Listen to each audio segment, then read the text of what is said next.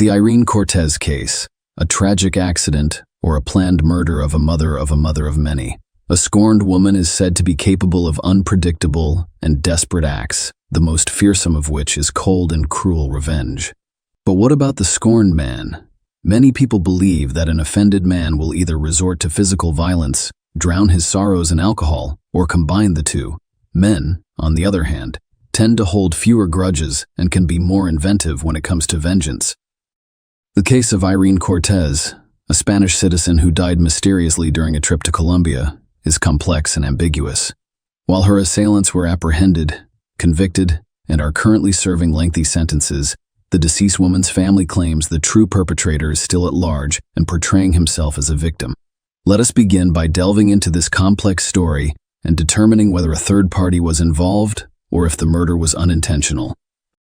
It's worth noting that each party is still attempting to prove their version of the truth. Who was Irene Cortez? Irene Cortez, born Lucas, was born in 1980 in the sunny city of Granada, Spain, which is the capital of the same province.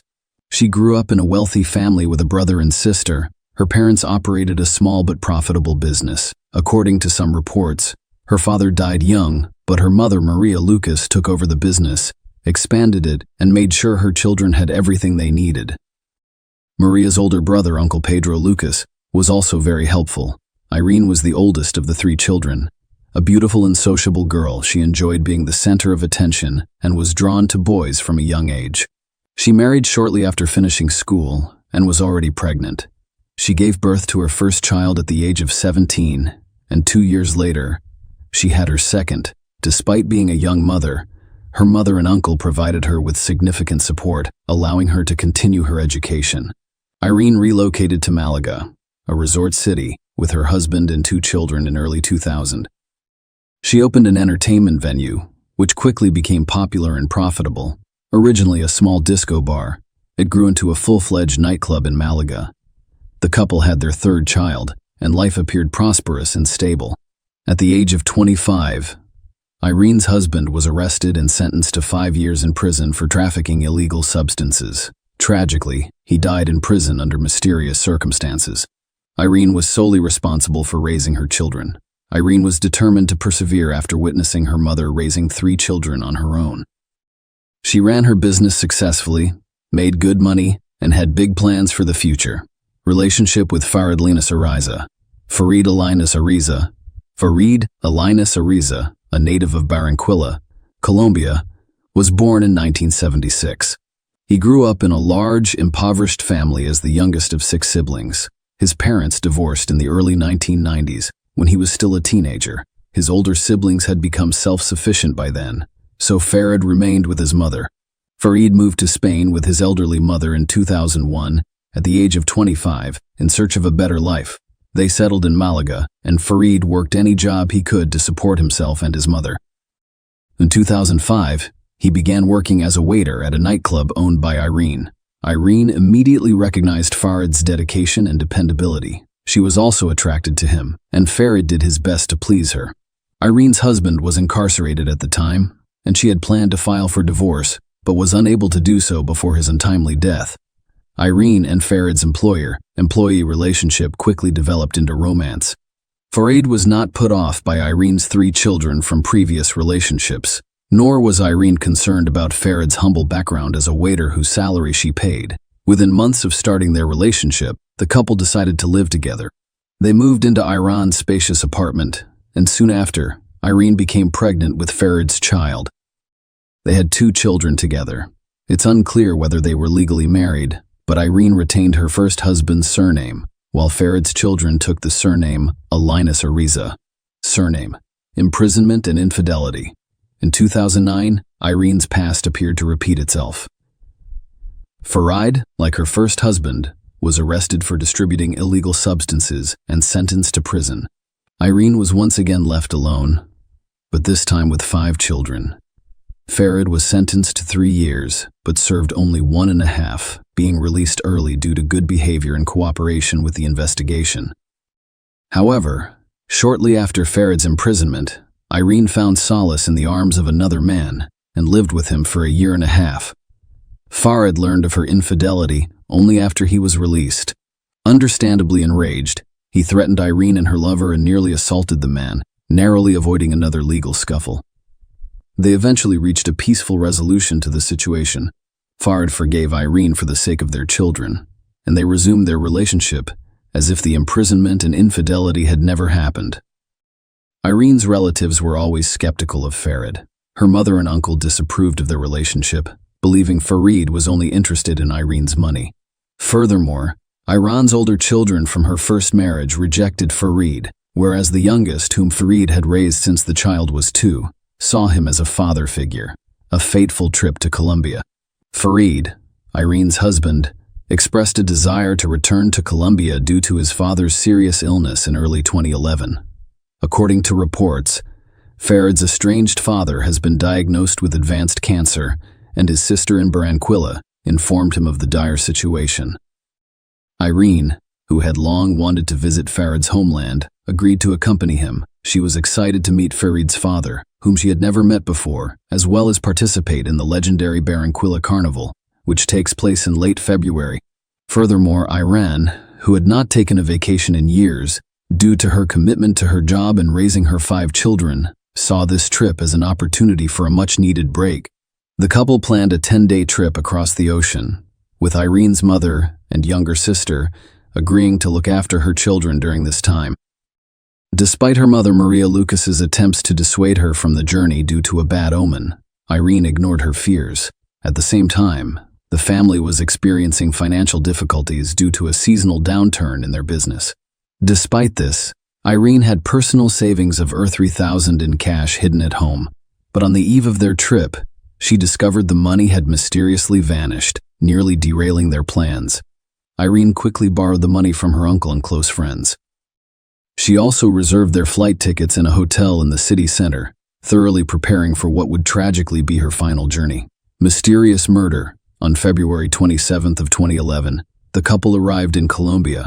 The flight was uneventful, and they immediately checked into their hotel. Irene called home to reassure her mom. However, 2 days later, Farid informed Irene's eldest son, 14, that his mother had died. Farid initially claimed an accident, but it was later discovered that Irene was murdered during a robbery at a Barranquilla entertainment venue. The case quickly became a major headline in Colombia. The story was that Irene, a Spanish tourist, was murdered by robbers who fled the scene, sparking a citywide police manhunt. However, the circumstances surrounding the robbery and murder appeared unusual and suspicious. The attackers did not appear to be attempting to steal anything. Instead, they shot Irene in the heart and fled quickly. Police and local media representatives arrived quickly. Despite the fact that Farid witnessed his partner shooting during an interview with journalists, he appeared calm, not like a grieving widower. The Spanish embassy in Bogotá confirmed the murder and stated that Irene's remains would be repatriated following the necessary investigations. Investigators are still determining the exact events of the night of March 2nd.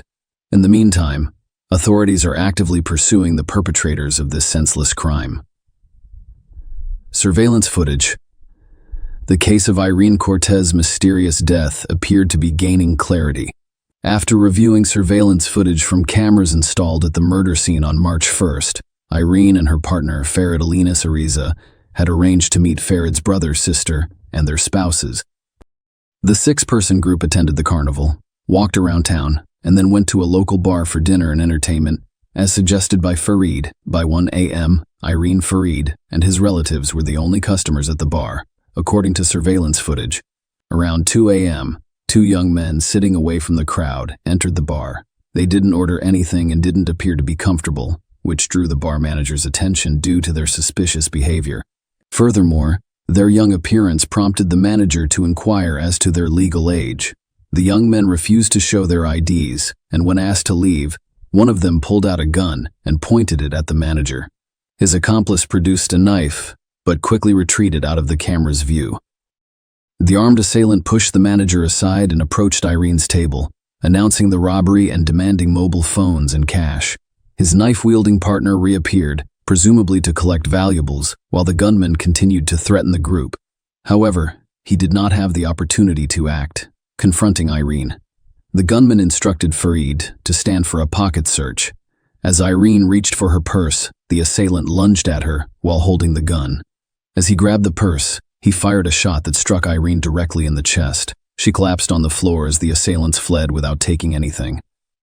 Farid and his brother pursued them while his sister attempted to stop Irene's bleeding and his brother's wife requested emergency assistance. Unfortunately, the criminals were too quick to apprehend. The men returned to the bar and attempted to help Irene, but it was too late.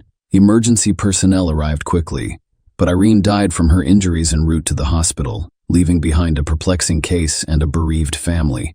The manhunt for the perpetrators, arrest and trial. Following the robbery and homicide that claimed Irene Cortez's life, law enforcement deployed all available resources. The city was teeming with tourists for the carnival, so ensuring their safety was critical. A reward of $10 million, or approximately $3,500, was announced for information leading to the culprits. The first suspect, gunman Brian Dario, was apprehended the following day. He promptly implicated his accomplice, Juan Carlos. Juan, 18, surrendered to authorities, hoping for leniency. During interrogation, Dario claimed that dire financial straits, debts, and a sick child in need of costly treatment drove him to commit the crime, which his relatives later confirmed. He insisted that Irene's shooting was unintentional, occurring while attempting to steal her purse. Juan Carlos claimed he was an unwitting participant. He claimed Brian did not reveal his plans but rather requested backup in a job for which he claimed to have only a small knife for intimidation, not harm, and fled the scene when he realized Brian's intentions. However, surveillance footage contradicted his claims, revealing that he returned to Brian with both perpetrators in custody and their confessions. With prison sentences looming, the court found Dario guilty of robbery and homicide in aggravating circumstances and sentenced him to 23 years. Carlos was sentenced to 17 years for complicity in these crimes. Farid is accused and new details about the crime have emerged. The family of the deceased woman accused Farid of orchestrating his wife's murder from the start of the investigation. Irene's mother and uncle hired a detective to conduct an independent investigation, gathering additional materials and evidence to hold the man accountable and prove his role in the crime. Starting with the previously mentioned disappearance of $3,000 from Cortez's hiding place. According to Maria Lucas, Farid was the only one who knew about the money and could have discreetly taken it. The woman told her daughter about this from the start, but she refused to listen. Now, she believed her son-in-law used the money to pay Dario to murder his wife. Another compelling argument was the man's father's fabricated illness, which he was eager to see. The elderly parent was not diagnosed with cancer, and he appeared to be in good health for his age. Farid made up this story, which served as the main pretext for the trip to Colombia. Furthermore, it was Linus Arizo who initiated the visit to that fateful establishment. Furthermore, he insisted on continuing the feast late into the night, when all of the other visitors had left and their company was alone in the hall. Furthermore, the detective conducted a detailed analysis of the camera recordings, assessing what was going on and drawing his own conclusions. He noticed that the criminals behaved strangely. Juan was obviously terrified, and he most likely had no idea what was happening. While Brian approached, the company approached Farid and raised him without directly threatening him with a gun. It appeared that the men knew each other and acted together. Then Farid moved strangely behind Irene, who was sitting at the table, and reached into her bag for her wallet. The criminal with the gun stared at the man, as if waiting for a signal. It's unclear whether he received any kind of sign when the victim and her husband returned to the camera after the shot. The man chased the killer, but the expert believes he intentionally let him escape. However, the latter statement may be considered controversial because Brian was armed and Farid could reasonably fear for his life. The man's behavior was also called into question.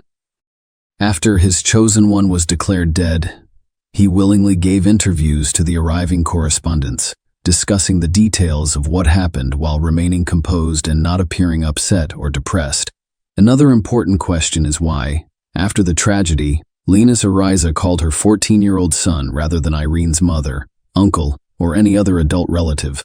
According to Maria Lucas, he intended to personally inflict pain on the teenager, punishing him for failing to recognize the stepfather's authority and treating him disrespectfully. The woman's uncle was the first to give an interview to the press, openly discussing his suspicions and the findings of the investigation. Pedro Lucas was certain that Farid had planned the trip in advance, effectively luring Efrain into a trap. The money stolen from her was used to pay for the services of a hired killer, and after her death, he intended to establish guardianship over the children and take over his wife's business. Farid's mother did not stand silently by as her son was accused of a heinous crime. Instead, she openly defended her son. The woman claimed that her offspring adored Irene and her children and would never harm them. However, the parent inadvertently said that the chosen one did not have to cheat on Farid, which greatly offended his pride. In addition, an unpleasant detail emerged about Linus Ariza leaving Spain on fake documents because he was not permitted to leave the country after being released from prison on parole. The man denied this information, claiming that he left legally and Irene served as his guarantor. Funeral without the widower. Irene's body was returned to her native Spain 12 days after the tragedy occurred. The funeral was held with a closed casket because the remains had begun to decompose after such a long time. Hundreds attended the funeral. Family, friends, neighbors, and even those who didn't know Cortez but had heard the moving story wanted to send their condolences to the family. Farid was the only person who did not attend the farewell ceremony because he was afraid of retribution if he returned from Colombia. Farid claimed that his late wife's relatives had repeatedly threatened both him and his elderly mother. As a result, before flying back to Spain, he planned to appeal to the authorities to ensure his safety. He sought a protective order so that he could attend the funeral, but his request was denied, and Linus Ariza decided not to take the risk.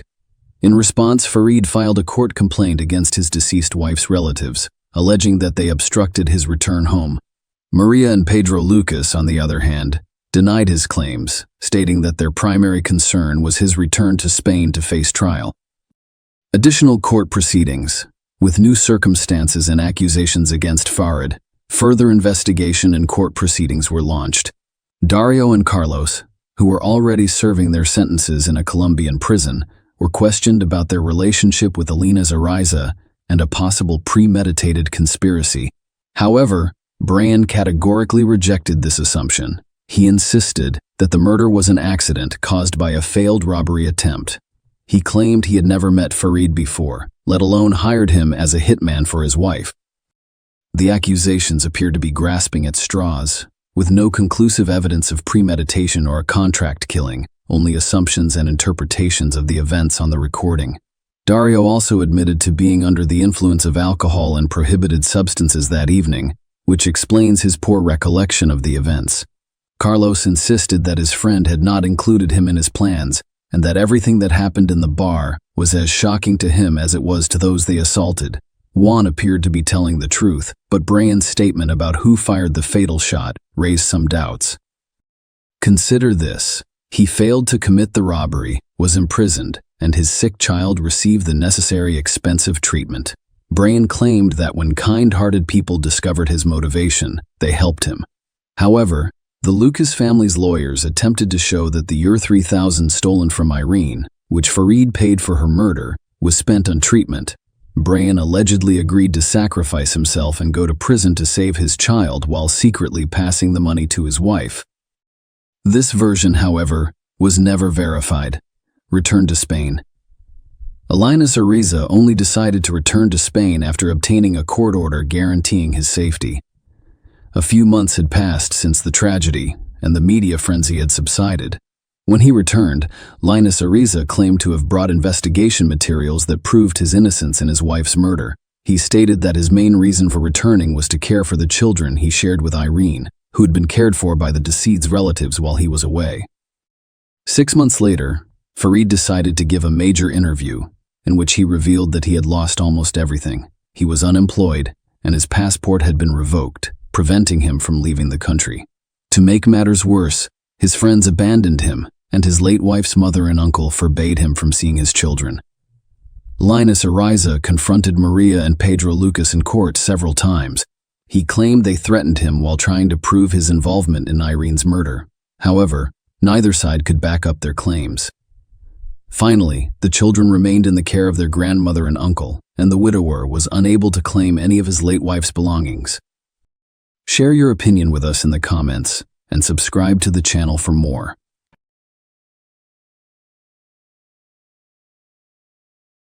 Hey guys, welcome to my channel, and today we're going to take a look at another horrible case with you. Known for its opportunities, innovative businesses, and beautiful beaches, California is one of the most popular states in the United States. Some people find that California fulfills their aspirations for a better life. People come here to look for new chances, education, employment, and opportunities. They are prepared to put in a lot of effort to fulfill their dreams and reach their goals. Some of them go on to become prosperous business people, athletes, or artists, while others find contentment in raising a family. Dreams aren't always intended to come true. California turns into a destination of disappointment and unfulfilled dreams for some people. After graduating from high school, Maribel Ramos worked in security at a department store with the long-term objective of becoming a police officer. But in order to pay for the college education she would require, she enlisted in the Army. Maribel was on the verge of earning a criminal justice degree from Cal State Fullerton after serving 2 combat deployments in Iraq. When Maribel Ramos failed to show up for planned events on May 3, 2013, friends filed a missing persons report in the spring of 2013. She was last captured on camera delivering her rent check. Maribel and her roommate, Kwang Choi Casey Joy, lived in an Orange, California apartment. The fact that Maribel had called 911 a week and a half prior to her disappearance added an unsettling element of mystery. In the taped call, she expressed her fear and threatened to take drastic actions to protect herself. After 8 years of service, Maribel Ramos, a 36-year-old veteran of the U.S. Army, wanted to return to civilian life. She had the will and perseverance to accomplish her goals, since she knew what she wanted to do.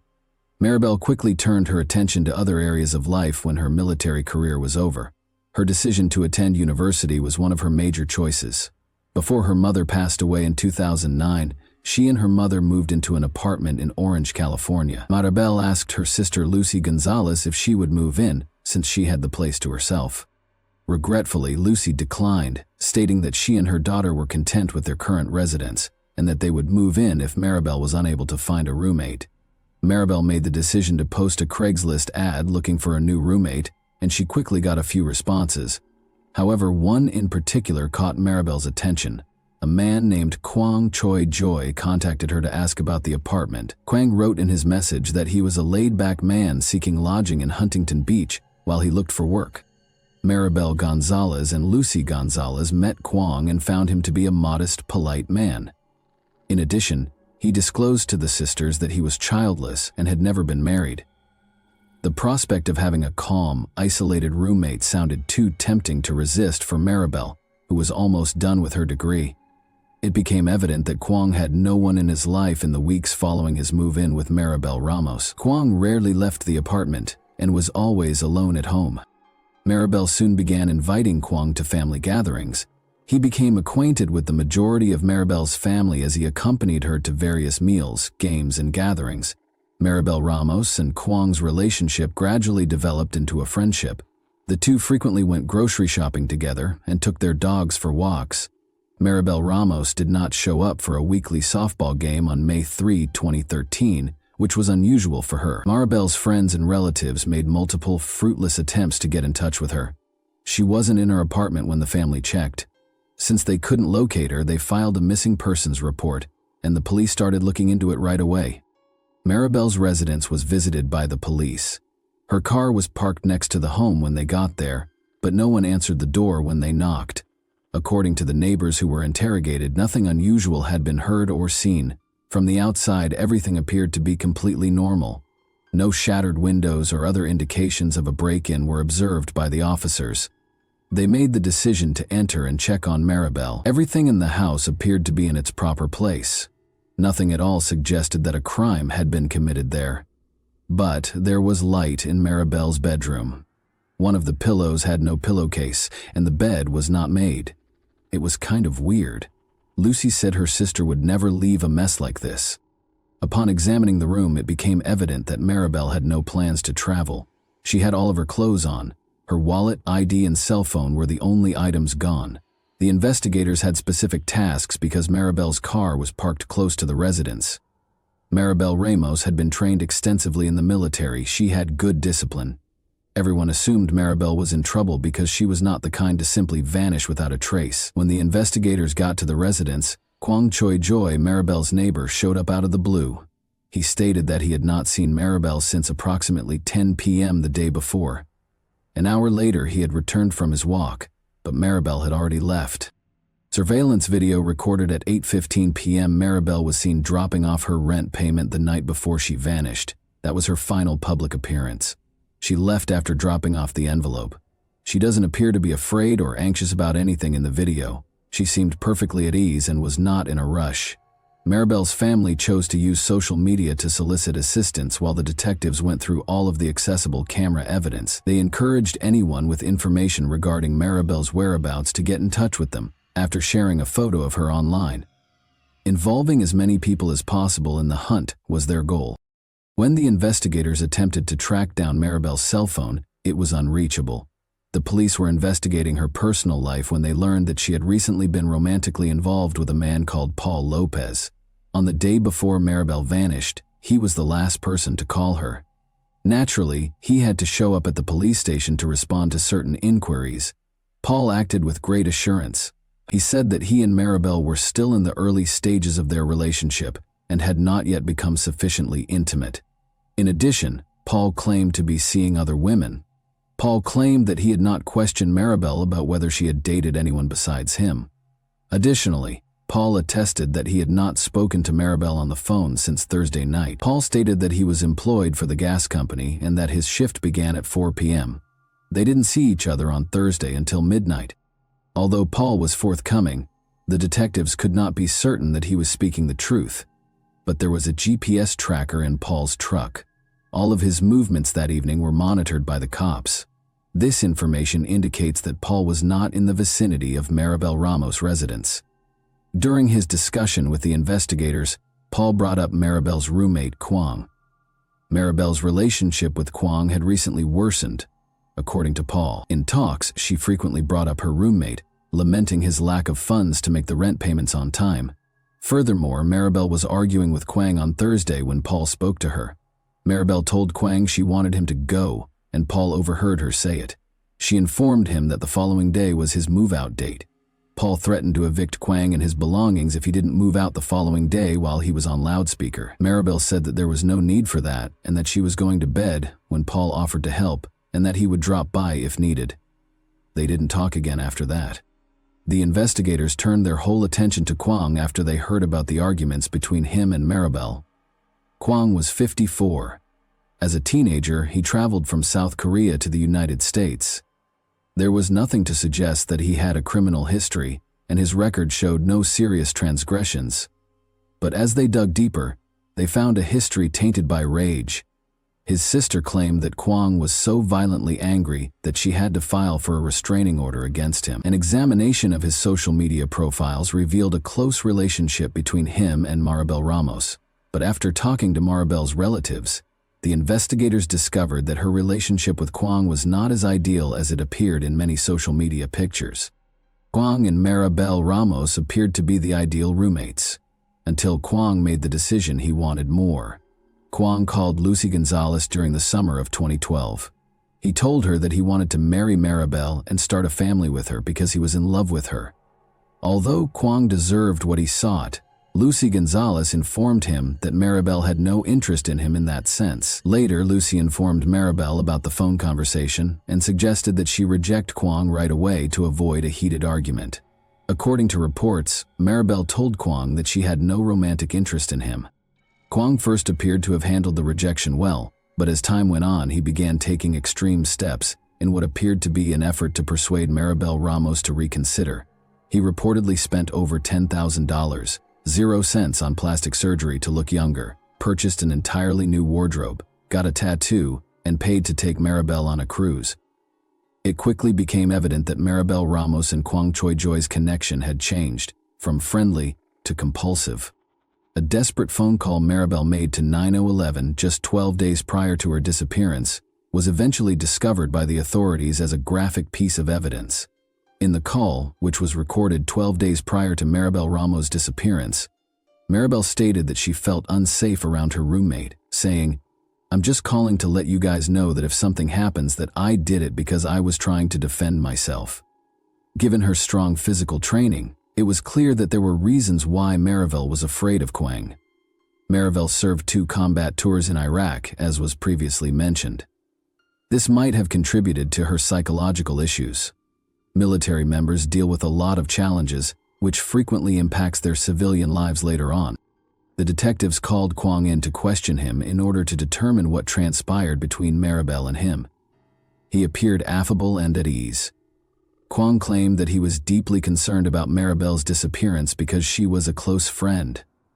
Quang claims that he had a wonderful time living with Maribel for around a year and a half. They enjoyed parties, danced in clubs, and on a trip together, the investigators requested Quang to explain Maribel's 911 call because they knew that things were not as great as he claimed. According to Quang, they got into a fight when they went to karaoke together that evening.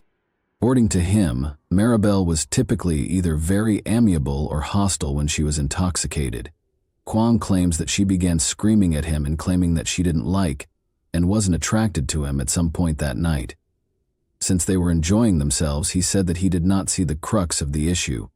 And then she dialed 911. Quang responded that he and Maribel got into a dispute on Thursday night over the rent. When asked when they had last argued or quarreled, Quang believed the investigators ought to examine Paul more closely. Quang claims that he last saw Maribel at approximately 9 o'clock in the evening, when, following a disagreement, he took a vehicle excursion to decompress. Maribel was gone when he got home, and since her car was still there, he assumed that Paul or someone else had taken her up. Although Quang's account appeared credible, the investigators were concerned about one aspect of his look. The detectives noticed large scratches on his arms, which were covered by a t-shirt. They appeared pretty new. In response to a question about where the scratches came from, Quang said he scratched himself on some bushes while strolling through the park. Even though this raised suspicions, Quang was freed since, at this point in the investigation, there was no proof linking him to Maribel's disappearance. A few days after it started, the inquiry into Maribel Ramos' disappearance came to a standstill. The likelihood of discovering her alive was dwindling over time. The investigators decided to bring in forensic specialists to conduct a thorough examination of Maribel's home in an effort to find any new hints. They believed that with the aid of contemporary technology, they would be able to see things that the human eye could not. Quang was actively assisting the police at this time. For a more thorough inspection, he gave them permission to search his rental automobile without a warrant. A police dog trained to look for human remains was also employed by the authorities. However, neither Maribel's car nor Quang's car had any scent that the dog could identify. In the meantime, Quang was spending a lot of time online in the days following Maribel Ramos's disappearance, posting comments on forums pertaining to her case to express how much he missed his friend. However, in spite of his efforts to portray himself as the distraught roommate on the internet, Quang had oddly begun to distance himself from Maribel's relatives. Quang claimed to be collaborating with the authorities in a number of interviews. When the detectives noticed this habit, they started to monitor him around the clock in the hopes that he would make a mistake and lead them to Maribel. After handing over his laptop and phone to the police to investigate his presence, Quang went to the public library to access the internet. The investigators want to see CCTV footage. His actions didn't seem out of the ordinary at first. Like other guests, he took a laptop and used it. He returned the laptop and departed after spending almost 2 hours there. His laptop's internet history was something the police were eager to examine. In order to protect their privacy, visitors' browser histories were deleted after they returned their laptops. The police, who were trying their hardest to locate Maribel, were disappointed once more. Everybody has times in their lives when everything seems to fall apart. When Maribel Ramos abruptly vanished, her family experienced precisely this. Nobody was aware of her whereabouts or potential fate. Her family was in dire straits.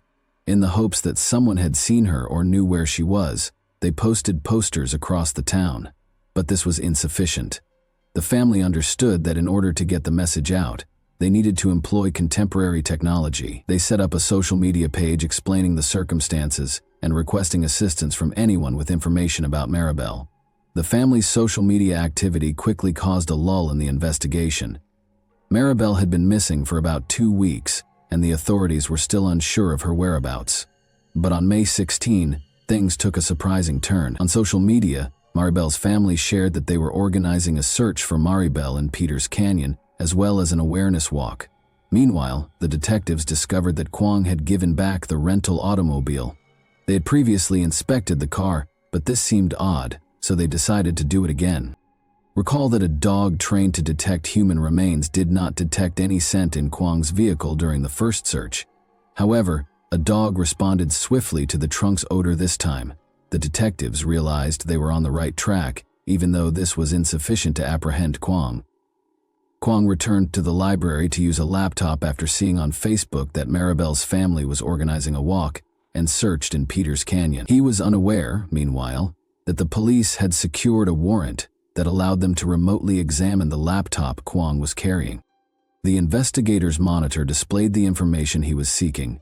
One of Kwong's search terms was, "How long does it take for a human body to decay?" Then, using Google Maps, he located the location in Peters Canyon where Maribel's family had organized a gathering for anyone interested in joining the search. Then he zoomed in and out on a fairly ordinary area of Modjeska Canyon. Peters Canyon was 10 miles away from the place he looked up on Google Maps. The officers who were observing his conduct at the time were in shock. The only thing on everyone's mind was, had Kwong simply revealed them where he had hidden Maribel's body?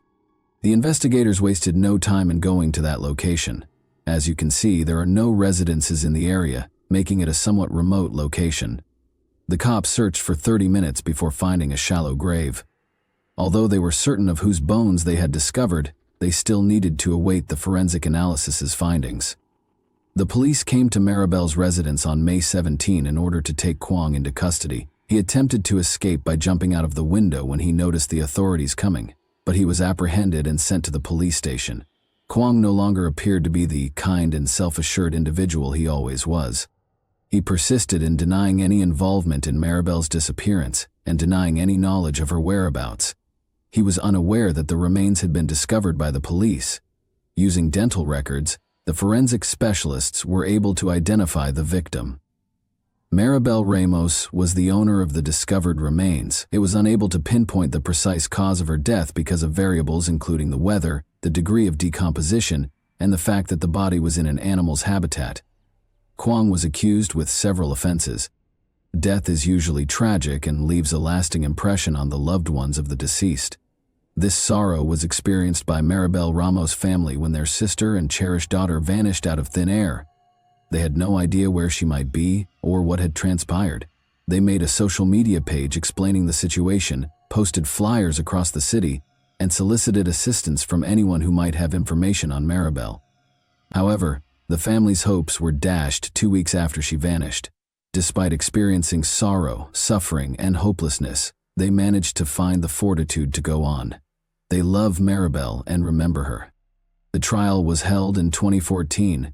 The authorities could only conjecture as to how Kwong might have killed Maribel Ramos because her remains were too decayed to establish her cause of death. Joy, according to the authorities, was in love with Maribel Ramos, who had other feelings for him. On May 2, 2013, Kwong and Maribel got into a fight over rent. They surmised that Kwong must have ambushed Maribel because she was combat trained and could have easily defeated him in a fair fight. According to the detectives, he smothered her while she was sleeping after sneaking into her room in the middle of the night. After that, he drove her to a distant place while placing her body in the trunk of his rental car. He had to navigate through stretches of barbed wire there, which caused his hands to get scratches. There was a chance that Kwong had moved Maribel's body more than once because the police dog did not pick up the scent during the first check of his vehicle, but there was no proof to support this notion. Forensic evidence linking Kwong to the crime was scant, but during his trial, the jury was told how Kwong had developed an obsession with Maribel, how she had called the police to tell them she was scared of him, and how Kwong had used Google Maps to locate the precise location of her grave. During the trial, Kwong entered a not guilty plea. "I miss Maribel more than anyone. I think about it. I've been here about 440 days in jail. I think about it almost every day."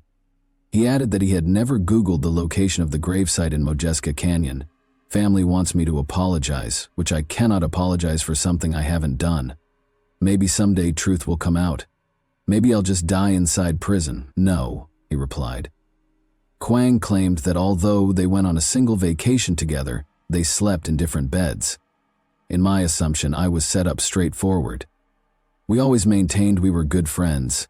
We were platonic friends. She was like my sister, he stated. He said he didn't know who killed Maribel when questioned about it. During his opening statement, Adam Vining, Kwang's attorney, termed him strange but maintained that his client was not involved in Maribel's death. "A crime will be proven here," stated Adam Vining, "and the crime that will be proven here is improper disposal of a body." According to Vining, Ramos was prone to paranoia after returning from years of fighting PTSD. He also suggested that she might have passed away from a medical issue. Prosecutors concurred that the case was circumstantial. Kwang's online search at a public library, which focused on the exact location where Maribel Ramos's body was discovered, was the crucial piece of evidence. Kwang Choi Joy was convicted of second-degree life deprivation on July 30, 2014. His sentence ranged from 15 years to life in prison. Kwang insisted on his innocence in dozens of letters to the judge. And that wraps up today's chilling story. If you enjoyed this video, don't forget to like and subscribe so you never miss a new upload. Also, let me know in the comments what part of this story shocked you the most. Thank you for watching, and I'll see you in the next video.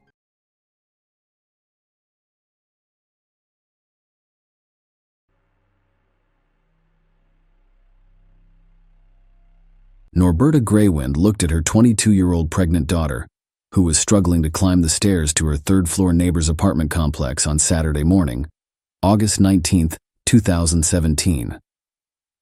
Savannah was 8 months pregnant, and August had been unusually hot. Her swollen legs made it difficult for her to walk. William Hahn, the boyfriend of Brooke Cruz, the same neighbor who had invited Savannah over, came up the same stairs a few hours later. When he entered the apartment, he discovered Brooke scrubbing the bathroom, Savannah's bloody, shredded body on the floor, and a basin containing a baby on top of the toilet lid. Brooke picked up the infant and held it out to William, saying, "This is our baby. This is our family. Please help me." William helped clean up the blood, carry bags of bloody towels and clothes out of the apartment, wrap bags around Savannah's body, securing them with duct tape and ropes, and later dispose of the corpse. Today's story is about the tragic collision of two contrasting couples' lives. The dark one, with a sticky, heavy, irresponsible, and unhealthy past defining their present, and the light one, loving, easy, and open, the result of which was broken families and the death that accompanied the birth. The next day, William Hahn informed his co-workers that his wife had given birth to a baby girl named Phoenix. In a cruel irony, the couple who took Savannah's life and daughter named the child after the mythological bird that can die and be reborn. Brooke's boyfriend later described his days with Hasley, as her family referred to the girl, as beautiful days that made me a happy little family man for 2 days in an interview. "It's been fantastic. I never thought I'd have another opportunity like this." Savannah Greywind was born in Burke County, North Dakota on August 9, 1995. Savannah's father is a regular white American, and her mother is a Spirit Lake Sioux Indian. Joy and Casey were the girl's 2 brothers, and Kayla was her younger sister. Norberta and Joe, the parents, were extremely proud of their children. Savannah was 9 years old when the family moved to Fargo, North Dakota. They then relocated to Spirit Lake Reservation, a Native American reservation in the state's east, in 2005. Savannah adored the outdoors and animals, particularly horses. The girl met Ashton Mayon on the reservation. Savannah and her husband met when she was 15 years old, and they have been together ever since. When the children were old enough to attend college, the family returned to Fargo. Savannah found work in a nursing home, caring for the elderly, while studying to become a nurse and preparing to take the exam in September. Savannah was a happy young woman, expecting her first child at the time. She and Ashton had found an apartment, made a deposit, and were planning to move into their own family nest in early September. Savannah was currently living on the bottom floor of a 7-unit 3-story apartment building with her parents. The 38-year-old Brooke Cruz and 33-year-old William Hone rented an apartment on the third floor of this building. No one is born evil. People are the result of their experiences, which shape who they are. Brooke Cruz had created a woman within herself capable of such heinous murder, seeking wholeness by accepting all aspects of her personality. She gradually cultivated a dark side that she couldn't control. Perhaps each of us possesses two distinct personalities, darkness and light. I believe we are predestined to have dark and light thought processes manifest as personalities. One of them is socially destroyed early on. But is this a good thing? Brooke wrote something in one of her pieces. Brooke has been drawn to mysticism since she was a child, and she finds a special beauty in the crimes of serial killers and high IQ maniacs. As an adult, she had studied criminal psychology professionally and worked hard to learn to think like them in order to understand them. Brooke stated that if Ted Bundy came to see her, she would gladly assist him. Brooke Cruz, on the other hand, was not a healthy, stable person. All of her lived experiences were downloaded into her personality, which was characterized by impulsive behavior, anxious avoidance, irascibility, frequent changes of partners and places of work, and an inability to complete what she had begun. The young woman tried to fight it, making discipline lists and even following them for a while, but she eventually gave up. She was 38 years old when she was overcome by depression, physical illness, exhaustion from unhealthy relationships that included regular physical abuse, and a disturbing fear of losing her partner because she couldn't get pregnant and give birth. Brooke couldn't stand it any longer. Darkness and light coexisted, and killing a pregnant woman was seen as one way to obtain the infant she desired. Brooke's apartment was left with a stack of books ranging from clinical, criminal, forensic, and legal psychology to obstetrics after her arrest. She discovered notes in a desk drawer listing birthing kit items such as scissors, blades, clamps, and gloves, as well as an infant cardiopulmonary resuscitation bag and the hormone oxytocin. Brooklyn Cruz grew up in the Bradenton, Sarasota area of Florida, where her mother, Paula Nelson, still resides. Her parents divorced, and 7 children, including Brooke, were left to live with their mother, according to Christmas cards. According to one of her sister's recollections, the family did quite well. Brooke had a difficult childhood, which she worked hard to forget, according to diary entries she kept throughout her life. The transition age altered the caring, open-minded young lady, turning her testy but not aggressive. Brooke became a troubled adolescent, and she was the only child to decide to live with her father, whom her mother described as a professional criminal. Her relationship with her father did not work out, and she found herself in and out of foster care. Brooke was virtually forgotten by the siblings after that.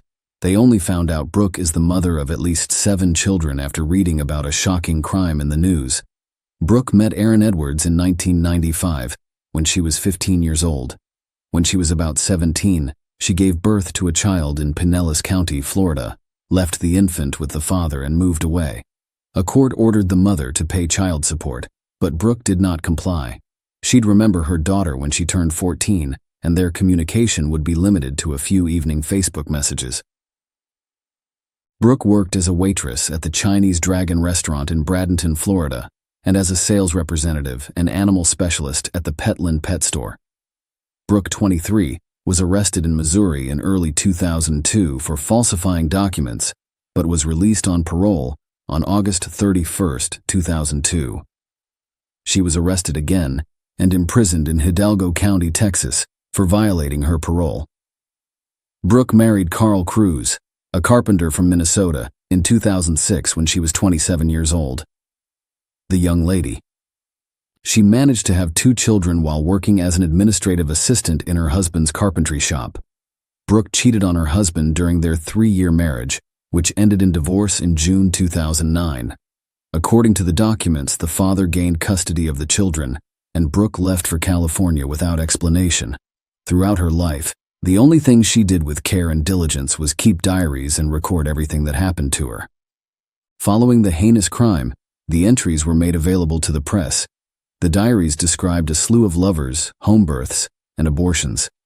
The relationships all began with heart-shaped marks around the edges, But after a while, the entries about the men changed. Each of them began playing intellectual games with me, making me feel like I wasn't good enough, not smart enough, Brooke wrote. It's impossible to say whether Brooke chose such men on purpose or whether any of her relationships experienced such difficulties as a result of internal problems. However, she was convinced that Carl was bullying her and portraying her as a bad, promiscuous mother, and this fact was emotionally traumatizing to her. Despite this, she returned to her now ex-husband's house after a trip to California, signed up for a dating site, and began studying psychology seriously. The young woman met Andrew Murray, a chef from Katoomba, New South Wales, Australia, on the dating site Tagged, and decided to relocate to Australia. Brooke attacked her ex-husband with a knife in late 2011. In January 2012, during an argument over child custody. The woman was arrested and criminal charges were filed. Brooke denied the knife attack, but instead chose to flee to Australia on false immigration papers, where she married Andrew. The marriage in Australia lasted exactly 6 months.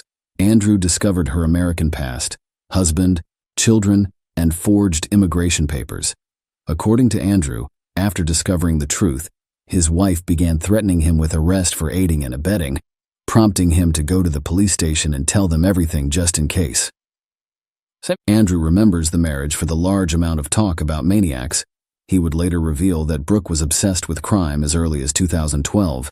She majored in psychology and nursing and wrote her thesis on serial killers. According to her, she was always reading books about maniacs and crime and could tell you anything you wanted to know about them. She seemed to become more aggressive as time passed. From the time she arrived until she returned to the United States in October 2012, it took her 6 months and 10 days. Brooke wrote in her diary on September 22, 2012, that she had changed significantly for the better since returning from Australia. She was involved in a protracted custody battle for her 2 children. She might have had a chance for a new life if she reconciled with Andrew Murray. But in late 2012, Brooke met 28-year-old William Hone, who had been convicted of child abuse a few months earlier, after bringing his son to the hospital with a fractured skull near his right ear in January 2011.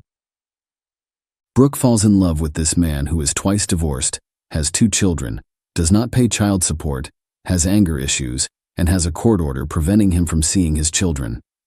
Brooke is bursting with energy and a strong desire to be her new self, to take the kids and to move in that direction.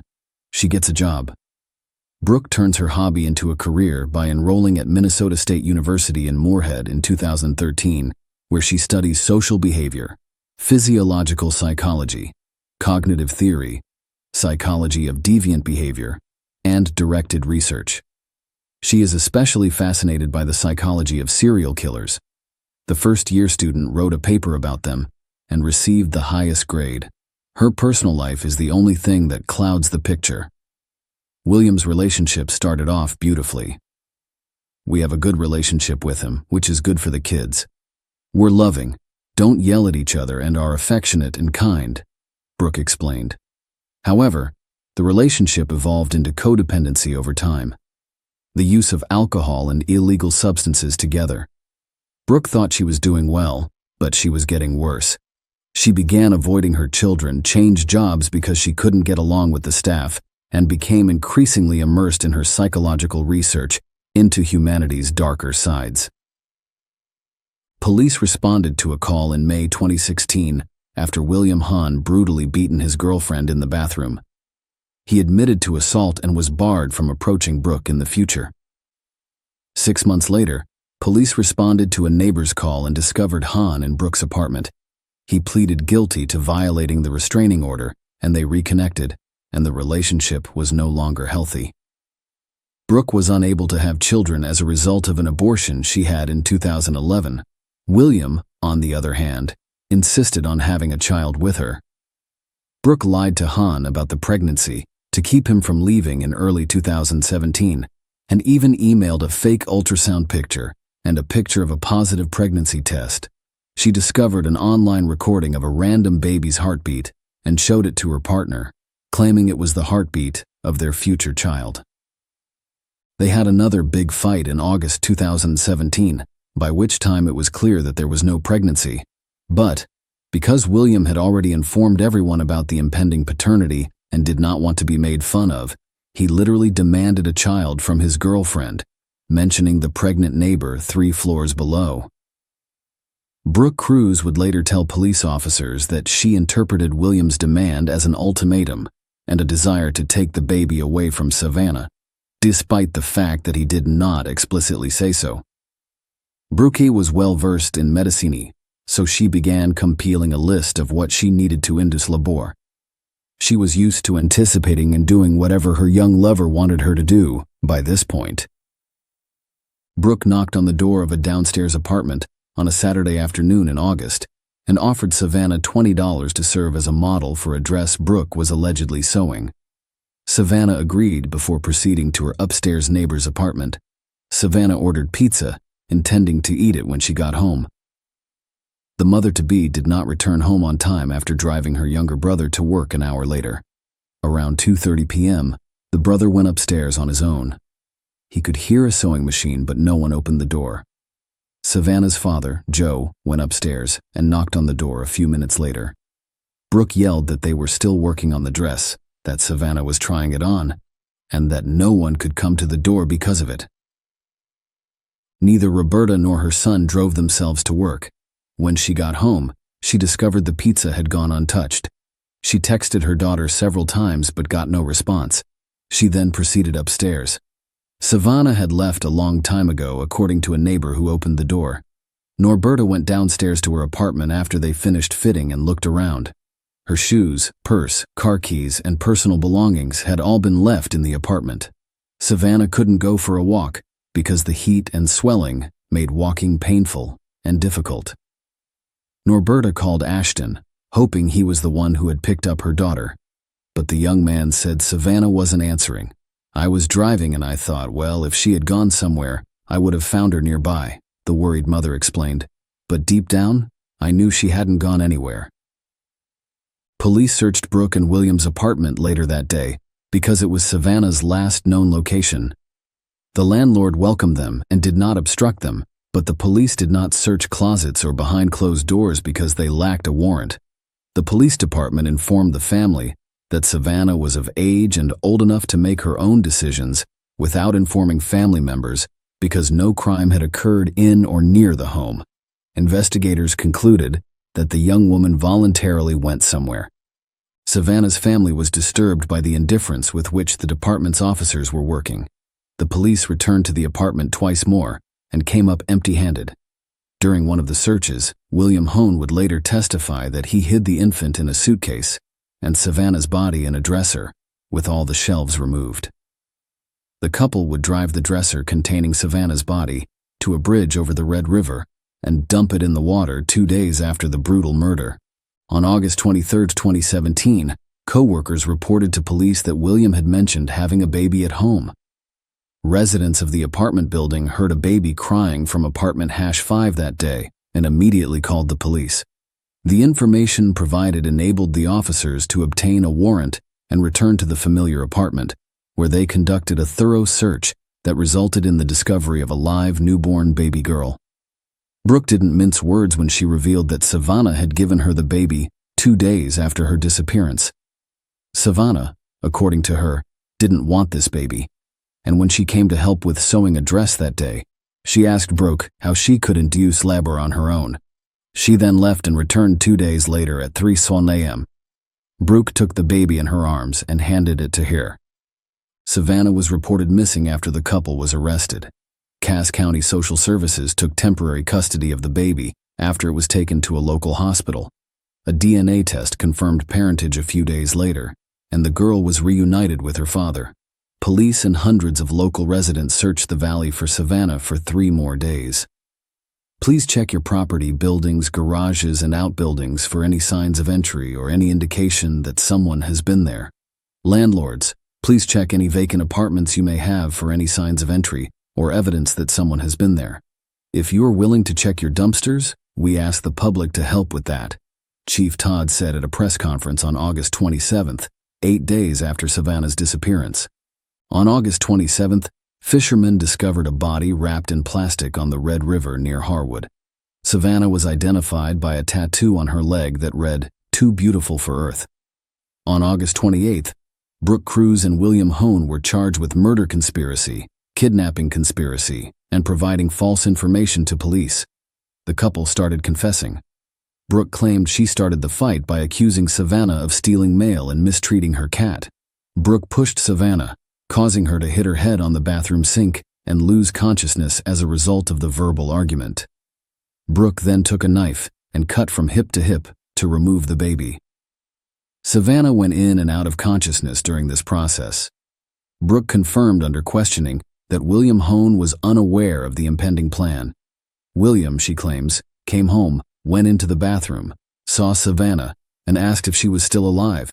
Brooke responded that she didn't know and asked for a task. William briefly left the bathroom and then returned in his underwear, holding a rope with which he strangled Savannah. He stated that if she had been breathing up to this point, she was definitely dead now. Brooke went on to say that the two of them scrubbed the floor and walls before stuffing the lifeless body into a bathroom closet. When the cops arrived at the door, Brooke tried to remain calm and unconcerned. The officers searched the apartment but discovered nothing. Because they did not have a search warrant, the officers were only able to look in closets and dressers. According to the perpetrator, the child was under a blanket on their bed next to William during both searches that day. Because the girl was calm and did not cry, she was not discovered during the third inspection on August 20th. The body was already inside the dresser, and the baby was hidden in a suitcase. They took the dresser down the stairs in the early morning hours of August 21st, loaded it into their Jeep Cherokee, drove it to the river, and disposed of it. William Hone denied any involvement in the crime.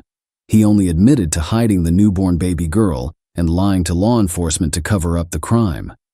Bail was set at $2 million for Brooke and William, which William remarked was an unrealistic and unreasonable amount for any ordinary person.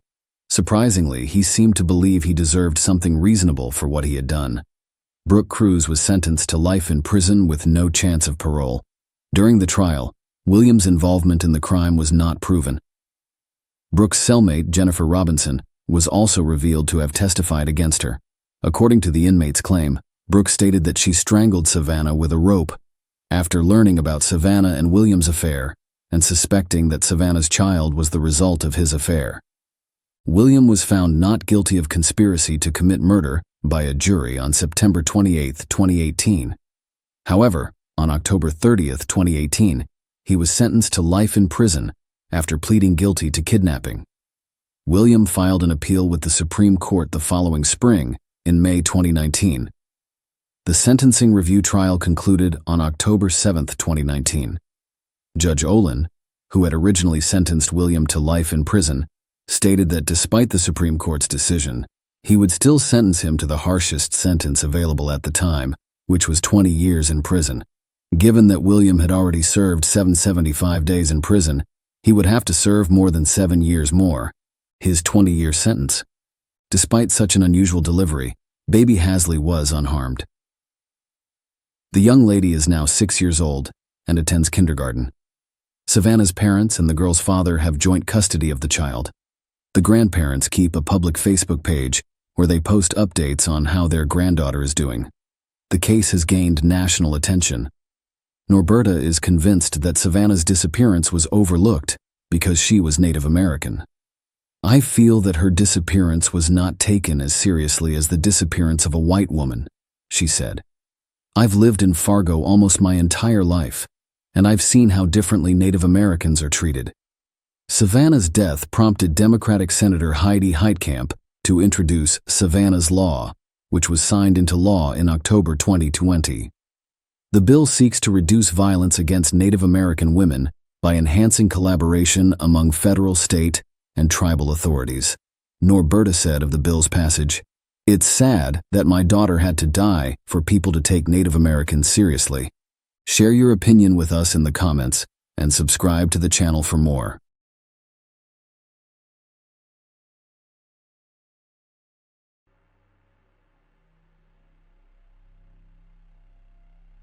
On a quiet, unassuming Tuesday in 1992, a series of events would set the stage for a mystery that would live on in the collective memory for years. A young man known for his charm and popularity found himself in the midst of a perplexing situation within the walls of his own home. Little did they know that this was only the beginning of a perplexing journey full of secrets, questions, and a never-ending search for answers. On that fateful Tuesday, October 13, 1992, in the quiet town of West Liberty, Iowa, 22-year-old Corey Wynek's life took an unexpected turn. Corey was a well-known figure in the community, not only for his athletic ability as a West Liberty High School football player, but also for his work as a bartender at his grandparents' establishment, Wink's Bar and Grill. The night before, Corey had worked a late shift at Wink's, where he spent many of his evenings as the 13th approached. Corey was scheduled to work another night behind the bar. However, when his fiancée Jody Hotz returned home around 6:30 p.m., she was met with an unusual sight. Corey's car remained parked in the driveway, and their beloved golden Labrador retriever was outside. This unusual situation alarmed Jody. Corey's routine was well established, and he was usually on his way to work by the time she got home from her job at a bank in Iowa City. The location, of course, the car, and the presence of Casey outside indicated that something was wrong. Jody's concern grew when she noticed that the screen door to their house was wide open and had out-of-place details, which heightened her anxiety. Bracing herself, she entered and discovered the main door unlocked. Her heart racing, she started searching the house, fearing the worst. Jody discovered Corey lying motionless on the floor in their bedroom, a horrific scene. He was covered in blood, unresponsive, and his body had become cold. Panic overwhelmed her, and in her distress, she called 911 in an emergency. Her voice trembled as she described the gruesome discovery. "I believe my fiancé has died." She informed the dispatcher that he was all bloody, not breathing, and cold. The peace of their farmhouse had been shattered by an unfathomable tragedy, and the search for answers would soon begin. The police arrived at Corey's farmhouse and confirmed a grim reality. He had been brutally beaten to death, sustaining multiple blunt force injuries, including a skull fracture. It was a startling and terrifying discovery. Jody, Corey's fiancée, became a valuable source of information for the investigators. She described her last interactions with Corey, revealing that she left for work at 8:30 a.m. That morning, he slept peacefully. Corey had returned home from Iowa City around 7 a.m. It appeared to be an ordinary morning for the couple. The lack of evidence of robbery or theft perplexed the investigators. Corey appeared to have been specifically targeted. Someone had entered their home with the sole purpose of inflicting harm on him. As the investigation progressed and word of Corey's tragic death spread throughout the community, an important piece of evidence surfaced. At 1:30 p.m., a local farmer reported driving past the Corey house. On that fateful day, they discovered a metal baseball bat on the side of the road near the property. Strangely, when he passed by earlier that morning around 9 a.m., the bat was not present. This information led police to believe that Corey was attacked between 9 a.m. and 1:30 p.m. The discovery of the baseball bat was a watershed moment in the case. Traces of blood found on the baseball bat matched Corey's blood type, implying that it was the murder weapon. Corey's injuries were consistent with the types of injuries that a baseball bat can cause. Despite having the murder weapon in their possession, the investigation encountered a frustrating setback. No fingerprints or DNA evidence were discovered on the baseball bat. This perplexing lack of conclusive evidence added another layer of complexity to the case, leaving investigators with a haunting mystery about who had targeted Corey and why the investigation into Corey's tragic murder took an unexpected turn as police delved deeper into his personal life. It became clear to law enforcement that this was not a random act of violence. Rather, it appeared that Corey knew his assailant, revealing a web of complex relationships and potential motives. The police made a startling discovery. Corey had romantic relationships with several women before his death, in addition to his fiancée, Jody. This revelation generated a large pool of potential suspects, posing a complex puzzle for investigators to solve. In the months following Corey's tragic death, they interviewed over 400 people in their never-ending search for the truth. Despite their tireless efforts, the case remained unsolved and became colder with each passing year. A decade after Corey's murder, there was still no concrete evidence of a motive or perpetrator. The much-needed breakthrough arrived unexpectedly. a quarter of a century after Corey's murder in December 2017. The information they received had the potential to uncover the truth about Corey Wieniecki's tragic and long unsolved murder. In December 2017, a chance encounter at an Iowa hospital gave new life to the long unsolved murder case of Corey Wieniecki. Special Agent Trent Vileta of the Iowa Department of Criminal Investigation had gone to the hospital for an unrelated reason when he struck up a conversation with a nurse named Jessica Becker. When Jessica discovered Age's work on cold cases, she felt compelled to share a haunting story from her childhood. Jessica described an incident from 1992 when she was only 9 years old. She had spent the night at a friend's house on a sleepover. Annette Cahill's sister-in-law happened to be the daughter of Jacques Hazen. Jacques, one of Corey's 4 romantic partners at the time of his murder, was a woman known to the police for her involvement with him. When questioned by police, she claimed to have been shopping in Iowa City with Jack when Corey died, citing store receipts as alibis. However, Jessica's recollection cast doubt on Annette Cahill's alibi. She admitted that during her sleepover at Jack's house following Corey's murder, she and a friend sneaked downstairs after bedtime. At the bottom of the stairs, Jessica overheard Annette Cahill in the dining room, seen from behind with people crying and lighting black candles. Jessica could clearly hear Annette Cahill uttering regretful phrases. "I never intended to hurt you, Corey. I'm very sorry. I never intended to kill you, Corey. Corey, I love you." Overwhelmed and afraid of being discovered, Jessica went upstairs without Annette Cahill noticing her presence. She later told her mother about what she had witnessed, but her mother declined to report it to the police at the time. Agent V's most recent conversation with Jessica prompted a fresh look at the investigation into Corey's death. In the case files, they discovered an interview from 1996 with a man named Scott Payne, who was friends with Jacques and Annette Cahill. Scott's interview report included a critical detail. Scott Payne claimed that Annette Cahill was seen burning a lot of stuff after Anna Kay was killed. When Scott was re-interviewed, he vividly remembered seeing Annette Cahill burn what he thought was blood-stained clothing in a barrel at Jack's house. He claimed that this occurred about 1 or 2 days after Corey's murder.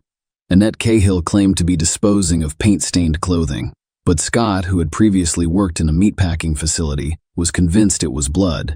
With this new evidence and testimonies, the police took a significant step. They arrested and charged him with first-degree murder, signaling a watershed moment in the long-running investigation into Corey Wieniecki's death. Annette Cahill was 56 years old when her trial began, and she was accused of a heinous crime. The prosecution's case was based on Annette Cahill's claim of first-degree murder, accusing her of killing Corey with deliberate, premeditated, and malicious intent.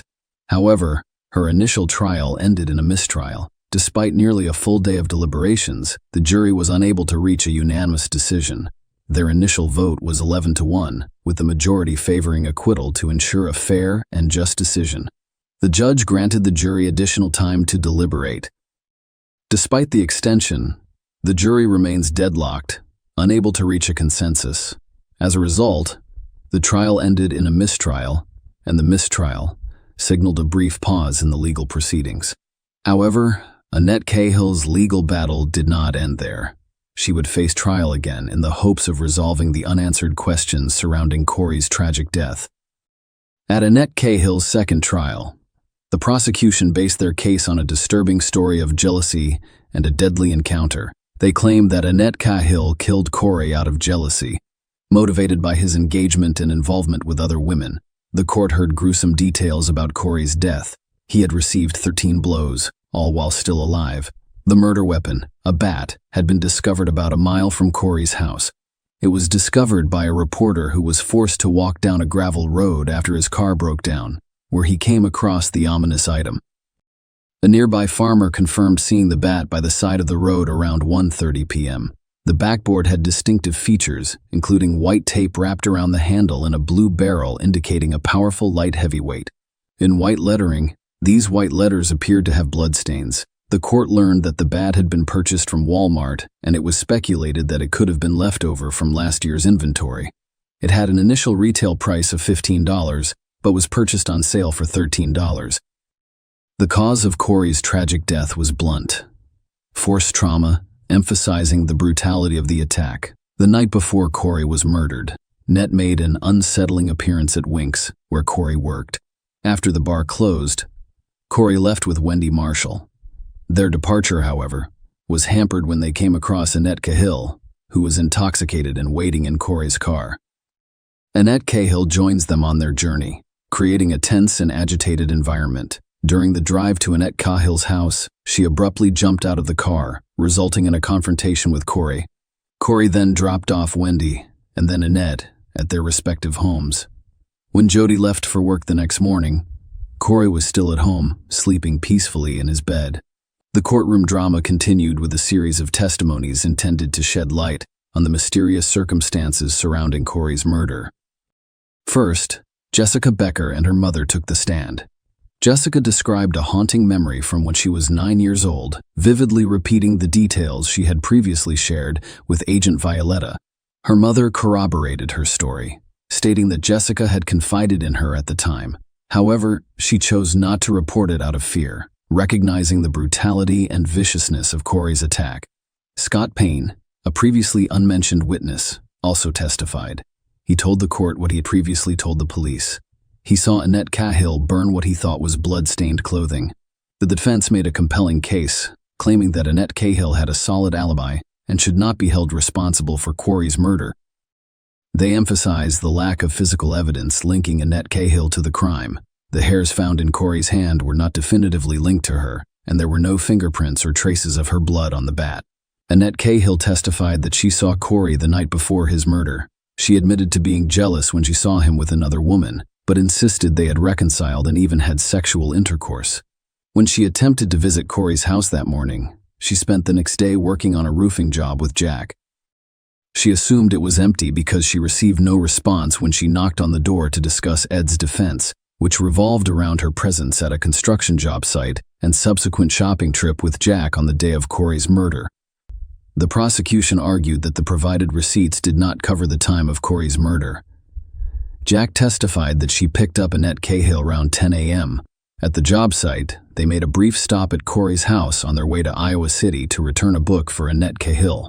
They claimed there was no one home because no one answered the door, prompting them to travel to Iowa City. Jack produced receipts for their purchases, but only one had a timestamp indicating a purchase at 1:25 p.m. The defense also attempted to discredit Jessica's testimony, claiming that her bias against Annette Cahill was influenced by Annette Cahill's previous sexual relationship with Jessica's stepfather as a child. After hours of deliberation, including a deadlock at one point, the jury reached a unanimous decision. Annette Cahill was found guilty of second-degree murder rather than first-degree murder, as had been the case in the initial trial. This verdict was a significant step forward in the ongoing legal saga surrounding Corey's tragic death, but it did not completely resolve the case's mysteries and complexities. Annette Cahill's legal journey continued as she explored various options for challenging her conviction and obtaining her release. One of the key post-trial motions she filed was a request to compel discovery regarding the hairs discovered in Corey's hands. She inquired about the testing of these hairs and requested that the court order an explanation from the state if the evidence had been lost or destroyed. She also requested a new trial based on a Brady violation, withholding exculpatory evidence, and argued that the jurors' failure to receive a spoliation instruction regarding the destroyed evidence was unfair. However, her motion was denied, and she was eventually sentenced to 50 years in prison. Share your opinion with us in the comments and subscribe to the channel for more.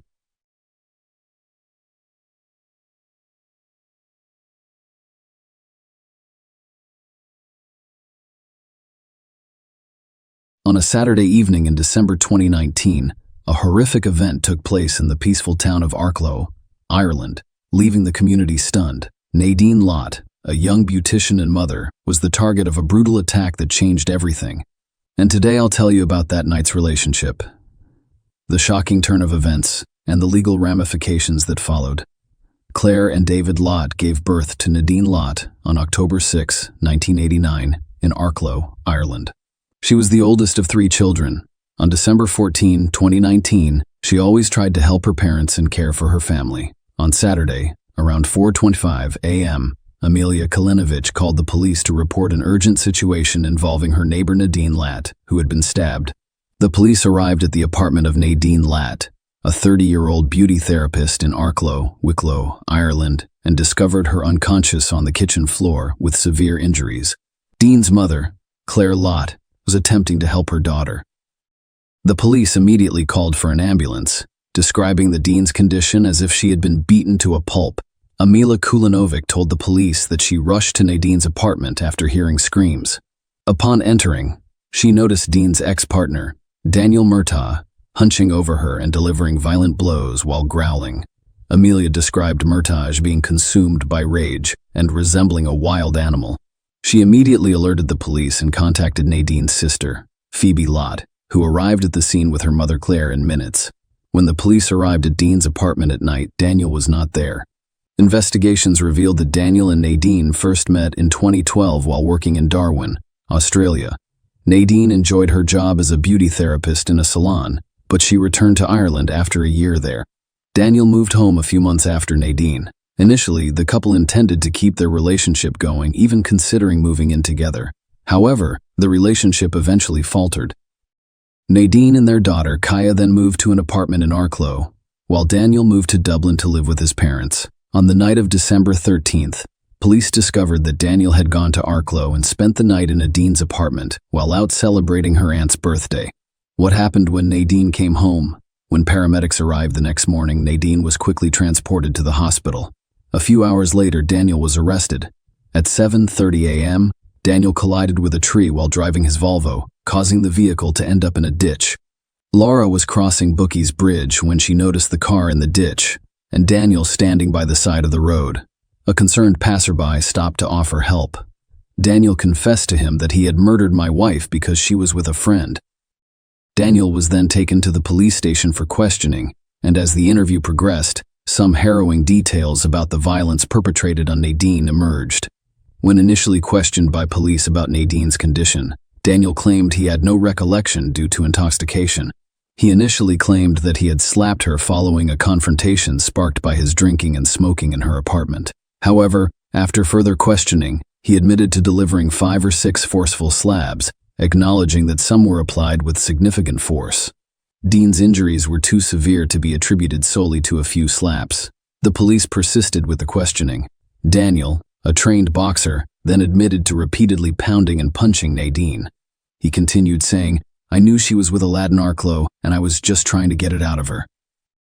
When asked about the apparent lack of damage to his hands, Daniel explained that his knuckles had been conditioned over years of boxing. Despite his shock and fear at seeing blood coming from Nadine's nose and lips, he insisted that she was still alive as he left the apartment.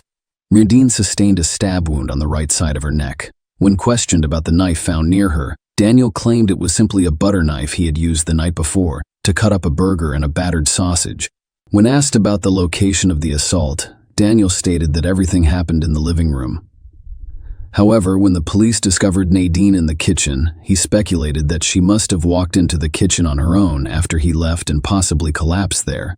The police responded by informing Daniel about apparent drag marks leading into the kitchen. Despite this evidence, Daniel maintained that he had only assaulted Nadine in the living room, which contradicted the physical evidence at the scene. When the police asked him what he used to attack Nadine, he initially stated that he used his fists. Daniel then told police he beat her with a tire pump charger and a wire wrapped around his knuckles.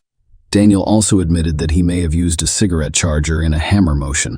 He denied using the mirror found in the Dean's apartment. When police entered the apartment, they found broken glass in the living room, hallway, and kitchen. Part of the mirror's frame was discovered in the kitchen. In his final police interview, Daniel described waking up on the sofa to the sound of Nadine screaming and shouting. "I slapped her, and she returned to the ground beside the cabinet. Standing over her, he began pounding her, only realizing the gravity of the situation when he noticed the blood." Daniel claimed he never intended to harm Nadine, expressing his love for her and asserting that it was reciprocated. He told the police that if he wanted to kill Nadine, she'd be gone. Tragically, 3 days after the assault, Nadine succumbed to her severe injuries, never regaining consciousness, and died in the hospital. Daniel was subsequently charged with murder. Daniel pleaded not guilty to murder, but admitted guilt to manslaughter. He acknowledged that he was solely responsible for Nadine's death. He argued that he lacked the necessary intent to be charged with murder. Daniel contended that the use of illegal substances and alcohol on the night in question played a critical role in the tragic assault on Nadine. The jury's central question was whether Daniel intended to kill or seriously harm Nadine. At the start of the trial, Daniel's attorney admitted that he had unlawfully taken Nadine's life and that he alone was responsible for the injury she sustained. The judge instructed the jury that murder is a crime of specific intent, which occurs when one person unlawfully kills another with the intent to cause death or serious injury. Despite admitting guilt to manslaughter and accepting responsibility for unlawfully causing Nadine's death, Daniel claimed that he lacked the necessary mental state. During the acts, he used the defense of intoxication. The judge explained to the jury that intoxication could be used as a defense for crimes with specific intent, potentially reducing a murder charge to manslaughter. The prosecution claimed that this case clearly constituted murder. According to their argument, Nadine was attacked violently and repeatedly in her own home by a man she knew.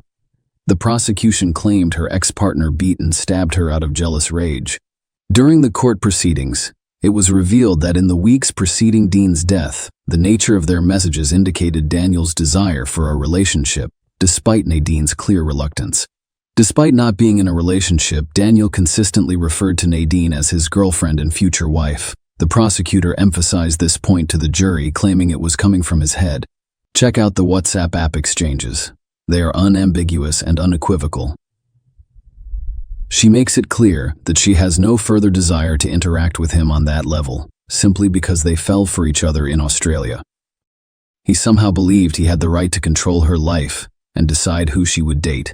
The court learned that just under 2 weeks before her death, Nadine explicitly messaged Daniel, warning him not to threaten her and emphasizing that nothing will ever happen between us again. I'd like to make that clear. These messages served as proof of Nadine's unequivocal position on their relationship in court. Amila gave testimony about Daniel's condition when she saw him assault Nadine. She described how he had his hands around Nadine's neck and shoulder. His mother, Claire Nadine, also testified, expressing shock at the sight of her own daughter. When Claire arrived, Nadine was unconscious but making gurgling and gasping noises. Claire sat beside her, assuring her that they could handle the situation. Despite administering CPR, Dean's injuries were so severe that it seemed like their efforts were futile.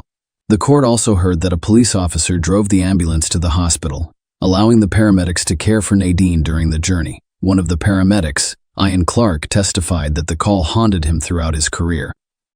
He described the scene inside Nadine's apartment as if a bulldozer had ripped through it, with broken furniture strewn about. He described it as one of the most horrific scenes he had ever witnessed, leaving his uniform covered in blood as he departed. Nadine was rushed to the hospital's emergency department, and a nurse testified in court that she was unconscious when she arrived.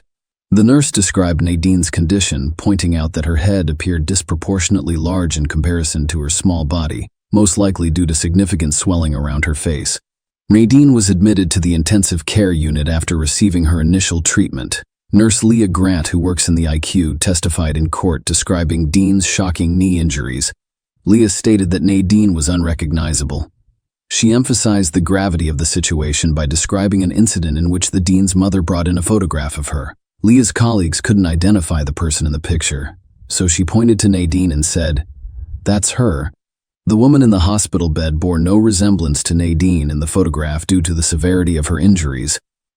Leah testified that the severity of Dean's injuries made it impossible to examine her pupils, particularly her right eye, which was so swollen that it could not be opened. Nadine received 42 units of blood in the first 24 hours of her hospital stay. They informed the jury that Nadine's hair contained numerous shards of reflective glass, and her nose continued to bleed profusely. The prosecution shocked the court by revealing that the Dean had 64 distinct injuries on his body that could not be explained by medical intervention. Dr. Linda Mulligan, the chief state pathologist, testified about Nadine's injuries. Dr. Mulligan stated that Nadine's death was caused by hypoxic ischemic encephalopathy, which resulted from cardiac arrests caused by severe head and neck injuries. These injuries included a stab wound on the right side of the neck, an incised wound on the left side of the neck, and severe blunt force trauma to the head.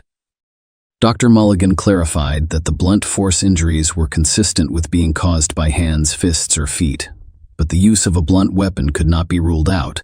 The examination revealed a fracture of the hyoid bone and bruising around the neck area, indicating that force had been applied to Nadine's neck.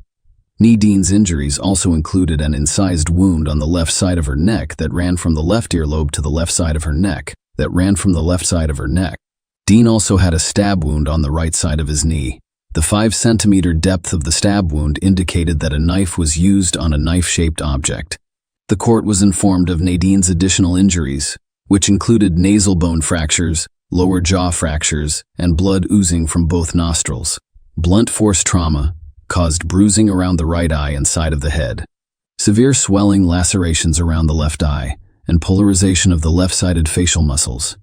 Nadine's brain showed diffuse swelling, limited expansion, nerve cell damage, and brainstem discoloration. Dr. Mulligan summarized her findings and concluded that the injuries were the result of a sustained assault with both blunt and sharp force trauma. Dr. Stephen Clifford, a forensic scientist, testified that the amount of blood splatter found in the kitchen indicated a sustained assault. Nadine was on the floor there. The prosecution claimed that Nadine was attacked both in the living room and in the kitchen. The defense claimed that the violent incident that resulted in the bloodbath would not have occurred if Daniel had not been under the influence of alcohol and illegal drugs in court. Daniel claimed that he and Nadine had reconciled several times since their return from Australia and were together when she died. Daniel stated that they had been in a relationship for several weeks and planned to tell their families about it during Christmas.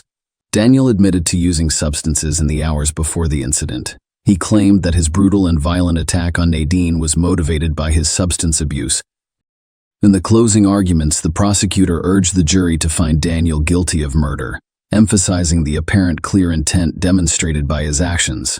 On the other hand, the defense urged the jury to focus on the intent aspect, presenting it as the case's central battleground. They asked the jury to consider the degree of intoxication on the night of the incident as a mitigating factor. On August 5, 2021, a jury at the Central Criminal Court unanimously convicted Murtaugh of murdering Lot, rejecting his defense after nearly 6 hours of deliberation over 2 days.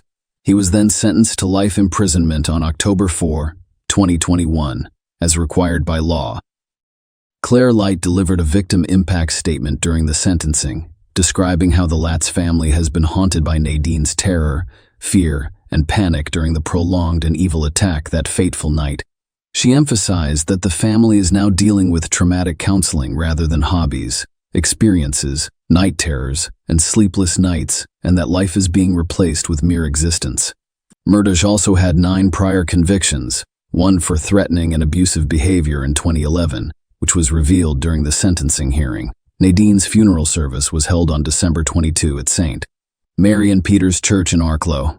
Nearly 1,000 people attended the church ceremony, and hundreds more gathered outside afterward. She was laid to rest at St. Gabriel Cemetery. Share your opinion with us in the comments and subscribe to the channel for more.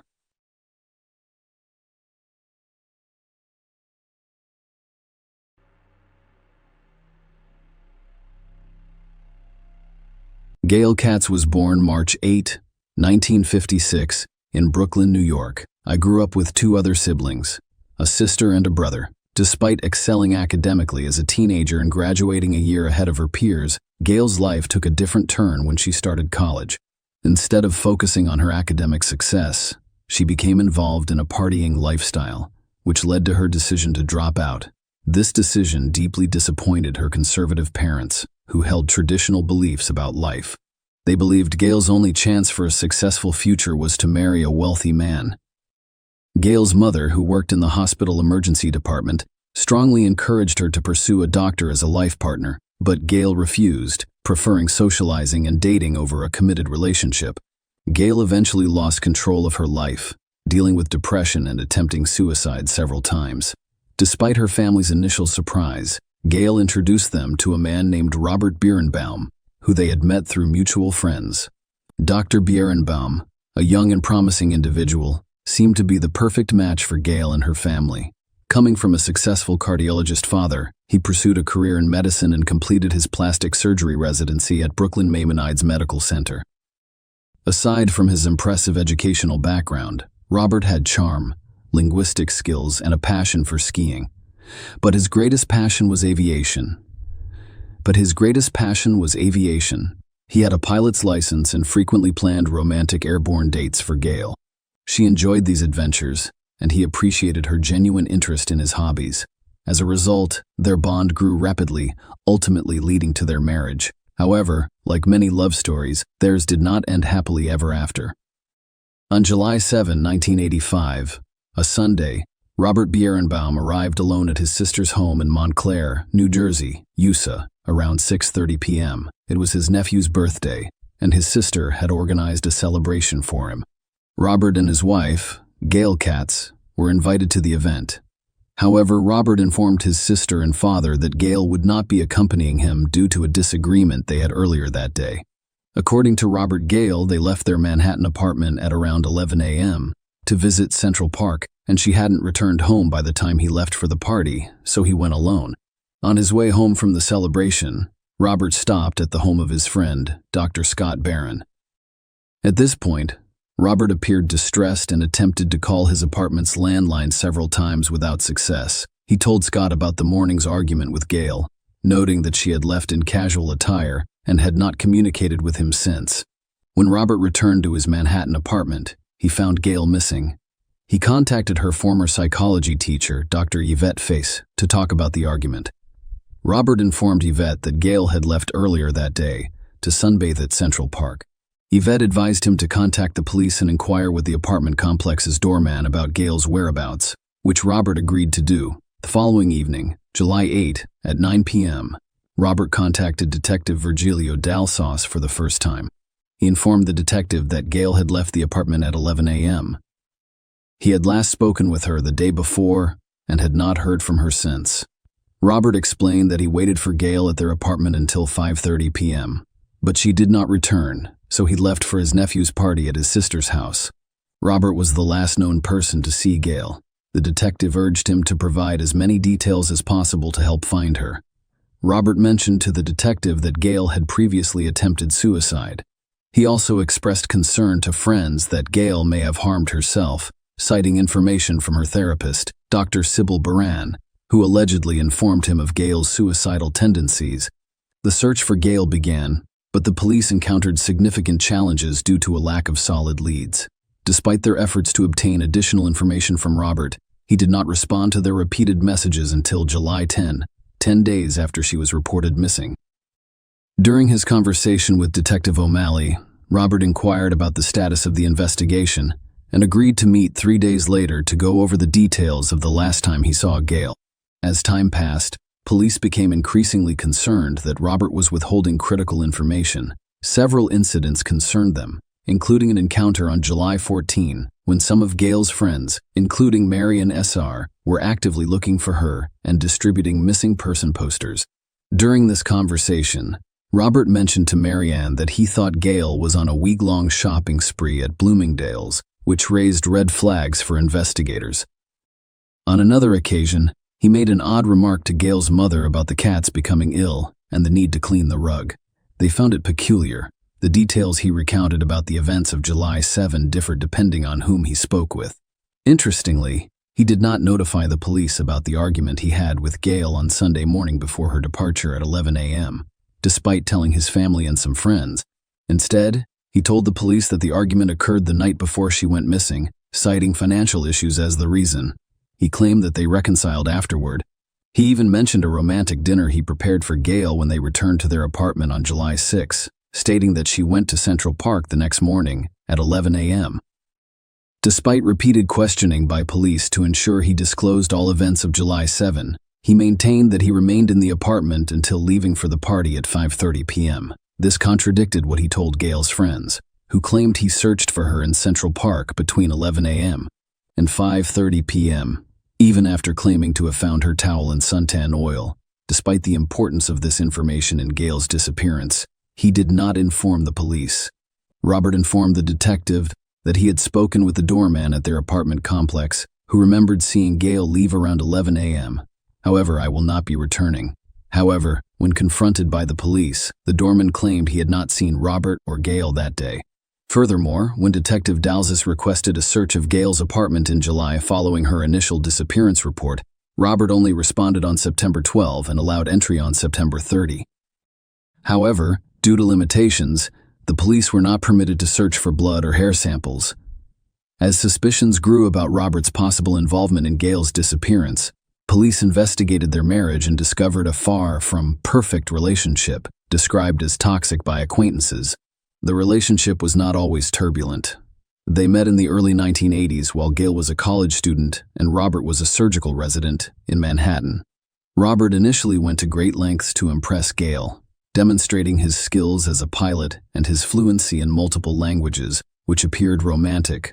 The relationship was initially described as magical. However, things changed, and they began arguing more frequently in the months preceding Gail's disappearance. Gail's sister, Elaine Katz, told the police that she witnessed Robert forcefully feeding Gail food at a restaurant, which deeply disturbed her. This was only one of several concerning incidents discovered by the police. Both friends and family described Robert as controlling, and Gail confided in a neighbor that she was uncomfortable at home. Gail had previously filed a police report alleging that Robert choked her unconscious after catching her smoking on the balcony. Although Gail stayed with Robert after he agreed to see a psychiatrist, the psychiatrist later sent her a letter warning her that Robert could be a serious threat to her life. Gail had begun a new relationship and decided to leave shortly before her disappearance was reported. Robert told a friend that she planned to inform him of her decision to leave and file for divorce on July 7. She also stated that if Robert refused to cooperate and agreed to a settlement, she would reveal the letter she received from his psychiatrist warning her about the potential danger he posed, possibly even showing it to his colleagues. The police concluded that the accumulation of circumstantial evidence pointed to Robert's involvement in Gail's disappearance. However, a significant obstacle remained. Gail had yet to be found. The search for Gail continued as her family and friends worked to uncover the truth about her appearance. However, Robert seemed unconcerned. He spent a lot of time in the Hamptons, attending parties and developing relationships with other women. In September 1985, a woman named Dr. Roberta Karnofsky moved in with him at their marital home, and they were together for about a year. Despite ongoing efforts, no trace of Gail could be found, and no arrests were made. Although no arrests had been made, Chief Investigator Detective Andy Rosenzweig was still conducting an active and ongoing investigation into Gail's disappearance. Detective Rosenzweig revisited the evidence, aware of Robert's love of flying and his license as a pilot, and focused on checking flight logs at the New Jersey airport. It was known that Robert frequently rented planes. An investigation into the records revealed that on July 7, 1985, at 4:30 p.m., he rented a Cessna 172 plane from Caldwell Airport in Fairfield, New Jersey, and returned it after 1 hour and 56 minutes. However, Robert had changed the date on his own flight log to the next day, July 8. Detective Rosenzweig's discovery sparked concerns. Why did Robert try to conceal the flight? Detective Rosenzweig suspected Robert of killing Gail and disposing of her body in the Atlantic Ocean. Robert's flight record showed that he had enough time to fly 165 miles across a portion of the ocean. However, without Gail's body, the district attorney's office believed there was insufficient evidence to secure a conviction. For years, after Gail went missing in May 1989, a torso washed up on Staten Island. At the time, DNA testing was not available. Instead, an X-ray technician compared an old chest X-ray to the torso and determined it belonged to Gail. The torso was released to Gail's family, who held a funeral service for her. Despite this identification, no charges were filed, and Robert moved to Las Vegas, where he established a successful plastic surgery practice, continued to date, and became well known in the community. He married Janet Sally in 1996, and the couple later moved to North Dakota, where they have a daughter. Despite Robert's apparent departure, Detective Rosenzweig was haunted by the unsolved case of Gail's disappearance and decided to reopen it a decade later when forensic DNA analysis was available. With Gail's family's permission, the torso was exhumed for testing, which eventually revealed that it did not belong to Gail. Despite the absence of Gail's body, the police and DAs believed they had enough evidence to arrest and charge Robert with second-degree murder. Robert pleaded not guilty to the charges. The case against Robert was based solely on circumstantial evidence. No eyewitnesses, forensic evidence, confessions, or bodies were present. Nonetheless, the prosecution claimed that, despite the circumstantial nature of the evidence, it clearly pointed to one conclusion. They contended that Roberts murdered Gail in their apartment after learning of her intention to leave him. According to police, Roberts spent hours dismembering Gail's body before flying it over the ocean between Montauk Point, New York, and Cape May, New Jersey. The prosecution's task was to persuade the jury that Robert could dispose of the body while piloting the plane, claiming that he acted alone. To support their argument, they presented 4 expert witnesses as well as a video demonstrating how such an act could be accomplished. The jury heard testimony from 4 expert witnesses: New York City's chief medical examiner, an experienced New York City police pilot and aviation safety inspector, and an airline transport pilot flight instructor and flight test examiner. They claimed that Robert, a surgical resident and pilot, could easily dismember a body the size of Gail's 5 feet, 3 inches, and 110 pounds in 10 minutes. They also testified that he could pack her dismembered limbs into a flight bag and transport them through an unmonitored rear exit of his apartment building before walking 2 blocks to his car and noticing. The experts also stated that Robert could load the flight bag onto the Cessna 172 plane without being detected and fly it over the Atlantic Ocean to dispose of the scale's remains. They noticed that the rented plane was relatively simple to operate. The prosecution presented evidence of motive to the jury, revealing Gail's affair and desire to leave Robert. She had made plans, borrowed money, and was determined to leave on July 7. The court learned that Robert did not notify anyone, including his family, of his flying activities on that day. The altered flight log was presented as evidence that he flew the next day. However, the court was informed of the tumultuous nature of Robert and Gail's relationship, including allegations of domestic violence. Robert had previously described their arguments as intense and volatile.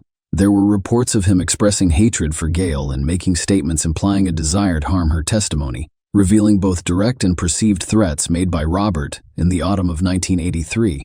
Gail contacted her cousin Hillard Weiss, an attorney, and told him that she and Robert had a heated argument during which he choked her, knocking her out for the first time, though it was not the first time he had choked her. Additionally, Gail's therapist, Dr. Sybil Baran, testified. Despite Robert's claims that Gail was suicidal, Dr. Baran stated that she had never discussed such concerns with Robert and did not believe Gail was suicidal. The defense argued that Robert was innocent, describing Gail as having mental health issues, drug addiction, and unstable relationships with other men. They called a witness who claimed to have seen Gail in a bagel shop a few days after she went missing. However, the prosecution told the jury that the witness's description of the woman did not match Gail's. After 5.5 hours of deliberation, the jury convicted Robert of second-degree murder. As a result, he was sentenced to 20 years to life in prison. Robert appealed the verdict, but was ultimately unable to overturn it. After serving 20 years of his sentence, Robert confessed for the first time during a parole board hearing in 2020. He admitted to killing Gail and throwing her body out of an airplane, which was consistent with the prosecution's theory of events. Robert described how they argued, and he became overwhelmed, eventually attacking and strangling Gail. He then flew an airplane, opened the door, and dumped her body over the ocean. When questioned about his motivation for the murder, Robert blamed it on his immaturity and inability to control his anger effectively. Despite his confession, Gail's body has never been found. Share your opinion with us in the comments and subscribe to the channel for more.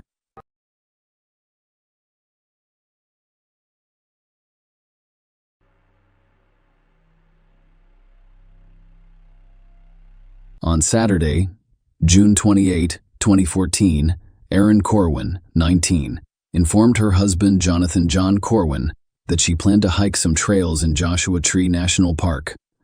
Her mother, Laura Evelyn, was due to visit the following week, and Erin expressed a desire to go on some walks together. Erin and John had been married for over a year and had known each other since 5th grade when they met in Oak Ridge, Tennessee. When Erin turned 16, John asked her parents and Bill for permission to date her, and they agreed. John appeared to be a good match for their daughter, with gentlemanly characteristics.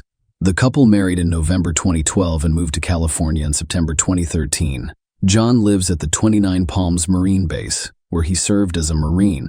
Two other young couples, Connor and Isley Malachi, lived next door to John and Aaron, sharing a downstairs apartment with their son Brian. While Chris and Nicole Lee lived next door with their daughter Liberty, Aaron and John had a difficult start to 2014 as Aaron miscarried.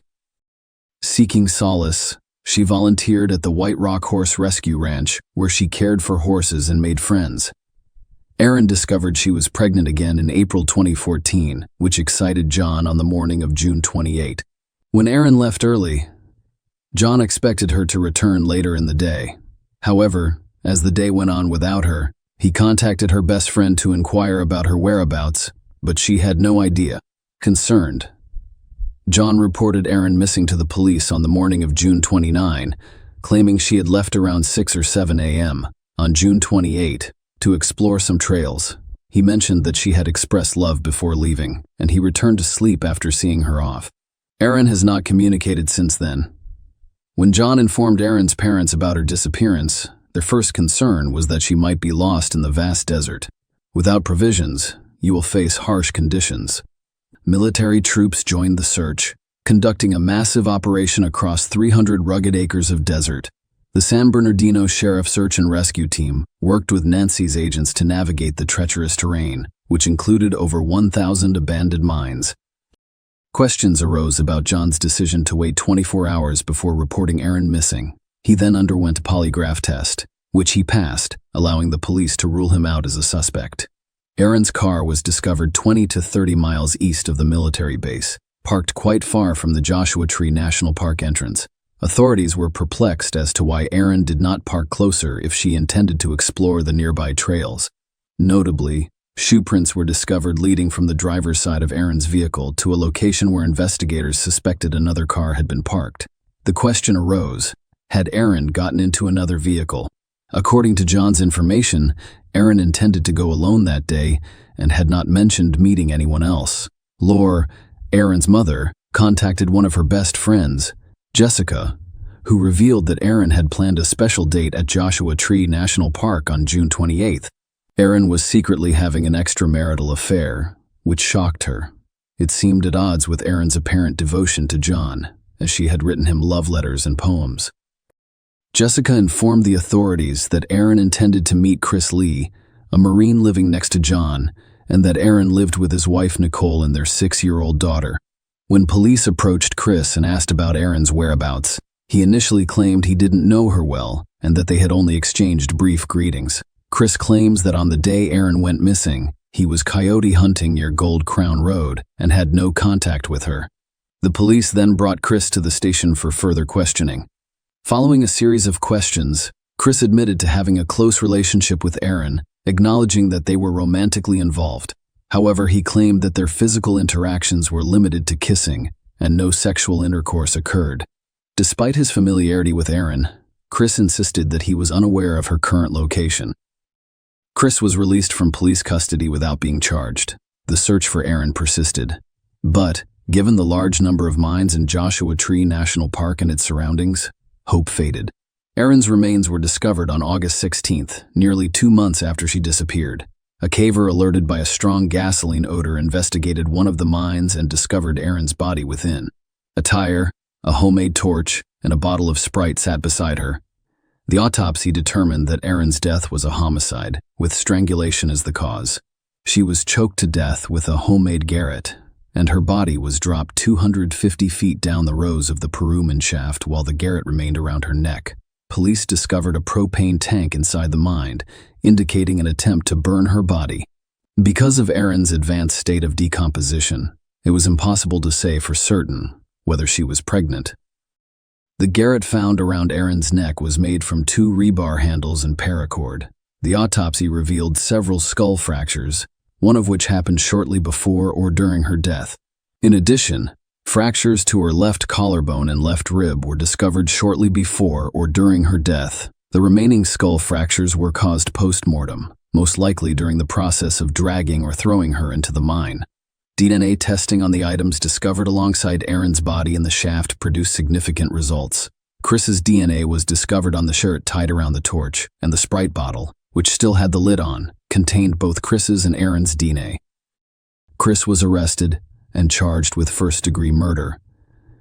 With the added circumstance of lying in wait, Chris pleaded not guilty to the charges following his arrest. The prosecution claimed that Aaron and Chris were having an affair, and when Aaron discovered she was pregnant, she confided in Chris. According to police, Chris, unwilling to jeopardize his relationship with his wife, considered a drastic solution to the problem: murder Aaron.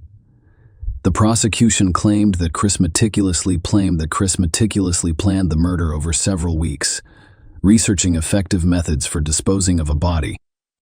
He had a plan in place. He allegedly enticed Aaron to the desert and killed her with a garrote he had brought with him. They claimed that the murder was premeditated. During Chris's arrest, officers discovered 2 spools of paracord and a blue climbing rope in his car. The paracord matched the cord around Aaron's neck. Aaron had told her friend Jessica that Chris was the baby's father and that she loved him more than John. She even expressed a desire to move to Alaska, Chris' hometown, to be with him.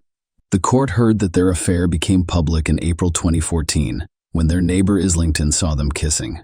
Nicole informed John, who confronted Chris, explicitly stating that he did not want to see him near Aaron again. During the trial, Islington testified for the prosecution, stating that Chris frequently discussed murder, mentioning it more than I can count. She remembered him talking about hiding a body in the desert corner. Ling's husband also testified that Chris had discussed murder with him. Just a few weeks before Aaron disappeared, Chris allegedly told Connor that if you put a body in a fire with tires, it will disintegrate, and that they would be unable to find anything. Another Marine, Andrew Johnson, testified about his conversation with Chris in June 2014.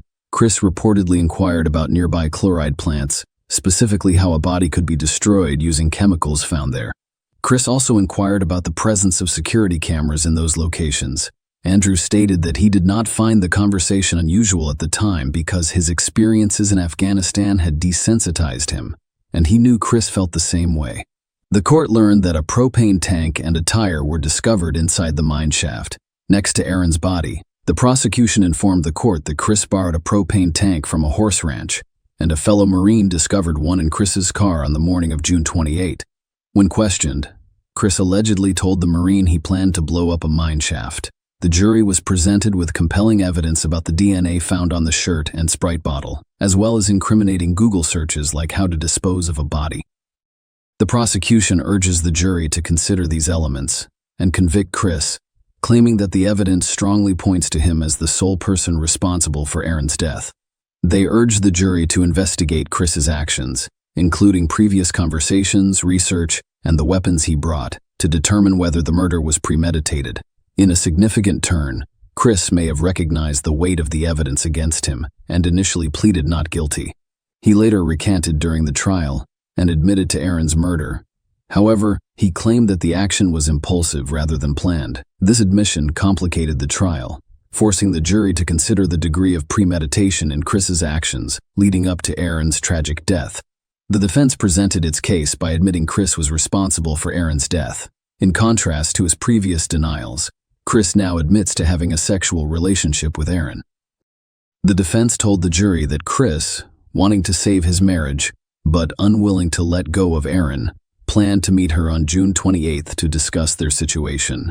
According to Chris, the original plan was for Aaron and others to go hunting, but when the others were unable to attend, the meeting became an opportunity for a private conversation.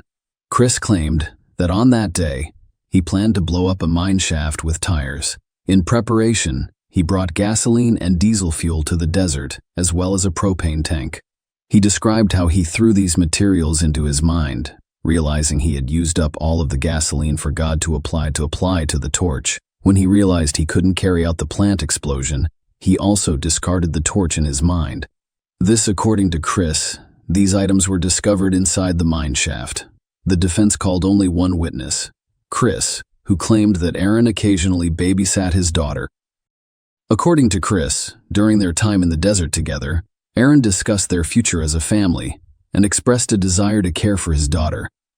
Chris described an incident in which his wife Nicole expressed concern for their daughter's well-being, implying that Aaron may be engaging in inappropriate behavior. In response to these concerns, Chris claimed that he confronted Aaron while they were in the desert and asked her directly, "Have you ever touched Liberty? Have you molested my daughter?" According to Chris's testimony, Aaron's admission to touching his daughter elicited a strong emotional response. He described feeling an overwhelming surge of hatred and rage, as if someone had rammed a red-hot knife into his heart. During this intense emotional turmoil, Chris claimed to have picked up a Garrett from his car. "I felt so much hatred and rage. I grabbed it, stood up, and noticed she had turned around at some point. I couldn't think clearly. I just felt a lot of hatred, and I came up behind her, put it around her neck, and my training kicked in. Then I turned around and began pulling, but I couldn't pull hard enough because I was so angry." Chris went on to explain, "I just continued choking her. I'm not sure how long it was. It could have been 5 minutes or 10 minutes. It seemed like forever, and I just kept choking her." After Aaron stopped moving, Chris admitted to using the Garrett to drag her body to the mineshaft's edge and push her inside. The defense asks the jury to find him not guilty of first-degree murder based on his claim that he did not intend to kill Aaron and only killed her in the heat of the moment. The prosecution strongly contested Chris's defense, claiming that it was a fabrication. The emphasis emphasizes that no one had previously expressed concern about Aaron's behavior. The alleged abuse was not reported to police, and Chris and his wife did not seek medical attention for their daughter as a result of the alleged abuse. The prosecution claimed that Chris made up this story during the trial in order to get a lesser charge of involuntary manslaughter, with the expectation of a shorter prison sentence due to the overwhelming evidence against him. The prosecutor pointed out that Chris only admitted his involvement in front of the jury, implying a calculated move for attention. The prosecutor addressed Chris directly, saying, "You chose to do it in front of the jury. It's about you. You sought attention." Ultimately, the jury did not believe Chris's defense. They quickly returned a guilty verdict for first-degree murder with a special circumstance. Chris was sentenced to life in prison without the possibility of parole after a 15-minute trial. Share your opinion with us in the comments and subscribe to the channel for more.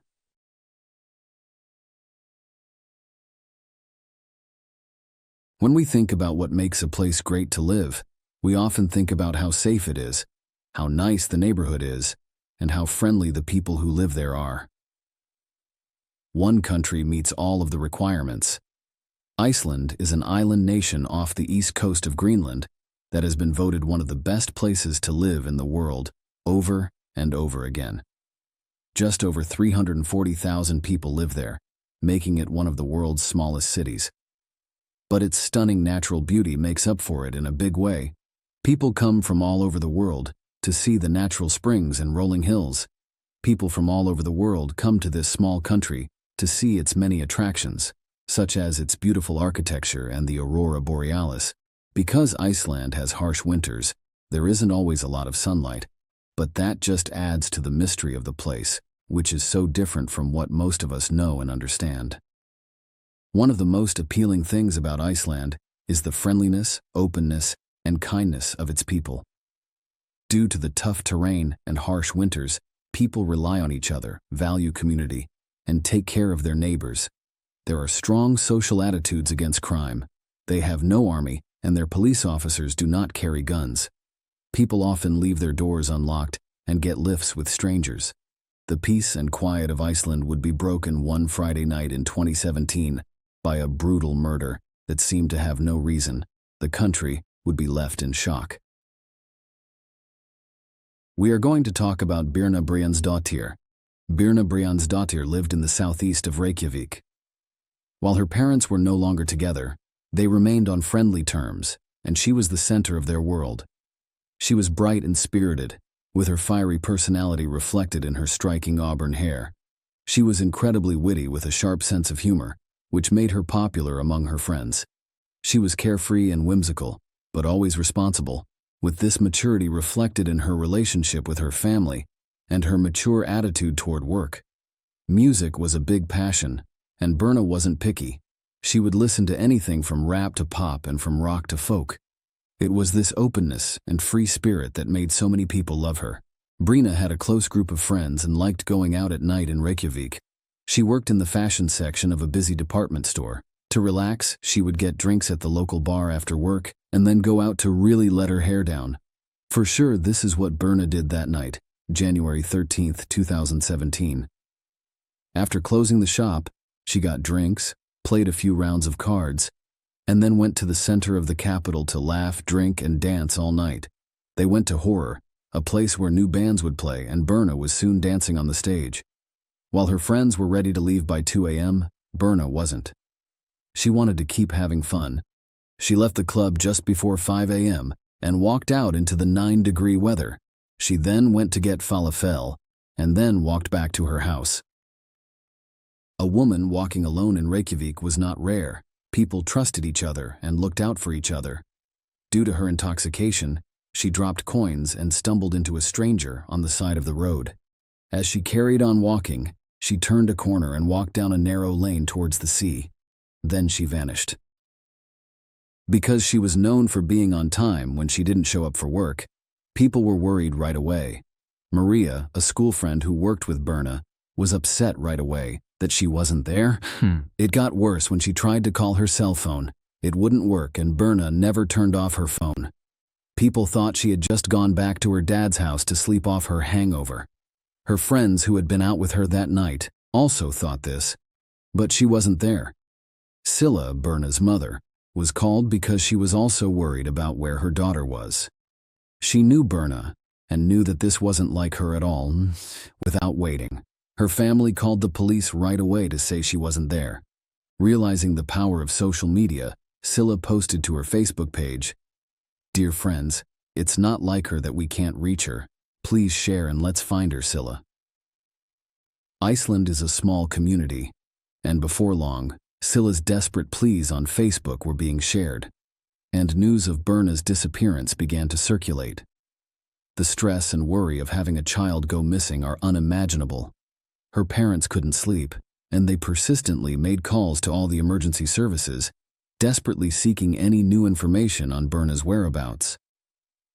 The following day, the police were able to trace her last known mobile interaction before it went dead or was turned off. Just before 6 a.m., her phone pinged off a mobile tower in a port town, Hafnarfjordur, 6 miles outside of the capital. Right away, Scylla got in her car and drove there, calling out to her daughter and looking around the area. A group of family and friends worked with her to get Berna back home alive. Soon, 36 hours had passed since Birna had disappeared into the night in Reykjavik. Her friends and family were sure that something bad had happened to her. She was a trustworthy young woman, and this was not like her at all. Not much was known to the police, though. There was no proof of a murder or kidnapping, so they couldn't do much. As word of her disappearance spread, it quickly made the front page of every newspaper.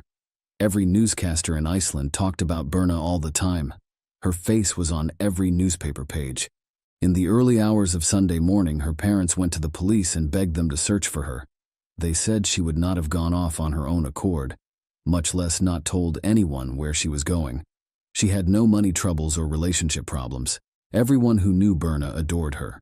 A case as baffling and unusual as this required Iceland's best detectives, one of which was Grim or Grimson. He had 30 years of investigative experience.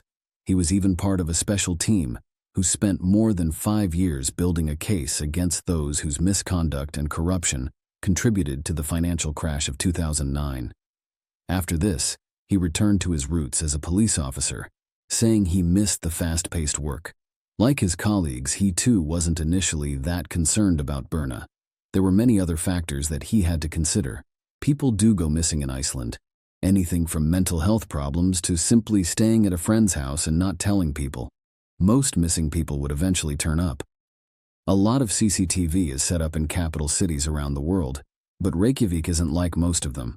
The people of Iceland don't like being watched, and since crime isn't common, the people tend to police themselves.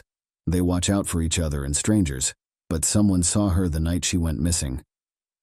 CCTV showed her leaving the club with her coins in the ground and walking into a stranger. When Grimson checked the next camera less than a block away, she was gone. There were two options. Either she had gone down the side road off the corner or got into a car. Grimson paid close attention to the little things, and he was sure that the broken CCTV footage held a clue that would lead them to Berna. The red Kia Rio he saw was going the other way on the other side of the road from Birna. A short time after Berna had been seen at the Lebowski bar, he saw it drive by. The police had to follow up on this lead. What was next? They couldn't see the license plate, who was driving, or how many people were in the car. There were more than 100 of those kinds of cars in Iceland. This didn't make her parents feel better about their worries. Scylla was incandescent when they explained the quality of the tape was too poor to extract any more details from. Scylla said, "Can't you find it like in the movies?" Grimson replied, "It doesn't work like that."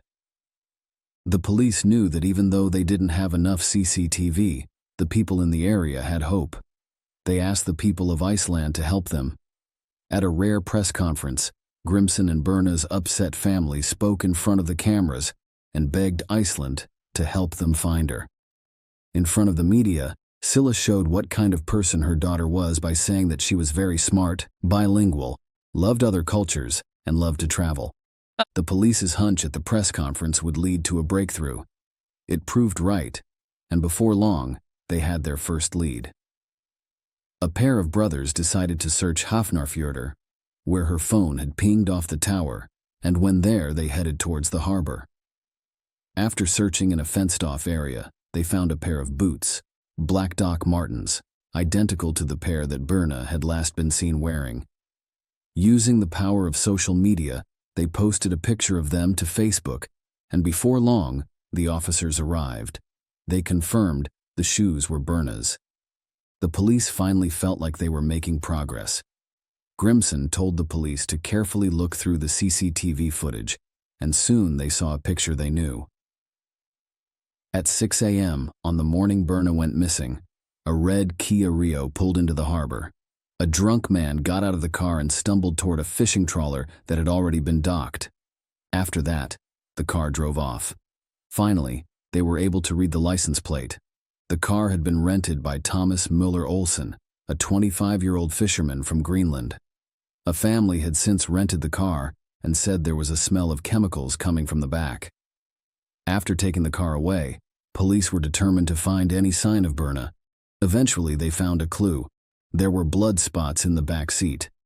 So that they could find out if it was Berna, samples were quickly taken and sent to Sweden to be analyzed.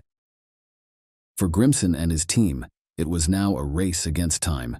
They needed to find the trawler and their only suspects, Thomas Müller Olsen and Nikolai Olsen. Thomas and Nikolai weren't related, but were crewmates on the trawler. Thomas was considered easygoing, approachable, and generally likable while on board. His phone pinged, and Thomas went pale. It was a news article saying that the ship he was on was linked to the disappearance of Berna. A journalist had contacted a Facebook group used by the men on board and asked who had rented the car and who was seen on the CCTV. Thomas was visibly shaken. His captain assured him if he was innocent, he would be fine. There was a huge challenge for Grimson and his team. The longer his suspects were on that boat, the longer they had to make up stories and get rid of anything that could be used against them. Not to worry, the ship's captain already had a plan. He read about the connection between the ship and Berna, so he turned the ship around and went back to Iceland. He and his top officers agreed that they would say the engine problems made them have to turn around, and the suspects couldn't read anything about the case because the Wi-Fi was turned off. In order to catch them off guard, the police sent members of their elite counter-terrorism squad, also known as the Viking Squad, to board the ship as soon as it arrived back in Iceland. Finally, the police were able to catch their two suspects after dropping officers off from a helicopter on the ship. The reaction of the public to the case was massive, and the whole country was waiting on tenterhooks for any news of what had happened to Berna. The case seemed to take over all aspects of Icelandic life. Although their intentions were good, online sleuths only added to the confusion, and it became hard to distinguish rumor from fact. Stories ranged from a body being found in a lake to Berna and other women being found alive on the trawler, swirled around social media. Grimson stayed calm and asked everyone else to do the same. People who meant well, though, were not helping the search for Berna. Around 11 p.m. on Wednesday, the ship came back into port, and the two suspects were handcuffed and brought back to Iceland. Then the terrible news came out. Birna's blood was found in the rental car. It didn't take the police long to question the two men. Nikolaj and Thomas were sure they hadn't hurt Birna, and they both told the same story about what happened that terrible night. They had split up and gone to different bars to drink before getting back together as the night was coming to a close. Nikolaj was already very drunk, so it was hard for him to remember what they said. He had no idea who they were, but they said they had picked up two girls on the street, and one of them was Birna. Thomas said he left Nikolaj at the ship and then drove off. Then he went to the back with the two girls and let them kiss. After an hour, he dropped them off. The police were inclined to believe Nikolaj. He had been seen walking away and was clearly in no fit state to do anything. However, when it came to Thomas, they had a bad feeling, and the evidence against him was stacking up. He was examined by a doctor who determined that the wounds on his chest were signs of a struggle or fight. When searching the ship, the police found a driver's license in the bin. It belonged to Birna. They also found drugs with a street value of nearly £1.5 million. Thomas claimed to have slept in the car, but the police checked the odometer, which showed that the car had been taken for a long drive.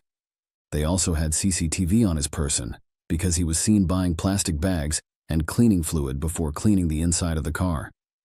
The police didn't believe his story that he was sick and just trying to clean the car because they knew the blood spots were Birna's. The back of the car lit up when they used luminol to bring out any blood that couldn't be seen with the naked eye. This showed that it was completely covered in blood. 4 days after she vanished, Iceland launched the biggest search in its history. The search and rescue project manager said, "Today, she is our sister, our daughter." And that became the mantra. We don't live in a society where we tolerate a 20-year-old woman being abducted in the night. It wouldn't be long before the police found what they were looking for. A Coast Guard helicopter noticed something floating in the water near a local lighthouse, and it was a body. They had found Birna. When this news came out, Iceland went into mourning, and people were shocked and couldn't believe what they were hearing. Things like this only happened in movies and other places. In Iceland, they didn't happen. People in Greenland were shocked and saddened along with their Nordic neighbors.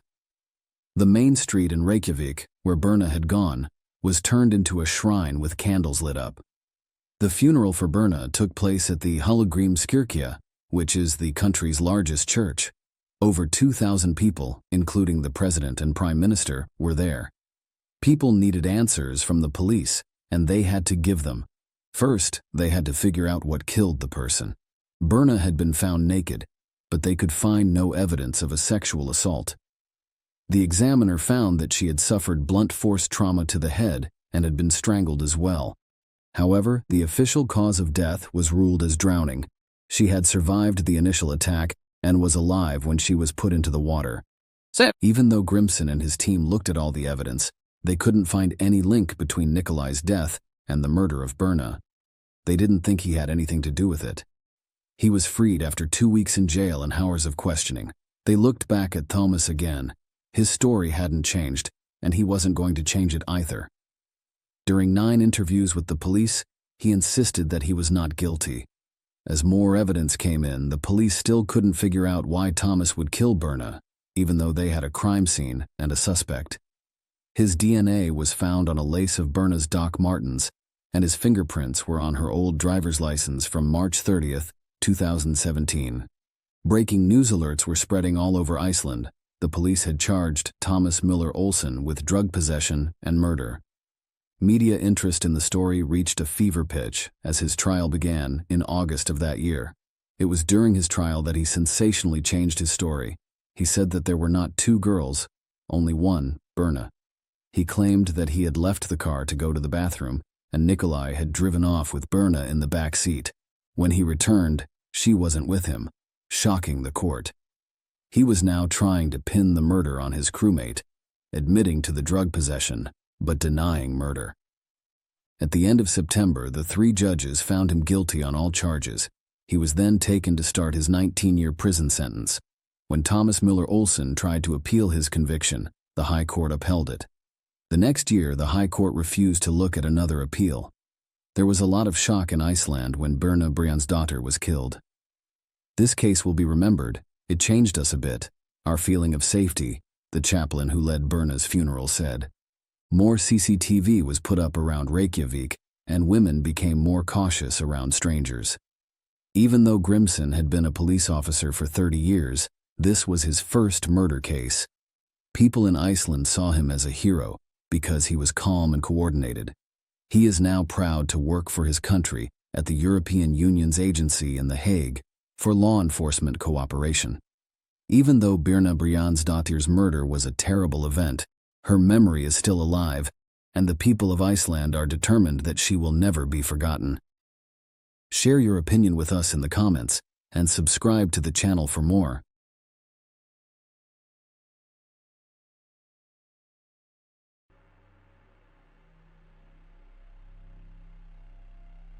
On the evening of August 29, 2014, a Friday, Christina Morris, a 23-year-old, planned to spend the night in Plano, Texas, USA. Despite growing up in Plano and maintaining friendships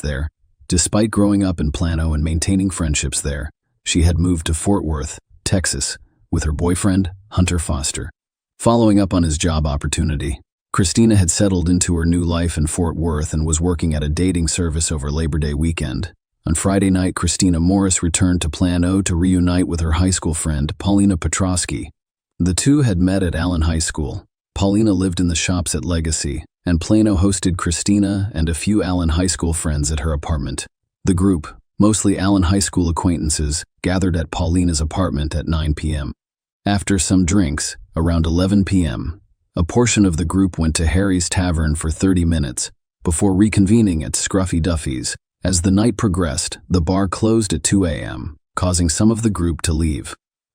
However, Christina, Sabrina, Enrique, and Stephen decided to return to Paulina's apartment. On their way back, Sabrina, Enrique, and Paulina stopped at Whataburger to eat through the drive-through. Back in Pauline's apartment, the group enjoyed the food from the drive-through. However, Paulina and Stephen noticed that Christina appeared distressed. She revealed that she had been texting her boyfriend Hunter all night, hoping he would join the party, but then discovering he had gone out with friends. Despite her request that he pick her up, Hunter stopped responding to her text messages. It was now 12 a.m., and Christina sent Hunter numerous messages for the next 90 minutes without receiving a single response. Christina's texts began by asking the Hunter to come get her, followed by questions about what was going on. She pleaded with him via multiple messages, informing him of her work obligations the following day, and even informing him that she had misplaced her car keys. By 3:01 a.m., frustration set in as Hunter remained unresponsive. Christina texted him, expressing her disappointment, wishing him good night, and conveying the sentiment that you had lost the best thing that could have happened to you. Christina then sent Hunter additional text messages informing him that she was taking a taxi home and saying, "See you one day between 3:20 a.m. and 3:48 a.m. and 3:48 a.m. She kept sending messages, letting Hunter know she wasn't angry. Her phone had died, and she had found her car keys, so she decided to drive home. Christina's final text to Hunter was sent at 3:48 a.m. Christina's emotional state worsened as she messaged Hunter, Stephen, and Paulina, who all tried to console her. Initially, he considered spending the night in Pauline's apartment. Christina eventually changed her mind and expressed a desire to return to Fort Worth. Despite Stephen's offer to drive her home the next morning, Christina insisted on going home that night. Given that she had not consumed much alcohol and had done so earlier in the evening, the others did not consider her intoxicated enough to drive. At the same time, Christina decided to leave. Enrique also decided to go home, expressing his intention to walk Christina to her car while en route to see his girlfriend. As they left Pauline's apartment, Stephen called Christina to see how she was doing, as she had been crying just before leaving. She assured him she was fine and was almost to her car. However, when the 30th of August arrived, Christina did not show up for work, causing concern among her colleagues. Despite multiple attempts to contact her via text messages, phone calls, and social media, Christina remained unresponsive. This behavior was unusual for her, given her responsible work ethic. Her colleagues saw a Facebook post from a friend urging Christina to call them, expressing deep concern. Fearing that something may be wrong, Christina's colleagues contacted her friend, who then contacted Christina's family, only to find out that they had no idea where she was. Christina's parents and stepmother contacted her friends to find out where she was, and they discovered that the last known location was when Pauline was in his apartment. When they contacted Enrique, he informed them that he had left with Christina, but they went their separate ways down the sidewalk. Enrique mentioned that Christina was on the phone when he parted ways with her, but he had no idea who she was talking to. Christina's parents reported her missing due to concerns for her well-being. During the investigation, the police interviewed Hunter. Hunter was initially uncooperative with the police, but eventually agreed to hand over his cell phone. He did so reluctantly. After deleting several text messages, Hunter informed the police that he was not home on the specified Friday night. Instead, he claimed to have been at Concrete Cowboy in Dallas, admitting that he had received multiple text messages from Christina that evening. He claimed that he hadn't read them and wasn't actively checking his phone.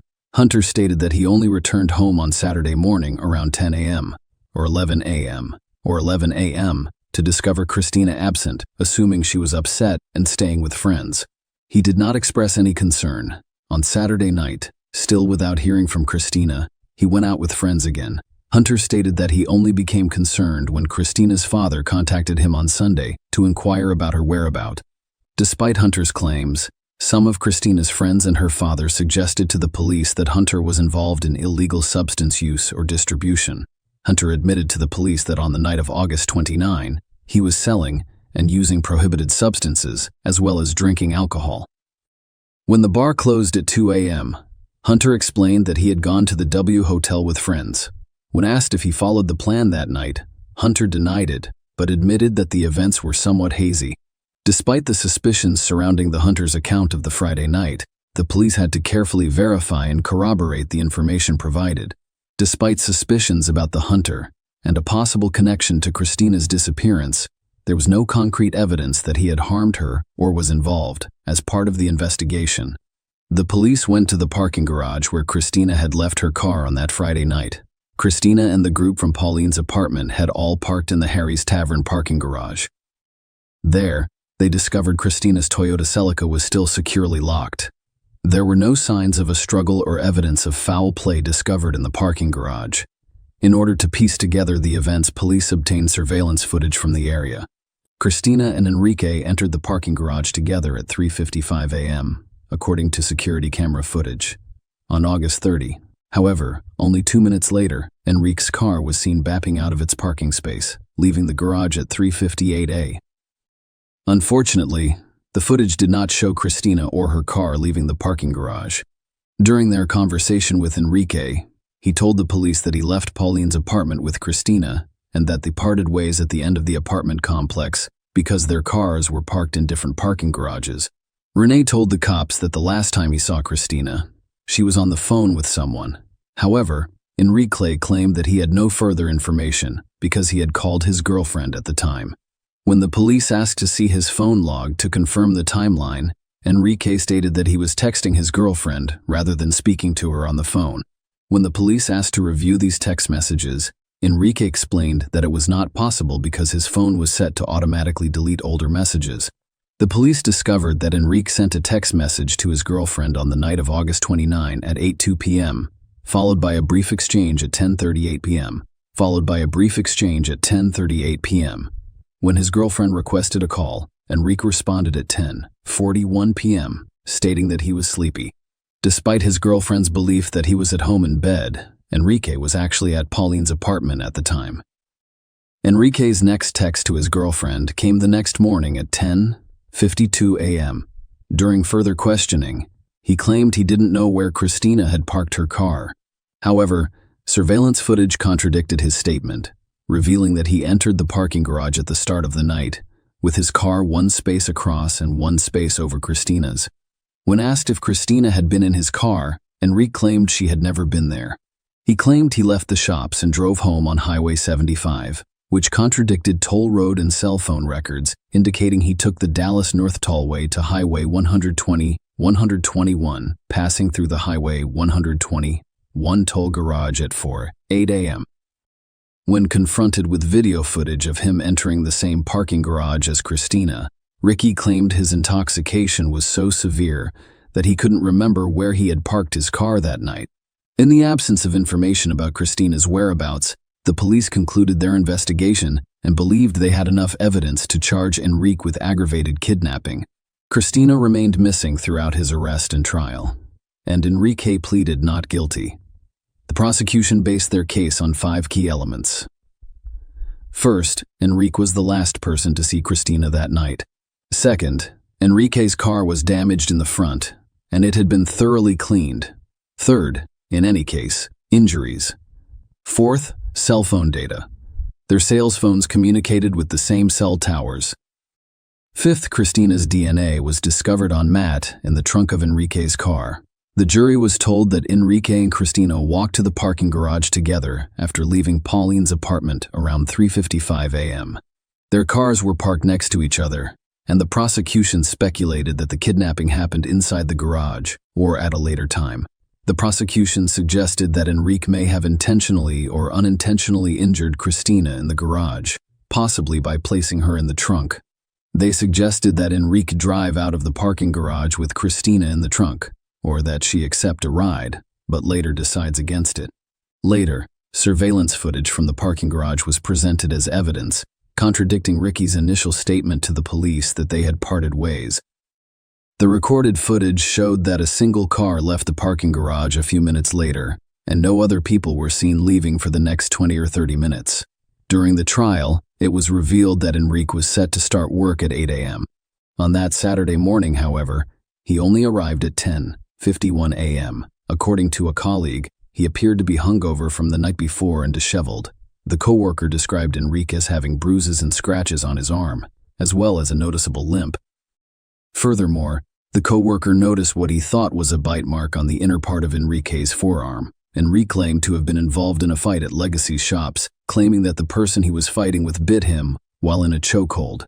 However, Enrique later changed his story, telling his co-worker later that week that a tire rim had fallen on his hand while attempting to rotate his car's tires, resulting in the marks. Enrique's girlfriend testified, saying she saw him on Saturday evening and noticed an injury on his right hand, as well as cuts on his hand and knuckles. During the court proceedings, Sabrina Boss testified that she believed Enrique was romantically interested in her that night. He appeared upset when she chose to lie down on a bed rather than sit beside him on the couch. In response, he said, "Fine, I'll just go home," and she took his tone at that point as angry. Enrique left, and as Christina was leaving, he offered to walk her to her car. Stephen Nickerson testified that he called Christina after she left the apartment. She told him she was almost to her car and sounded fine. She promised to text him once she arrived at her car, but she did not follow through. He texted her a few minutes later to see if she had made it to her car, but received no response. Despite calling her several times, all calls went to voicemail. The following day, it was called again, but went unanswered. The prosecution used security camera footage from the Kroger gas station as evidence. On September 3, the footage showed Enrique cleaning the passenger side of the car with a rag before cleaning the trunk and washing the car. Police found an odor remover bottle, a multi-purpose cleaner, an all-purpose cleaner, paper towels, and rags in his trash. The prosecution presented evidence about the cell phones, claiming that Christina's and Enrique's devices were connected to the same cell towers when Enrique left the parking garage. Christina's phone pinged off the Spring Creek Boulevard cell tower at 3:46 a.m., according to court documents. On August 30, at 3:00 a.m., Enrique's phone pinged from the same tower. Both phones also received signals from the 5,800 Granite Parkway cell tower within a few minutes of each other. Later, they pinged off a tower on East Bethany Drive near Enrique's home on Harvard Lane in Allen. Details about the armride case car, a 2010 gray Camaro, were revealed in court. A dent was found on the front passenger side, specifically on the right front fender. When the police searched the car, they discovered that the interior, particularly the front passenger side floorboard, had recently been vacuumed and cleaned. However, what drew the most attention was the remarkably clean condition underneath the car. An accident investigator testified that the car's damage appeared to be the result of a soft impact, possibly involving the body, buttocks, and hips. Nanitsky provided the jury with DNA evidence, and DNA analyst Christina continued to swab areas of Enrique's car's trunk mat that reacted with blue stars until DNA profiles could be extracted. Both matching Christina's DNA profiles confirmed that the DNA discovered was more likely from a significant source, such as bodily fluid. The defense presented its case, focusing on four main arguments to counter the prosecution's perceived weakness. First, consider injuries. The defense called forensic dentist Dr. Paula to testify about the prosecution's assertion of a bite mark on Enrique's arm after Christina went missing, as well as third and fourth cell phone data. After reviewing photos of Enrique's injuries, Dr. Broom concluded that the marks and scratches did not indicate bite marks. Christy Wilson, the Plano Police Department's evidence supervisor, testified that the trunk mat was removed from Enrique's car and placed in a box. However, the box was too large for the evidence locker, so it was closed as best as possible, but left unsealed for 3 days, which was recognized as a violation of protocol. The defense attempted to cast doubt on the DNA evidence's reliability, claiming that the trunk mat's unsealed condition compromised its integrity.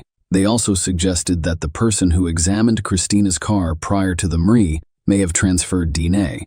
To back up their claim that there were alternative lines of inquiry, the defense called Lateral Rinse Dunbar to testify. He was a private security contractor who claimed to have met Christina at a nightclub in Uptown on August 22 or 23rd when she became quiet in front of Hunter Foster. Hunter Foster, who was serving a 33-month sentence for conspiring to distribute Mia, testified during the trial. It was discovered that he sold prohibited substances to an undercover federal officer on the night of August 29, 2014. His cell phone records showed a call from Enrique at 3:50 a.m. on August 30 with a message requesting an ounce of a substance known as that good rock. Detective Robin Busby suspected that the conversation was about illegal substances. However, it is unclear whether Enrique or Christina were using the phone at the time. Witnesses at Pauline's apartment confirmed that Christina's phone had a low battery when she left that night. The defense argued to the jury that, despite the lack of surveillance footage showing Christina leaving the parking garage, it was possible that she left by another means. The police acknowledged that someone could leave on foot without being recorded. Regarding cell phone data, the defense presented a cell phone forensics and cell tower data analyst. He testified that records from both Enrique's and Christina's phones showed that after 4 a.m., they were only making data connections to cell towers. He emphasized that data connections were the least reliable method for determining a cell phone's location and that it was impossible to predict the phone's likely location based on this data. Despite the defense's arguments, Enrique was convicted of aggravated kidnapping and sentenced to life in prison with parole eligibility in 2046. Almost 2 years after the Enrique case, conviction remains were discovered in a wooded area of Anna, Texas, and identified as Christina's. Excavators and construction workers working to clear the air discovered the remains. To date, no murder charges have been filed. Share your opinion with us in the comments and subscribe to the channel for more.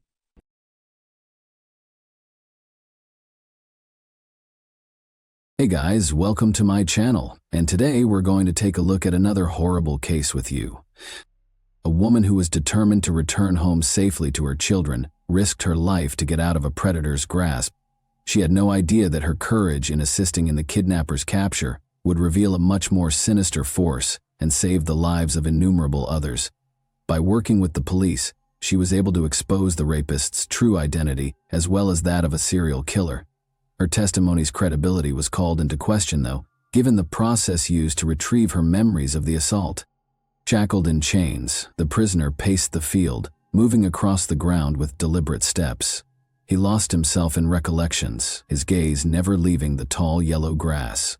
The simple clothes he used to wear, jeans, a shirt, and a cap, had become luxurious, and his once dark auburn beard had gone completely gray since his last visit. He was now with police officers, the very people he had avoided for almost 20 years. The prisoner had recently broken his lengthy silence by confessing to the disappearances of multiple young women in the 1990s and agreeing to help the police locate their bodies, which were buried in a field outside of Houston, Texas. Families in Texas and Oklahoma had been tormented for years by the loss of their daughters, who had disappeared in the middle of routine situations, like going for a morning run, getting washed, or coming home from a theater group party.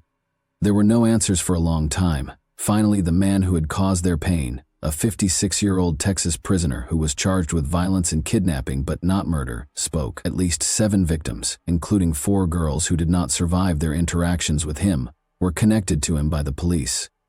When taken as a whole, these cases depicted a serial killer posing as a good Samaritan who preyed on a particular kind of young brunette who was discovered on the streets. Although his surprising admission helped reveal the truth about what had happened to some of the victims, the family's most important question was still, why?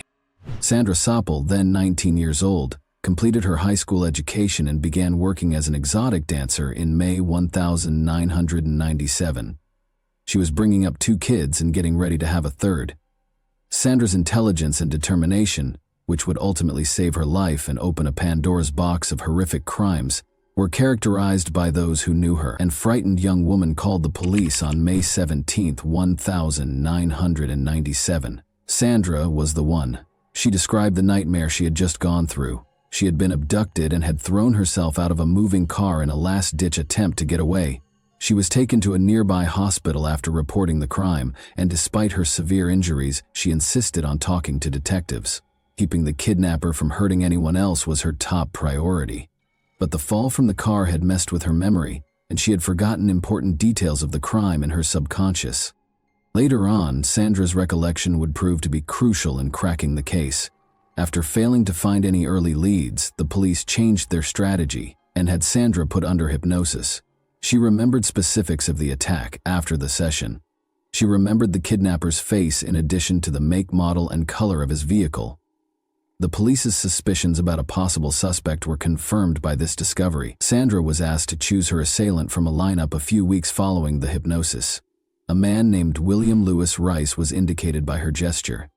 The police had seen Rice before.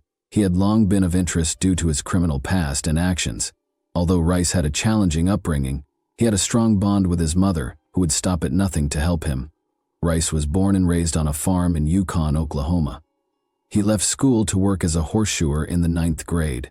He married Judy Fleming, a shy girl he met in Anadarko, Oklahoma, when he was 19 years old. Judy remembered that if she didn't date Rice, he would shoot himself. She initially thought he had good intentions, but she quickly discovered he was capable of extreme cruelty.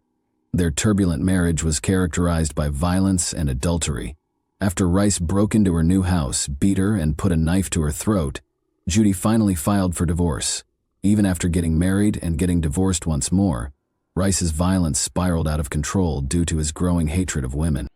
Rice's first attack is known to have occurred in the spring of 1986, when her Mustang broke down on Interstate 35. The 19-year-old aerobics instructor, daughter of a sheriff's deputy, found herself stranded. Rice offered to help, but instead he kidnapped her, taped her hands together, and pushed her into his truck's sleeper cabin.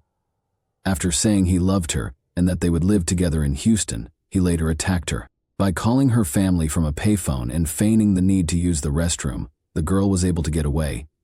For the kidnapping and assault, Rice was taken into custody and given a 25-year prison term.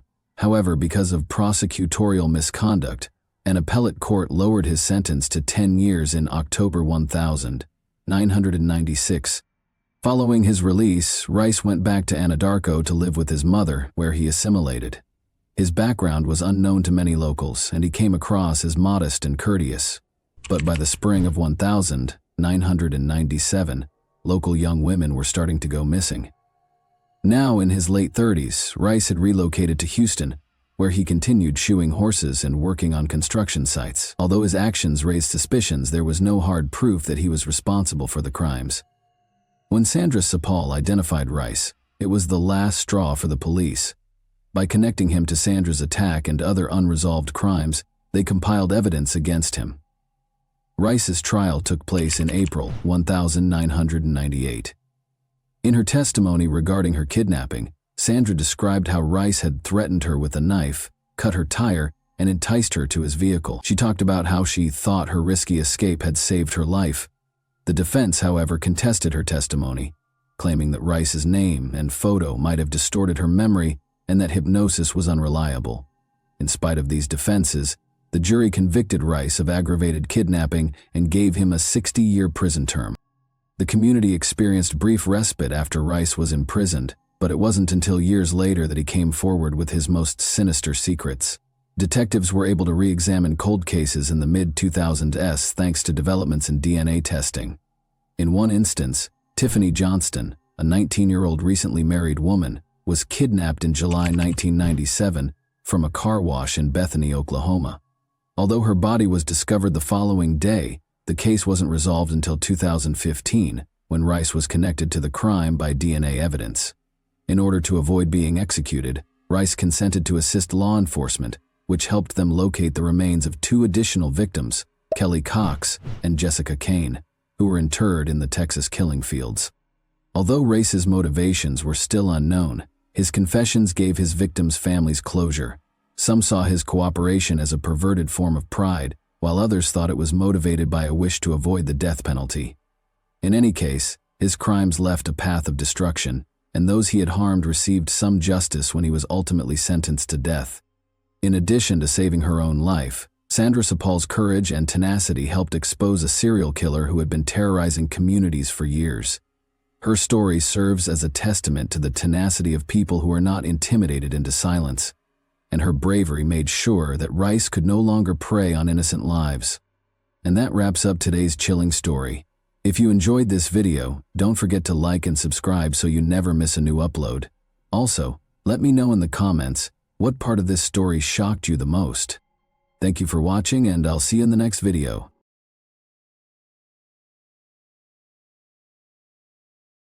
On August 22, 2016, residents of Podu Caramal, Spain rushed to work and discovered flyers pasted all around town by volunteers. These flyers depicted 18-year-old Diana Maria Kerr Lopez Pinel. This young girl stood about 6 feet tall, had black hair, brown eyes, and was described as being irresistibly attractive by all who saw her picture. As Diana disappeared, she was wearing pink shorts, a t-shirt, white sweatshirt, and black sneakers, clothing she left home wearing, before suddenly disappearing from sight. Since that night, Diana's family, along with volunteers and special services, had tirelessly searched for any sign of Diana, searching every street corner, hoping they may discover some clues which could bring Diana home. Juan Carlos, Diana's father in Madrid, took no time in notifying police and local newspapers of any information or leads about her whereabouts. If anyone has any piece of information, no matter how small, please reach out. The police need your help, reported Diana's father. Diana's mother, on the verge of depression, beseeched the public to help search for Diana. We have tried everything possible to locate Diana but still have no answers. Please reach out if any information can help. Even minor details could become crucial in helping find our daughter. Di Maria Kerr Lopez Pinel was born August 12, 1998, in Madrid, to Diana Cristina Lopez Pinel Pinjo and Juan Carlo Carre, and had one sister, Valeria. Although their family had been quite prosperous prior to 2013, when their parents' separation caused great distress for both Diana and Valeria, as depression set in and there were often disagreements regarding who should provide care, their mother or their father usually took precedence in providing it. Although Diana lived away from her father during vacations, they would visit Podu Caramal with its population of approximately 10,000 regularly during summer vacations. Diana spent her vacations as usual here during 2016, enjoying both its tranquility and beauty each summer. Sunday, August 21st was set up to be just like any other day. Around 10 Rao, Diana informed her mother that she intended to visit Val Inkland Park, not far from their cottage where they were staying, and meet up with her friends for fun on account of Feast of Virgin Carmen.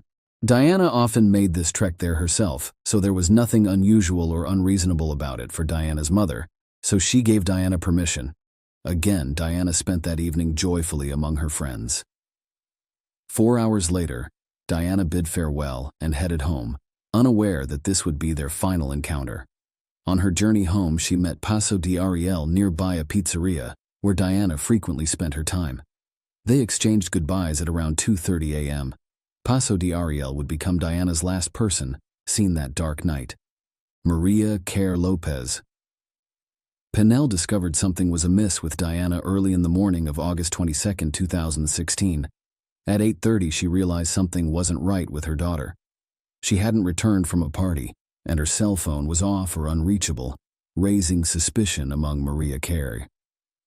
So quickly after realizing what had occurred, she called police to report Diana missing immediately.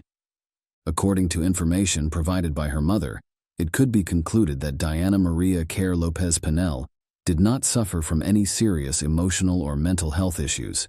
Although she experienced difficulties due to her parents' divorce, Diana's absence was unusually long-lasting, and this sparked serious concerns among police investigators, who began unraveling what had transpired leading up to her disappearance and must uncover why Diana vanished without trace. According to reports, Diana sent her last messages via WhatsApp to a friend from Madrid and described a specific individual who was stalking and shouting strange phrases that scared the girl. These were Diana's last contact with the outside world, as she no longer responded, but her messages were still read by someone. The following day, police began retracing Diana's route back home. There, along the roadside, they discovered a black hairband similar to what Diana was wearing that evening. Unfortunately, it was all they found there, and no further proof existed for investigators to consider. Diana was unable to provide any useful information, and there were no CCTV cameras covering the final leg of her journey. The street in which Diana made her last stop was poorly lit and sparsely populated, featuring only garages and an outmoded Boomerang nightclub. Along this road were some witnesses claiming they saw Diana get out of a car containing 3 guys before moving onto another one that took her away from the port. These testimonies, however, could not be verified. Investigators considered 2 main versions of what had happened. The first suggested Diana may have been taken by someone she may know, while a second theory linked Diana's disappearance with possible attacks by maniacs. Diana's mother suggested an additional theory suggesting her daughter could have been taken away on a boat. Diana's friend and ex-partner reported meeting someone from Morocco who helped them buy hashish together. But this information only complicated their investigation further. One key point was the news report in the media about the discovery of Diana's clothing from that evening.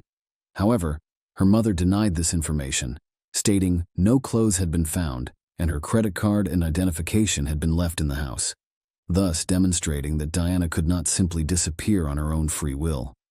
All these circumstances further pointed toward this being not just random events or accidents, but something more sinister taking place behind these circumstances. However, the case still remained mysterious and could not be solved. Shortly after Diana disappeared, press reports detailed a recent dispute between Diana and her mother, at which point the media speculated that Diana may have experienced a nervous breakdown necessitating medical attention, as had occurred with Valeria, her younger sister. On September 1st, to avoid more litigation and conflict, custody rights of Diana's younger sister were transferred from mother to father as an attempt to avert further strife within the local community. With Diana gone, tension began mounting as her father left town with their daughter, and whispered whispers began that their family were hiding something important from public scrutiny. According to Diana's friends, running away was not unusual in Diana and Valeria's household. Indeed, quarrels between mother and daughters were commonplace. With this information available to the public, one question immediately arose: why was Diana so worried when she did not return when running away was so common among the sisters? On August 31st, Diana's parents failed to appear for an expected press interview regarding the investigation into Diana's disappearance and reported more details of it to El Mundo newspaper on September 11th. Instead, their lawyer explained they were emotionally distraught at the possibility that their daughter may never come home again.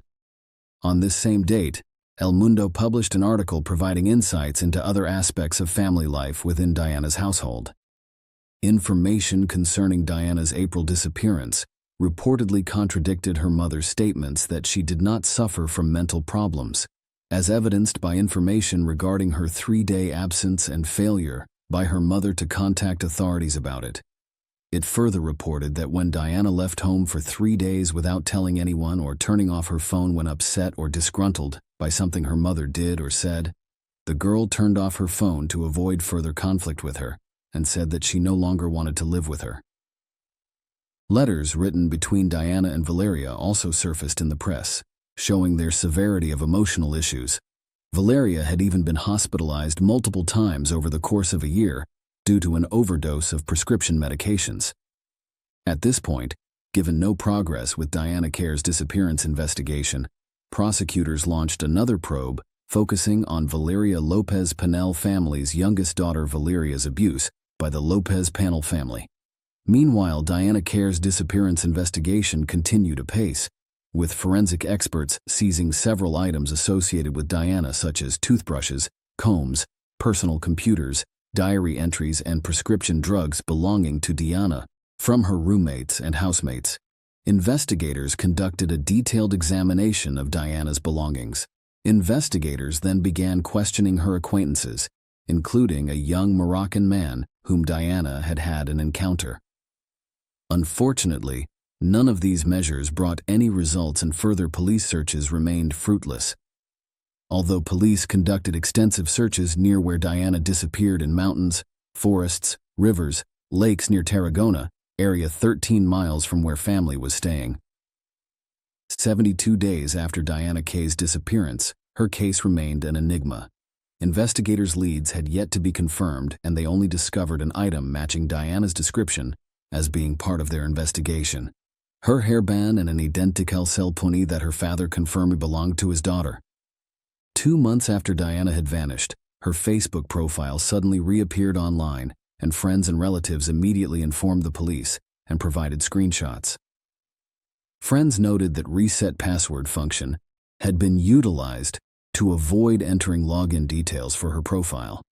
Either Diana had forgotten her password, or someone was trying to gain entry to it through hacking attempts. Diana's phone was an integral piece in the case, yet it failed to shed light on her mysterious disappearance. On November 10, 2016, however, the driver of the very car where Diana had last been seen was finally identified. This individual had previously been detained on charges of human trafficking. Details about his involvement in Diana's disappearance had previously been kept hidden so as not to disrupt investigations. His wife claimed he was with her on that night, eliminating him as a potential suspect. However, on December 25, 2017, an incident took place that became pivotal to the investigation. One of the girls was attacked by a man demanding her phone and threatening her with a weapon. Screams for help came from nearby, and 2 passers-by immediately intervened to save the girl from an attempt by an individual to pull her into their car. The shocked victim immediately reported their experience to the police, providing details about both his attacker and license plate number. Within 24 hours, police arrested 41-year-old Jose Enrique Abene, known by many as Elo. As soon as police learned more, they soon recognized him as one of 3 drivers detained for suspected kidnapping back in 2016, but later released because they believed their wife's alibi. Police interrogated Jose Enrique and his wife again.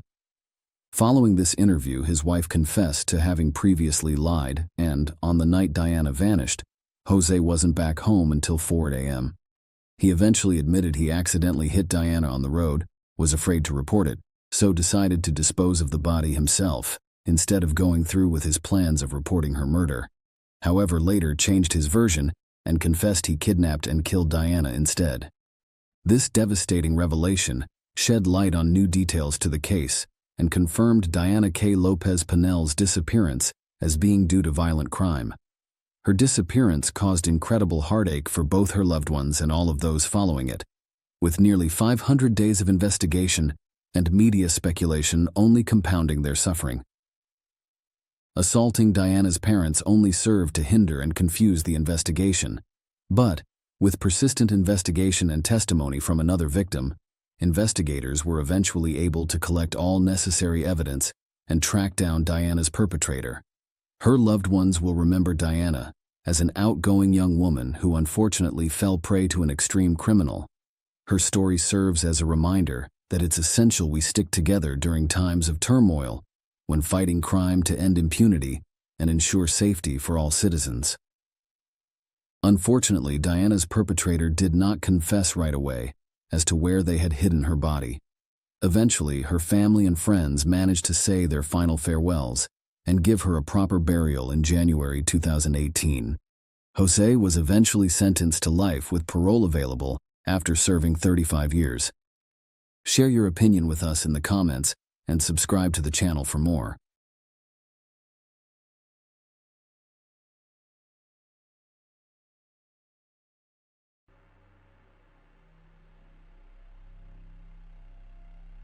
Hey guys, welcome to my channel, and today we're going to take a look at another horrible case with you.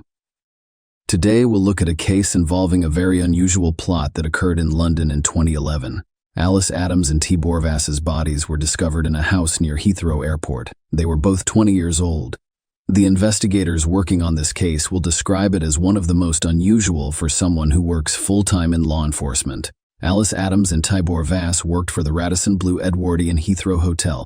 Alice was a local, and her family home was approximately 6 miles from the hotel where she worked. She had started the job 3 weeks earlier and had made friends with other hotel employees, particularly her peer Tibor Vass. Tibor was born and raised in Budapest, Hungary. He was his parents' second child, and he had a younger sister, Tibor, who enjoyed being around other people. He could play almost any musical instrument, with the piano being his favorite. He taught his sister Isabella how to play the piano, and they sang and played together while their parents listened. His mother Rosalia struggled to move on after his father died unexpectedly in 2007. Tibor spent the majority of his free time with his sister. He was both her brother and father. He wanted to share his mother's burden, so he started working full-time when he was 15 years old. In 2008, he applied to the University of Budapest, hoping that a college degree would help him get a good job and better support his mother. Despite his exceptional abilities, he was denied admission to the university. Tibor discussed with his mother the possibility of moving to Great Britain and finding work there. Tibor's mother must have supported the idea, as he moved to the United Kingdom in July 2010. At the age of 19, he relocated to London. He began working at the Radisson Blu Edwardian Heathrow Hotel. He enjoyed his job, his responsibilities, the people he worked with, and the new clients he met each day. Alice was an accomplished musician who quickly bonded with Tibor. They never ran out of topics to discuss. Tibor Vass and Alice Adams were the hotel's receptionists. Another receptionist was Attila Ban, who was 31 years old. Attila had been with the hotel the longest of the three, and he was named the best employee in 2010. Both Attila and Tibor were from Hungary, which brought them closer together. The hotel provided company apartments to its new employees. Attila and Tibor lived in a house behind the hotel. It was extremely convenient. On the one hand, it was more cost-effective. On the other hand, you did not have to spend much time getting to work. Despite Tibor's happiness to be in England, he did not abandon his plans to pursue higher education. He applied again to Budapest University, and this time he was accepted. He was very happy, but he had to return to Hungary in August 2011. Tibor's departure was marked by a small farewell party, which was held on August 9, 2011. Other hotel employees attended the party alongside Tibor, Attila, and Alice. The next day, this trio was supposed to work, but none of them showed up. Colleagues raised the alarm when they failed to arrive for work at 7 a.m. The police were notified at 7 a.m. The police were notified at 7:53 a.m. The police arrived at the house and knocked on the door. No one opened the door, and everything was quiet inside. The door was unlocked. When one of the officers opened it, he discovered a terrifying sight. Alice lay on the living room floor, her face hidden by a pillow. Later, the medical examiner who performed the autopsy found 22 stab wounds on her body. The naked body of the man who had died from stab wounds to the heart lay on the bed in his bedroom. The killer was nowhere to be found. The police cordoned off the house, and investigators and forensic experts quickly began their work. When investigators examined the crime scene, they discovered that the bed on which Tibor lay was not where he died. It was too clean. The perpetrator had wounded him elsewhere before removing his clothes, cleaning him up and placing him on the bed. Alcohol bottles and illegal substances, which appeared to have been consumed at the party, were discovered in the apartment. Police officers searched the house, the surrounding area, and the attic, but found no Attila bands. His personal belongings, including his papers, remained inside the apartment. As Attila became the prime suspect, investigators began interviewing his co-workers while experts worked the crime scene. Hotel employees claimed that as soon as Tibor started working at the hotel, Attila took him under his wing because they were both from the same country. It wasn't long before Attila asked Tibor to live with him in an apartment near the hotel. He even planned his work schedule so that they worked the same shift. Tibor was young and attractive, and he received plenty of female attention. The problem was that prior to falling in love with Tibor, Ban made no secret of his preference for male relationships. According to the hotel staff, Tibor rejected his advances, which made him unhappy. Alice had taken a job at the hotel 3 weeks before her death, and Tibor began to show interest in her, which naturally irritated Attila, who was jealous despite knowing Tibor was only interested in women. Investigators began to wonder if Attila had committed the crime out of jealousy and unrequited love. Even before police discovered Tibor Vass and Alice Adams' lifeless bodies, a Bain had posted an ominous message on his Facebook page. He wrote, "I want to wake up from that nightmare." This was posted at 6:23 a.m., and several friends expressed their concerns, to which they received no response. The message convinced investigators that Attila Ban was involved in his colleagues' deaths. This was also demonstrated by the number of wounds. Alice was stabbed 22 times and Tibor twice. In addition, Alice was lying on the floor with a pillow against her face, while Tibor was on the bed. The investigators interviewed the other party members, who stated that when everyone left, only Attila T., Boher, and Alice remained in the apartment. This indicated that something had occurred between these three people in the time remaining before dawn. Alice and T. Boers' deaths were reported to their families. What happened was devastating for both the Adams and Vass families. In a statement released by the Adams family, Alice's mother, Sarah, honored her daughter with the words, "My heart is broken, and my life will be forever tinged with sadness. I miss Alice so much. I'd give anything for one more Alice squeezy hug and smile. Alice's death has caused my family to experience extreme emotions such as grief, anger, and overwhelming sorrow, and it has forever changed our family. As a mother, you are supposed to protect your children, and every day and night I have to face the fact that I failed. The most difficult thing to deal with is not knowing exactly what happened to my beloved Alice that night. As horrifying as it would be to learn the truth, it would be preferable to the constant struggle in my mind to figure out the sequence of events leading up to Alice's murder. There are no words to describe what an amazing and unique personality she had, or how much love, joy, passion, and compassion she brought into so many people's lives. Her passing is a tragedy beyond words." Alice's mother told investigators that shortly after midnight, her daughter texted that she was spending the night at a friend's house. The police issued an AB for Attila Ban, but he simply vanished. They attempted to track his phone, but it was detected by cell towers in the same area as the hotel. This was extremely strange. As soon as it became clear, Attila had been closer than anyone had imagined all along. The investigation team spent 2 days at the scene before leaving the house. A few hours later, the forensic team decided to return to the house and conduct additional tests. They noticed that the door they had left open had been locked from the inside. When they entered the room, they noticed Attila Ban lying on the bed. He was drunk and attempted to injure himself with scissors and a knife. He had wounds on his neck and wrists. When they asked him questions, he acted strangely and attempted to demonstrate something with gestures. He was transported to the hospital, where doctors ensured his life was not in danger. The police were perplexed when they discovered where Attila Ban had spent the previous 2 days. He had cut a slit in the base of the sofa bed where Tibor's body was discovered, grabbed a phone and several bottles of water, and climbed inside. While the cops were on the scene, he remained inside, listening and watching through the holes he had made. The primary suspect, Attila Ban, was arrested right inside the hospital. The trial started on July 9, 2012. During the trial, some details about the brutal crime were revealed. The party spiraled out of control after Alice, Tibor, and Attila were left alone in the apartment. Prosecutors accepted there was sexual activity between all three, as DNA from both men was discovered on Miss Adams' breasts, until a Ban stated that he remembered the three of them being in bed and that there was a connection between them, but he had no recollection of what happened after that. He insisted that he only realized he had committed a terrible act after waking up in the morning and seeing Alice and her lifeless bodies. When he realized that his actions had killed 2 people, he made the decision to commit suicide.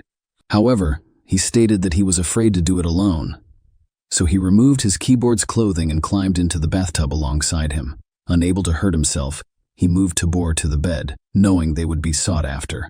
He opened the divan bed's base and hid inside. While he was hiding there, he was even able to update his Facebook page. He sobbed loudly in the dark as prosecutor Richard Whittam explained the facts of the case to jurors.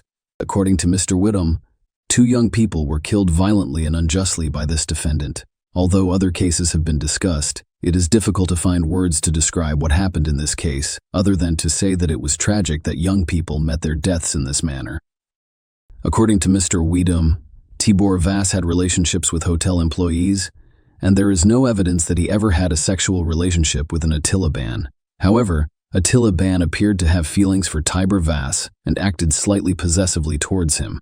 The court heard that Ban was jealous of you, and that just days before the crime, he threw a temper tantrum at his victim during a team building session when he took a picture in which Ban was not present.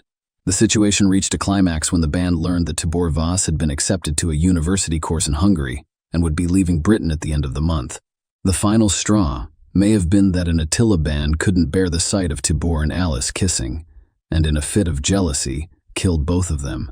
In addition, prosecutor Richard Whittam stated in court that Attila Ban was found naked on the single bed. He had wounds on his wrist, forearm, and neck. It was clear that he had been hiding in the divan base of the double bed. He must have been present during the pathologist's visit, the removal of the bodies, and the crime scene examiner's examination of the scene. He had the foresight to effectively conceal himself and remain undetected throughout their stay on the premises. Following the case, Detective Inspector John Finch stated outside court that the police had not been negligent in not looking under the bed. He stated, "I've reviewed this with senior management several times. It was an unusual and bizarre thing for a person to do. It defies belief." He claimed that lifting up beds to look for people who were not present would result in the loss of critical forensic evidence. Tibor Vass and his mother, Rosalia, paid tribute to their son. Her statement included the following words: Tibor was a young boy who enjoyed music and the arts, repairing gadgets and practicing freestyle tricks on his BMX bicycle, Daisy. At home, he was always creative and enjoyed experimenting with computers, such as building stereo speakers out of cardboard and old cables. He had a passion for photography and spent his first paycheck on a professional camera. Tibor was consistently friendly, helpful, supportive, approachable, outgoing, and trustworthy. He had many friends in Hungary and the United Kingdom. On August 11th, I learned that 2 innocent 20-year-olds, my son Tibor and his friend Alice, were murdered. I learned that his friend had taken their lives. It was impossible and devastating to believe that such an event could occur. Previous to that, it gave me comfort to know Tibor had made a good friend in London who was mature, friendly, and intelligent. His friend promised me personally that he would look after my son and not let anything happen to him. I trusted him and saw him as one of my own. That's another reason why the news of my son's murder was so heartbreaking. Throughout the police investigation and trial, I had to relive the horrors of that night, which only added to my sadness. There are no words to describe the agony and loss that our family will experience for the rest of our lives.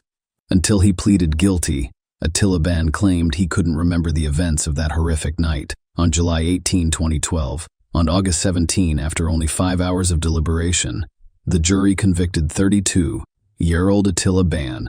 He was sentenced to 2 lifetime sentences. He will have to serve 26 years in prison before he can apply for parole.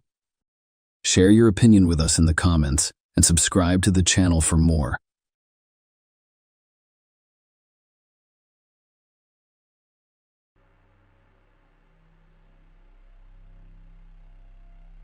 In the tranquil coastal town of St. Augustine, Florida, July 8, 2010, was a day that those who knew her would never forget. A solitary beach house served as the backdrop for a perplexing mystery. Friends and family struggled to understand the mysterious disappearance of a 45-year-old woman who had been a fixture in their lives. Her presence, last seen at a neighborhood gathering on July 6th, appeared to have faded into the shadows, leaving a trail of unsettling questions. Brittany Tavar, 45, a resident of St. Augustine, Florida, had a heart as big as the ocean and a smile that could brighten even the darkest day. Brittany had a large family with many siblings, but they all lived far away on the other side of the country. They loved her despite the distance, but life's twists and turns had separated them. People who knew Brittany spoke of her fondly. She was known for her kindness, generous spirit, and unwavering respect for everyone she met. Brittany had a talent for assisting others, which defined her in an intriguing twist of fate. Brittany had once set her sights on Hollywood, hoping to discover her dreams amidst the city's glitz and glamour. After her Hollywood venture failed, Brittany returned to St. Augustine, her hometown. She forged a new path here, eventually becoming a photographer and real estate agent. Her camera lens captured the beauty of the town, and her friendly demeanor helped others. Brittany's love of making friends was what truly set her apart. She had a knack for turning strangers into friends, and her network in St. Augustine quickly expanded. People from all walks of life were drawn to her infectious personality. However, life is unpredictable, and Brittany had no idea what was going to happen next. Brittany's last appearance in the community was on the evening of July 6th, just 2 days before her mysterious disappearance. She was upbeat as she mingled with neighbors and friends at the lively party. Later that evening, around 9 p.m., she made a routine stop at a nearby gas station to fuel her Toyota RAV4. However, after this seemingly routine pit stop, Brittany became an elusive mystery when friends worried about her disappearance went to her house. It appeared normal from the outside. There appeared to be no activity inside the house. Her car was noticeably absent, prompting a few of them to speculate that she had temporarily left her home for a few days. Her family was concerned, however, because they knew it was unusual for her to leave without informing anyone. Police did not launch an investigation right away because nothing seemed out of place, and there was no evidence of foul play or that Brittany had suffered any harm.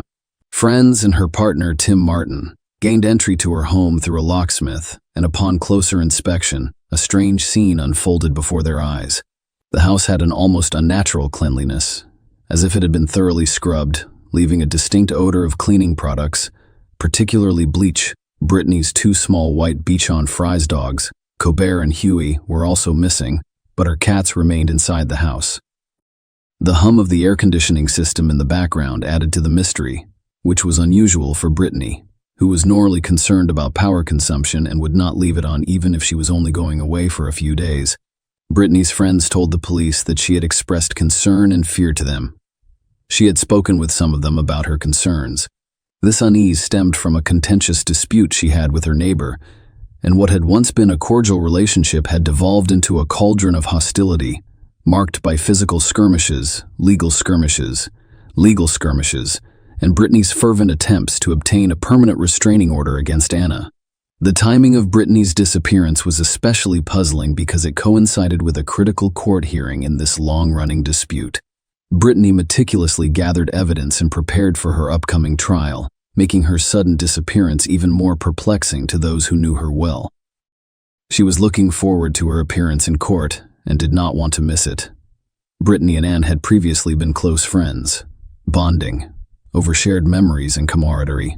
However, Anne's idyllic friendship began to unravel when her boyfriend crossed the Atlantic from Ireland, prompting her to seek accommodations for her roommate in order to make room for her view. Brittany, ever accommodating, agreed to house Anne's roommate, but later changed her mind. This abrupt reversal heightened tensions between Brittany and Anne, laying the groundwork for a contentious dispute.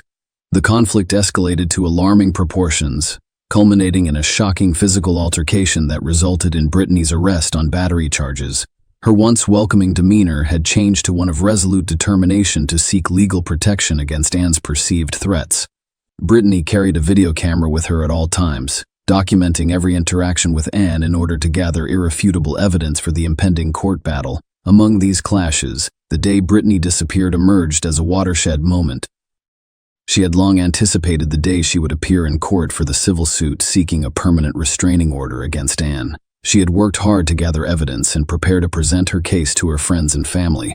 The idea of Brittany willingly missing this critical hearing seemed implausible. While Anne naturally became a person of interest in the eyes of investigators, initial inquiries indicated she had a credible alibi. A few days after Brittany's last sighting, Her two beloved dogs, Colbert and Huey, were discovered wandering separately in Hopkins, South Carolina, adding an unexpected twist to the case. In the midst of this neighborly feud, another aspect of Brittany's personality emerged, a compassionate spirit who had opened her home to at least 8 different homeless people over the years. Brittany welcomed them warmly, offering shelter in exchange for their assistance with various household tasks.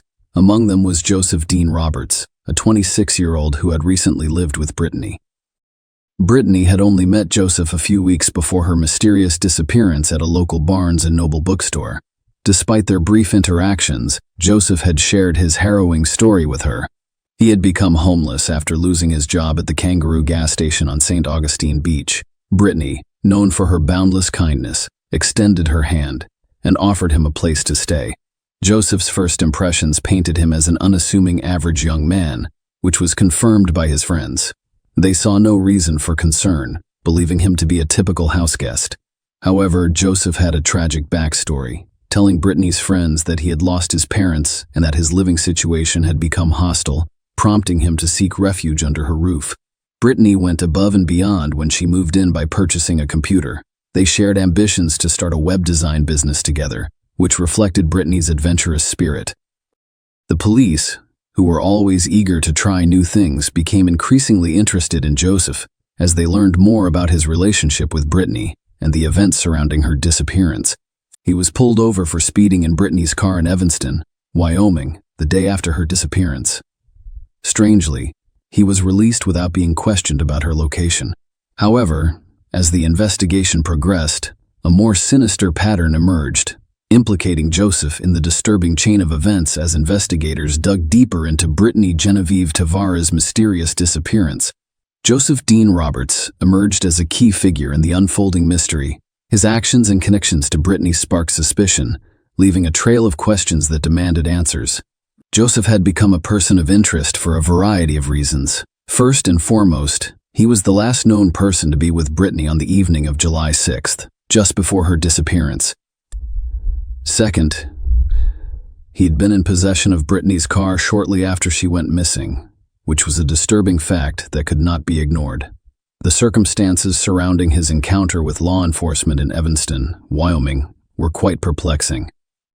On July 11th, he was pulled over for speeding while driving Brittany's car. Despite being alone and in possession of her vehicle, the police officer who stopped him made no connection to Brittany's disappearance and released him with a warning. Joseph's actions did not end at the traffic stop. Later that day, he was seen at a Walmart in Ontario, buying items that raised eyebrows. He acquired a tent, a black t-shirt, and tan cargo shorts. These unusual purchases fueled the growing suspicion of Joseph's involvement in Brittany's disappearance. The investigation took an alarming turn when it was discovered that Brittany's credit card was still being used, despite the fact that she had vanished without a trace. Authorities closely examined the credit card transactions and discovered a troubling pattern. Brittany's card had been used in multiple states, including North Carolina, Idaho, and Oregon. This financial trail painted a picture of someone taking advantage of Brittany's possessions, fueling fears that she was in serious danger. With mounting evidence and growing concerns about Joseph's potential involvement, authorities took a proactive approach and issued a public alert. The message was clear. Joseph Dean Roberts was a person of interest in Brittany's disappearance, and he should not be underestimated. Law enforcement warned that he could be armed and dangerous, prompting a nationwide search. The hope of finding Brittany alive persisted, but the details revealed a chilling and ominous picture. The search for Joseph Dean Roberts intensified, motivated by a desire for answers and justice in this haunting mystery. In the never-ending search for answers in Brittany, Genevieve Tavares' disappearance reached a watershed moment on October 12th, when Joseph Dean Roberts was arrested in Seattle for shoplifting. This seemingly unrelated incident would cast an ominous shadow over the ongoing investigation, eventually revealing the grim truth about Brittany's fate while Joseph was in custody. Florida authorities rushed to Seattle to question him about Brittany's disappearance. Their hope remained steadfast that Brittany was still alive and awaiting rescue. They had no idea that the chilling revelation that was about to unfold would put an end to that glimmer of hope. During questioning, Joseph Dean Roberts, the man who had shared Brittany's life and home in the weeks preceding her disappearance, began to reveal the chilling details of what happened that fateful night.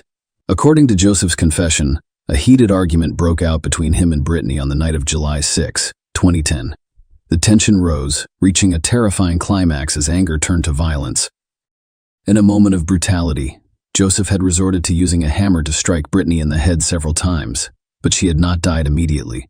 Joseph recounted with chilling detachment that Brittany was still alive, albeit briefly, in a gruesome twist. Joseph described taking a knife from the kitchen, intending to silence the woman who had once provided him with shelter and kindness. Joseph used a sharp object to deliver the fatal blow to the neck. The aftermath of this heinous crime was a scene of unspeakable horror. There was blood everywhere. Joseph needed to act quickly to cover his tracks, so he used bleach and a slew of towels to remove the heinous evidence of his crime. The amount of blood was so large that it required 6 trash bags to contain the aftermath. In a chilling twist of fate, Joseph's original plan was to hide Brittany's lifeless body in the attic. However, he quickly realized that her remains were too heavy to carry up the stairs. Instead, he resorted to wrapping her lifeless body in sheets and garbage bags, leaving her tragically unrecognizable. Brittany's body was then placed in her own car. However, the question remained, why had Joseph chosen to accompany Brittany's beloved dogs on his sinister journey to conceal his heinous crime? Joseph's twisted logic came to light. He understood that leaving the dogs at Brittany's house would raise suspicions. He needed to buy time, diverting attention away from the atrocities he had committed. Brittany's life was ended. Joseph set out on a grim journey with her body hidden in her own car and her once loved pets by his side.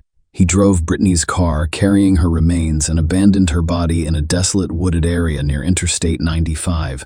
Joseph attempted to bury her, but the difficult terrain made the effort futile. Instead, her body was exposed. In a disturbingly casual revelation, Joseph admitted that after completing this macabre task, he returned home when asked if he had gone to sleep. His response was chillingly straightforward. Yes, I did. Following this eerie interlude, Joseph embarked on a cross-country journey, crossing state lines.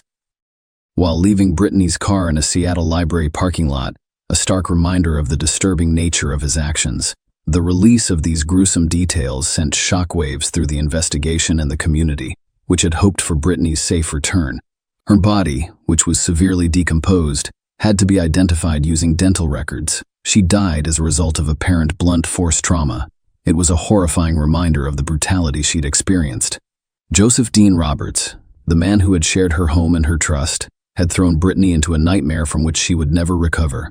Following Joseph Dean Roberts' chilling confession, the mystery surrounding Brittany and Genevieve Ataver's disappearance begins to unravel. The police discovered that everything Joseph had told Brittany was a lie. He had spent several months living in the woods near the bookstore where they had met. Law enforcement believed Joseph had a habit of wandering along Florida's beaches, attempting to persuade women to give him a place to stay. The strategy had been successful on numerous occasions. Brittany was not the first woman to offer him shelter, and those who had welcomed him into their homes at first thought he was harmless and, in some cases, pitied his situation.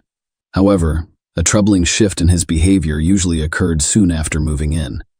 For example, a woman Joseph worked with at the Kangaroo gas station offered him a room to rent in her home. From August 2008 until January 2009, he appeared pleasant and honest at first, despite his inability to afford a motel. He even discussed his mental health issues, such as depression and angry outburst.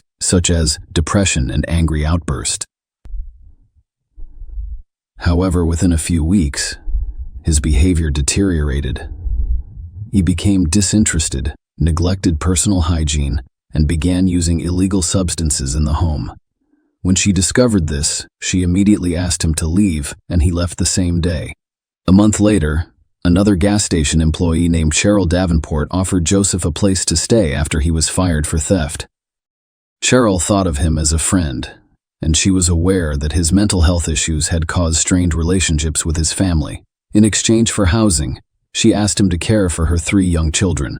Unfortunately, the destructive pattern repeated itself. Joseph stopped bathing and resumed his prohibited substance use, prompting Cheryl to ask him to leave.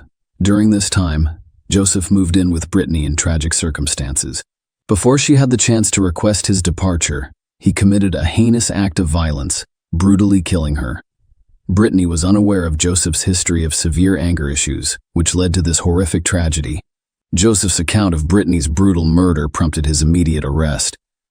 The gravity of the crime he had committed was obvious, and the legal system moved quickly to hold him accountable for his heinous actions. Joseph initially pleaded not guilty to first-degree murder, setting the stage for a trial to prove his guilt beyond a reasonable doubt. However, as the case progressed, legal discussions and arguments became more prominent. Questions about Joseph's state of mind, the circumstances surrounding the crime, and the pursuit of justice led to a watershed moment in the case. Ultimately, the prosecution and defense reached a significant agreement and accepted a guilty plea to a lesser charge. Joseph Dean Roberts, the man who killed Brittany in an unspeakable act of violence, has pleaded guilty to second-degree murder. This plea represented a significant turning point in the case. The court accepted the plea and sentenced him to a 30-year term in a Florida state correctional facility. While this outcome may not have provided the full measure of justice that Brittany's loved ones had hoped for, it did ensure that Joseph was held accountable for his heinous crime. He would spend decades in prison, paying for the life he had taken and the anguish he had caused Brittany's family, friends, and the community that had rallied in her memory. Share your opinion with us in the comments and subscribe to the channel for more.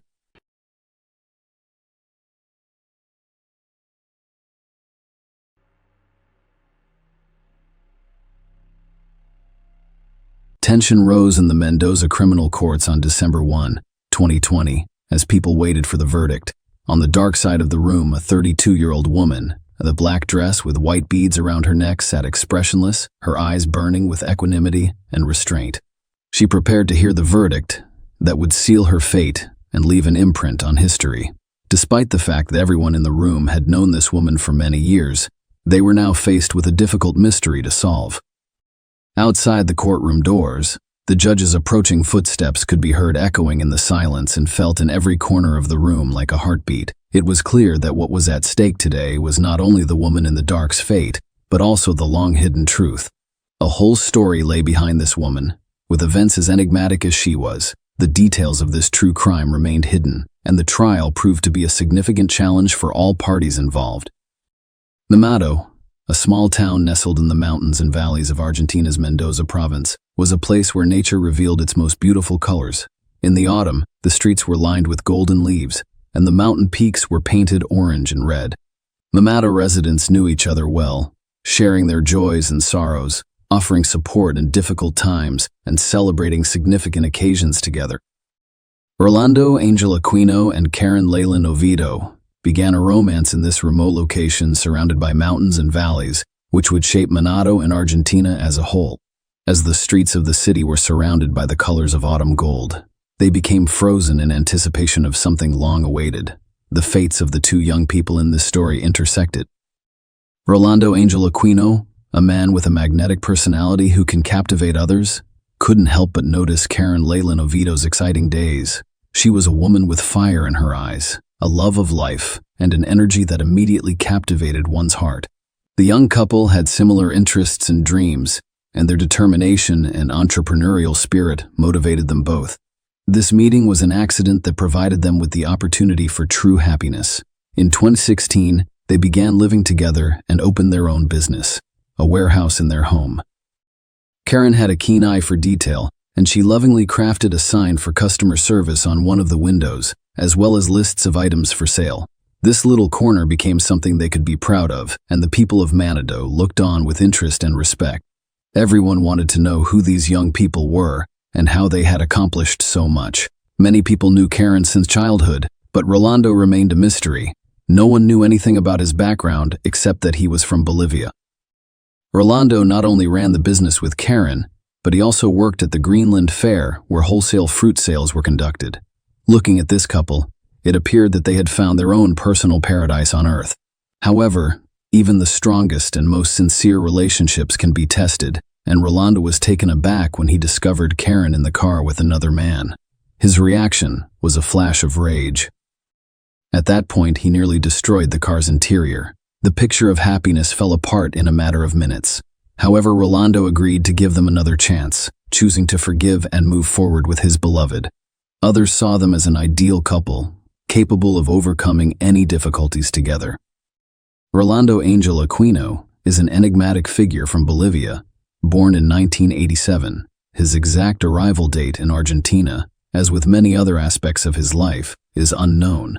As the eldest of 7 children, Rolando learned at a young age the importance of family bonds and hard work in creating an ideal family filled with joy and laughter. In his youth, he met Carolina Chavez, with whom he had a son. Despite the difficulties, the couple maintained good relations. Later in life, he met a soldier named Soledad, who gave him another son, Elias, but their relationship did not work out. Nonetheless, Rolando remained a devoted father who cared for his children and maintained positive relationships with their mothers. Rolando was physically fit from a young age, maintaining his health through sports and participation on the local soccer team. Colleagues and loved ones described him as a kind and hard-working individual. Rolando got along well with his neighbors, but when it came to socializing, he was always shy. Karen was born on March 30, 1990, and grew up in Manado. She grew up in the same house where she and Rolando eventually established their warehouse. She was well known in the community as an outgoing and open-minded woman. Karen, like Rolando, envisioned a happy and successful family with a caring and loving man. It took her some time to find the right partner. Karen had already attempted to create a happy relationship before meeting Rolando, which resulted in the birth of 2 beautiful daughters. Karen married one of her former partners, Raul or Jada, in 2013 after one of them became a father. However, as time passed, that marriage was on the verge of dissolution, with financial difficulties contributing to the conflict. Raul decided to abandon his family in search of new opportunities, fleeing the city and traveling abroad to avoid any attempts to find him. In the summer of 2019, 9-year-old Elias arrived at Rolando and Karen's house with a lot of ideas for the near future. However, on the morning of July 12, 2019, when Rolando arrived to greet his son before leaving for work, he noticed that the boy was not feeling well. Elias's condition quickly deteriorated, and despite medical staff's best efforts, he died shortly after being admitted to the hospital. His death was attributed to severe poisoning, leaving his parents completely baffled. Karen was devastated by the death of her stepson, Elias, and she cared for Rolando during his mourning. Rolando's pain gradually subsided thanks to Karen's warmth and support. Rolando decided to take a big step forward and proposed to Karen 16 months after Elias died. They married, and Rolando was confident that she would always be by his side. However, their happiness was fleeting. Karen returned home on February 6, 2022, from a beauty salon visit and a gym workout, only to discover Rolando was suffering from serious health issues. The following day, February 7, she discovered an ambulance outside their home, and Rolando, 35, was in critical condition. Despite medical efforts, he died on February 9 from severe poisoning. His sudden death raised suspicions, especially since he was a healthy, active man who participated in sports on a regular basis. Karen had been administering medication to Rolando in order to remove dark spots from his skin. Rolando's system contained a significant excess of calcium oxalate crystals, which is a sign of ethylene glycol poisoning, the primary component of car antifreeze.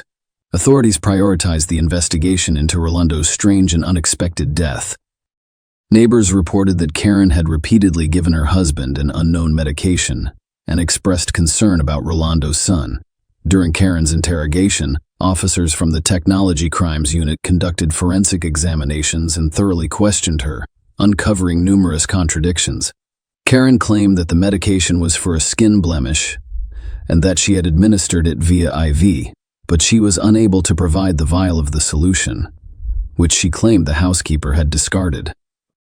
Further interviews with Claudia Cortez, the housekeeper, contradicted Karen's claims. Claudia reported overhearing the couple discussing Rolando's dissatisfaction with the medication he was receiving. Karen was detained during the investigation, and her cell phone was confiscated. Rolando's family, friends, and teammates were shocked by his death, and rumors of deliberate poisoning began to circulate.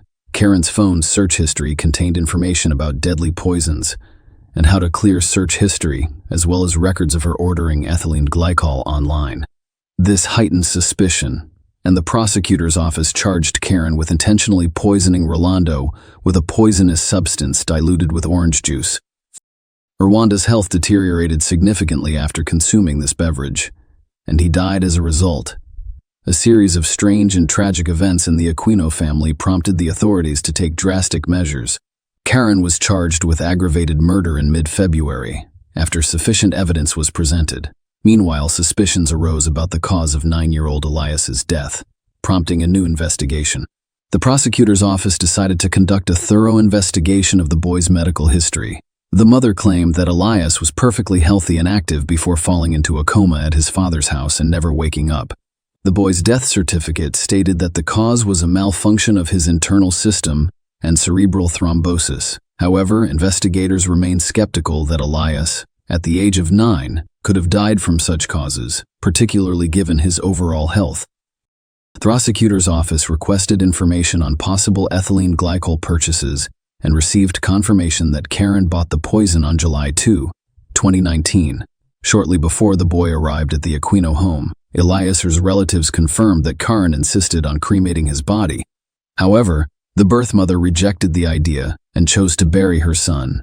On March 4, prosecutor Claudio Rios filed new aggravated murder charges against Karen for the poisoning of Elias based on the evidence gathered.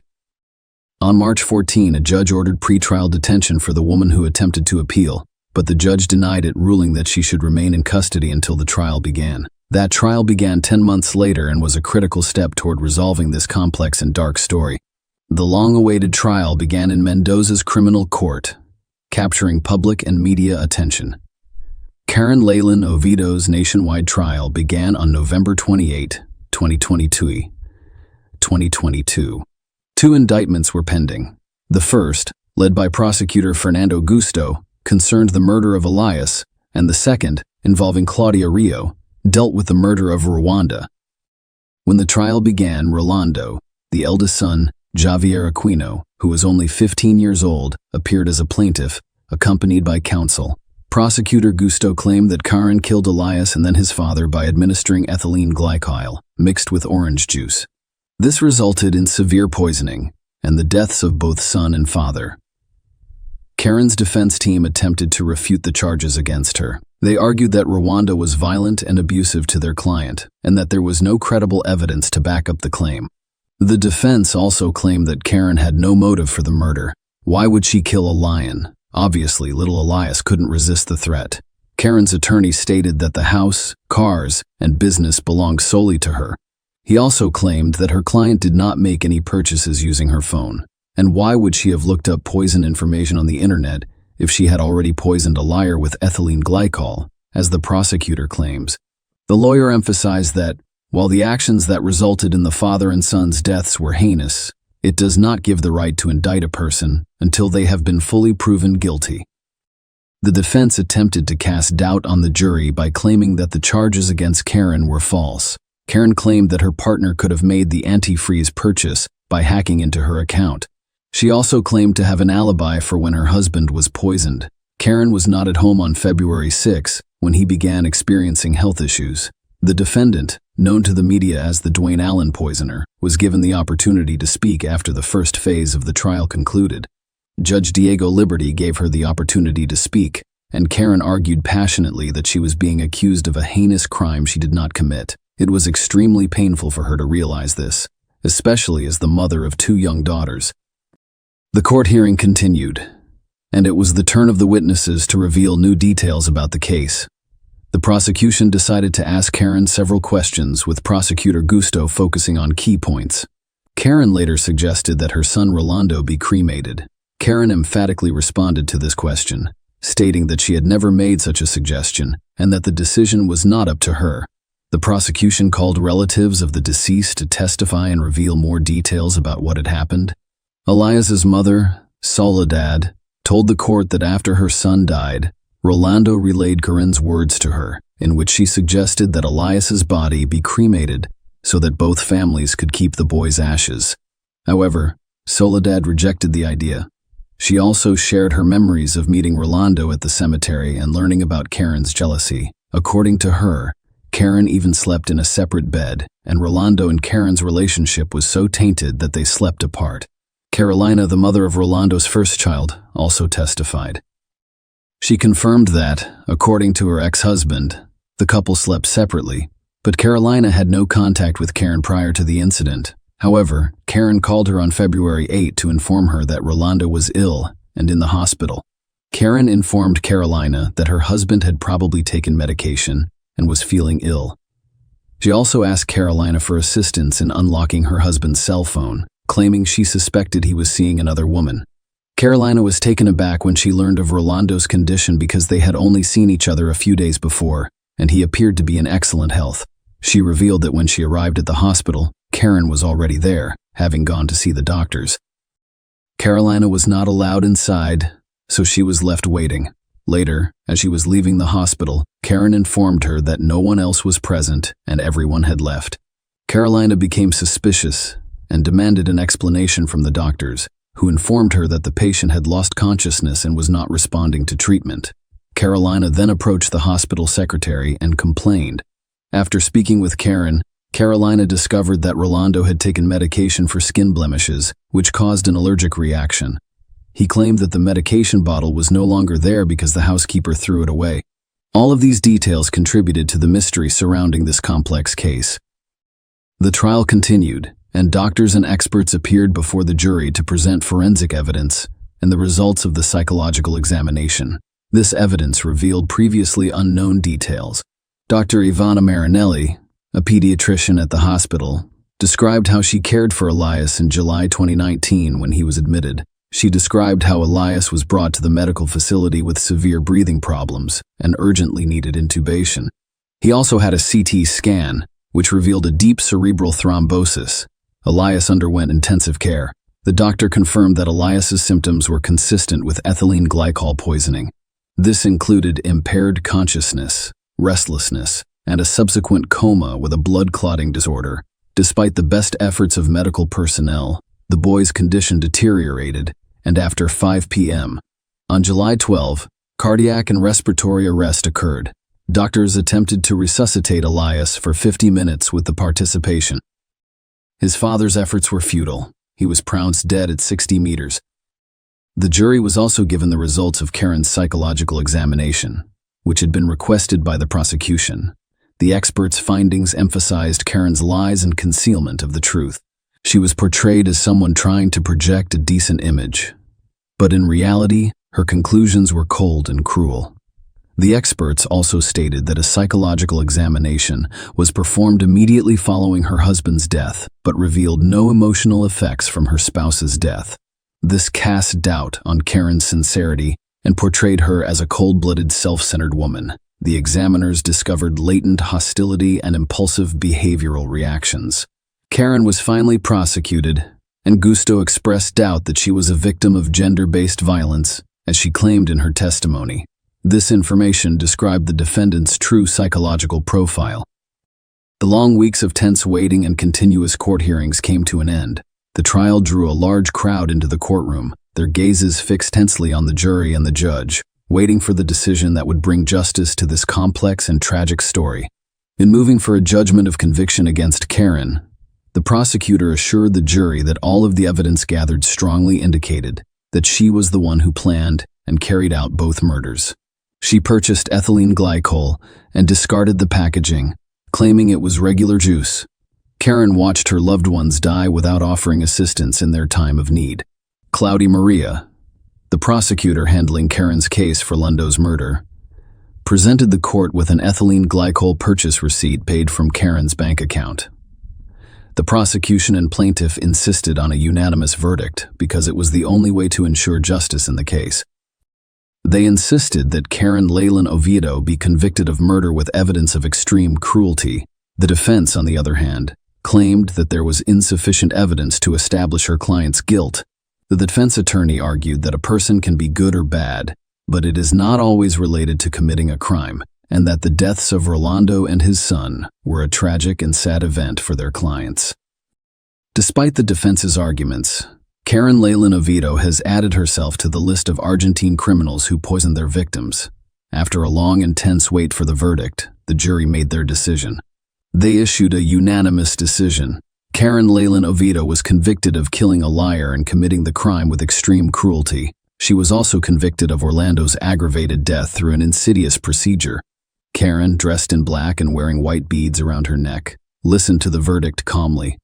The jury returned a guilty verdict, and she was sentenced to life in prison. Karen Leyland Oviedo, the woman in the dark, attempted to avoid punishment for the heinous murders that shocked society and left many unanswered questions. The plans to cremate the victims' bodies may have been her final attempt to avoid the punishment she deserved. Despite her efforts, the court and jury did not give in and returned the justice verdict. So why did Karen Leyland Oviedo kill her loved ones? That remains a mystery. She had all she needed to be happy. Perhaps the motivation lies deep within her own soul. Karen refused to admit her guilt out of jealousy, self-interest, and pride, so the motives for this heinous crime are unknown. Karen Leyland Oviedo will now spend years behind bars, wondering what dark forces ruined her and those around her. This story reminds us that even the most intimate relationships can conceal terrible secrets and mysteries, and that true love and loyalty must always come first. Share your opinion with us in the comments and subscribe to the channel for more.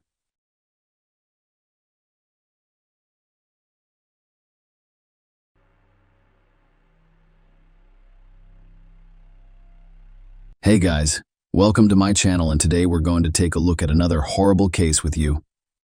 The events in this video occur in the year 2021. Bobby Ann McLeod, 18 of Great Britain, informed her parents that she was leaving home to meet her boyfriend. But hours later, it was clear she had vanished. Her family contacted the police, and the following day, a massive search began, culminating in the gruesome discovery. Bobby, Anne, her parents, Donna and Adrienne, and brother Lee lived in Plymouth.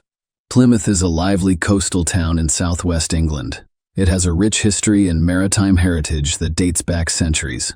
Plymouth, with its stunning waterfront and vibrant downtown, is a popular destination for both tourists and locals. On November 20, 2021, at around 5:45 p.m., Bobby, Anne walked out of her Plymouth home and went to the nearest bus stop on Sheepstore Road. As she left, she told her father how much she loved him and that she was going downtown to meet her boyfriend and mutual friends. Bobby, Anne only needed a few minutes to get to the bus stop. She was familiar with the route because she had traveled it numerous times.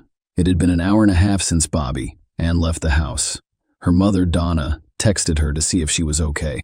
If she had arrived at her destination without receiving an answer, a concerned Donna attempted to contact her daughter, but Bobby, Anne, was also not answering her phone, and that was completely useless. It took another hour or so before Bobby, Anne's boyfriend, called her parents to see if their daughter was home. He was concerned because Bobby Ann had not shown up for her date, and all of his phone calls had been unsuccessful. Bobby, Anne's parents, became concerned when they called all of their daughter's known friends and discovered that no one knew where she was. They immediately contacted the police and reported her missing. It was already past 9 p.m. The next day is November 21. Police initiated a search of the area, which included McLeod's family and volunteers. Leaflets featuring Bobby Ann were distributed throughout the city. Her disappearance was covered on social media and in the mainstream media. Her brother, Lee McLeod, posted on his social media page, "I'm begging every single person in Plymouth to help me search everywhere, searching for everything. Please, everyone. If you hear or see anything, please let me know." Police quickly discovered that Bobby Ann had not boarded any of the buses scheduled for downtown. However, while interviewing people, the officers discovered that a local resident had driven by the bus stop the previous evening and seen Bobby Ann there. The implication was that she had definitely arrived at the bus stop, but had not boarded for some reason. The evidence that she was at the bus stop was quickly corroborated. The bus stop area was cordoned off after they discovered wireless headphones in the walkway behind it that were identified as Bobby's. Police officers were literally on their knees, searching the entire area for potential evidence. Evidence was also searched along the girl's route from home to the bus stop, as well as all nearby streets. Given that Bobby Ann was at the bus stop but never boarded the bus, that her headphones were discovered near the bus stop, and a number of other details that police did not reveal, authorities began to suspect that the girl had been abducted. The police encouraged anyone with information relevant to the investigation to come forward. A large number of officers participated in the search, doing everything they could to locate Bobby Ann as soon as possible. Investigators attempted to track down the location of her cell phone, which revealed that it was within city limits, but they were unable to determine exactly where all calls to Bobby and Ann's number were routed to voicemail. The police confiscated the girl's phone that same day. It was given to the police by the bus driver who was on the route where Bobby Ann went missing. As it turned out, a local resident arrived at the same bus stop at 7:15 p.m. the previous evening and discovered the phone and an AirPod case there. At 7:23 p.m., a bus arrived and the man handed the items he discovered to the driver, assuming the owner would look for them. The next day, the bus driver noticed Bobby Ann was missing and last seen standing at the bus stop. He contacted the police and handed over the phone and AirPods case. The next day is November 22. Police, families, and volunteers searched the woodlands and roads surrounding Bobby Ann's home, but no clues were found. The following evening, November 23, police announced that a woman's body had been discovered at Bovs'n Beach, approximately 8 miles from the bus stop. It was discovered in a forested area, about a half-mile from the beach. During the McLeod family's identification process, the worst was confirmed. Bobby Ann's body was discovered, and her death devastated family and friends. The family thanked everyone who attended Bobby Ann's memorial vigil, which was held near the bus stop where she was last seen. Donna McLeod, Barbie's mother, sobbed as she paid tribute to her daughter and thanked friends, family, and the community for their support. Surrounded by other family members, her voice trembled as she finished a prepared statement. She stated, "I would like to thank everyone for coming on behalf of the family. It's nice that everyone is banding together in these circumstances. Unfortunately, our beloved Bobby Ann has been taken from us, but she will never be forgotten. I would like everyone to hold their candles up. This is for Bobby Ann." This was followed by a moment of silence as the entire audience raised their candles in unison. Lee MacLeod, Bobby Ann's brother, shared a heartbreaking childhood photo of the two of them to pay tribute to his beautiful and talented sister. The image depicted the two siblings smiling in their primary school uniforms. Mr. MacLeod wrote in a message alongside the picture, "Until we meet again, sis, I love you. You did not deserve to be such a beautiful and talented girl, let alone to be my little sister. The adventures and journeys we took will always be remembered. Now you can rest easy." When the police discovered the body, it was naked. However, the medical examiner concluded that there was no evidence that Bobby Ann had been raped before her death. She suffered serious injuries to her head and face, including 14 lacerations. It is unclear how long the police would have searched for Bobby Ann's body if not for one event. On November 23, the exact day the body was discovered, a man entered the downtown police station. This occurred at 1:17 p.m. Upon entering, he asked to speak with someone and informed them that he had information about the missing girl and wanted to assist the police and her family. When a detective arrived, the man admitted to having done it.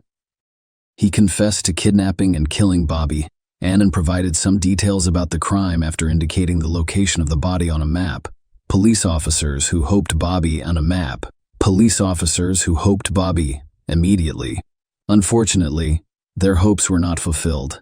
When the inspectors made their way through the dense undergrowth, they discovered the body, which was naked and face down. There was no doubt the girl had died. The man who confessed to the horrific crime was a 24-year-old Kodiak Island resident. He was the son of an ex-military man who remained with his mother following his parents' divorce. In fact, he lived just a few miles from the bus stop where Bobby Ann was last seen. Kodiak Island was detained as a suspect. A lawyer spoke on his behalf, saying, "I accept full responsibility for Bobby Ann's death." Ackland also stated in the statement that he had never met the victim before that fateful evening and confirmed that he was the one who kidnapped her from the bus stop. Police seized his car, phone, computer, and several other items from anyone familiar with Kodiak Island. He was a nice guy, guitarist and songwriter for the local indie rock band Recruiter.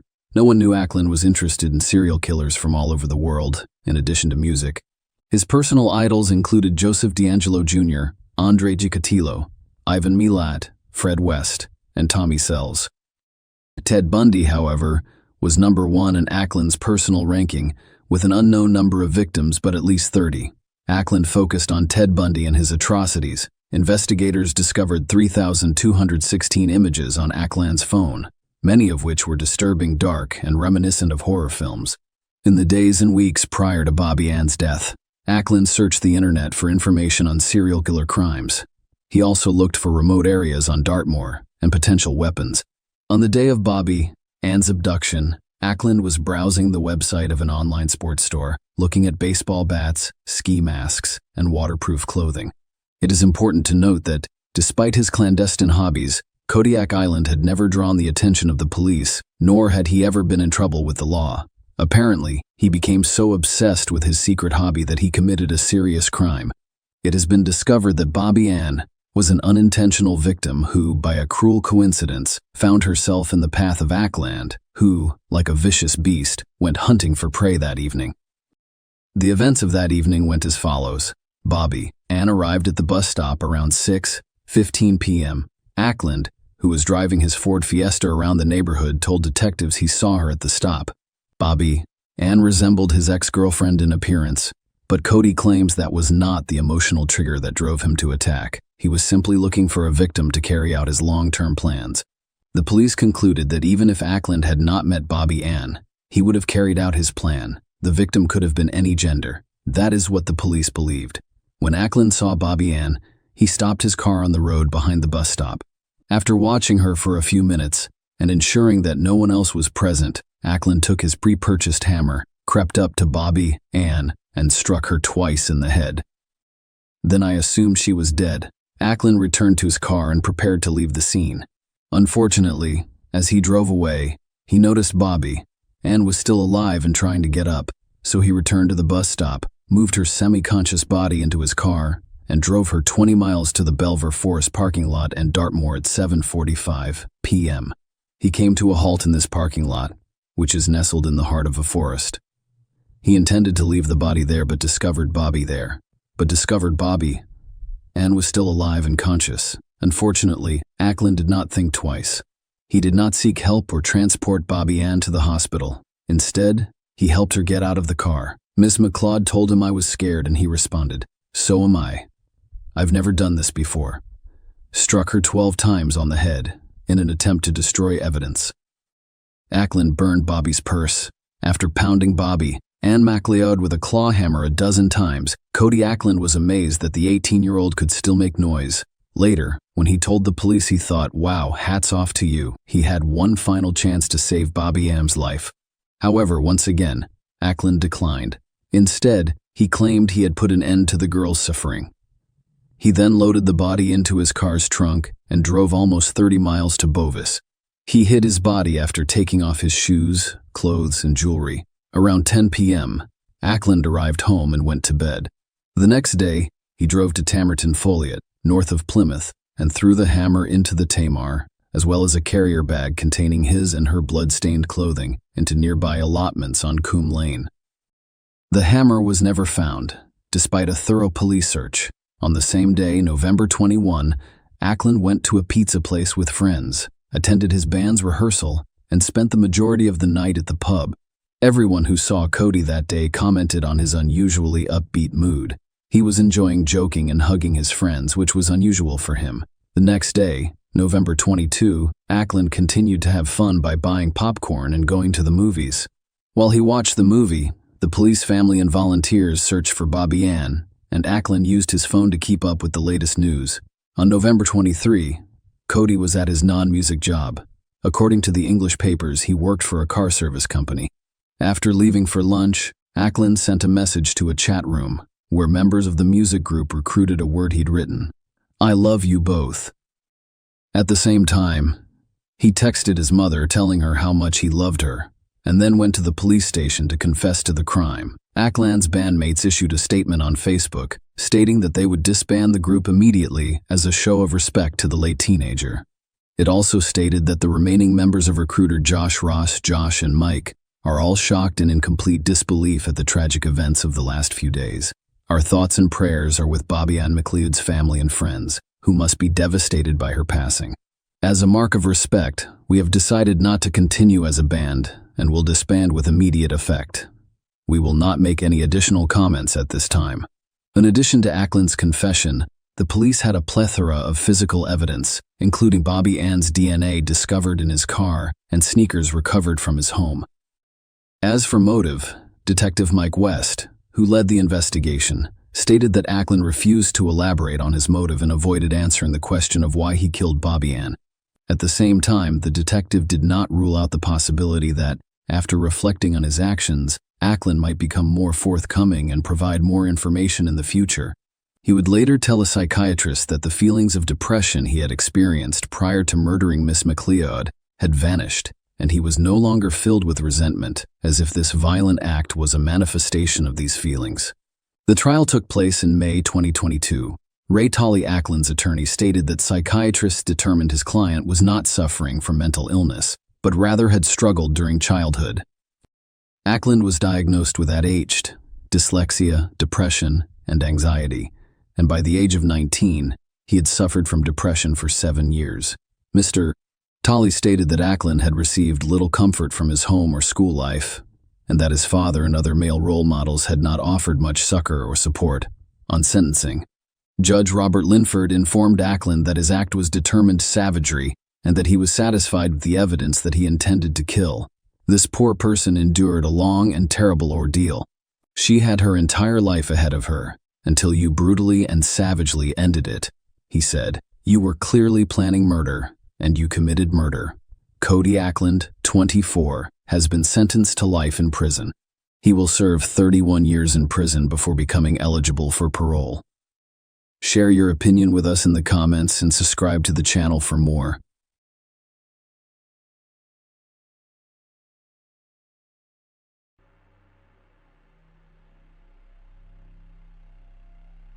On the fateful day of May 31, 2007, Alan Bailey's heart was filled with unease after seeing his daughter, Kate Beagley, brimming with excitement as she prepared for a night out.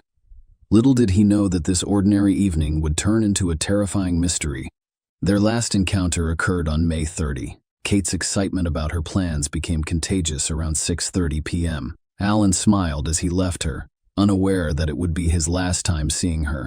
But on May 31, as the day progressed without Kate's presence, concern began to grow.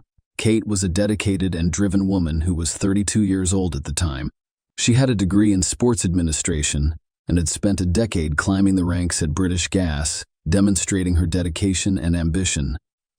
Her strong work ethic and vibrant personality made her a popular figure at her workplace. What set Kate apart was her unwavering bond with her loved ones. She was the type of person who stayed in touch, providing a reassuring presence in the lives of her friends and family. When she did not show up for appointments or work on May 31, her father became concerned. Alan felt uneasy about his daughter's character. It had been less than 24 hours since they had last seen each other, but something felt off. Kate's absence was out of character, and the silence in her Walton-on-Thames apartment spoke louder than words. Unable to ignore his instincts, Alan took the step that no parent wants to take. He reported his daughter missing to the authorities, setting off a chain of events that would eventually solve the mystery surrounding Kate's sudden disappearance. The story takes a chilling turn when Kate's friends reveal crucial information to the police. They told the police that on that fateful night of May 30, she agreed to a first date with a man she had met a few weeks before. This man was Carl Taylor, a 27-year-old fitness trainer. Kate Carl's paths crossed in central London on May 18. When they met at a club, Carl approached her with charm and charisma, and Kate gave him her contact information.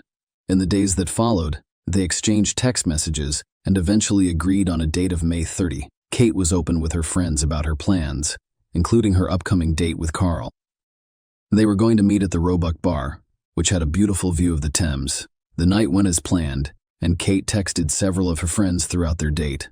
But, as the evening progressed, those messages would be her last known communication. After that, silence enveloped her, and her whereabouts remained a haunting mystery. The police naturally questioned Carl Taylor about Kate's disappearance. Initially, he claimed ignorance of her whereabouts or what had happened following their date. However, his account quickly began to shift and fluctuate. He claimed that Kate had dropped him off at Twickenham after their date. However, his story kept changing, and he remained uncooperative, refusing to answer some questions, leading to his arrest on suspicion of kidnapping.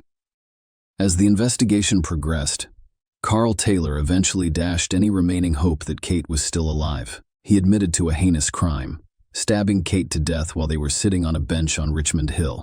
He then revealed that he had taken her lifeless body to a nature reserve in Hertfordshire, where it was partially concealed near a car park. Following his confession, Carl led the police to the grim location where he had disposed of Kate's and their bodies among the nettles. They discovered a tragic truth. Despite his confessions to police, Carl Taylor shockingly entered a not guilty plea when charged with murder, setting the stage for a tumultuous legal battle and a search for justice in a case. In court, the prosecution presented a compelling case against Carl Taylor, alleging that he went on a date with Kate Beagley with the sinister intent to murder her and steal her car. The narrative presented to the court unfolded as follows. On the night of May 30, their date began as scheduled. They drove to a picture-perfect spot on Richmond Hill with stunning views of the Thames and entered the Roebuck Bar. They went there to buy drinks and spend some time. They then moved outside to a bench, as is customary in the scenic area, where people often gather to admire the breathtaking views. The court heard this while they were inside Roebuck Bar. Kate didn't seem to be interested in Carl. The court heard critical testimony from a woman named Maureen Rong Khan, who was present at the bar that evening. Maureen stated that as soon as they sat down, the girl had her head down, texting on her mobile phone. There was no conversation, only he spoke to her. She continued texting. She was still texting as they left. The prosecution claimed that once they were outside and away from potential witnesses, Carol launched a vicious, frenzied attack on Kate, which resulted in her tragic death. Carl, according to the court, came prepared for this heinous act, having stolen scissors and a carving knife from a friend's house prior to the date.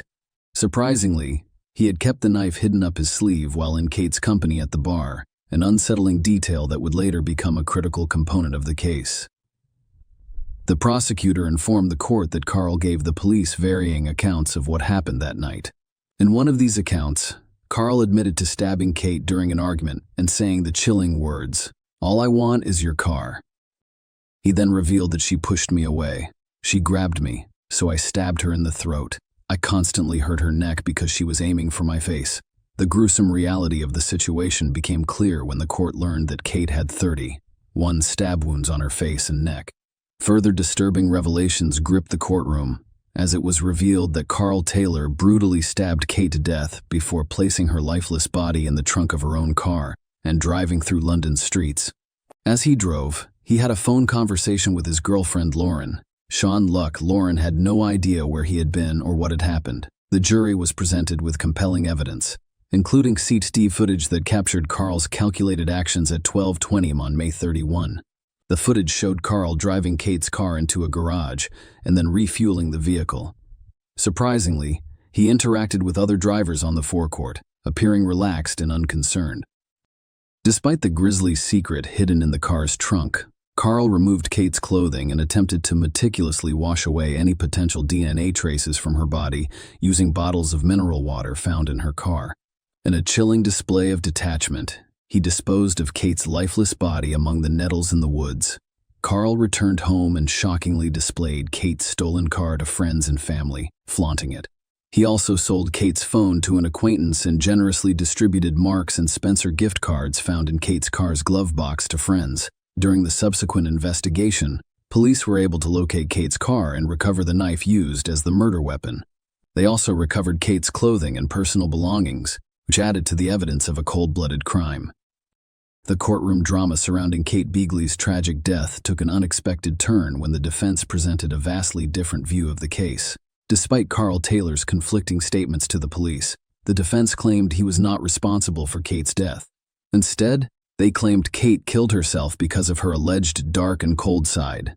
In an unexpected twist, Carl testified at the trial that Kate committed suicide by intentionally moving her head onto his knife. He claimed that just before this tragic incident, Kate confided in him about her problems. Carl admitted to bringing the knife that night because he was feeling suicidal. According to his account, when the knife fell from his sleeve, Kate grabbed it and started prodding herself in the neck. Under cross-examination by the prosecutor, Carl was asked to describe and demonstrate how Kate could have inflicted 31 injuries on herself. He hesitated and declined to give a detailed account, citing emotional distress. However, the judge in the case reminded him of his responsibility as a witness to answer the questions posed. The judge insisted Carl show the jury how Kate met her tragic death, saying, "You are not going to boss us around. You are not there to dictate terms. You are there to show how she lost her life." To demonstrate the events, the prosecutor created a makeshift paper knife about 6 inches long and asked Carl to reenact the scene.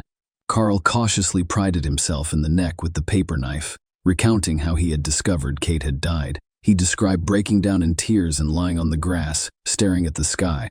The prosecution argued that Carl's claim that Kate remained standing while inflicting these wounds was implausible. Among the 31 injuries she'd sustained, some had severed her carotid artery and jugular vein, making it extremely unlikely that she would have remained on her feet. The prosecutor also questioned Carl about his background as a fitness instructor with martial arts training, asking why he didn't intervene to assist Kate. Carl's response was simple: it was an awkward situation. The jury deliberated for only 2 hours before reaching a guilty verdict. They found Carl Taylor's latest account of events that night unconvincing, and he was sentenced to life in prison with a minimum of 30 years behind bars. Alan Beagley's moving words following Carl's life sentence revealed the deep pain and sorrow that his family has experienced. On Wednesday, May 30, 2007, I left my only daughter, Kate, looking forward to an evening out. She was brutally murdered by the man she had gone to meet, and we never saw her again.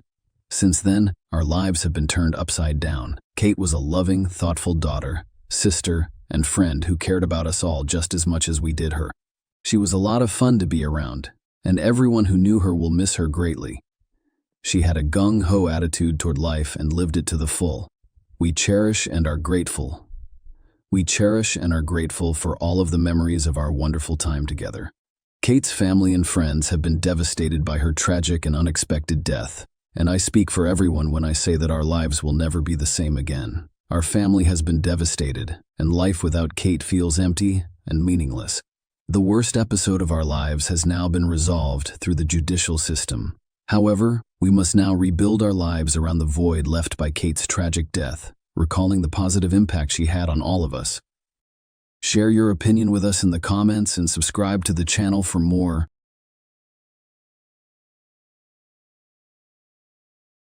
Hey guys, welcome to my channel, and today we're going to take a look at another horrible case with you.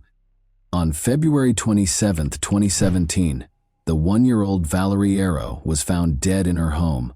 The scene that unfolded before the eyes of the police was shocking in its cruelty. Valerie lay on the bed wearing a bathrobe, her wrists bound with a shoelace and a scarf in her mouth as a gag. It was soaked in blood that had flowed from her throat. The room's floor was covered with the torn underwear of the girl, ripped in half. One obvious injury on her body was a strangulation mark on her neck. The police had even more to ponder after the autopsy. The toxicological analysis revealed that Valerie had been under the influence of multiple substances, and 2 scarves were discovered deep in her throat. They were so numerous that they might have killed her on their own. In addition, Valerie's backpack was discovered in the trash a few days prior by a building worker where the girl resided. Her papers, an ashtray, cigarette butts, a glass, shoes, apartment keys, and a blood-stained bedside lamp were all found inside. After compiling this data, the investigators came to the conclusion that the girl had committed suicide on her own volition. The matter was resolved. Naturally, Valerie's family was not pleased with this conclusion and made vain attempts to convince the police to look into the case as a murder. A girl named Law Martin's wallet and documents were discovered by hikers on the Fenway Trail 11 months later. The same day, they found the dead body of a 19-year-old girl in Bon Roper's Roquette in a canal about 20 kilometers away. She had taken off her socks and was completely nude. Law, who had been absent for 2 days, was there. According to the autopsy, the girl was strangled to death, but before she passed away, she had been sexually assaulted both vaginally and anally, using what appeared to be a baseball bat. The forensic specialist also discovered a torn spleen, which suggests a very powerful abdominal blow, like a kick. Despite starting an investigation, the police were unable to find any solid leads. Furthermore, nobody ever thought to link the 2 cases together, of course. After 7 years, The morning of February 11, 1997, arrived. In Toulouse, firefighters broke into a fourth-floor apartment in a multi-story building at 9 in the morning. They found a 29-year-old woman named Martin Matten's charred and lifeless body inside. Martin was on the bed, face down. There was a magazine from an automatic pistol on the floor and a ripped and blood-stained bra in the bathroom. Blood was all over the carpet and the bathtub, and a light bulb that had been unscrewed was lying on the floor. The firefighters came to the conclusion that there were two fires, two obvious attempts at intentional arson in the living room by the armchair and in the bedroom. After weighing all of the available evidence, the investigating police inspector came to the conclusion that Martin's death was caused by a choice she made. Emily Espies, then 21 years old, went into a Toulouse bar 10 days later, on February 26, 1997. She wanted to grab a drink with her friends in the afternoon. She met Patrice, a nice and attractive man in the bar. Because he gave Emily and her friends illegal drugs, he had his own method of luring girls. The rest of the day and the next morning were spent with Patrice and Emily. The young man asked Emily to accompany him to a concert that he was planning to attend that evening. He invited her and she accepted. They did, however, meet up with Patrice's friend Eve, whom he had been living with for a while prior to the concert. The young people in the group shared a meal and some beverages. After that, Patrice and Emily headed to the concert in Patrice's car, arriving at around 1:30 a.m. While Patrice spent more time drinking beer at the bar, Emily danced a lot. Emily asked her new acquaintance to drive her home at around 2 in the morning because she was exhausted from not sleeping for 2 days. The tired girl fell asleep right away, before she had even had a chance to sit in the car. She was lying on the back seat of the car when she woke up, even though it felt like only a moment had gone by. Emily opened her eyes and was shocked to see that she was being choked by Patrice, a buffer with protruding eyes. He was no longer the nice guy she'd spent the entire day with. How someone could spend a whole day with such a nice guy and then, in just 1 minute, transform into a monster who was now strangling her was beyond Emily's comprehension. Emily made an effort to resist. She tried to rip Patrice's hair, screamed and scratched him. Emily passed out after he repeatedly hit her face and told her to stop talking. She woke up without her underwear a few minutes later. She must have been violated by his attempt. Given the likelihood of her death, Emily made the decision to either pretend to be dead or speak to him. In an attempt to defuse the situation and maintain her composure, she decided to speak with Patrice. She reiterated that she understood everything, that excessive drinking causes such things, that everything was okay, and that she would keep it a secret. Patrice asked her to please him after stopping the car. Emily declined. He then accompanied her to the back seat, proceeded to undress her, and again violated her. Emily tried to maintain her composure. She kept conversing with him, downplaying the damage he had done to her. Patrice suddenly started crying and expressed regret for his actions. "You have 10 years of my life in your hands," he told Emily. He must have been sincere, because Emily didn't think he was such a great actor. She felt hope once more. Emily soothed her tormentor and attacker. Her only concern was to survive this nightmare, so she spoke softly to him. She asked him to drive her home after she was able to calm Patrice down. When he refused, they went to Patrice's friend Eve's place. Patrice stopped touching Emily as they lay down to sleep in the same bed. A sense of expectation developed. Despite going through hell, Emily is still alive. Even though the assailant was only a few centimeters away from her, she felt a little safer because she knew Eve was in the adjacent room. For several hours, the girl was able to sleep until she heard his girlfriend Eve awaken. They were in the kitchen when Emily got up. When Eve and his girlfriend Nora noticed Emily's facial bruises, they were appalled. She told them that a guy at the concert had attacked her. His face was hidden by a hood so she couldn't see it. Emily lied, primarily to protect herself but also to protect Patrice. She had been severely shaken and was still in shock after all. She might not have been completely conscious of what was going on, as though her soul had separated from her body. This is a typical defense mechanism used by traumatized individuals. Since Eve knew that his ex-girlfriend had thrown him out following a heated argument and didn't fully trust him, she discreetly pulled her aside and inquired as to whether Patrice had anything to do with it, even though she was staying with him. Nora is adamant that it was a guy from the concert and that Patrice had nothing to do with it. Patrice went to the kitchen as well after waking up. Emily was right when he said, yes, it was a guy in a hood. Unfortunately, there was no chance of catching him. Anyway, Emily was taken to the hospital by Nora. The girl's neck had evidence of strangulation, according to the doctors. She also had a number of facial injuries. She would need to stay in the hospital for a few days while being monitored by doctors. Emily felt at last more secure in the hospital. She made the decision to come clean and admit that Patrice had actually attacked her. But he had already vanished because he thought Emily might confess everything.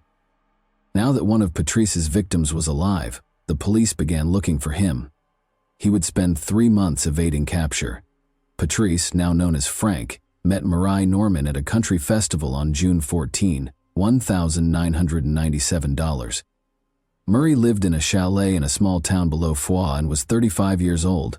When the young man complained about having nowhere to stay, Murray felt sorry for him and offered to let him live with her in return for some housework. In addition, Murray decided that Frank would take care of the house while she visited her parents on the 20th.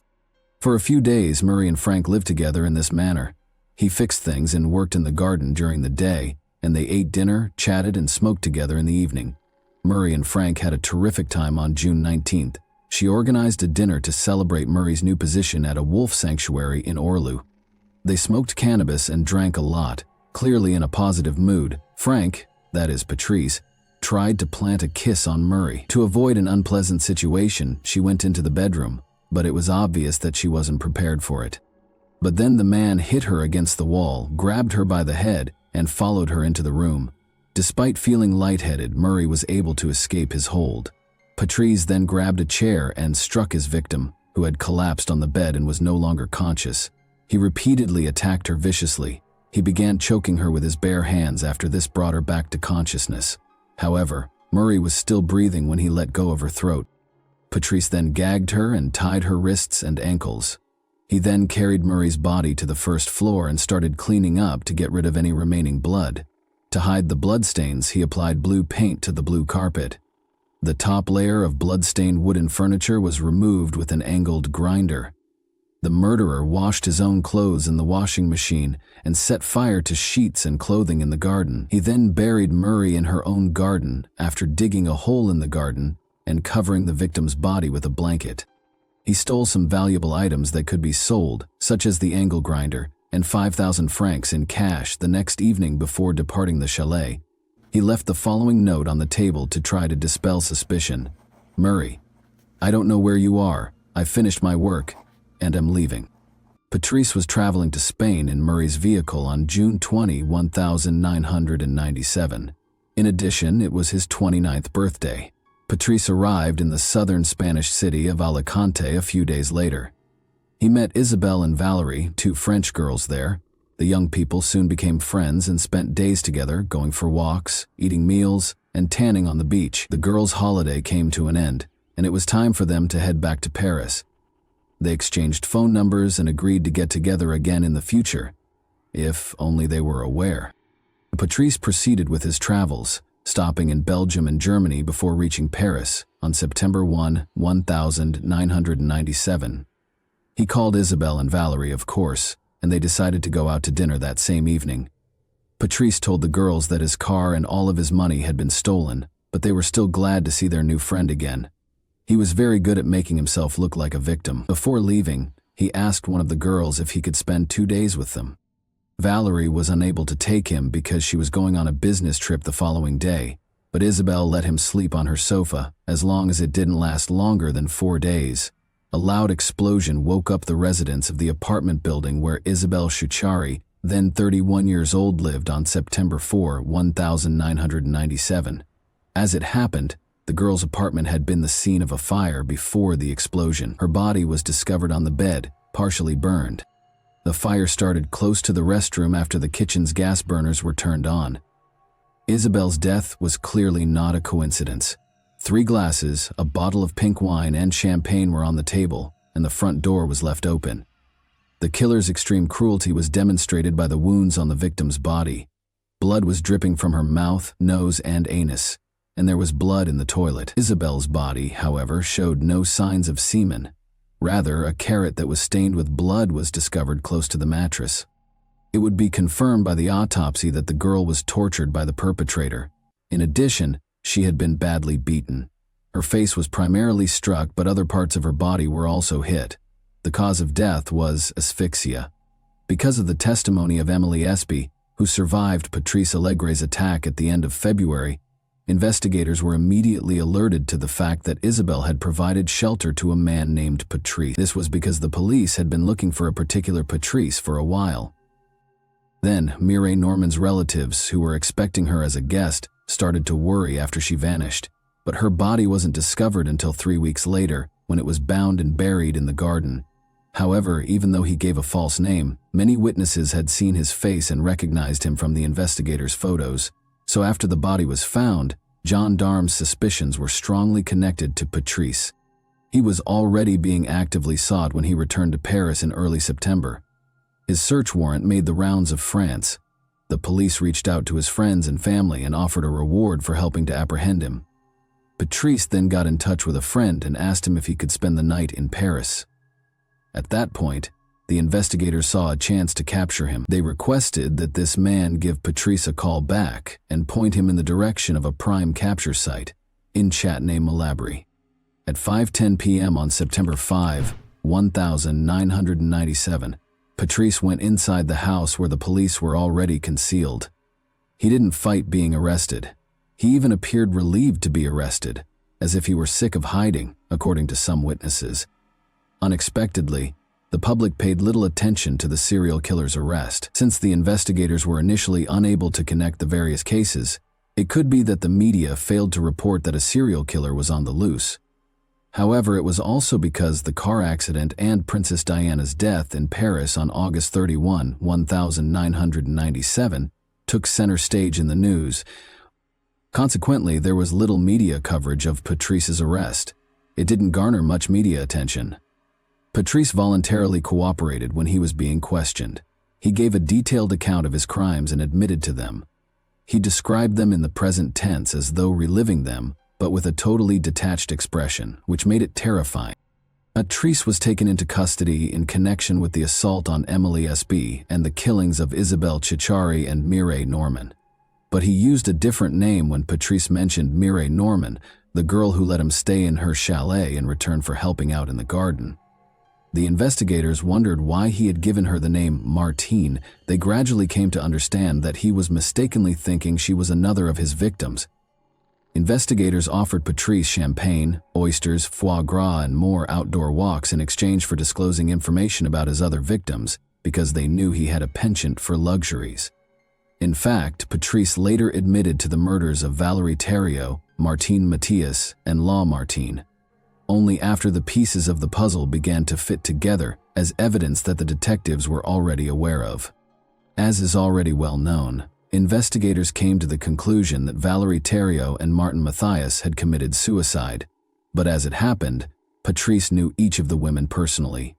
He was co-workers with Valérie Thériault, who was a waiter at the same Toulouse cafe. She recognized Laure Martin, who lived with him in the same area of Toulouse, and got into his car. She was Patrice's neighbor, Martin Mathias. They shared apartments across from one another. To put it another way, investigators were unaware of numerous hints that suggested Patrice Allegre was a potential suspect for a long time. For a serial killer, that was unusual. Even if they were only acquainted for a few days, as was the case with Emily, Patrice knew each of his victims by name. However, his approach was always the same. We hang out, spend time together, make friends, and then the attack happens. Investigators and later psychiatrists observed that Patrice found it much more difficult to explain the murders when they discussed them, even though he readily confessed to the killings and helped the investigation during interrogations. Every time, he described the incident as follows. He attempted to kiss the victim, but she refused, so he got angry and strangled her. The man claimed that he did everything by himself, but in certain instances he assaulted the victims with objects. This suggests that his account of the killings and assaults is not accurate. Does he have a bad memory of what happened, or is it a lie? It's difficult to say, but it calls into question his confession anyhow. Let's take Martin Mathias's case as an example. Patrice remembers that in early February 1997, he met her at McDonald's. After he asked to sit at her table, they struck up a conversation and discovered that boxing was a common interest. Patrice had previously trained under French boxing champion Martin Mathias. Patrice claims that Martin invited him to join her for a drink a few days later and agreed to meet with him again, and this meeting was when everything went wrong. This version isn't entirely supported by the autopsy, though. Despite not drinking, toxicological analysis showed that she had alcohol and chloroform in her system. Additionally, the intimate area of her body bore the scars of an electric shock. As you may remember, the electrical wiring in the apartment was altered, and a light bulb was unscrewed. This raises the possibility that Patrice stalked the girl because he lived across the street, even though the girl did not invite him to her home. Then, because Martin Mathias was stronger than him in normal conditions, he rendered her incapable of moving. It is crucial to recognize that there are differences between the killer's account and the available evidence, even though there are no facts that can be used to prove this. Furthermore, this suggests that he is not making an effort to be totally truthful with the inquiry. He also talked excitedly and in detail about his early years. On June 20, Patrice was born in Toulouse. At the age of 17, his mother, Michelle, a hairdresser, became pregnant with him. Roland, his father, was a police officer and 4 years her senior. He was always an unwanted child, and Patrice knew it. The second son, a desired child, was born to Michelle and Roland 7 years later. One could not say that Patrice had a happy childhood. His father would physically abuse his mother, and his parents would frequently quarrel. When Patrice attempted to step in, he was beaten instead. Being a police officer, Roland neglected his son and was frequently away from home. In contrast, Patrice's mother didn't seem to care much for him. But when Patrice was young, she collapsed into an alcoholic coma in front of him in her beauty salon because she was an alcoholic. She also consistently cheated on her husband and was unfaithful to him. Patrice was able to observe some of her private interactions and the post-fight reconciliations between Michelle and Roland. He would frequently try to sleep in his room by covering his head with a pillow to block out the sounds of his mother's groans coming from the room next door. Another time, when Patrice, then 6, was sitting in the back seat and watching everything, she got pleasure from one of her friends in the car. Patrice idolized his mother and hated his father in spite of everything. He would stand up for her and was offended when others made disparaging remarks about her. He had to repeat a year multiple times because he struggled to learn in school. Because his mother permitted it, he would skip classes. He started stealing, selling drugs, and committing crimes during this time. But each time he was taken into custody, his father would save him. For instance, Roland once compensated the victims of Patrice's thefts with 300 francs. His actions may have stemmed from a traumatic incident that happened to him when he was 13 years old. 2 boys kidnapped him after he fled his home. He was abused in a car and drugged with strong illegal substances before being abandoned on the side of a distant road. For a boy who was not yet 14, this could not have failed to leave scars. This gives us a chance to learn more about him, but it doesn't excuse what he did later. He began abusing drugs and drinking excessively when he was 14 years old. The issue was that under the influence of drugs, Patrice, who was characterized as charming when sober, underwent a radical transformation. He became so genuinely aggressive that his friends, who were aware of it, were terrified of him. Patrice once became furious when someone made a negative comment about his younger brother while he was intoxicated at a bar. After leaving, he came back to the bar brandishing a weapon, held it to the victim's head, and squeezed the trigger. The gun miraculously failed to discharge, and Patrice was captured. His first and last murder might have been this one. At the age of 17, Patrice Allegre attacked a girl for the first time. Everything was going well when he first met the girl at a party. They went to a park, where the girl pushed Patrice away when he tried to approach her. It should be clear to you by now that rejections made him furious. He apologized, took the girl home, and immediately stopped choking her. But his strategy was already starting to take shape. It's interesting that Patrice never had issues with girls. Rather, the issue was that he had 2 sides. He was charming as long as the girl agreed, but if she didn't, he had to coerce her into giving him what he wanted. Patrice had 2 committed romantic relationships in his life. Cécile was the subject of the first. Their first real love story began in 1986, when Patrice was 18 years old. After 7 years of dating, the young couple had a daughter. But their relationship ended in 1989, just months after he committed his first murder. Their bond was similar to Patrice's parents. Patrice would physically assault Cecile during their heated arguments, but Patrice could control himself to some extent with Cecile. He tried to strangle her, for instance, but stopped when he said, "No, not you, not you." Cecile ended up in the hospital in 1994 with a broken jaw. After she lodged a complaint, Patrice was placed under arrest for a number of weeks. Cecile ultimately made the decision to end her relationship with Patrice in 1995. He met Sylvie the following year, and the two would live together until February 1997, when Sylvie also left Patrice because of his violent behavior. At that exact moment, Patrice attacked Émilie after moving into his friend Yves's home. On February 11, 2002, Patrice's trial got underway in Toulouse. He was charged with 5 murders, 1 attempted murder, and 6 violent crimes. Numerous errors made by the police during Valérie Thériault and Martin Mathias's investigation, which led them to conclude it was a suicide, were brought up during the trial. Given that his father was one of them, there were even rumors that the police were shielding Patrice. It was only a conspiracy theory, though. Psychiatrists examined Patrice's case, which was uncommon for criminal cases in France. His divergent views on his father and mother were among the most intriguing features. He vilified his father while exalting his mother. He even told his mother that they ought to murder his father when he was 13 years old. In spite of this, Patrice's father, Roland Allegre, showed up in court, took the witness stand, and looked his son in the eyes while declaring his love for him, in spite of everything he had done. He compared his crimes to those of his father, and Patrice's response was, "Well, I don't love you, I hate you. I should have killed you, as I told Mom, then I wouldn't have caused so much harm." But he never once put the blame for anything on his mother. Psychiatrists think that the trauma from his mother's private adventures had a big impact on him. As a child, he was terrified by his mother's groans, but as an adult, he developed into a powerful man who tormented women by stifling their groans. The very essence of these women. It's interesting to note that he never attacked while his victims were unconscious. Émilie, who was fortunate enough to wake up and speak to him, was the first victim to calm him down and persuade him not to kill her. Émilie regained her human face when she woke up, but it seemed as though he could render girls unconscious and do whatever he wanted with them. He himself stated, "I have a memory lapse. I remember choking her, then she came to and I apologized. It brought me to my senses. I'm ashamed of what I did. I don't know what to say." It's also intriguing why, despite the apparent attraction between the young people, girls abruptly turned him down. The psychologist believes that he unintentionally caused the women to reject him. As is typical of killers who have personally experienced violence as children, he desired control over the victim. It was his strange method of taking charge of the circumstance again. Given that he violated each and every one of his victims, it would appear that the motive is simple to determine. It's not that easy, though.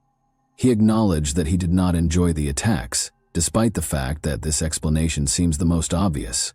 For someone who occasionally has normal relationships and at other times commits horrible murders, he is more than just a sexual maniac. According to a U.S. psychiatrist who examined him, it was far more important to have control over the situation. Essentially, rather than humiliation leading to violence, violence led to humiliation.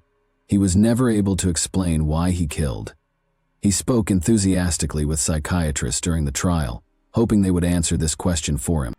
Another crucial query was whether Patrice had any additional victims, particularly during the period between 1990 and 1997. That is quite possible, because some of his known victims were not properly investigated.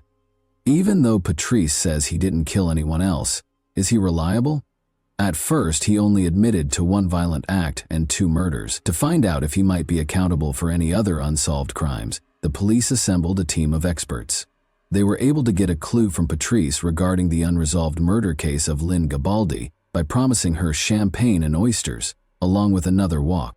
After looking into 191 unresolved cases since 1984, they were able to locate 2 witnesses who had previously worked as prostitutes in Lynn Gabaldi's case: Crystal Berg, also known to the public as Patricia, and Florencia Caliafi. who was known to the media as Fanny. They all accused Patrice of killing Lynn, but in addition to him, they also accused Marc Barrage, the Toulouse prosecutor, of committing crimes. He allegedly hosted sadomasochistic parties where judges and politicians would have a good time. According to Fanny, the girls were abused, tortured, and occasionally killed because they did not voluntarily attend the parties. The orgies prostitutes were supplied by Lynn Gabaldi. Marc Barrage ordered Patrice to kill her because she threatened to tell the police everything. The name of Dominique Baudis was mentioned once. He was the former mayor of Toulouse and is said to have been with Barrage when Lynn was murdered. As the tension around his case increased, Patrice wrote a letter to a popular program claiming that Barrage and Baudis were in fact a part of a criminal organization. Fanny was interviewed by the same show 2 weeks later, during which she described the children she witnessed shackled in a torture chamber on the ground floor of a home close to Toulouse. However, Patrice withdrew his confession to the murder of Lynn Gabaldi only 15 days later. Later, it came to light that Patrice and Fanny had received generous compensation from the show's producers for their stories. It also turned out that Marc Barrage didn't even know Patrice, and Dominique Baudis couldn't have been at Lynn's murder because he was in Paris. Patrice and Fanny were accused of giving false testimony, and the politicians were exonerated of the charges. For providing false testimony, Fanny and Patrice received sentences of 18 months and 3 years in prison, respectively. In July 2005, Patrice Allegre was given a life sentence on February 21, 2002, with the possibility of release after 22 years. He has already completed the required 22 years of service and is currently 54 years old. He started dating a Canadian psychologist during this period who relocated to France and lived near her prison-dwelling beloved. Patrice must want to see the woman and his daughter when they are not incarcerated. He applied for early release, but he dropped the plan after psychiatrists concluded that he has not been rehabilitated and that he has a very high risk of relapsing, despite his best efforts. 9 years after the attack in 2006, Emily, the only survivor of Patrice's assault who testified against her attacker in court, died. Regretfully, she decided to do this herself. That concludes the terrifying tale for today. Please remember to like and subscribe if you liked this video, so you don't miss any future uploads. Tell me in the comments what surprised you the most about this story as well. And that wraps up today's chilling story. If you enjoyed this video, don't forget to like and subscribe so you never miss a new upload. Also, let me know in the comments what part of this story shocked you the most. Thank you for watching, and I'll see you in the next video.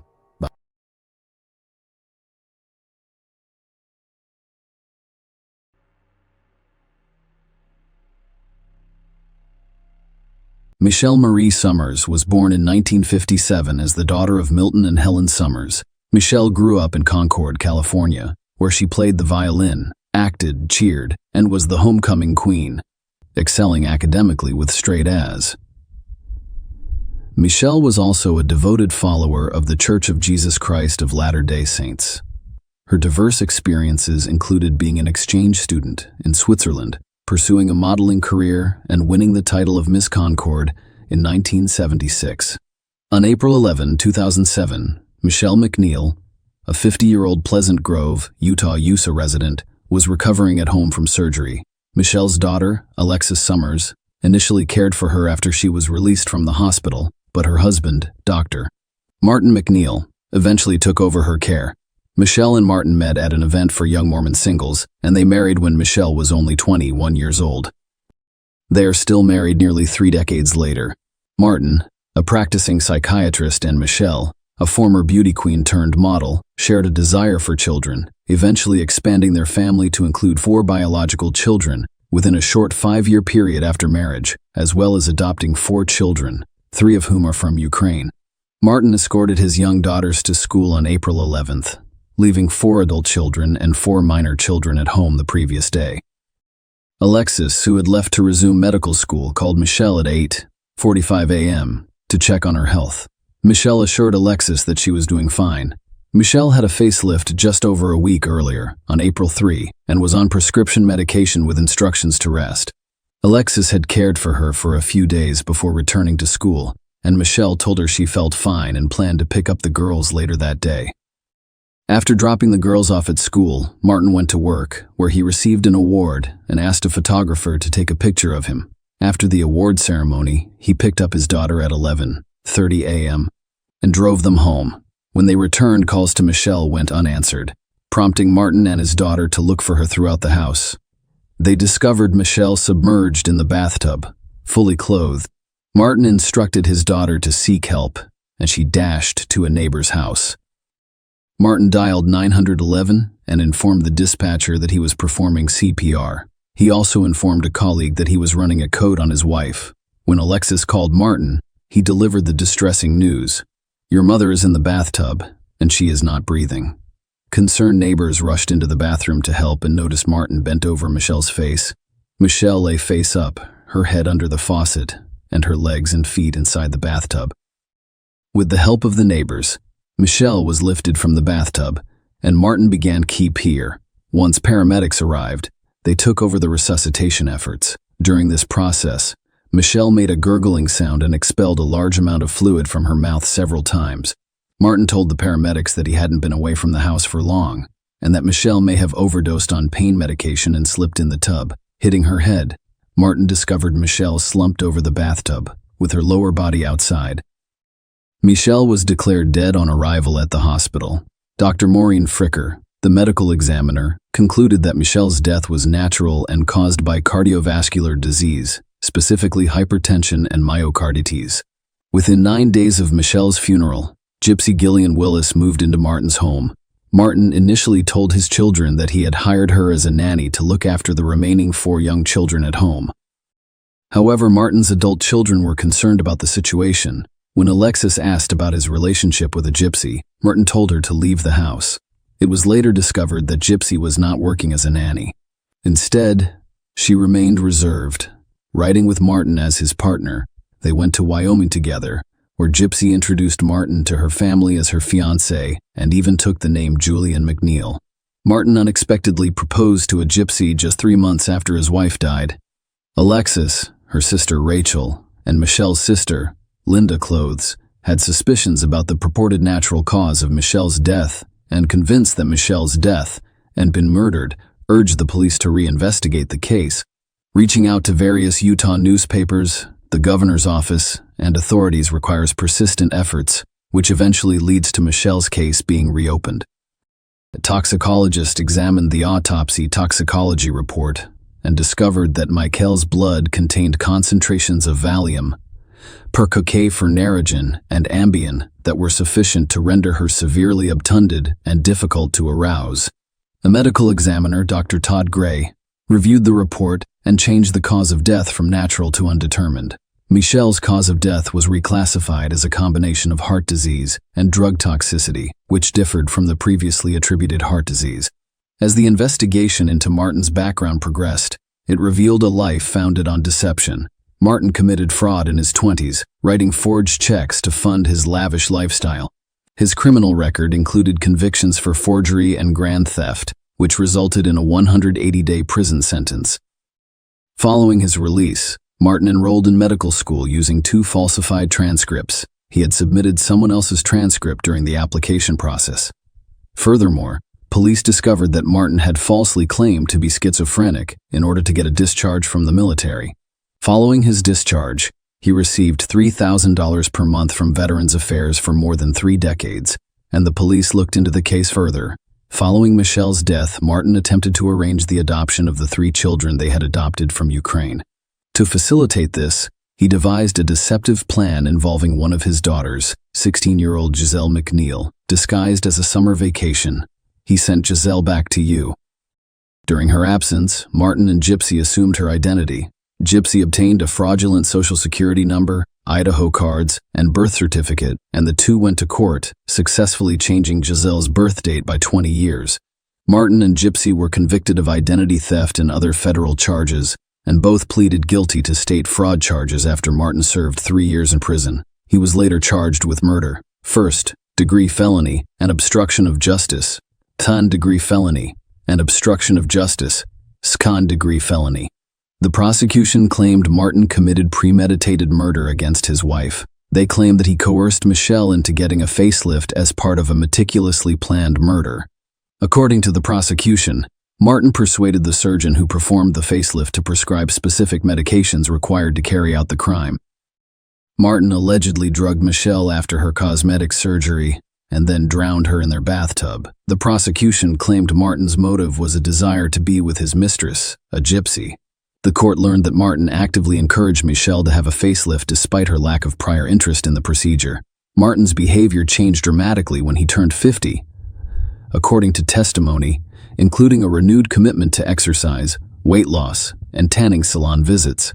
Michelle, concerned about a potential affair, questioned him about his sudden obsession with his appearance.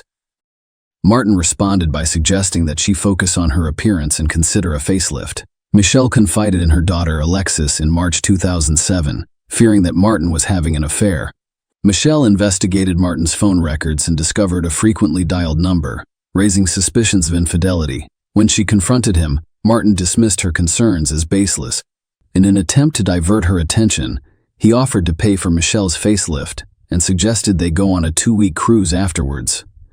Contrary to Martin's claims, the prosecution claimed that he had been having an affair since November 2005. Gypsy Willis, the woman he later claimed to have met only after Michelle's funeral, where he purportedly hired her as the children's nanny. The two met online first, and Gypsy confirmed that she was aware of Martin's marital status. The prosecution claims that Martin began plotting Michelle's murder months before her death in order to facilitate his relationship with the gypsy. They claimed he feigned illness to establish an alibi, making it appear unlikely that he would physically attack his wife. Martin discussed conflicting health concerns with various people who walked with a limp and used a cane. At church, he told the congregation that he had cancer and had less than a year to live. Meanwhile, he told colleagues a variety of stories about his health, ranging from peripheral neuropathy in his toe to cancer in his big toe and neurological problems similar to Mrs. The prosecution then detailed Michelle's surgery and the events that followed, emphasizing that it was Martin's post-death actions that raised serious concerns in the case. In March 2007, Martin set up meetings with a plastic surgeon for Michelle, who actively participated in the consultations and appointments. Despite her nervousness, Michelle agreed to have the surgery. Martin accompanied Michelle to a visit with a primary care physician prior to the procedure to ensure her safety. During this visit, Michelle's primary care physician discussed her high blood pressure and suggested postponing the surgery. Despite this advice, Martin and Michelle went to see the surgeon for a preoperative evaluation, accompanied by Alexis. Before the appointment, Alexis noticed Martin jotting down medications he wished the doctor would prescribe. On her way to the appointment, Michelle expressed her desire to postpone the surgery in order to better manage her blood pressure. Martin, incensed by the suggestion, retorted, "If you don't have the surgery, you won't get it." Typically after a facelift, a pain reliever, antibiotic, sleeping medication, anti-inflammatory, and eye ointment have all been prescribed. Martin, on the other hand, asked the surgeon for more and stronger medications, such as oxycodone, a stronger pain reliever, liquid Lortab, a larger dose of Finnegan and Valium, and an anti-anxiety medication. The surgeon agreed to Michelle's requests, but cautioned her to take each pill separately and not all at once. Michelle had the surgery 2 days later, despite the fact that it was supposed to take only 1 day. She expressed a desire to stay overnight at the hospital. Martin, however, expressed his displeasure and insisted that she return home. The surgeon intervened and insisted Michelle stay overnight. She was finally allowed to return home the next day. When Michelle returned home, Alexis noticed that she appeared overly sedated. When she inquired about it, Martin explained that he may have given too much medication. Alexis, concerned for her mother's well-being, offered to take charge of Michelle's medication. Michelle herself told Alexis that Martin had given her too much medication, causing her to vomit. To prevent potential medication overuse, Michelle asked Alexis to let her feel each pill so she could identify them, as she still had bandages on and couldn't see at that point in her recovery. Michelle's recovery improved over the next few days. After her bandages were removed, she regained independence and mobility. She even began reducing the prescribed dosages of her medications. Despite Michelle's improving condition, Martin requested that the surgeon refill her Percocet and Finnergan prescriptions. The surgeon complied with the request. Alexis returned to school, confident that Michelle was recovering well and capable of managing on her own. Unfortunately, Michelle was discovered dead the following day. The jury learned about the strange circumstances surrounding Michelle's discovery in the bathroom. Martin's youngest daughter reported that on the day Michelle died, Martin picked her up from school, and when they returned home, they discovered Michelle fully clothed in the bathtub. According to reports, Martin dialed 911. However, they provided a false address and abruptly hung up. During the second call, he stated, "My wife has fallen in the bathtub. She is unconscious. She is underwater." Martin informed the dispatcher that he was unable to lift Michelle and was draining the bathtub before hanging up. The dispatcher called back, but Martin hung up on witnesses, including neighbors who had seen Michelle in the bathtub. One neighbor testified that they performed chest compressions while Martin leaned over Michelle's head to administer rescue breaths, but they did not see his mouth come into contact with Michelle's mouth. Only when the paramedics took over Key P did Michelle's color change and a gurgling sound emerge. The jury was informed of discrepancies between Martin's account of how Michelle was discovered and others' recollections. Martin claimed she was hunched over the bathtub, with her lower half not submerged, which contradicted his daughter's and neighbors' descriptions. Furthermore, the emergency room doctor found no injuries on Michelle consistent with a fall into the bathtub. Alexis returns home after learning about Michelle's death.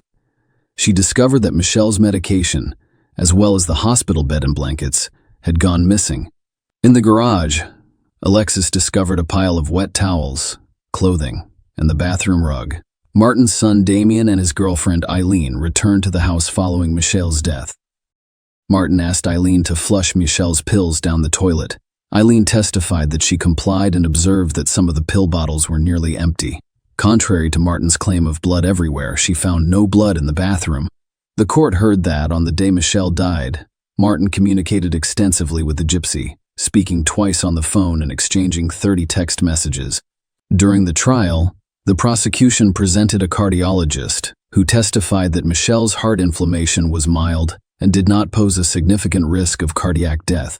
In addition, a forensic pathology expert testified that there was no evidence of myocarditis, calling into question the initial cause of death determination. Instead, the experts hypothesized that drowning was the cause of death, citing 5 key points. First, during CPR, Michelle regurgitated large amounts of water, indicating that she had swallowed it.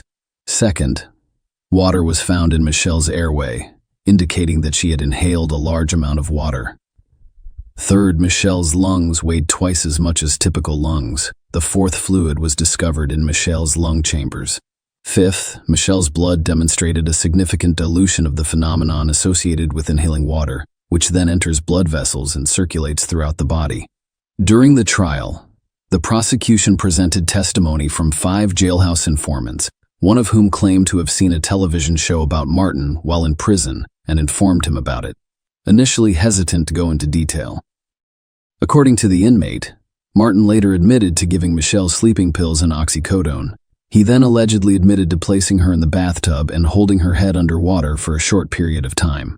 Another inmate inquired about Michelle's fate, to which Martin allegedly replied that the bitch drowned. The remaining inmates testified that Martin brags about his ability to avoid detection and expresses confidence that authorities will never be able to prove his crimes. The defense claimed that Michelle's death was due to natural causes, pointing out the various medical examiners involved in the case. None of them could definitively conclude that Michelle's death was the result of homicide.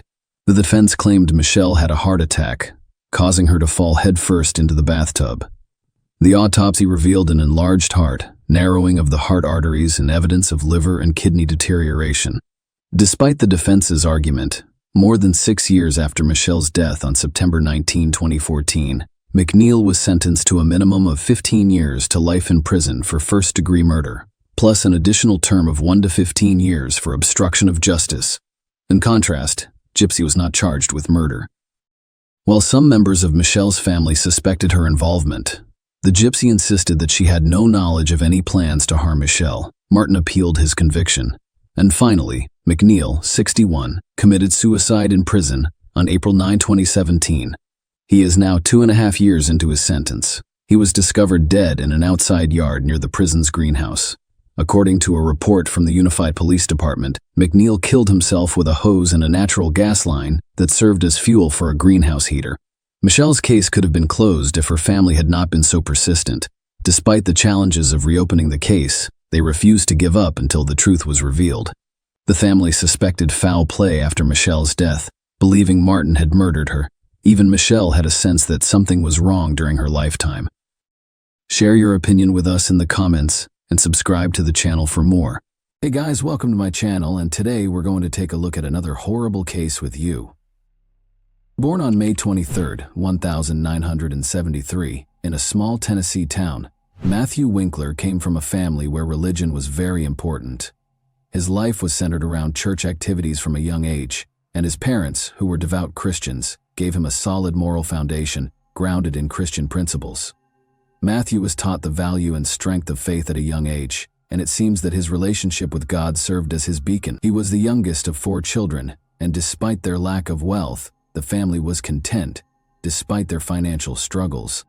Although Matthew enjoyed his studies, it wasn't until he was in his teens that he realized his true calling when he started participating in church ministries and assisting with youth events. He exuded confidence, charm, and a unique ability to connect with others.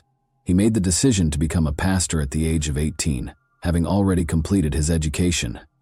Following his high school graduation, Matthew enrolled at Henderson, Tennessee's Freed-Hardeman College. Students from all over the nation who were looking for a theological education were drawn to this university because of its strong Christian tradition.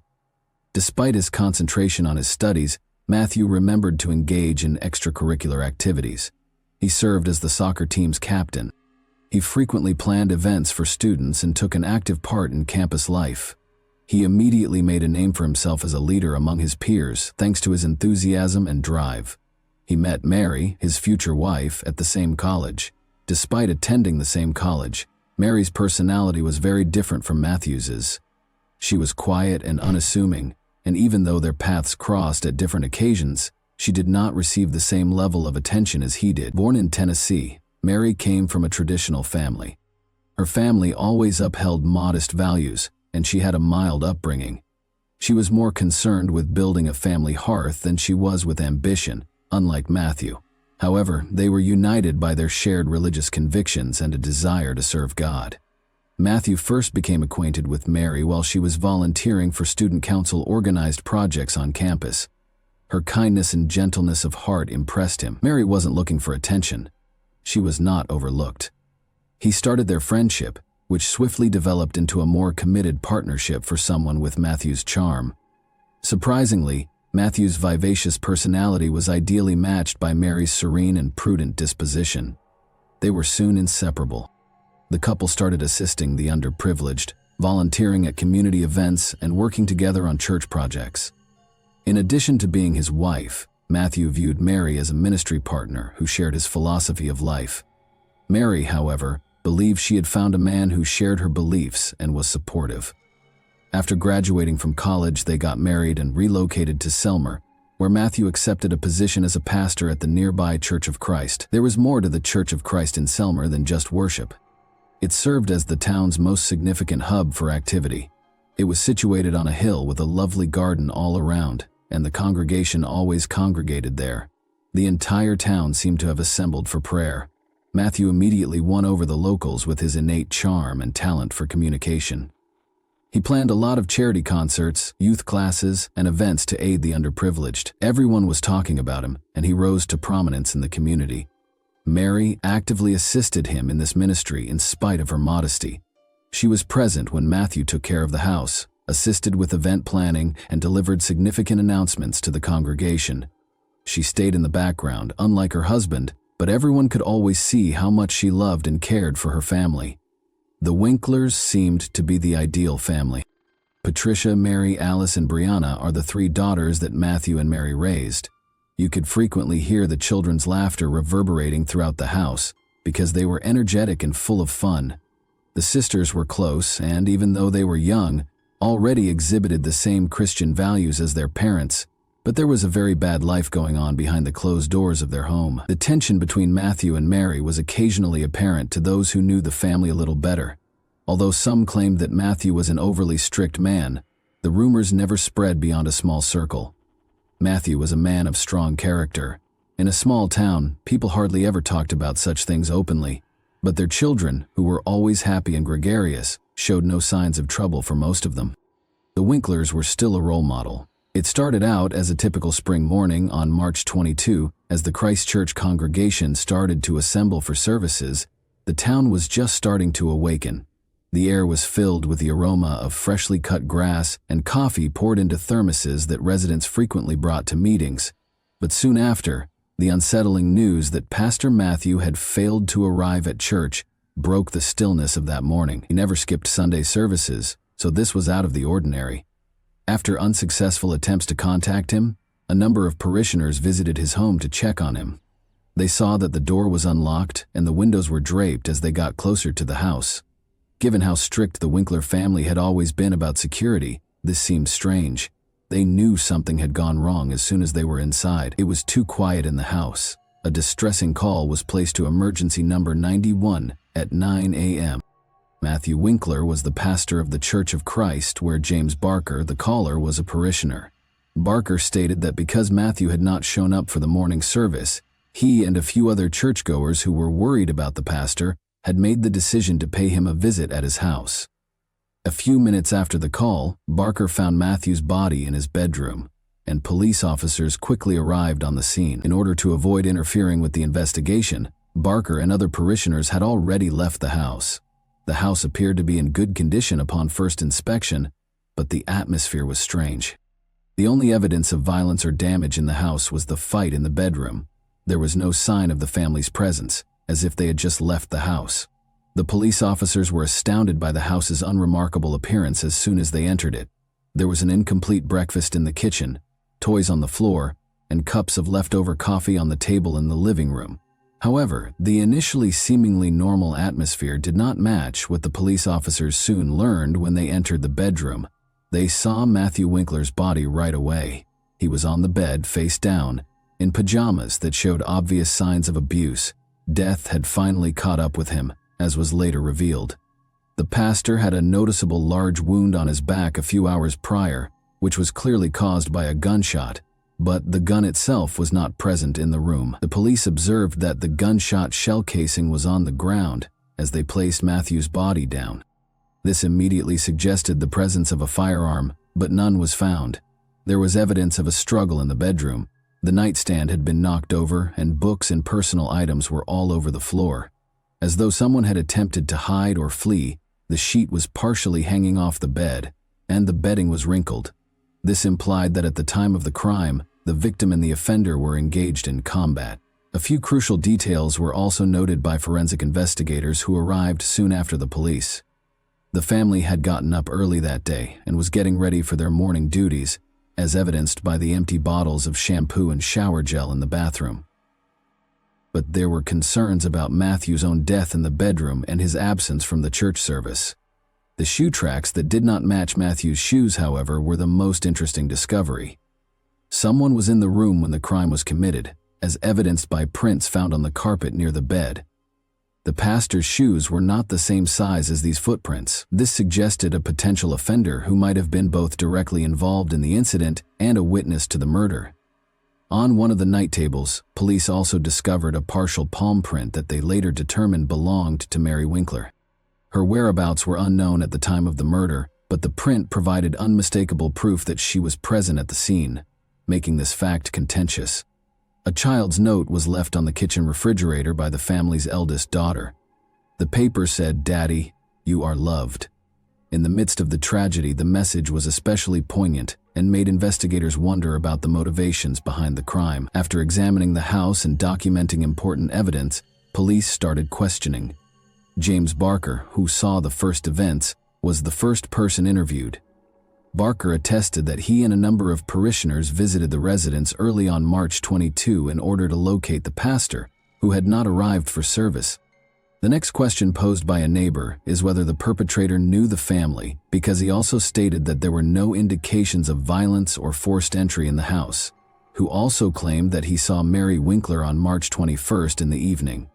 According to him, there were no indications of tension or conflict, and the Winkler family seemed friendly and at ease. The Winkler family was described by numerous witnesses as calm and amiable, so this turned out to be a crucial point. Soon after, the police started interrogating the church employees, who also attested to the absence of any indications of disputes or questionable activities, but it soon became apparent that nobody had any clue as to where Mary and the kids might have gone. The main thing that caught people's attention right away was that Mary and the Winkler kids were nowhere to be found. The family may have been kidnapped or on the run because their car was out of place. This turned into the primary query that investigators were attempting to address. Following the discovery of Matthew's body, a massive search was launched for the Winkler's vehicle, and hotels and gas stations were inspected for possible routes Mary might have taken. When police learned that the Nissan Quest minivan had vanished, they immediately began a manhunt for it. Every patrol team within a few hundred kilometers was told to keep an eye out for vehicles that fit the description. Investigators also asked for surveillance footage from gas stations and major highways. Because Selmer is a small town, there were few options for escape routes, which gave police hope that the missing men would be found soon. The car was seen on a surveillance camera at a gas station in northern Alabama, roughly 200 kilometers from the crime scene, a few hours after the search started. 3 kids were in the backseat of the car, and the driver was a woman, according to the video. Although her motivations were still unknown, this discovery was the first concrete indication that Mary had left the state with the kids. Police started looking through Mary's cell phone's messages and calls while they searched for the car. Cellular carrier's information indicated that her phone was in operation in the Jackson, Alabama area. During the time that the car was spotted, Mary made a number of brief phone calls, none of which were to friends or family. This demonstrated her prudence and desire to avoid leaving an overt trace. Calls made the day before the murder were also examined by investigators. One significant discovery was that Mary had spoken with the bank where the family had a loan about their financial troubles. Based on this information, police theorized that strange financial relationships might have been the driving force behind the crime. Examining Mary's financial activity was another crucial area of attention. The family booked accommodations at a small Jackson motel using their credit card. Police were able to further focus their search as a result, and on March 23, 2006, just over 24 hours after Matthew Winkler's body was found, they went straight to the address that was provided. Mary Winkler and her 3 kids were discovered by police in a motel in Jackson. A tiny room with 2 beds was occupied by the family. Mary opened the door almost instantly when the officers knocked. She didn't appear panicked, but she did look exhausted. She later discovered that she had purchased the toys her 3 daughters were playing with on the way in. There was no opposition to Mary's arrest. After giving him a hug, the woman calmly climbed into the police car. The investigators were taken aback by her actions. She didn't try to escape or defend herself. She merely said, "I knew you would find us." This was a crucial detail because it showed that she was aware that she was going to be arrested. The kids were treated by psychologists at a nearby social assistance center. They looked healthy at first glance, but they were confused and didn't know what was going on. Patricia, the oldest daughter, informed center employees that her mother had asked them to be obedient while they were on a brief vacation. Investigators also spoke with people who knew the Winklers, including Mary. While neighbors characterized the family as amiable and successful, others noted that Mary had recently appeared to be depressed. According to one of her friends, she hardly ever interacted with people outside of her family and church. According to Matthew's church colleagues, he was a strict man, particularly when it came to family matters. This was inconsistent with the public portrayal of their happy marriage. The Winklers had substantial debts, according to officials at the bank where the family's loan was arranged, and a member of the congregation remembered that Mary had appeared distracted and depressed the day before. The bank sent a letter requesting repayment shortly before the tragedy. The family may have become tense as a result of this. The testimony of witnesses and the evidence collected suggested that the couple's relationship was not as perfect as it seemed. According to Mary, Matthew was emotionally harsh and frequently chastised her, but at the time following Mary's wink, there was no proof of physical abuse. Was taken into custody by police at a motel in Jackson Township.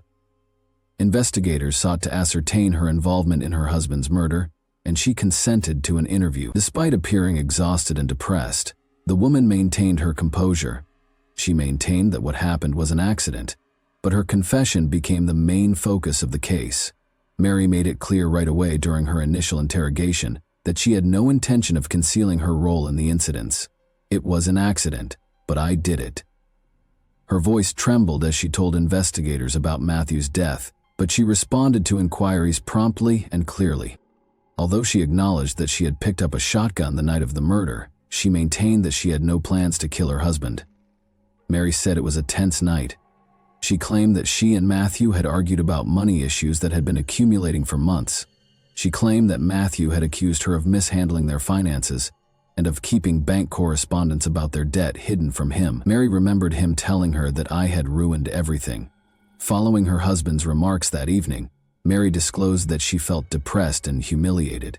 According to her, Matthew was frequently severe and insisted on complete order in the home. However, his criticism had gotten especially harsh in the last few months. He allegedly discussed that evening how her behavior had put the family in danger of going bankrupt.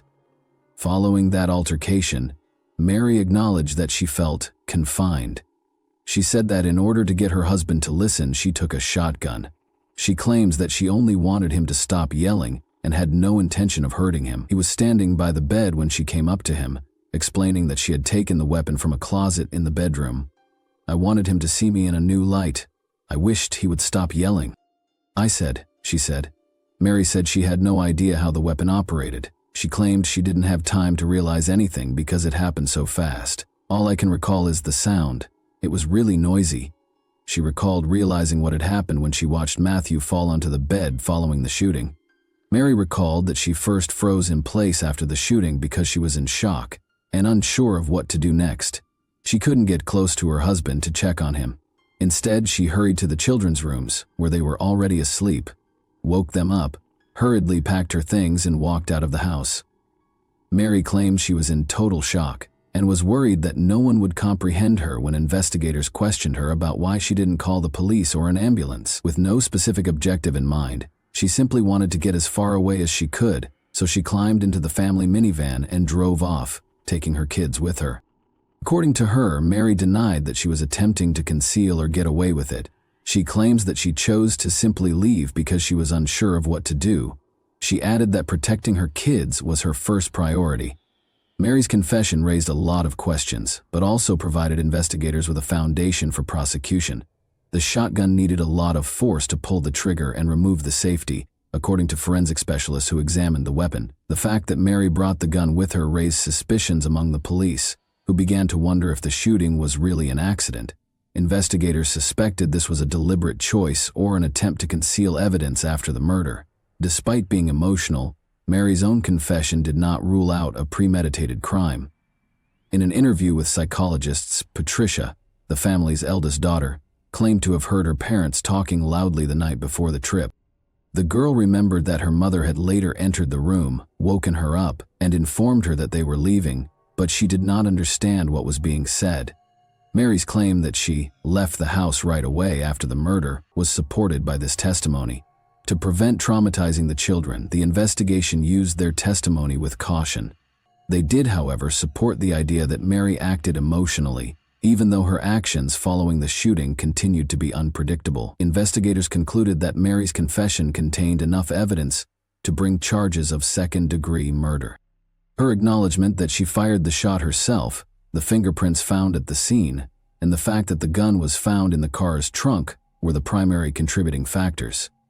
After conducting interviews and compiling evidence, investigators also explained her attempts to escape to another state and her escape with her children, which they viewed as avoidance behavior. Prosecutors intended to present the case in a way that would demonstrate Mary's actions went beyond chance, so she was moved to the county jail to await trial.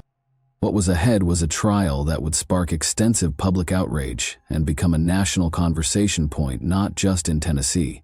The trial had a national impact. In the spring of 2007, Mary Winkler's trial got underway in the Tennessee District Court. The case immediately sparked widespread public interest. Journalists from across the nation attended the hearings, in addition to Selmer residents. On the one hand, Mary was portrayed by the prosecution as a cold-blooded killer. The defense, however, contended that Mary suffered from years of emotional suppression and domestic abuse, which ultimately caused the tragic result. From the outset of the trial, the prosecution adopted a tough posture. Using evidence from forensic experts, prosecutors contended that Mary Winkler killed her husband voluntarily. They presented evidence that Mary's behavior the night of the murder was motivated and purposeful. The necessity of removing the safety and purposefully pulling the trigger on the weapon that fired the shot was one of the main points of contention.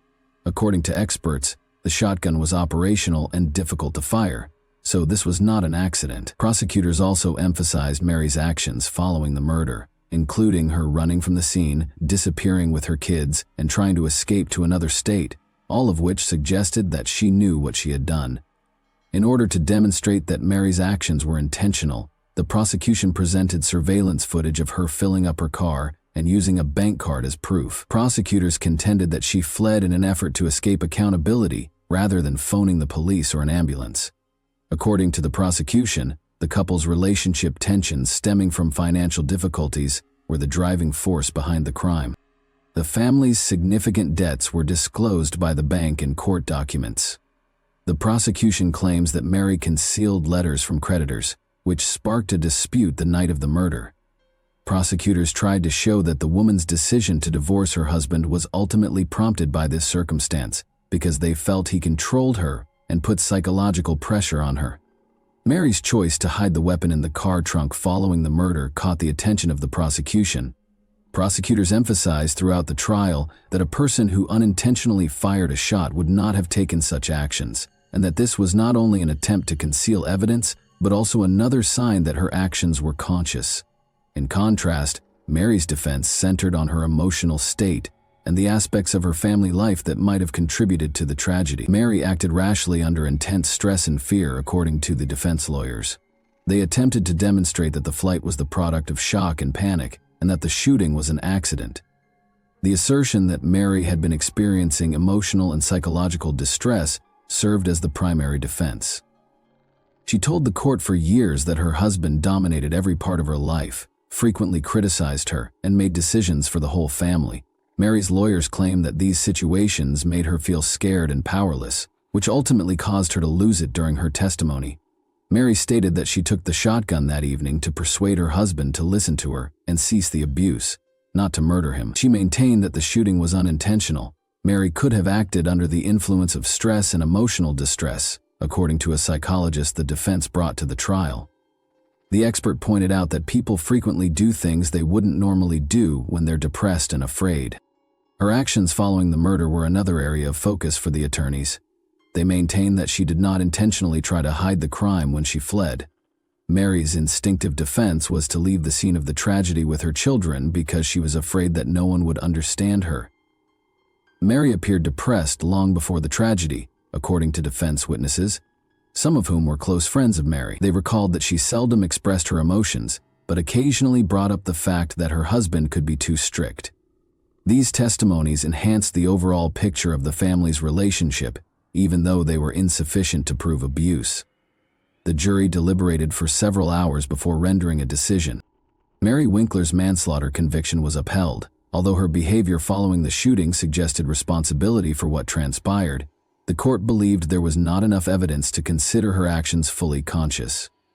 Due to a scheduling conflict with one of the attorneys on June 8, 2007, the sentencing phase was postponed from its original start date of May 18, 2007. A judge in Tennessee sent a yease on the manslaughter charge. Mary Winkler received a sentence of 210 days in prison. According to her record, she had already completed 5 months of that time, and the judge permitted her to spend up to 60 days in a Tennessee mental health facility. And that wraps up today's chilling story. If you enjoyed this video, don't forget to like and subscribe so you never miss a new upload. Also, let me know in the comments what part of this story shocked you the most. Thank you for watching, and I'll see you in the next video.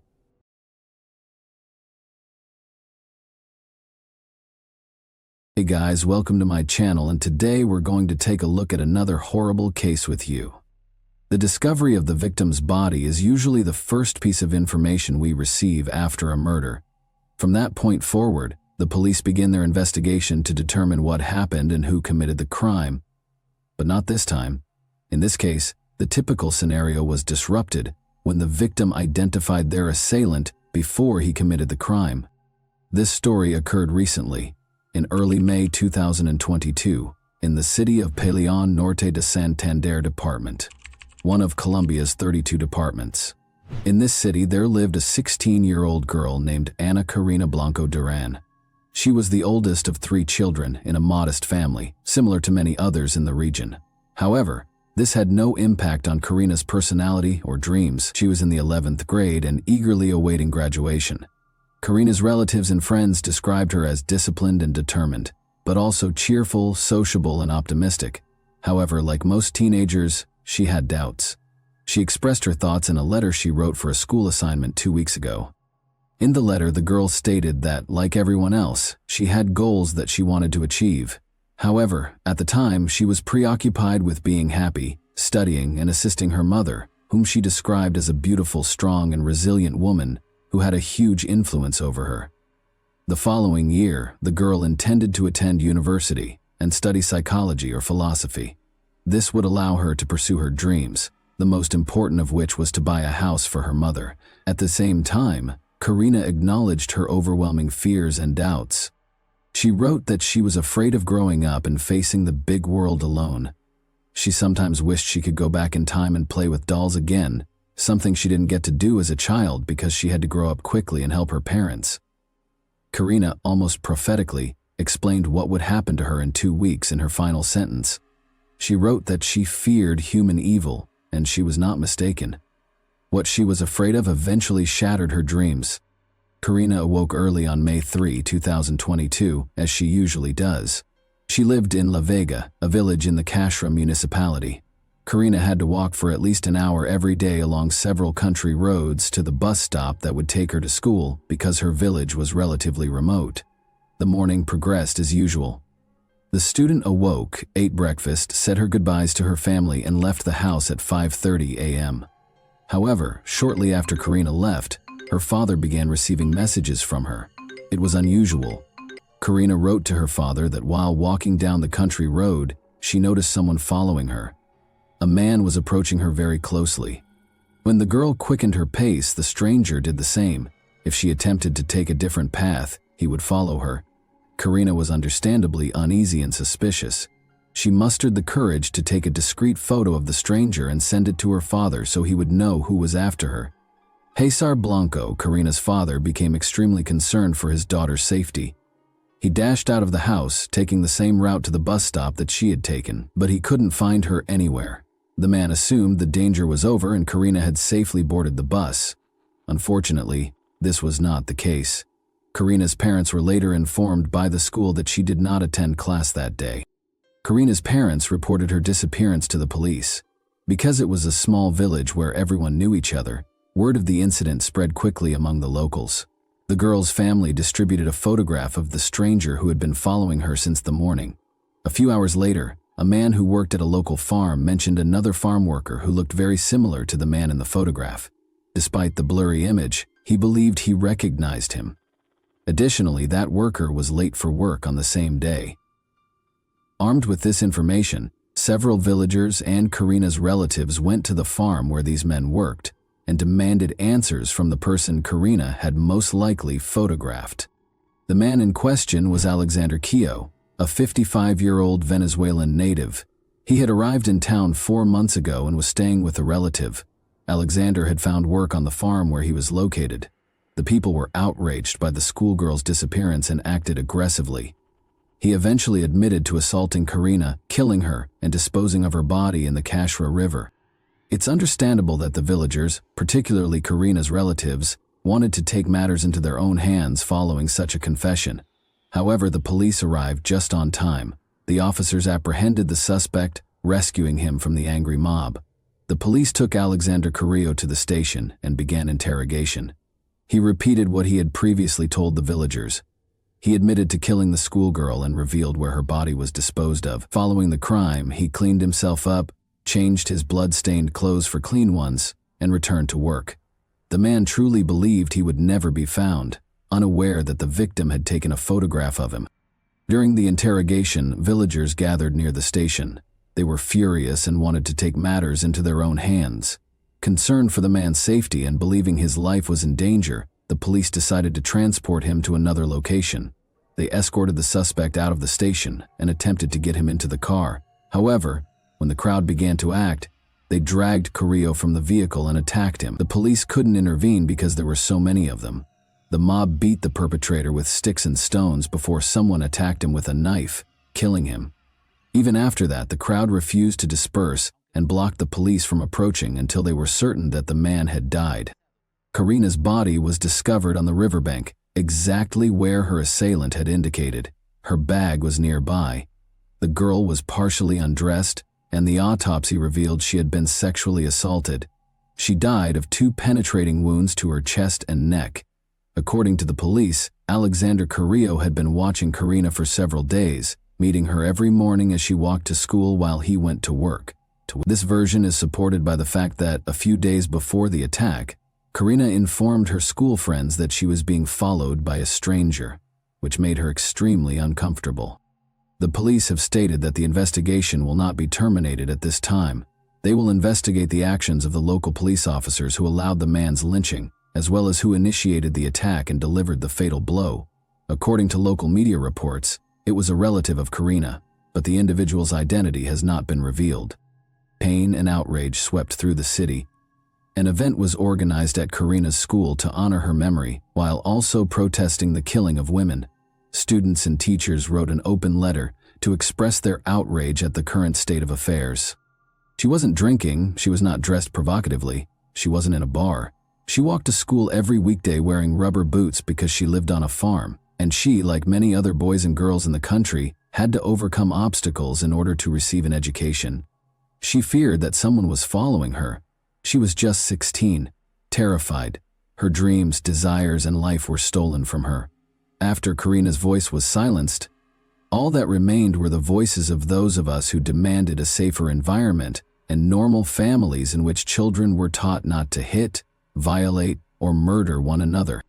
Karina's killer did not see her as a person with her own life, dreams, and loving family, so the villagers decided to repay him in kind. Lynching is considered unacceptable by many, and it has no place in a civilized society. However, for many others, it simply reflects a lack of faith in the justice system.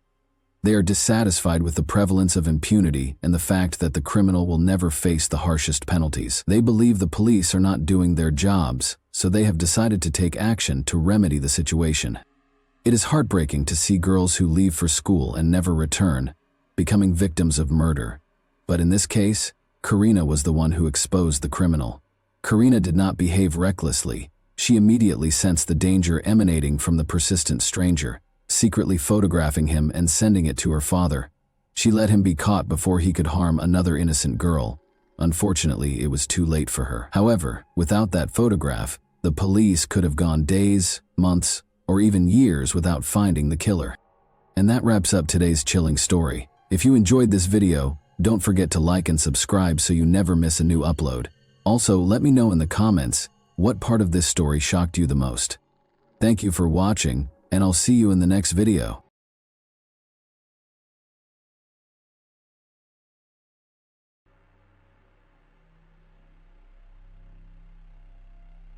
Hey guys, welcome to my channel, and today we're going to take a look at another horrible case with you.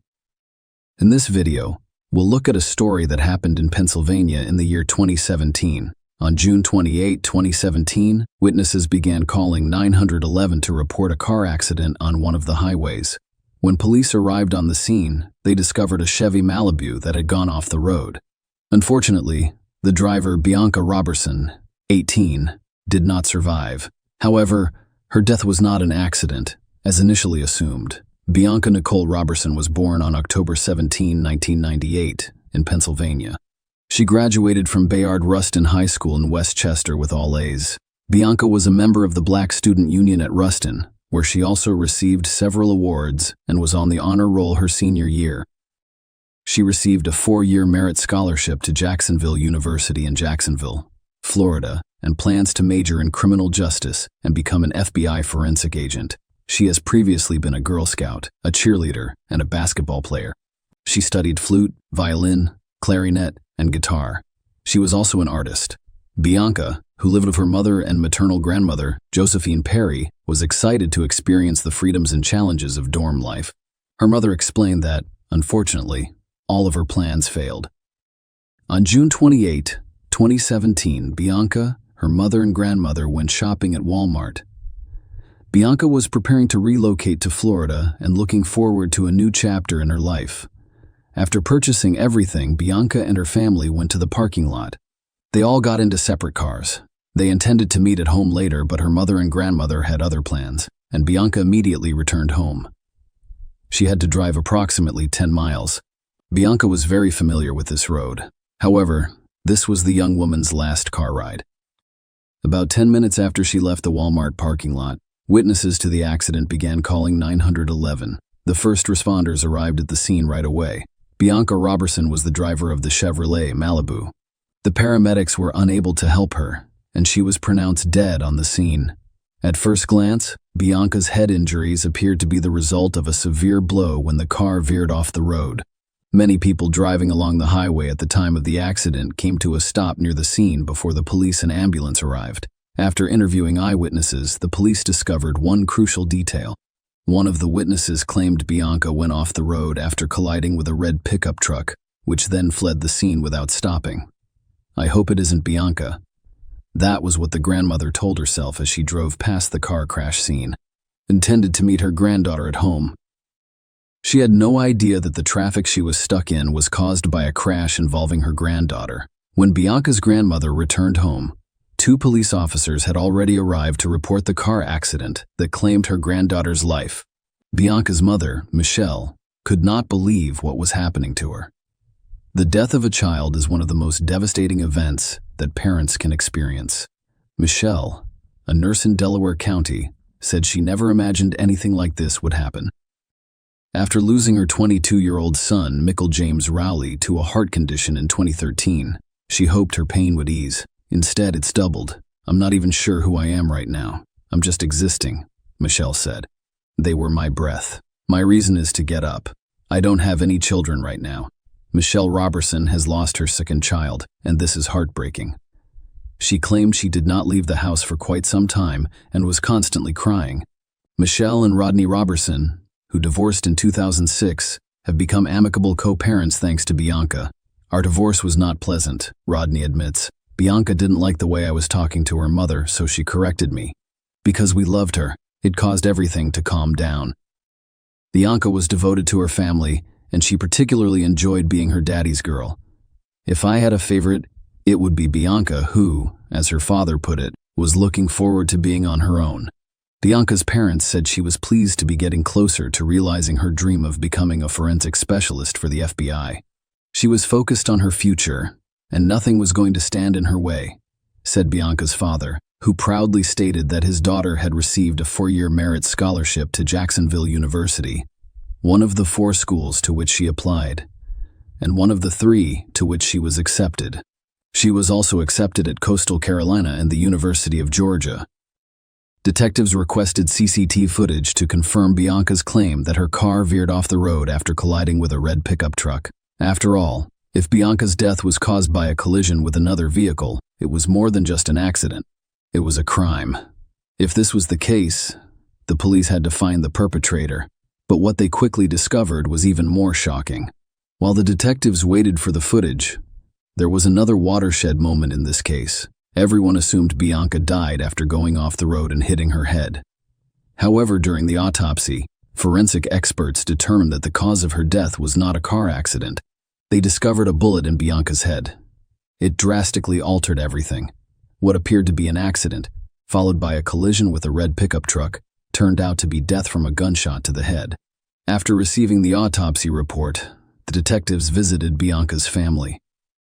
They had to inform Bianca, her parents, that her death was not an accident. It was an even bigger surprise for everyone, particularly her mother. Michelle was puzzled. Why would anyone do that to her daughter? The family was unable to identify anyone who could wish Bianca harm. She had a friendly relationship with everyone. Robertson needed answers, and investigators were doing everything they could to find the person responsible for Bianca's death. The detectives found nothing suspicious while reviewing footage from cameras at Walmart, where Bianca and her family had gone on the day of her death. They scrutinized every move Bianca and her family made, from getting out of their cars to leaving the parking lot. The detectives ruled out the possibility that someone at Walmart chased Bianca and fatally shot her. After all, she did not get into any fights while shopping at Walmart. They simply bought what they needed, loaded it into Bianca's car, and left. It is possible that Bianca died as a result of an incident that occurred while she was driving down the highway toward her home. "We loaded all of the bags into Bianca's car," her mother explained, referring to the 2009 Chevy Malibu the family purchased from CarMax for her 16th birthday. Bianca did not ask for much, but when she did, she asked for big things, such as a car, according to her mother, who added that Bianca had chosen the car when she received her permit. "She got what she wanted," Michelle Robertson stated. "I do not call it spoiled, I call it loved." But Bianca was willing to work for her goals. She got her first job at McDonald's at the age of 15. She left fast food after 2 weeks to work as a dietary aide at the White Horse Village retirement community in Delaware County. Michelle said she has a stack of letters and cards from residents who loved Bianca. Soon after, the police obtained the traffic surveillance footage. There were no cameras near where Bianca veered off the road, but one was about a mile away. Let us look at Google Maps. Here's where Bianca got off the road. As you can see, the two lanes merge into one at this point. When the investigators watched the recording, they discovered evidence that confirmed Bianca's story about a disagreement with the driver of the red pickup truck. The video captured their cars driving side by side. They're approaching the point where the two lanes merge into one. Perhaps the conflict arose because one did not yield to the other. Knowing the outcome of the confrontation, the investigators suspected that the driver of the red pickup truck fired the fatal shot. Unfortunately, the footage was of low quality. The pickup truck's license plates were obscured, as was the driver's face. However, from that point forward, the driver of the red pickup truck was the primary and sole suspect in Bianca Robertson's death. Detectives needed to identify this man, but all they had at the time was a blurry image. None of Bianca's family members knew anyone with a red pickup truck. The police returned to speak with those who were present at the scene of the incident, and those who dialed 911. None of them noticed the license plate on this car. Friends and stuff, rangers young and old, too many to count, have reached out to the Robertsons in support, beginning with a vigil 2 days after her death. They've heard from teachers who have known Bianca for years. "Bianca changed my mind about how I would teach." According to one educator, Michelle, Bianca was our Save the World child. Michelle confronted Bianca, saying that if a parent put a child out, she would sneak them into our house. Bianca might say something like, "Mom, wouldn't you want someone to do the same for me?" Bianca once saw a car accident and asked her mother if they could stop and help. If she noticed someone dining alone, her first thought was to invite them to the family table. The investigators determined the direction of the pickup truck's movement after the incident by reviewing recordings from cameras located further away from where Bianca's car crashed. They needed a higher quality recording to determine the car's make, model, and license plate. The police also asked the media to spread information about the red pickup truck, hoping that the public could help identify its owner. Detectives determined that following an incident, the driver of a red pickup truck turned onto Paoli Pike. They began walking around the neighborhood, visiting houses and shopping centers. "I was looking for cameras that could have recorded the pickup truck." They discovered one surveillance camera, and the footage was of high quality this time. While analyzing the recording, the detective noticed a red pickup truck driving down the road about 5 minutes after witnesses called 911 to report an accident involving Bianca Robertson's car, but the license plate could not be seen. Furthermore, it was unclear whether it was the same car or another that matched the description. While the investigators searched for additional recordings and moved from one door to the next, another breakthrough occurred in the case. 2 days after the incident, a woman called the police and said she had seen the car they were looking for. She also saw the face of the person sitting behind the wheel. This woman stated that her red pickup truck overtook her, came to a stop at the Paoli Pike intersection, and then turned left. This information was critical to the investigation because it limited the search area. Furthermore, it indicated that the pickup truck in this video was not the vehicle they were looking for. It was simply a similar-looking truck. The woman who contacted police assisted the forensic artist in creating the suspect's sketch. She described him as a white male between the ages of 25 and 35, with brown hair and a stubble beard. The police were hoping that someone would recognize this person and report it to them. They presented the suspect's sketch to Bianca's family. However, they didn't know anyone who resembled the sketch. The investigators also began to suspect that Bianca's death was a hate crime. Knowing that the red pickup truck had turned left at this intersection, the detectives went around the shops and houses on this street, hoping to find a high-quality recording that could answer some questions. Soon, they discovered what they were looking for.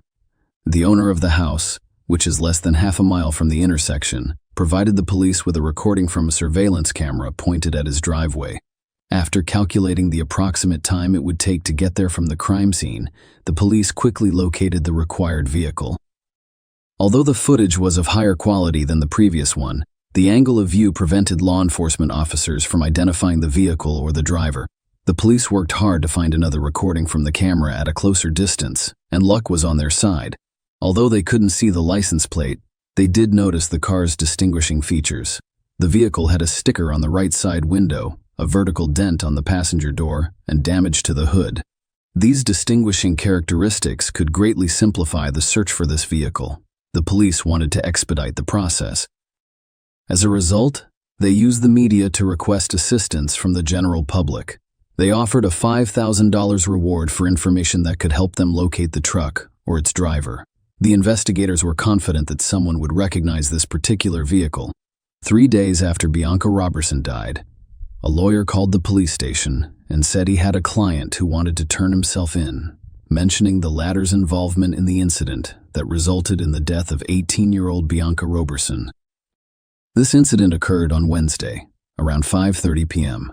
Bianca Robertson: I am 18 years old and recently graduated from Westchester Ruston High School. I am on my way to Jacksonville University. Her entire summer and life were spent in front of her loving family. She was driving on Route 100. Route 100 is a 2-lane highway that connects to Route 100 Spur just a few miles away before merging with Route 202.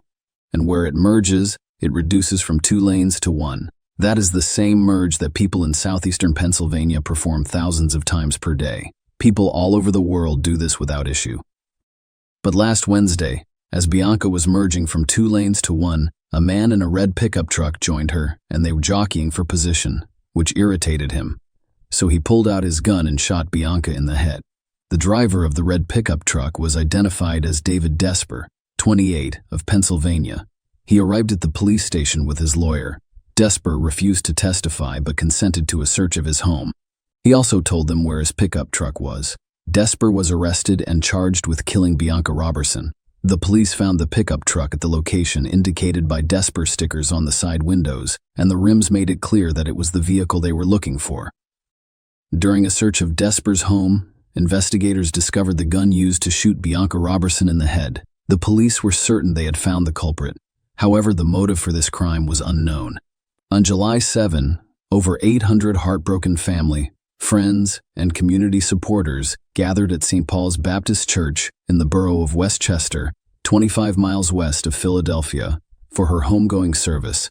During the funeral service, a church banner read patience, kindness, goodness, gentleness, and self-control. Among those who paid tribute were her brothers, officials from Bayard Rustin High School, where she had recently graduated as chief admissions officer at Jacksonville University, where she was set to enroll in the fall, and friends. What emerged was a portrait of an extraordinary young woman, with speaker after speaker after speaker praising her brilliance and virtues. In his eulogy, Pastor Wayne Croft Sr. compared the shooter to George Zimmerman and Michael Dunn. Zimmerman killed black teenager Trayvon Martin in Florida in 2012. Zimmerman was acquitted of murder in 2013. In 2012, Dunn fatally shot Jordan Davis, another black teenage male, in Florida. A verbal altercation over music in the teenager's car escalated when he fired shots into the vehicle while it was driving away. He was convicted and sentenced to life plus 90 years in prison. The black community is unconcerned about whether Bianca's murder was motivated by rage or racism. All we know is that we have lost another bright young black star. The pastor announced that another good sister had passed away. At the September 2018 trial, they asked David Desper to explain his motivation for committing the crime. Instead of responding to this question, he asked for forgiveness from the Robertson family. Bianca's parents were not looking forward to confronting her alleged killer. Rodney had ordered t-shirts featuring Bianca's face on the front for family and friends to wear as they gathered at the Chester County Government Services Center. They also had bracelets engraved with the words, "Bianca Robertson, a rose in God's garden," and a banner reading "Justice for Bianca Nicole Robertson, who was murdered on Wednesday, June 28, 2017. I'm not sure how I'll react when I see him. My daughter was shot by the man who held the gun. I know I won't do anything stupid. Rodney claimed Desper simply stole her dreams. He did not have that. Right, Michelle claimed I couldn't get her back. I need to get her back, and I can't. I need to comfort her, but I can't. I'm her mother, and I can't do that while he's still here. She shed more tears, and he was able to talk to his parents and hug them. He is 28. She's just a teen, a baby. The prosecutor suggested that the traffic jam was caused by Bianca's failure to yield to Desper when the two lanes merged. He then rolled down the passenger side window and pulled the trigger. Recognizing the consequences of his actions, Desper fled the scene, leaving his pickup truck with a friend in Pennsylvania and attempting to flee to Delaware. However, when his sketch and the distinctive features of his pickup truck made the news, he decided to hire a lawyer and turn himself in. The police investigated his social media accounts and interviewed his friends, but found no evidence of a bias-motivated crime. As a result, they did not charge the man with a hate crime. District Attorney Hogan added that there was no evidence that we were aware that this was a race or hate crime. Many people disagree with that assertion. Before the sentencing, the defense described Desper as a harmless, almost juvenile 28-year-old who enjoyed playing with cars in his spare time. They called him a big kid and claimed that Desper essentially gave the government the case by turning himself in. According to the defense, Desper was driving home when a car unexpectedly approached him. He took the gun and shot it. They claimed there was no monster or threat. If you're a 28-year-old man driving a car with a loaded firearm, you're not a big kid, argued prosecutor Chris Miller. It turned out that Desper's mother had shared a Facebook post about police searching for the man who killed Bianca Robertson. She later realized it was her own son. Wendy Desper expressed her love for Bianca's family and prayed for her. "I apologize for what my son did." She said this while her son sobbed. Rodney Robertson struggled to speak through tears as he confronted his daughter's murderer. "My questions to the defendant are simple. Why in God's name did you shoot my daughter because she was young and black? Because she was a girl? You wanted to be the first on the road because you had a bad day? All of my dreams for Bianca were coming true." He continued, "Until the day the defendant murdered my daughter, all I had of Bianca were my memories." David Desper admitted to third-degree deprivation of life. The court sentenced him to 40 years in prison, with the option of applying for parole in 20 years. Judge Anne Marie Wheatcraft wiped away tears as she announced the sentence, telling Desper, "I don't believe you were afraid. I believe it was anger." County Judge Anne Marie Wheatcraft imposed the maximum sentence for that level of homicide, which ranged from 20 to 40 years. Desper attempted to appeal his sentence, but it was denied. Share your opinion with us in the comments and subscribe to the channel for more.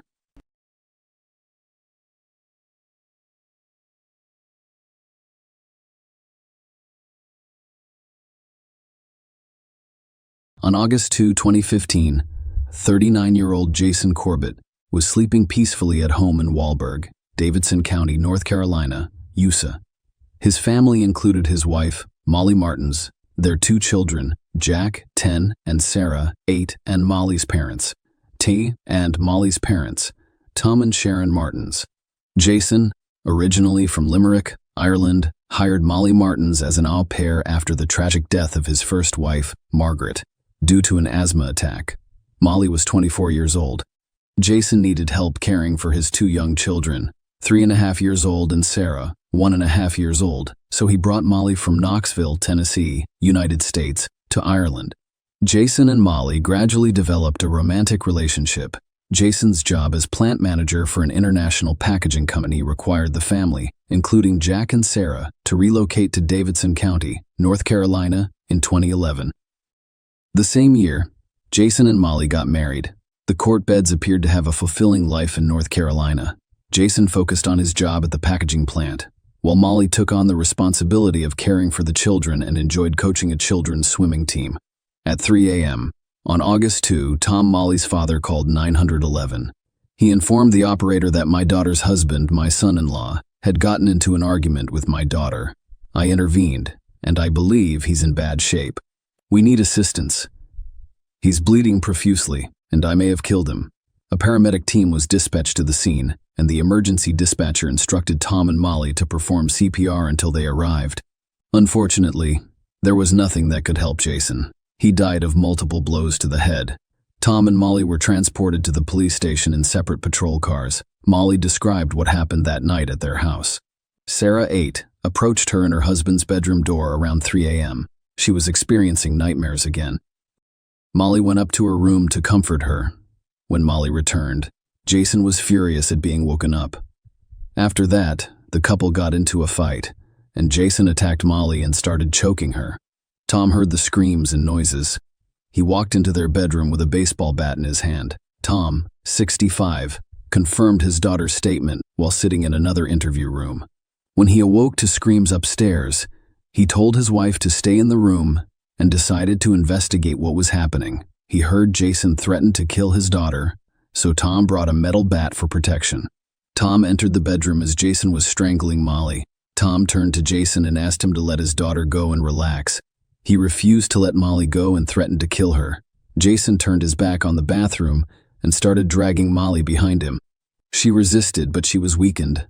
Tom realized his daughter could not be left alone with the aggressor, so he hit Jason in the head several times with the bat. However, Jason was able to knock Tom to the ground and take away the bat.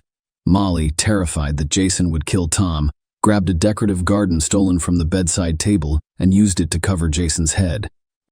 Due to the pause, Tom was able to get to his feet, grab the bat, and continue to hit Jason in the head. He paused when he realized he was already dead. Tom admitted that he did not like his son-in-law and his family, and had previously advised Molly to hire a lawyer and file for divorce. The police photographed Molly and Tom for the report. Surprisingly, there were no signs of a struggle, such as abrasions or bruises. So, what exactly happened at the Corbett house? But first, let me explain everything in more detail. Molly Martin spent most of her life in Knoxville, Tennessee. She was the sole daughter in a family of 4 children. Her father, Tom, dedicated 30 years of his life to the FBI, and her mother was a math doctor. Tom coached soccer for the local children's team in his spare time, while Molly practiced singing and dancing with her friends. She enjoyed reading, and as a teenager she participated in her mother's book club, where she shared her thoughts on what she had read. Sharon and Tom were well-educated and wealthy. Molly decided to pursue a medical degree after high school, and in 2003, she enrolled at Clemson University in South Carolina. Studying proved to be extremely difficult, requiring a great deal of hard work and effort. She soon dropped out of university. Molly and Keith Megan started dating in early 2007 and moved in together a few months later. Molly worked as a nanny and taught children to swim, while her boyfriend worked for a local nonprofit organization. Their relationship with Molly grew quickly. She was fun, cheerful, and carefree. However, they both struggled with mental health issues. Molly had been diagnosed with depression and had informed Keith about her bipolar disorder prior to beginning their relationship. Keith notes that things were fine at first. Medication helped her with her mental health issues. However, she contracted Staphylococcus aureus later. The infection medication appeared to interfere with the effects of the bipolar disorder medication, throwing Molly off balance. Molly experienced migraines and insomnia during this difficult time, as Keith mentioned. She spent a lot of time soaking in the bathtub, occasionally crying while lying on the floor. Molly used to take 16 pills every day. She was unable to continue babysitting and remained at home. Keith took over, fully supporting them both despite his low income. Molly was now depressed, and every time he returned home, he had no idea what was waiting for him behind that door. The relationship grew strained. After a while, she improved. Molly insisted on getting engaged to Keith. He took this step for her, hoping it would improve her condition, but he was mistaken. It didn't help, nor did her desire to have kids. Molly became pregnant with Keith. However, she had an early miscarriage in September of 2007. Molly's condition did not improve in February, so her parents paid for her stay in the psychiatric unit at Emory Hospital in Atlanta. He or she was to be assisted in stabilizing her condition and prescribing the appropriate medication. 4 days later, she returned to Keith, and the two attempted to continue living together. By the end of February, the couple's relationship had deteriorated significantly. Molly simply told Keith one night that she wanted to travel to Europe and work as a live-in nanny. He didn't think she should leave, let alone work with children, because she couldn't even go grocery shopping by herself. Molly soon departed for Ireland, and Keith never saw her again. Molly claims that the babysitting job came at an important time for her. After graduating from university, she struggled with feelings of inadequacy and had no idea who she was or who she wanted to be. She was fortunate to meet Jason, who helped her come to her senses and understand her role in caring for his children. A few months later, Jack and Sarah began calling her mother, Molly, who lived in Ireland, her native land. So, after her engagement, she proposed to Jason that they marry and live in America, and he agreed. Tracy Lynch, Jason's sister with whom they were always very close, claims that the Molly they knew in Ireland and the one they knew in the States are two different people. When relatives from Ireland arrived in Tennessee for the ceremony, they noticed Molly's unusual behavior. She tried to control everything, was frequently angry, and did not resemble those happy brides awaiting marriage. Sometimes she stayed in bed and refused to speak to anyone. Jason's family began to question whether he should join this American family, and his best friend noticed the unhappy groom in front of him. He even told him to simply leave, board a plane, and return to his home country. But Jason said he couldn't do that. He had already committed. 4 years later, Molly was very close to Jason's children and even considered them her own. However, her relationship with her husband was strained. Tracy claims that Jason had recently, in 2014, planned to return home. He was unhappy here and had started to gain weight. Molly was acting strangely, and he was unhappy with some of the things going on at home. He missed Ireland and said it would be difficult for him to leave. When Molly found out he wanted his children, he contacted her mother, but he refused to let her become their legal guardian. Jason refused to use his wife's citizenship to obtain a visa for himself. That way, she would have no legal basis to seek custody of the children if they later divorced. She later confessed to several of her friends about her husband's abuse, and neighbors began to keep an eye on Jason. Molly's statements were not supported by any visible evidence. According to numerous testimonies, there were no abrasions, bruises, or other injuries, and she did not appear to be a victim of abusive behavior, nor was she withdrawn or haggard. She didn't seem afraid of him. Jason, on the other hand, did not fit the description of a tyrant. He was personable, outgoing, and generous. The courtbed's closest neighbor reported that Molly had said things that did not fit the big picture he was aware of, and were most likely false.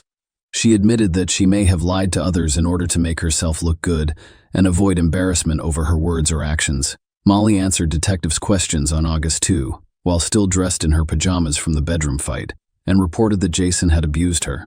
She had been to the hospital several times, but never explained how she sustained the injuries. Her husband was abusive, both verbally and emotionally, according to her. He occasionally sincerely apologized to her. Their relationship appeared to be on track to improve. However, the abuse continued, and each time the situation worsened. Despite this, her love for Sarah and Jack prevented her from abandoning him. Molly added that she had never told anyone about her husband's abuse, because the children were not hers, and they were not US citizens. Jason could have taken them away from her years ago, fearing that no one would believe his abuse. Molly began using hidden recording devices at the advice of her attorney, and she claims that many of the recordings she collected have been destroyed or lost, but those that remain have been turned over to prosecutors. For example, in the recording, Jason comes home late in December 2013. He finds the door locked and rings the bell several times. She opens it in 39 seconds and apologizes. "You never intended to do anything, did you?" he asks angrily and mocks her. Molly begs. Multiple smacking sounds can be heard, and she starts to whimper. "I absolutely despise you." She comes to a halt quietly just before the recording stops. She claims Jason had a key but was too drunk to open the door.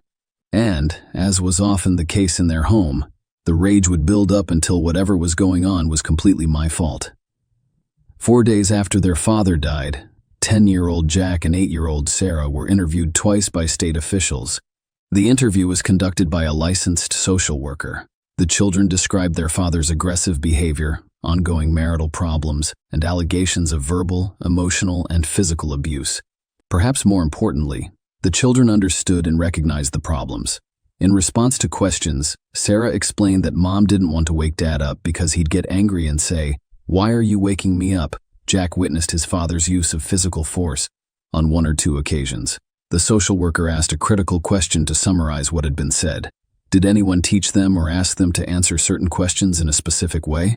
Sarah answered, "My mother asked me to tell only the truth. Jason had made Tracy the legal guardian of his children a few years ago, in case of his death. She knew Molly would not let them go without a fight. Tracy immediately flew to North Carolina to petition for custody of the children. Molly did the same. Tracy took over as guardian of Jack and Sarah 16 days after Jason's death, and the two returned to Ireland. In January 2016, Tom and Molly were charged with second-degree murder.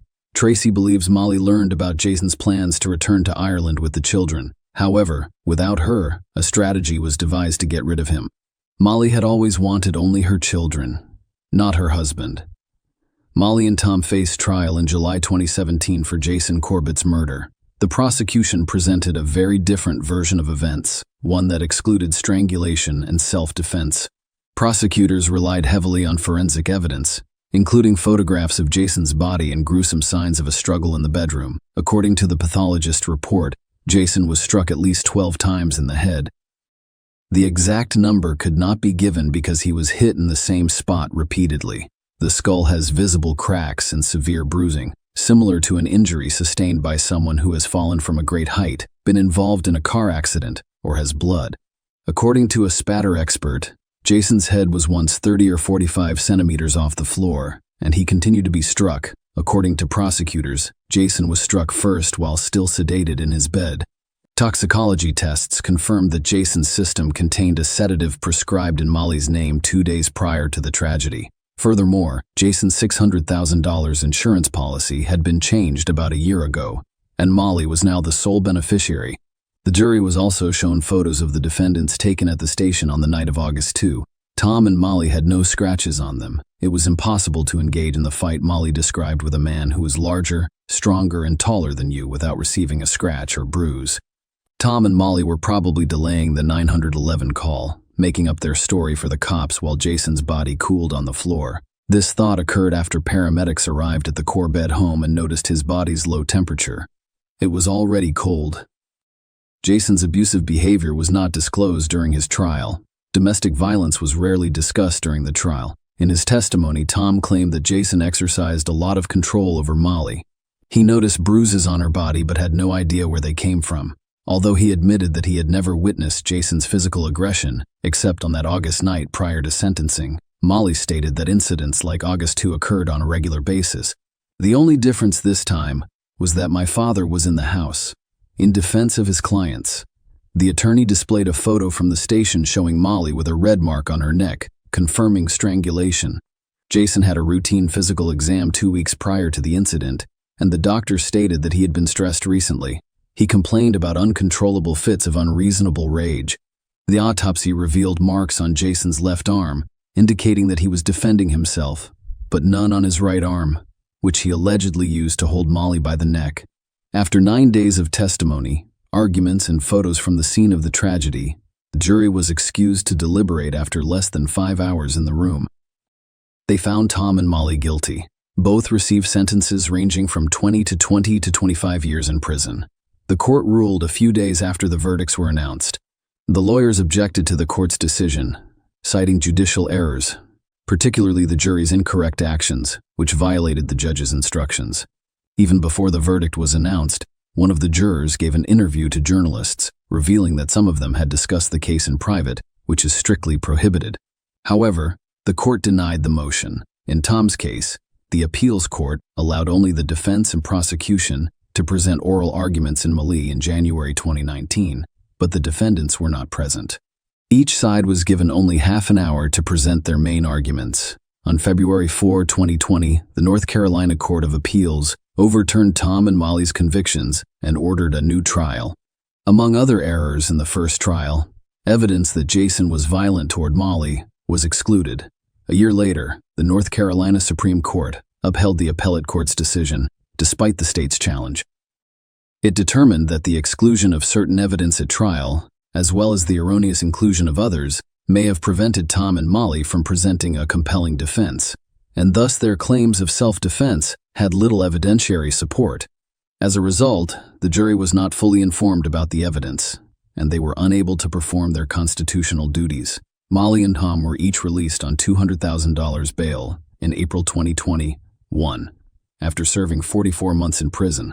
The interviews given by two young children shortly after their father's death are particularly noteworthy, and, while in the custody of Molly's family, both Jack and Sarah have since recanted their statements. They claimed that they were coached to lie about domestic abuse. They have since informed the Davidson County District Attorney's Office from their residence in Ireland that Molly coerced them into making those false statements, and that Molly was the one who was abusive. A new trial was held in November 2023, and the judge sentenced Molly Martins and her father Thomas to prison for at least 7 months following an emotional final day of sentencing hearings. On Wednesday, the power was led out of a North Carolina court in handcuffs after receiving sentences ranging from 7 to 30 months for Jason Corbett's voluntary manslaughter. This is in addition to the 3.5 years Molly and Thomas have already served since being convicted of murder. Share your opinion with us in the comments, and subscribe to the channel for more.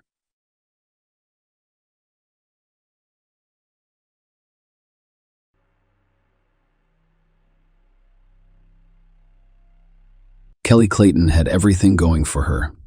First and foremost, she was very intelligent and bright. Since high school, she has been a role model for other students who are active in school, excel at tests, and pass exams.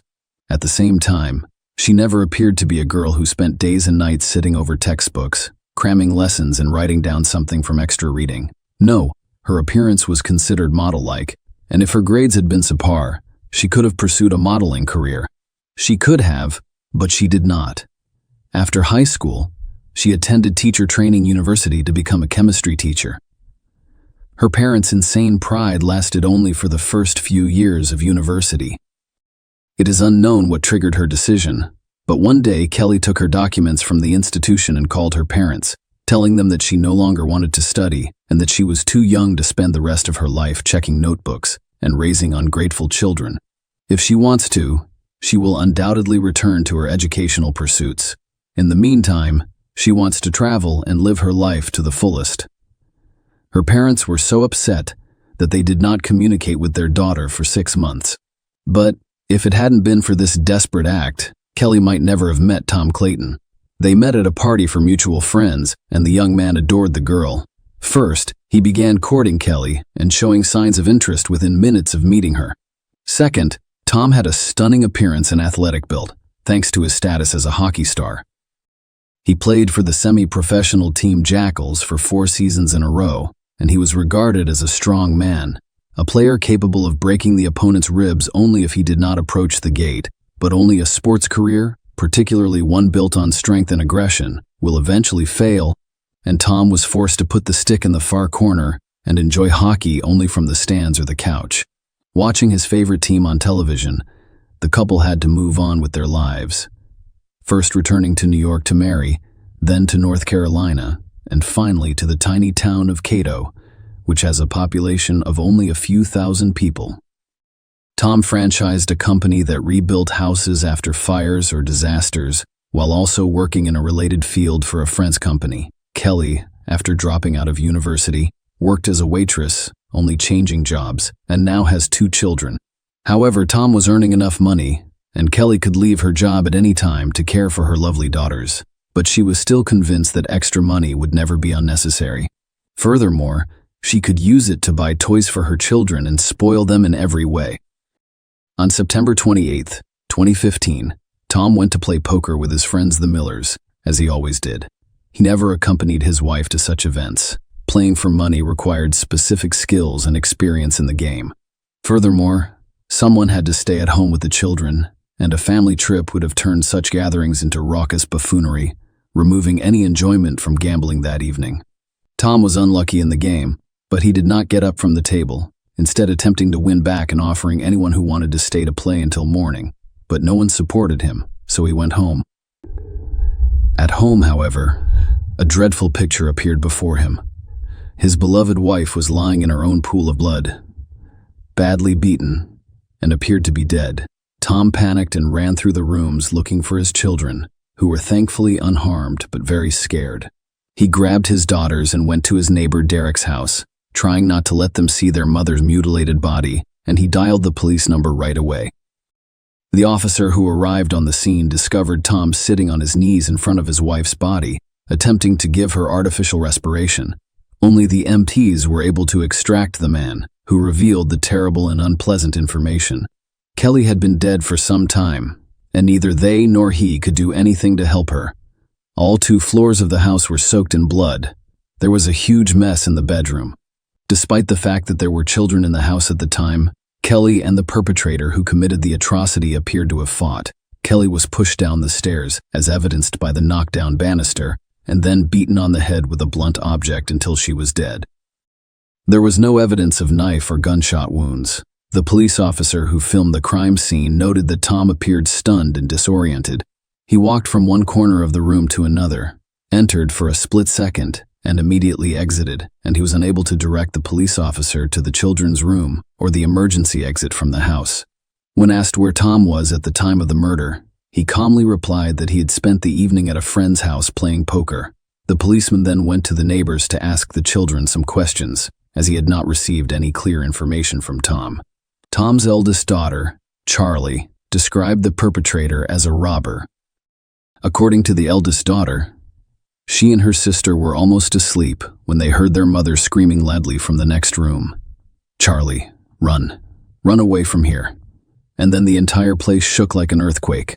After listening to their mother, the girls cautiously exited their room, only to see the criminal leaning over their mother and beating her with what appeared to be a hammer. The girls dashed back into the nursery, closing the door with a small nightstand and hiding beneath the bed.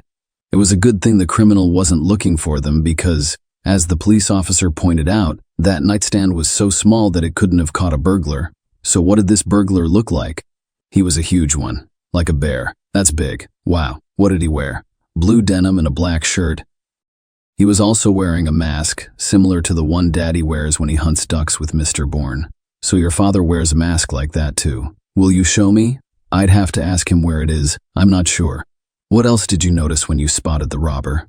He had eyes like my father's, and I can't remember anything else. I saw him briefly. We got scared and ran back inside. Police officers who investigated the house were unable to confirm the girl's claim that the perpetrator was a burglar. There were no signs of forced entry at either the front or back doors, but the garage gate was open, allowing the perpetrator to enter the house through it. Another thing the police discovered was that nothing was stolen from the house. Jewelry was left untouched in a jewelry box, and Tom's safe, which held the cash, was not even opened. All of the cabinet doors in the house were closed. Usually burglars check every cabinet and shelf. But here, the entire mess was the result of a fight. Experienced officers, it appears, understood everything at once. Tom pretends to be a heartbroken husband, and he murdered his beloved wife and the mother of his children in order to continue receiving insurance payments. If Kelly's life was insured, and husbands' murderers always make sure their wives' lives are protected, he could receive up to $1 million in the event she died. All that is required is to gather evidence, and the case will be resolved. Especially since her own daughter said the robber's mask and eyes resembled her father's. However, when the police discovered Tom's whereabouts that night, they did not find the hunting mask in the house. The police questioned the other poker players. "Is Tom the murderer? Do you truly suspect him?" One of his friends inquired. That poor man had his wife murdered, for crying out loud. And instead of looking for the bastard, you want to blame everything on him? How could you have thought of something like that? No, Tom could not have done it. Another less emotional friend responded. I've known him a long time. He worked 2 jobs around the clock because he adored Kelly and his children. That simply cannot happen. Plus, he stayed with us all night. We played poker, and even when everyone was exhausted, he insisted on continuing to play. During a game break, Tom's friend Laura mentioned that he was very suspicious that evening. He led me into the next room and asked me to give him my phone so he could call his wife. He claimed he forgot his phone in the car and did not want to go get it. I was surprised to find the car 10 meters from the house. Go get the phone but still give him a call. He took a step back and made the call from outside. I didn't hear who or what he was talking to, but when I checked the outgoing calls, there were no numbers in the call history, implying he simply deleted the call. Would you agree? That is odd. I told my husband about it, and he was just as surprised as I was. My husband was sitting at the table next to Tom when he noticed that Tom was not paying attention to the process of dealing cards or the people around him, which is critical in poker, but was sitting with his head bowed over the surface of the table where the cards were hiding the screen of his phone. He was carrying his phone. Why did he trick me? So, where was he calling? Who couldn't he call with his phone? Who couldn't he call with his phone? Following Laura's testimony, the police questioned Charlie, Tom's daughter, and she repeated what she had previously told the officer. The robber resembled her father. The murder victim's niece provided the next testimony. Already after Tom was imprisoned, I did not tell Aunt Kelly. I didn't want to upset her. She was very fond of Tom. She genuinely loved him. Besides, she has 2 children with him. They're my sisters. Who needs my truth? Tom was not who he appeared to be at first glance. Yes, he occasionally showered my aunt with attention and flowers. He could easily babysit, something other fathers rarely do, but that was only at home and work. He was an entirely different person. Aunt Kelly decided to help me one day by arranging for Tom to drive me to work for him. She was too young to be on her own, so she knew me better than anyone and wanted the best for me. Last summer, I worked for Tom on correspondence, registration, and document management. I didn't know him very well prior to that, so our relationship was strictly professional at first. Then he got drunk somewhere and came to the office in that state. There was only me and him, and for some reason, he began telling me that his family was fictitious. He adores his daughters, but he doesn't care about his wife, and he hasn't had feelings for her in a long time. Throughout their marriage, he has had a few extramarital affairs and has considered leaving Aunt Kelly. But he didn't, because he was afraid of losing his home and money as a result of the divorce. Looking ahead, it is important to note that some of the interviewed female poker players confirmed Kelly's niece's claim that Tom was not a faithful husband and had a sexual relationship with 2 other women who were playing poker that night. In addition to information about Tom's promiscuous life, Kelly's 16-year-old niece mentioned another employee of Tom's firm, Michael Beard. Michael was doing a good job repairing houses after the fires. But there was one time when Bird worked in those houses and kept missing things, and Tom didn't believe his customers the first few times, referring to the possibility that the owners would lose something during the fire. Then, when the theft accusations were repeated for the 3rd and 4th time, it was clear that Michael Bird not only restores the floor and walls, but also steals. In addition to stealing, there were complaints that Michael allowed himself to arrive at work drunk. I was in the office when Michael's theft was discovered. Tom could yell at his employee and kick him out onto the street. He was upset by his subordinate's behavior. He kept asking him, "How could you, or haven't you considered your family? Where are you planning to work now?" Following the incident, Tom fired Bird but continued to call companies he knew and offered to hire his former employee. Tom recommended Michael, and when all other options were exhausted, Tom hired Bird to help with the household chores, such as cutting the grass, watering the plants, and performing minor repairs around the house. The detective then summoned Michael Beard for questioning. He claimed he only stole because he and his family needed money. Tom was very nice to me and defended me until the end, but I knew it was my fault. He has an excellent wife. She fed me while I worked for them, even though she shouldn't have. She also gave my children clothes her daughters had outgrown. I am extremely grateful for everything they have done for me. I feel so sorry for Kelly. When I found out about her death, I couldn't believe my ears. I really felt bad. I even went to church and prayed that she would go to the best of all worlds. The police did not find anything unusual in Michael's story and released him, but the interrogation of his wife, Mrs. Bird, made them doubt his words. According to his wife, Holly, Tom promised Michael $10,000 for unspecified work. That was interesting. Michael was summoned back to the station and had a lie detector attached to him. All of the questions failed. Bird lied and thus failed the test. Realizing he couldn't get away with it, he started testifying. Indeed, Tom promised Bird $10,000 if Michael sneaked into his house on the day Tom was supposed to play poker, killed his wife, and set fire to it. The plan was to strangle Kelly before making it appear that she died in an accidental fire. Furthermore, the family home was insured for a significant sum of money. The police confirmed that it was true. Kelly's home and life were insured at the highest level. 2 cans of gasoline awaited Michael in the garage, through which he would enter the house. Everything was fine here. Bird entered the house while everyone was already asleep. He began quietly climbing the stairs to the bedroom where Kelly was supposed to be sleeping, but the young woman was either awake or awakened by the sound of the open door, and when she saw a strange man in the doorway, she screamed in terror. Michael was just as terrified and pounced on Kelly, attempting to wrap his massive hands around her neck. But it wasn't so simple. Kelly started to fight back. Michael is surprised that Kelly, who appears to be fragile, has such strength. A fierce fight broke out, spilling over from the second-floor bedroom to the first-floor kitchen. Michael, in shock and panic, was unable to concentrate on the fight, and instead waved his arms in all directions or grabbed Kelly's clothes, while Kelly, defending her life, aimed very accurately at Michael's face. And if the cops had arrived earlier, they would have noticed the bruises from the beatings on Bird. But everything ended up as it did. After a long struggle, Michael smashed Kelly's head into the wall with all his might. She fell and struggled to get back up for a while. Michael took out a hammer and started hitting the young woman's head with it until she stopped moving. Michael, enraged by what had happened, simply ran out of the house, forgetting that Tom had asked him not only to kill Kelly, but also to set the house on fire to conceal the crime.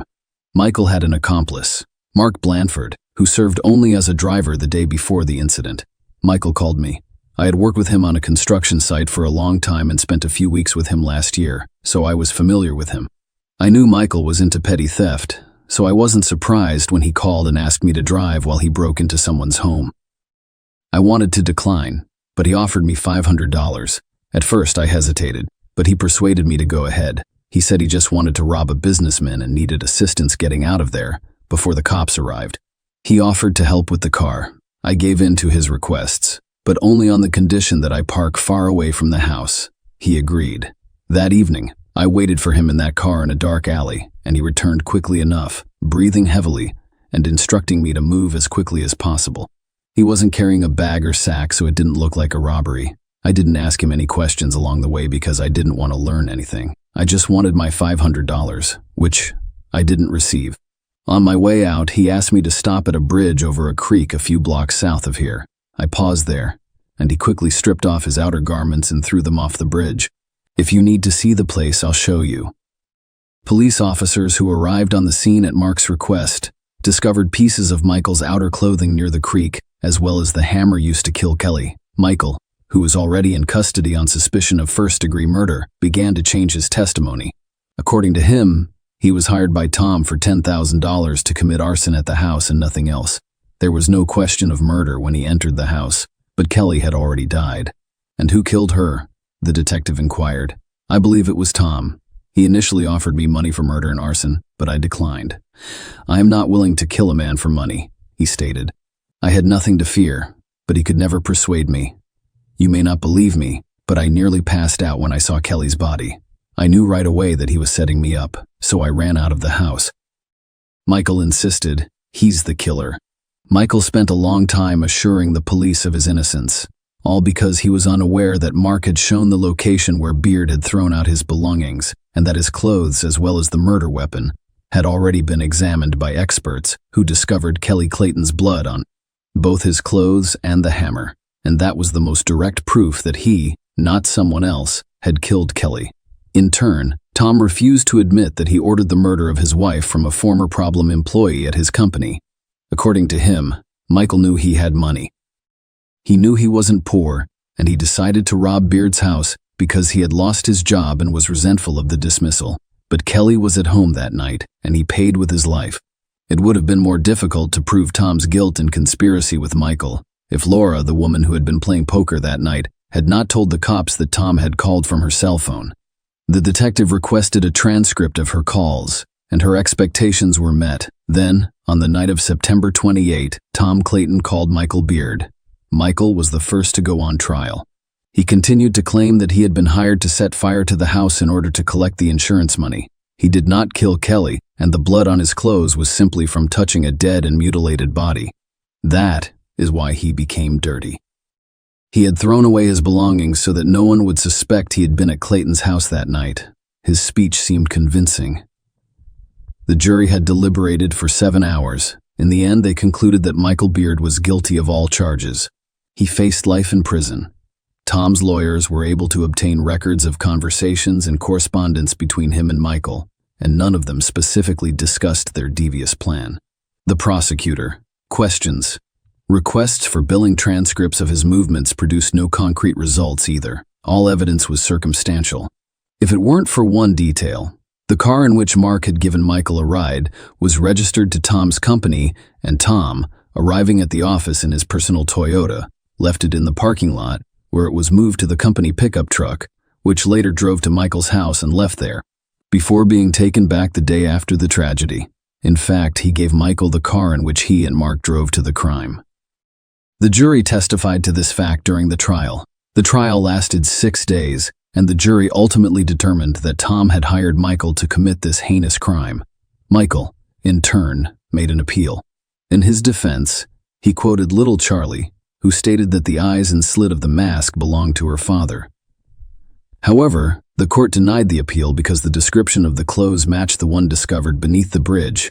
As a result, Tom Clayton and Michael Beard were given life sentences. Mark was charged with manslaughter and received 4 years in prison. Kim, Kelly's sister, received custody of Tom and Kelly's children. Charlie has finally moved on from the tragedy. She occasionally remembers her mother, but she refuses to talk about her father, whom she will never see again. Share your opinion with us in the comments, and subscribe to the channel for more.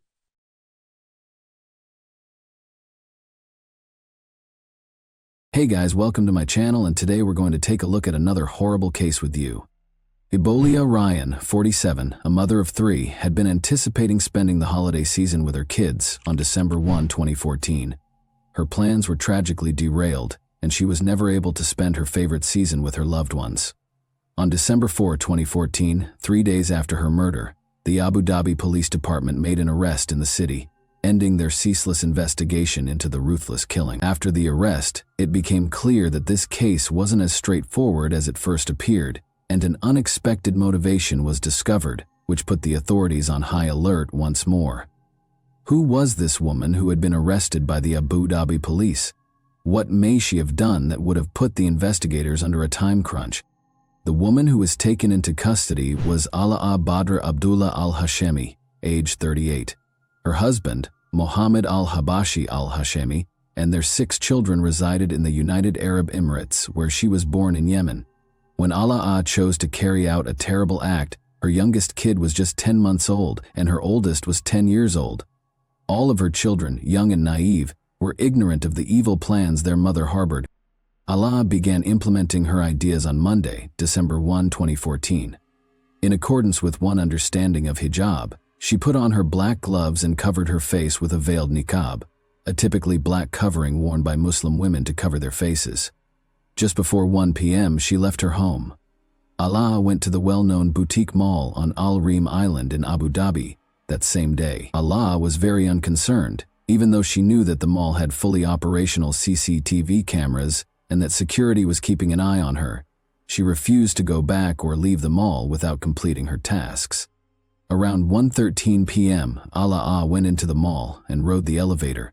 Alaa spoke briefly with a security guard after stepping out of the lift and making her way to the mall's restroom, where she ran into Ebolia Ryan, a 47-year-old lady. After some waiting, Alaa struck with full power and fatally stabbed Ebolia while she was by herself. Shortly after leaving the restroom, Alaa ran back to the lobby and climbed into the elevator.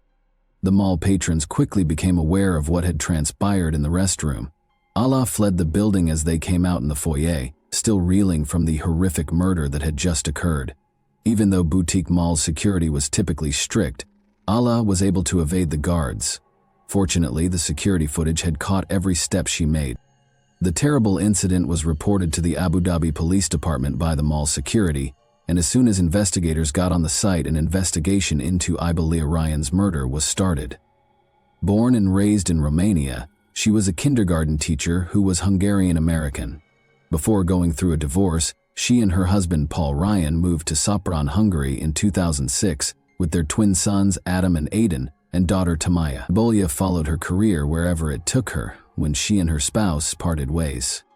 Ibolia had a varied teaching career over the following few years, working in 4 different countries including the US.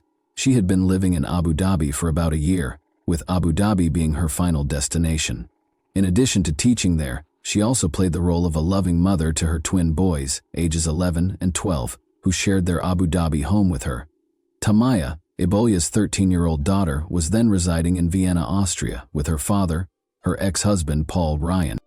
In the United Arab Emirates, Ibolia had dedicated her life to the field of education. Despite being in an unfamiliar place, she adapted to her new surroundings rather well. In addition to the traditional duties of teaching, she also took on the role of mentor, greatly advancing the professional development of her colleagues. She was well known for her unwavering commitment to her career, and it was clear from her actions that her primary goal was to guide her students toward a brighter future. Ibolia was a lighthouse of compassion and generosity, embodying a feeling of purity in our world. She led a life filled with a deep sense of purpose, constantly working to improve the lives of those she came into contact with.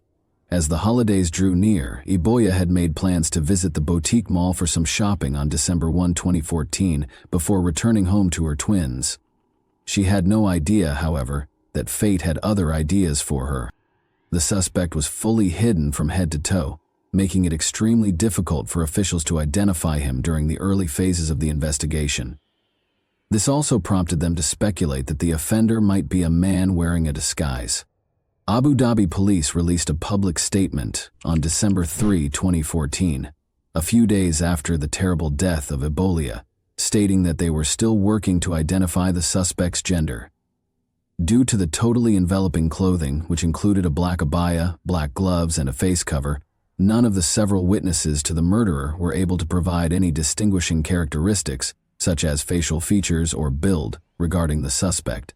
In order to disseminate additional information, the Abu Dhabi Security Media Department posted a video on its official YouTube channel.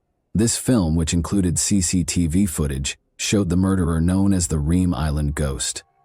It also showed the responses of those who were on the scene when the horrific event took place. Notably, a lady with a small child was seen hurriedly removing the child as security guards rushed into the hallway to respond to the situation. The video demonstrated that spectators were more alert, paying close attention to activity in the toilet area. An important piece of evidence was the surveillance film, which also showed the shrouded suspect picking up a newspaper, likely to hide the weapon, and walking toward the bathroom. About 90 minutes later, the suspect in the assault rushed back into the lobby, causing chaos among the customers who quickly scattered. As a security guard headed for the bathrooms, the accused assailant ignored a woman's attempts to obstruct her in the middle of the tumultuous event. After racing into the elevator, the suspect eventually ran away. A disturbing image of bloody footprints coming from one of the restroom stalls was shown on the film as it ended, providing a sense of the violent and gory nature of the murder. Ibolia, the unfortunate victim, was fatally stabbed, according to law enforcement sources. At the crime site, detectives also found a kitchen knife, which they verified was the murder weapon. When the detectives questioned the witnesses, they discovered that the 2 ladies had also argued violently before the murder. However, none of the detectives could tell if the attack on Ibolia was premeditated or the product of an argument gone too far. Both the official police reports and the CCTV film gave a thorough description of the culprit after the initial offense was committed. The suspect, wearing a niqab, was observed going back to her car before leaving the area. Detectives were shocked to discover that the suspect had then moved on to a residence in the Abu Dhabi Corniche, where another disturbing series of events took place. The suspect entered the premises with a tiny black luggage, as seen by the surveillance cameras at this position. She continued on to the apartment of a 46-year-old Egyptian-American physician living with his wife and 3 children, who is only known as MH. She dropped the suitcase outside their house and hurried out of the building. Additional information about the suspect was disclosed by the police footage. Detectives could see blood on the suspect's driving wheel and the black suitcase, which was the same one she allegedly brought to the doctor's apartment in the video. This terrifying visual evidence underscored the seriousness of the suspect's conduct as she moved from one murder site to another, adding still another level of intricacy to the story as it developed. Luckily, the bag was discovered by the doctor's son on his way to the mosque for prayer in the evening. He informed his family that he had noticed something odd in front of the house. They requested assistance from a security guard, who then called the police. It was a bomb, and the cops were able to identify it and disarm it before it exploded. A woman wearing gloves had entered the house minutes prior to the event, according to the security guard. She had a black luggage in tow. She went to the floor where the doctor's family resided, he said, and a few minutes later she hurried out of the building. Detectives claim that the improvised device was constructed from readily available basic materials. The bomb's components, a tiny gas cylinder, adhesive, nails, and a lighter, were designed to cause serious harm when detonated. The detectives continued their investigation to find the murderer, but they did not disclose many specifics regarding their progress or actions. The perpetrator was apprehended by Abu Dhabi police early on Thursday, December 4, 2014. The murderer was found to be Ala Badr Abdullah al-Hashemi, 38. General Sheikh Saif bin Zayed Al Nahyan, the UAE's Deputy Prime Minister and Interior Minister, announced that the suspected niqab killer had been taken into custody by security and law enforcement for the savage murder of American teacher Ebolia Ryan. He emphasized that the perpetrator was apprehended within 48 hours after being identified in less than 24 hours, but the investigators wouldn't reveal how they were able to identify Ala. It was clear from looking through Ala's search history that she had developed radical views as a result of the things she viewed online and the individuals she followed. She wanted to harm someone from another nation at random, but she had no explicit plot to harm any American. Ala didn't try to conceal any information and was very direct when stating the cause of the attacks. Ala acknowledged that the only reason she picked Ebola and the doctor was that they were Americans. In addition, Ala informed the case's detectives that she had done such heinous crimes because her husband, Mohammed al-Habashi al-Hashemi, had been arrested and detained by the police for interrogation on suspicion of having ties to terrorist organizations. She intended to avenge the police for stealing her spouse and instilling fear of danger in outsiders, particularly Americans, British, and French residents. These horrific events followed earlier assaults on Saudi Arabian citizens from Western nations. These attacks were widely publicized, which caused concern in the commercial and international security groups. Furthermore, U.S. embassies in the region had issued warnings just weeks prior to Ebola's stabbing because certain websites were inciting attacks, particularly against American teachers.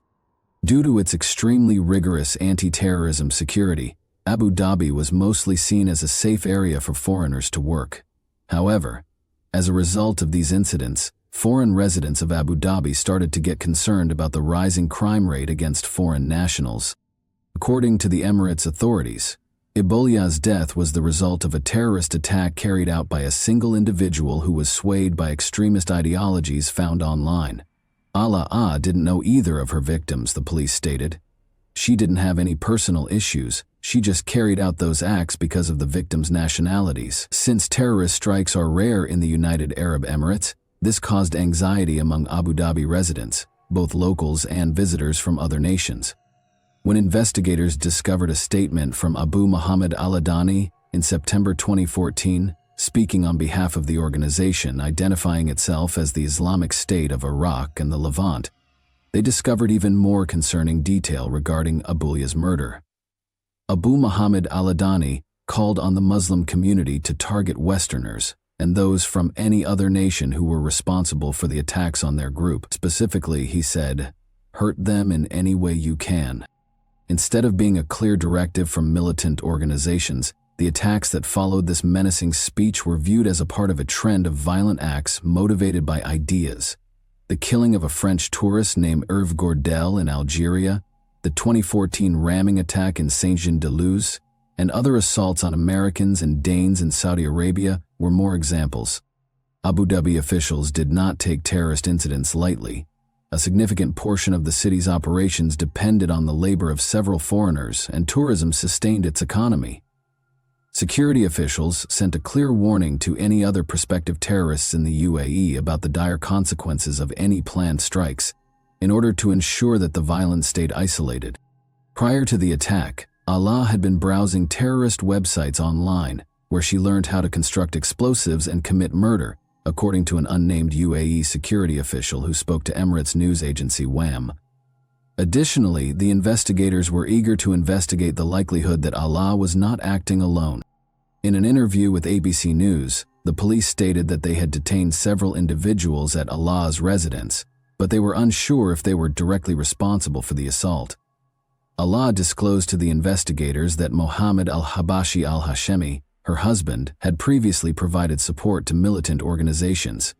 He forced her to view and listen to tapes of Osama bin Laden and other group leaders. Although her home was described as a base of operations, it was unclear if she belonged to any organizations. Allah was also found guilty of using an online account to disseminate information that disparaged and damaged the nation, according to additional research. Allah was also found guilty of providing money to Al-Qaeda, a Yemeni terrorist group, knowing that it would be used to finance terrorist activities, according to the news outlets that reported on her arrest. Judge Falah al-Hajeri stated that the United Arab Emirates, with all of its benefits, had been and would remain a safe and stable place on June 29, 2015, before to issuing the ruling. It is an illustration of how people can coexist peacefully and harmoniously. Some new criminal methods that have not been seen before in the UAE have been used in recent years to scare and hurt people, he said. By doing destructive things, the intention was to upend the nation's system and endanger society. It was crucial to examine and handle these acts as strictly as possible when they posed a threat to the country's general stability. In order to combat and eradicate terrorism, a new anti-terror law was created.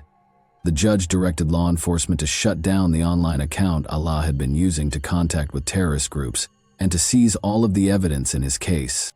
Later, on June 29, 2015, the Federal Supreme Court in Abu Dhabi found 38-year-old Allah Badr al-Hashemi guilty of killing 47-year-old Ibalia Ryan and condemned her to death. The decision could not be appealed because it was rendered by the Supreme Court. Allah's destiny was thus predetermined. Allah asked the court to give her psychological support during her trial. She claimed to have been seeing ghostly figures and experiencing weird experiences. Taking this into account, the court ordered that Allah undergo psychiatric testing. The findings, however, demonstrated that Allah was fully conscious of her acts and that her mental state had no bearing on them. Surrounded by 4 police officers, Allah remained emotionless when the court announced the verdict and sentence. She waved to her brother and father and smiled as she left the court. Ahmed al-Dahani, the State Security Prosecution's Attorney General, declared on Monday morning, July 13, 2015, that the Federal Supreme Court's State Security Circuit's decision, number 73 of 2015, regarding Allah Badr Abdullah's execution, had been carried out with President Khalifa bin Zayed Al Nahyan's approval. The officials did not, however, reveal the manner of Allah's execution. In remembrance of Ibalia Ryan, members of the expat community in Dubai attended a candlelight memorial and talked about the impact her untimely passing had on them. For Ibalia's friends, family, and the teaching community, finding closure was a challenging process. Her ex-husband Paul Ryan, with whom she had 3 children, also expressed his opinions about the decision. In order for Paul to take Ibalia Ryan's body back home and pay for their kids' school, a recruitment agency that assisted in getting her to Abu Dhabi launched a fundraising effort. A few weeks later, the fund was taken over by the Ryan family, who used it to support Ryan's family in Romania. Ibalia's murder, according to General Sheikh Saif bin Zayed Al Nahyan, was incompatible with the UAE's core principles. The teachings of Islam and the authentic Arab heritage were the sources of these ideals. He said that the UAE firmly believed in these moral principles, both domestically and internationally. He also expressed his sadness at witnessing such acts in a nation that is renowned for its safety and security. Mohammed al-Habashi al-Hashemi, Allah's husband, was later charged with major crimes in 2015 for allegedly plotting to bomb tourist destinations and assassinate a local politician. During a hearing at the Federal Supreme Court in December of that year, the identity of the leader Mohammed intended to kill was kept a secret. Mohammed adamantly maintained his innocence and denied any involvement in the charges against him. 2 attorneys, one selected by the government and the other by Mohammed's family, were representing him. When asked to comment on Mohammed's circumstances, both attorneys sidestepped reporters. Mohammed faced 7 charges, one of which was plotting to destroy the capital's Yas Marina Formula One racetrack and an IKEA close. He allegedly had plans to assault an American military base and tourists. Additionally, police discovered information that connected Mohammed to the terrorist groups ISIS and Al-Qaeda. Although his case was postponed until January 18, 2016, the public was unable to learn the outcome of the court proceedings or the verdict, since it did not receive adequate media attention. Do you believe that Allah would have carried out even more terrorist attacks if it weren't for the investigators' prompt measures that resulted in his timely arrest? Allah showed neither sorrow or guilt for her crimes during her trial. Do you believe that she was brainwashed by terrorist organizations as a result of this? And that wraps up today's chilling story. If you enjoyed this video, don't forget to like and subscribe so you never miss a new upload. Also, let me know in the comments, what part of this story shocked you the most? Thank you for watching, and I'll see you in the next video.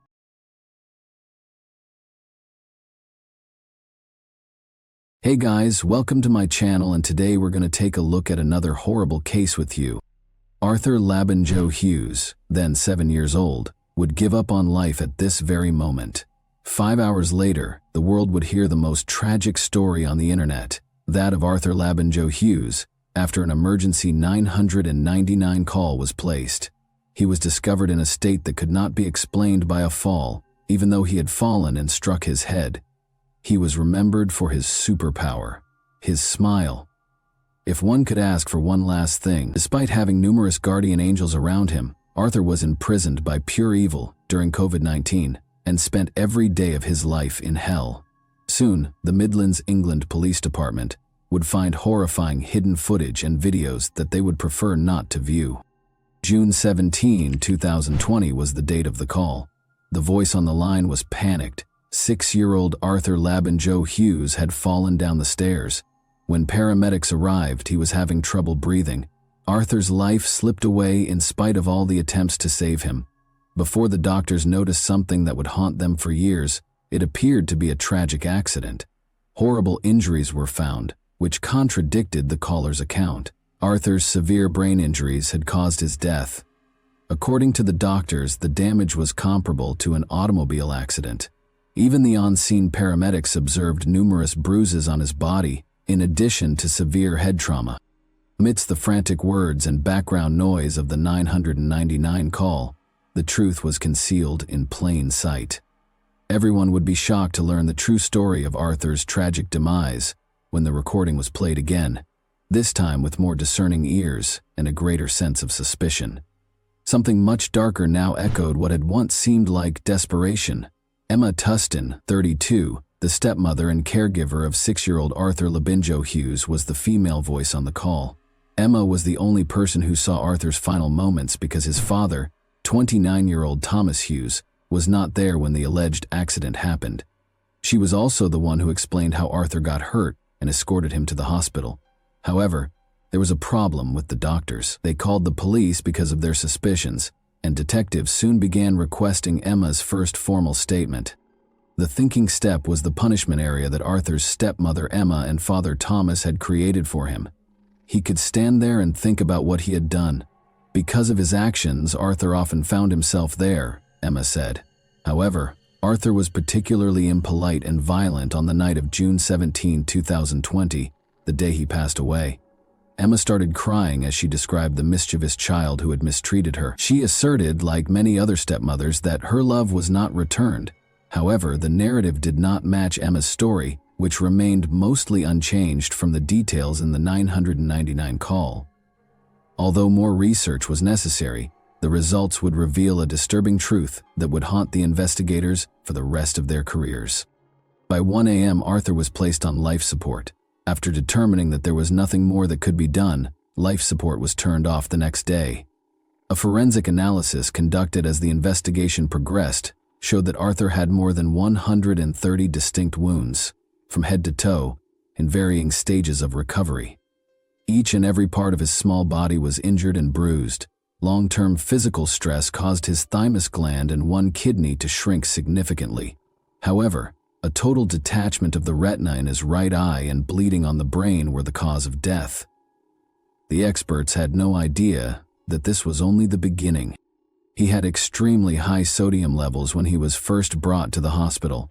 These levels did not change 7 hours later, suggesting that his body was unable to adequately absorb the excess salt he had consumed.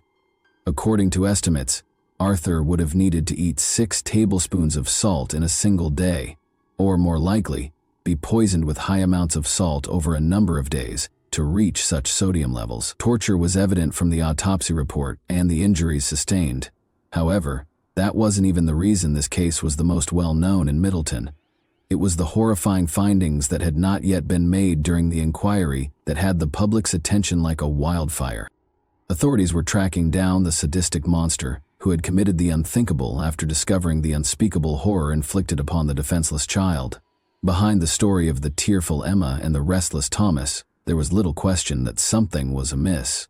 Across the nation, rumors were circulating, but it quickly became clear that these were more than just conjectures. Discovering the atrocities that had taken place behind the scenes was the difficult part. A search warrant for Emma's 2-bedroom home, where she lived with her boyfriend Thomas Hughes and their children from prior marriages, was swiftly obtained by the Middleton police. Apart from a CCTV camera placed in the living room, nothing seemed especially noteworthy at first glance. Investigators were informed by Emma and Thomas that it was done to keep an eye on Arthur and make sure he didn't hurt himself. The investigators were unaware that the recordings held terrible secrets they would have preferred to ignore when they took them for additional analysis.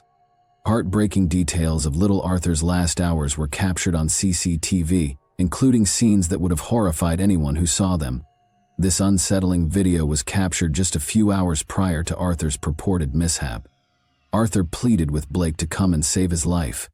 Who were these individuals that Arthur was depending on in the final stages of his life?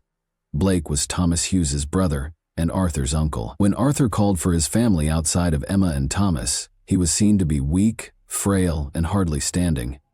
Detectives contacted Arthur's grandparents and Uncle Blake during the hours that these recordings were being examined. In addition to being open, the family had a lot to share. The date of Arthur's birth was January 4, 2014. He was among the happiest kids you could ever meet just a year ago. He was a huge supporter of Birmingham City Football Club and loved superheroes. Those who knew him said he was intelligent and vivacious, but as the grandparents dug deeper, it became evident that Arthur was a contented but unlucky child. Thomas and Olivia Labagno-Halcrow, who met while engaging in drug activities, are his parents. Olivia entered a new toxic relationship with Arthur after the parents divorced, but Arthur stayed with her. She had taken an alcohol awareness course and met a man named Gary Cunningham. Gary and Olivia both used violence against one another. In February 2019, this toxic relationship tragically came to a head when Olivia killed Gary by stabbing him 12 times while intoxicated. The fact that young Arthur saw the murder was the most startling aspect of this incident. Olivia received an 11-year sentence in 2020. Little Arthur moved in with his father, Thomas, and grandparents while the mother was serving her sentence. His grandparents and his Uncle Blake were the main sources of the love he had experienced. For Arthur, this was the safest period of his life. The trail of misfortune started with a simple date, but the wave of good times would soon subside. Thomas, his father, went on a date with Emma Tustin, a woman he had met online. Detectives discovered that Emma had a history of unpredictable and attention-seeking behavior as the investigation progressed. When her boyfriend threatened to break up with her in 2013, she leaped from the top of a multi-story parking structure. She once threw herself out of a bedroom window to stop her partner and his best friend from going to the pub. In an interview with the Daily Mail, one of her ex-boyfriends stated, "She's a black widow. Every man she hangs out with is sucked dry by her. She has absolutely no maternal instinct. She wanted children because of the attention they gave her as a newborn and the benefits they provided. But she didn't want to know once the attention stopped and she was left alone with a baby." She was also accused of being a careless mother, and social services frequently visited her home. The ultimate application of this woman's evil would be when she entered Thomas's, and eventually Arthur's, life. Thomas wasn't a perfect father, but he wasn't a total nightmare either. But as he and Emma became closer, that would soon change, and Arthur would lose his father in a way he never could have predicted. Arthur went on a number of excursions with his father and Emma, but each time he came back, the grandparents noticed that he was becoming less and less eager to accompany them. He couldn't quite understand the unnerving tension that was replacing the warmth of family. His grandparents claimed that they became aware that something was amiss in their own house. Every time Emma came to visit, Arthur would try to hide because he was afraid of her. She was disliked by Thomas's brother and parents as well, who perceived dishonesty and disdain in her. They were unable to foresee the scope of what was happening, though. When Arthur's grandmother tried to buy him a Subway sandwich during one of Emma's visits, Emma yelled at her to stop feeding him, saying it was a needless luxury. This brief interaction acted as a warning, demonstrating Emma's ease and eagerness to make choices regarding Arthur's life. She wasn't alone, though. Thomas was also acting differently. He had started to become easily agitated. Blake saw the young boy staring blankly at the wall when for a child, it was an unusual sight. Blake tried to give him a snack to lift his spirits, but Thomas stepped in and said Arthur was being punished and shouldn't be fed. As the pandemic spread, this was only the start of a nightmare that would only get worse. A total lockdown was proclaimed by the Prime Minister. Arthur had the danger in his own house while others hunkered down to protect themselves. Separated from his cherished grandparents, he was raised by his father, Thomas, and Emma, and saw them infrequently. Things were gradually coming together for Arthur's decline. Arthur's grandmother saw a blue bruise on his shoulder during one lockdown. She took prompt action and lodged a complaint with social services, even though she was Thomas's mother. When Arthur got back to Emma and Thomas's house the next day, a social services agent called Emma and paid her a visit. But nothing was done about it. They insisted that Arthur and Emma's other two children looked content and healthy, and they denied that there was any bruise.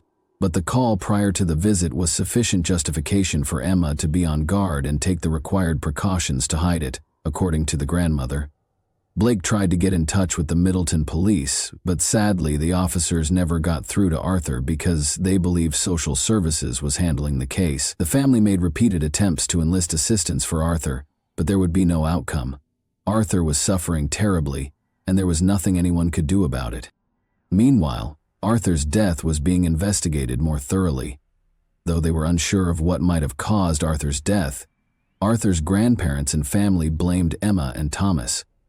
The couple was the subject of a more thorough investigation, and the most repulsive information began to come to light. After seizing their phones, investigators started going through the data. They found shocking information in the audio recordings and text messages between Emma and Thomas. The weight of what had been concealed behind closed doors became painfully evident with every new line that appeared on the screen.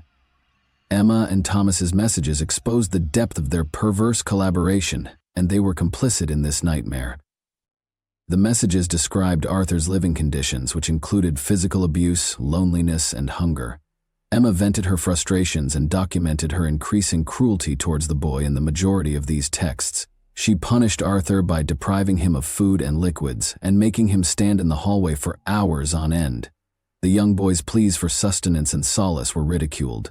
He referred to his desperation as misbehavior. For Emma and Thomas, the conversations were a perverse kind of reinforcement in these messages. When Thomas wasn't home, she would frequently record Arthur's anguished cries and send Thomas audio snippets, seemingly to get his approval for her severe treatment. Thomas would reply by expressing his own annoyance with Arthur and urging her to be even harsher, telling her to just end him or recommending violent means to stop his screams. The boy was left to suffer alone in his room or cry himself hoarse in the hallway while the couple, at times, were only a few feet away from Arthur and texted, their phones buzzing with nasty conversations. Emma complained that Arthur was acting out or spoiling him because of his need for affection. Emma and Thomas talked about how Arthur should be disciplined for small transgressions or denied certain foods. Neglect was not the only form of abuse. There were numerous instances of name-calling and verbal abuse in these messages. Both sides' hatred was clearly visible in these messages. The messages made it abundantly evident that there was physical torture and intimidation in the home. Arthur had been attacked several times. According to one of the messages, Emma and Thomas had a falling out, and Emma said she could accept Thomas but not Arthur. In a stern reply, Thomas insisted that she would have to take Arthur and him together or not at all. Since Emma's rejection of Arthur only made Thomas more irate, this exchange exposed the problematic dynamics of their relationship. This tension suggested that Thomas's rage could quickly grow and result in more abuse of Arthur. One thing was certain, despite the numerous questions, Arthur was leading a miserable life and frequently going without food. For the investigators, one CCTV clip that had previously seemed unimportant took on new significance. On one of the hottest days of the year, the video showed Thomas and Emma lounging and eating ice cream.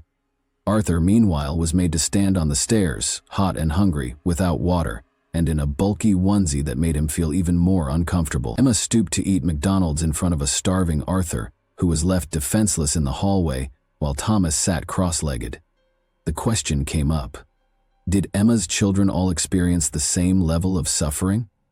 The investigators learned from Arthur's grandparents that Emma's children were frequently abandoned and left hungry for extended periods of time, while Emma remained in her room. But Arthur's ordeal was particularly horrifying. Emma's children didn't seem to experience the same degree of abuse as Arthur in any of the video. Subsequently, Emma's kids would inform investigators that if they attempted to assist Arthur, they would also be punished. As another heartbreaking clip awaited their review, the unsettling details of this case seemed to go on forever. Arthur was seen standing and shuffle-footing in these clips. It appeared innocuous at first, until they discovered he had been upright for as long as 14 hours. Police clamped down on Thomas and Emma as the horrific details surfaced, interrogating them about Arthur and the devastating information in the recordings. The details of Thomas and Emma's accident story started to shift piece by piece, but Thomas would be the first to reveal the truth, which was even more terrifying than they already knew. Thomas admitted to them that his punishment of Arthur might have been excessive. He explained to the investigators that Emma and the family suffered as a result of Arthur's behavioral problems. Thomas was going to disclose that he had studied torture techniques used during interrogation, techniques that caused the most pain without leaving scars or bruises, even though it was difficult to comprehend what offense a 6-year-old could have committed to warrant such a punishment. What actually took place on June 17, 2020 then? But did Arthur's body simply give up after all this suffering? No. The case's reality was straightforward and cruel. In fact, the reality was even more horrible.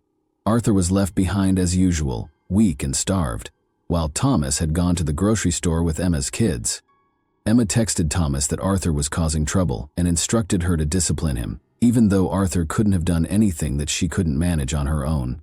In a matter of hours, Emma made the decision to act independently and guided Arthur to his demise. Emma repeatedly slammed Arthur's head against the wall, knocking him out by the time Thomas got back. After several unsuccessful attempts to get Arthur to get up, Emma called 999 and told them that Arthur had beaten himself before falling. Thomas blatantly admitted to the investigators that he was to blame and that Emma ought to be released. He explained to them that Arthur died because he was unable to control him and was subsequently carried away. Emma wasn't at fault. From Middleton to Parliament, the unsettling case rocked the nation. The authorities eventually realized that Emma and Thomas had lied after Arthur died, and the injuries were obviously not self-inflicted. Both were taken into custody and accused of killing Arthur. At Emma's trial on December 3, 2021, the judge gave the following account of the deadly assault. You, Tustin, committed the last act of killing. You gave him a shake that caused his head to flex and become hyperextended on his neck while repeatedly striking it against the wall or the floor. Your degree of violence caused his body to be subjected to forces comparable to those involved in a high-speed traffic accident. Emma was found guilty of murder and given a life sentence with a minimum of 29 years in prison because of the severe and devastation of her injuries. Thomas Hughes, who did not witness the deadly assault, was convicted of manslaughter and given a 21-year prison term. It was announced in December 2020 that their sentences would be examined to determine whether they were excessively light, potentially resulting in longer terms for both. Only the two youngest of Emma's 4 children from prior relationships were still living with her when she first met Thomas. Emma had already been reported to social services multiple times by that point because of worries about the welfare of her children. But she had mastered the art of controlling these circumstances. She would use emotional strategies, crying and playing the victim whenever social services came to visit. The authorities would always depart without doing anything more. Although social services had always been mentioned in the story, their non-participation was an unexpected plot twist. How come Arthur's ongoing suffering went unnoticed despite social services getting involved in this case so early? How did social services contribute to Arthur's demise in your opinion? What, in your opinion, ought to have been done to save young Arthur from his cruel destiny? And that wraps up today's chilling story. If you enjoyed this video, don't forget to like and subscribe so you never miss a new upload. Also, let me know in the comments, what part of this story shocked you the most? Thank you for watching, and I'll see you in the next video.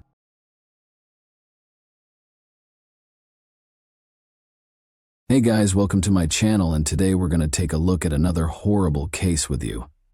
At midnight on August 15, 2020 in Perth, Western Australia, the suburb was completely dark, with the only light coming from the streetlights flickering here and there along the deserted road. In the faint light of a solitary lamp, a home on the outskirts stood motionless and silent. Yet within, there was a muffled bustle. Loud shouts and weak shadows danced over the walls. It was more than just an argument. It was something ferocious, passionate, and disturbing, even primordial. The air was broken abruptly by a loud bang that sounded like something big hitting the wall. Then there was the clear sound of a gunshot. Time seems to stop. After that, there was a terrible quiet that enveloped the area outside the home like a dense fog. Not a soul could be seen. Although no one was around to see it, the gun's piercing crack shattered the silence of the night like a piece of glass. Perth police got a desperate contact to the emergency services just minutes after the gunfire. The shaky, terrified voice of a woman indicated that there had been a shooting and that someone had been hurt. "He is not moving. God, please assist." The woman's voice broke as she screamed. Officers showed up at the scene as soon as the dispatcher deployed a patrol unit. Minutes later, a woman standing on the front lawn, clearly shaken, was visible through the flashing lights. Her entire body was shaking uncontrollably. Her eyes were wide with fear and she was pale. The cops found the house in a state of turmoil. The body of 38-year-old James Watson was in the living room. His physique was contorted in an abnormal way. A black pool of blood had started to spread across the floor, and his eyes were wide open. The walls and furnishings were stained by the blood that seeped into the carpet. Signs of a scuffle were immediately observed by the cops. There were toppled chairs and obvious signs of impact on the walls and furniture. Before the gun was fired, the whole room was in a state of chaos, suggesting a violent altercation. A shotgun with its barrel aimed at the door was resting next to the body. Although there were no indications of forceful entry, it initially appeared as though someone had broken into the house. In order to gather evidence, officers roped off the scene and dispatched forensic and investigative teams. They could see that this was no ordinary crime. It was the result of something far more intricate. They identified the woman they discovered on the lawn as the wife of Catherine Watson James. The paramedics on the scene attempted to calm her down because she was in shock. When she was taken to the police station, she was too upset to talk clearly, and her hands were covered in blood. She was limited to saying, "I didn't mean to. I had no idea how it would turn out." Investigators started looking for solutions. Asking the neighbors questions was the first step. But before to the gunfire, nobody had heard anything out of the ordinary. Mark Ridley, an elderly neighbor, reported that he'd seen Catherine and James coming home together that night. He didn't give it much thought, although they appeared nervous. His statement was removed by the police, although it yielded no important clues. In the meantime, forensic specialists inside the home discovered an unsealed envelope containing multiple documents and photos, adding to the mounting evidence that the conflict had begun long before the gunshot on the kitchen table. Upon closer examination, the investigators discovered that several of the photographs depicted intimate moments from the family's lives, even if they didn't initially appear to be very significant. These pictures might be the key to figuring out why the tragedy happened. Investigators tried to piece together what had happened that night. After a stressful dinner at a restaurant, Catherine and James went home at around 8 p.m. Nothing had foreshadowed the impending disaster, but the supper had been unpleasant, according to people who knew them. James said he had to go and take care of something at one point, but Catherine urged he stayed. She informed him that they needed to talk about something. Catherine recommended that they unwind with a drink and spend the evening in silence after they arrived home. Leaving James in the living area, she took the envelope and headed upstairs. James remained downstairs as if oblivious to what was about to happen. After a while, Catherine returned downstairs with the papers firmly grasped in her hands. She put the envelope on the table in front of him, her face expressionless, and waited for his response. James's face transformed when he saw the envelope. Despite his best efforts to maintain composure, the anxiety in the room was evident. Despite her silence, Catherine's expression spoke a lot. There was a thick quiet. Right at this point, everything changed. They got into a furious debate that swiftly turned into a yelling contest. At one point, Catherine refused to let go of the documents and clutched onto the envelope when James tried to retrieve it. A damaged chair appeared as detectives inspected the room where the shot was fired. Been employed as a weapon. Photographs and documents, some of them blood-stained, were scattered on the floor. Every piece of evidence suggested that James and Catherine were fighting over the documents. Investigators came to the conclusion that James was attempting to seize something from Catherine when the gun was discharged. Catherine had fired the shotgun, as evidenced by the marks on the carpet and the shotgun's location. Police discovered a number of fascinating things when they gained access to James and Catherine's phones. In contrast to his regular conduct, James had shut off his phone around 10:30 p.m. James had gone at that time, according to surveillance footage from a camera outside their home, but he returned 10 minutes later. It was still unclear what he accomplished in those brief minutes. Still in a state of shock when she was taken to the police, Catherine was unable to provide a detailed account of what had happened.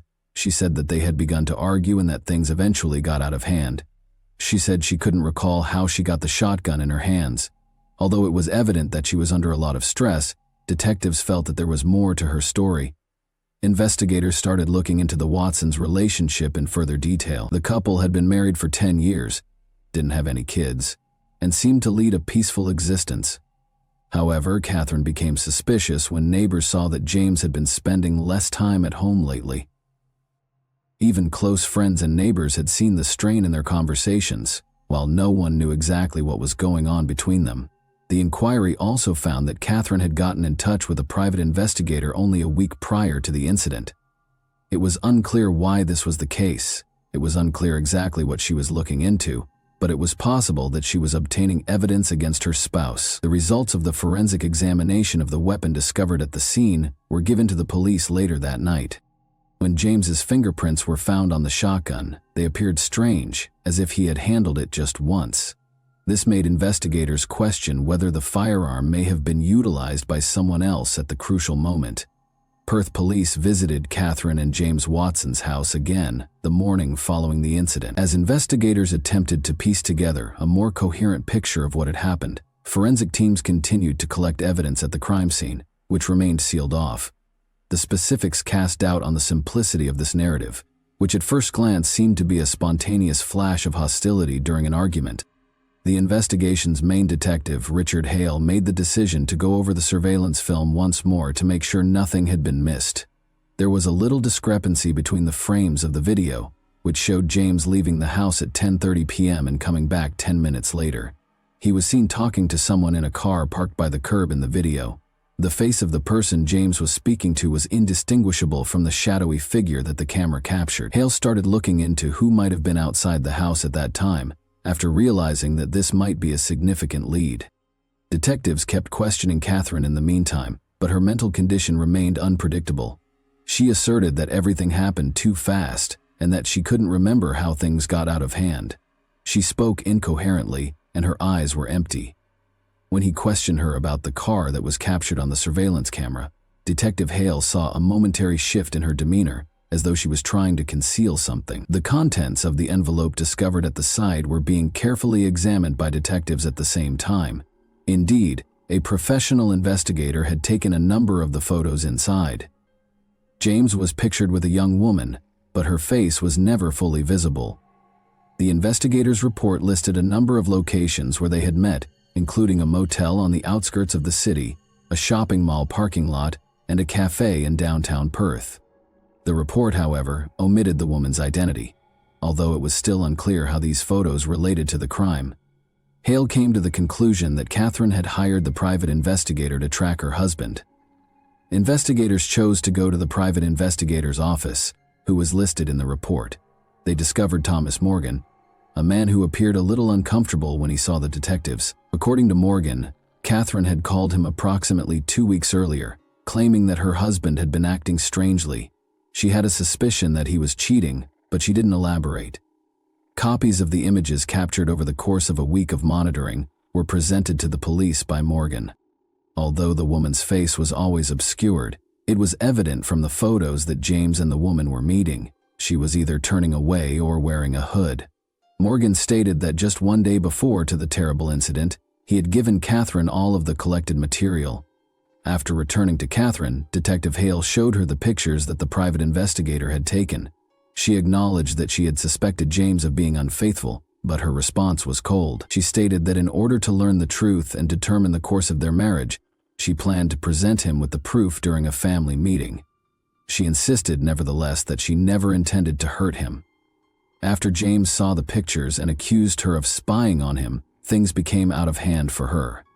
Although she couldn't recall the specifics, she said the debate escalated into a physical altercation and ultimately the fatal shooting. The forensic results of the fingerprints found on the shotgun were given to detectives as they attempted to ascertain whether Catherine's story was accurate. Forensic specialists concluded that although James's prints were on the gun, they had been there long before the shot was fired. Catherine had maintained that she had never touched the rifle and that it was kept in the house for safety. Since this claim ran counter to the forensic results, detectives started to believe that the weapon had been tampered with in an effort to deceive the authorities. One of the most important pieces of evidence was the security film showing James conversing with someone in a car. In an attempt to identify the license plate of the car and determine who might have been outside the Watsons' house that night, Detective Hale forwarded a copy of the video for additional examination. Detectives looked through Catherine and James's phone logs in anticipation of the results, hoping to find further hints. They learned that Catherine had texted her sister Lisa multiple times the night of the event. Suspicions were raised by the message's content.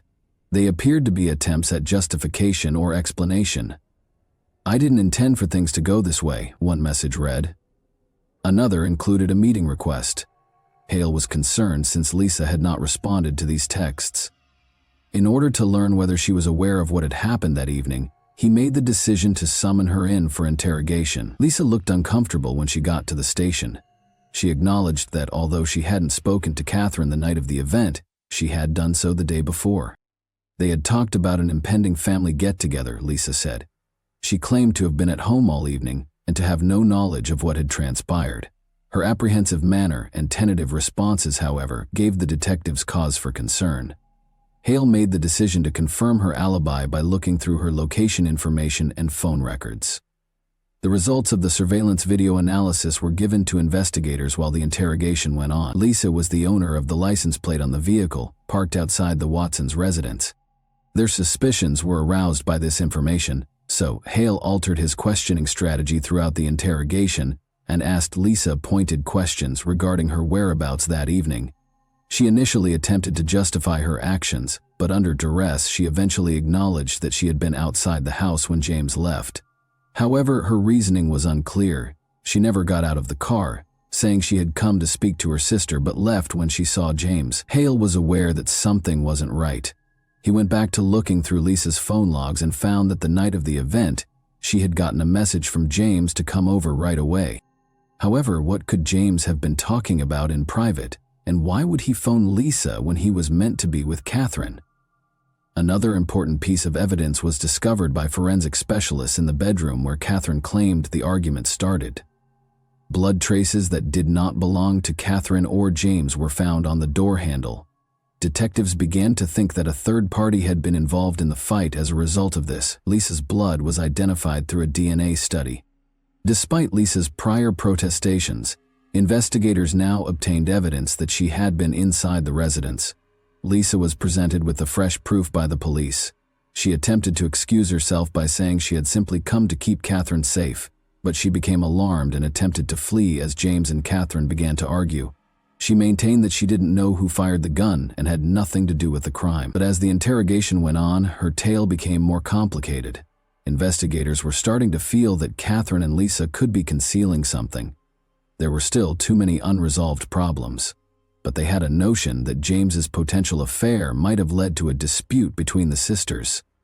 Hale made the decision to temporarily release Lisa, requesting that she stay in town. He had the feeling that the mystery was almost solved, but that one crucial piece of information was still lacking to reveal the whole truth of that evening. Detective Richard Hale and his colleagues went back to the Watson residence the next day to conduct a more comprehensive examination. It became evident with every fresh clue that this was no ordinary crime. Hale believed that there was much more going on here than a tragic family dispute. Once more, the cops searched every room for information that could help them solve the case. They looked carefully at the pictures in the envelope. Although the woman's face was obscured and blurry in the private investigator's images that Catherine had commissioned, the detectives thought they were essential to the motivation. Because they were unable to identify her with certainty, this made the inquiry more difficult. Hale made the decision to re-interrogate Lisa, this time as a possible suspect rather than a witness, while the forensic team carried on with their investigation. Lisa agreed to cooperate despite her anxious appearance. Hale decided to present in a more straightforward manner. Given the blood analysis results on the door handle, he questioned her about why, if she had stated she never left her car, her blood was discovered inside the residence. Lisa attempted to clarify once more, but her responses lacked conviction. Although her explanation looked tenuous, she implied that she might have unintentionally scratched herself as she entered the residence. Though he was positive there was more to her story than she was revealing, Hale opted to give her some time after realizing that pressing any farther would not be fruitful. Investigators examined Lisa and James's phone logs in the interim. James had sent Lisa a number of texts shortly before he passed away, which they discovered. One text said, "Come over immediately," while another gave the meeting place. Hale thought James had a feeling something catastrophic was going to happen because of the frantic, almost desperate tone of the communications. He gave his staff instructions to look more closely at their previous exchanges to determine whether any encounters or messages were comparable. Investigators also started looking through James's social media and email accounts, discovering a series of exchanges between James and Lisa that went back several weeks. During these conversations, James and Lisa talked about some important actions that needed to be done immediately. The messages alluded to a strategy, but they were ambiguous. Hale began to piece together that James and Lisa's relationship went beyond a simple familial tie. Catherine continued to feel stressed as the investigation progressed. In an effort to shed further light on what had happened that evening, detectives made the decision to question her again. Catherine was hesitant to talk about her sister when Hale started inquiring about her connection with Lisa. Although they had been close, she said that in recent months their relationship had soured. Although Catherine didn't elaborate, she did imply that there had been disagreements in their family, not all of which had to do with James seeing an opening. Hal put more pressure on Catherine, asking if she was aware that James had been seeing Lisa. She didn't respond when he showed her the messages on James's phone. She stated that she was unaware of these meetings, and that the only reason she had a suspicion was that James might be disloyal to Lisa, but not to another woman. Hale recognized then that either Catherine was purposefully concealing the truth, or she really didn't know anything. The detectives changed their emphasis and chose to look into Lisa's house. After obtaining a search warrant, they went to her home to collect additional evidence. They discovered a notebook including notes from phone conversations and meetings with James throughout the search. Names, dates, and places were listed, including the residence of Catherine and James. This demonstrated that Lisa might have been organizing her visits in addition to being aware of James's every move. Hale started to believe Lisa was a major contributor to what had occurred. After more investigation, a picture of Lisa and James together at the beach was found in Lisa's home. They looked really close, and the photo seemed to be fresh. This turned into a crucial lead. Hale now understood that James and Lisa were in a romantic connection, one that Catherine had purposefully disregarded or had not detected. In the meantime, forensic specialists finished examining the shotgun. Lisa's fingerprints were found on the weapon, according to the results, but they were left behind after James's. Because of this, investigators concluded that Lisa handled the shotgun after James had already suffered injuries. Hale started to worry that Lisa might have altered the scene of the crime in order to deceive the investigators. Investigators also discovered video from a hotel where James and Lisa had first met. Before Lisa departed and James remained, The footage shows them conversing and debating things. Their close-knit conduct was another evidence of a relationship that Catherine was not aware of. The idea that Lisa and James were part of something more complex and that their covert relationship had been a significant factor in the events leading up to that terrible night was reinforced by this. Hale made a snap decision. Calling Lisa back to the station, he showed her the additional evidence: photos, videos, and fingerprints. This time, Lisa made an effort to maintain her composure, but she broke under strain. Indeed, she had been seeing James behind Catherine's back, she acknowledged. She clarified that she never meant to ruin her sister's marriage, but that their affair had begun more than a year prior. Everything was kept under wraps until Catherine hired a private investigator after she started to suspect James of adultery. Hale persisted, inquiring as to what Lisa and James had talked about that evening. According to Lisa, James had requested a meeting to discuss the best way to tell Catherine the truth.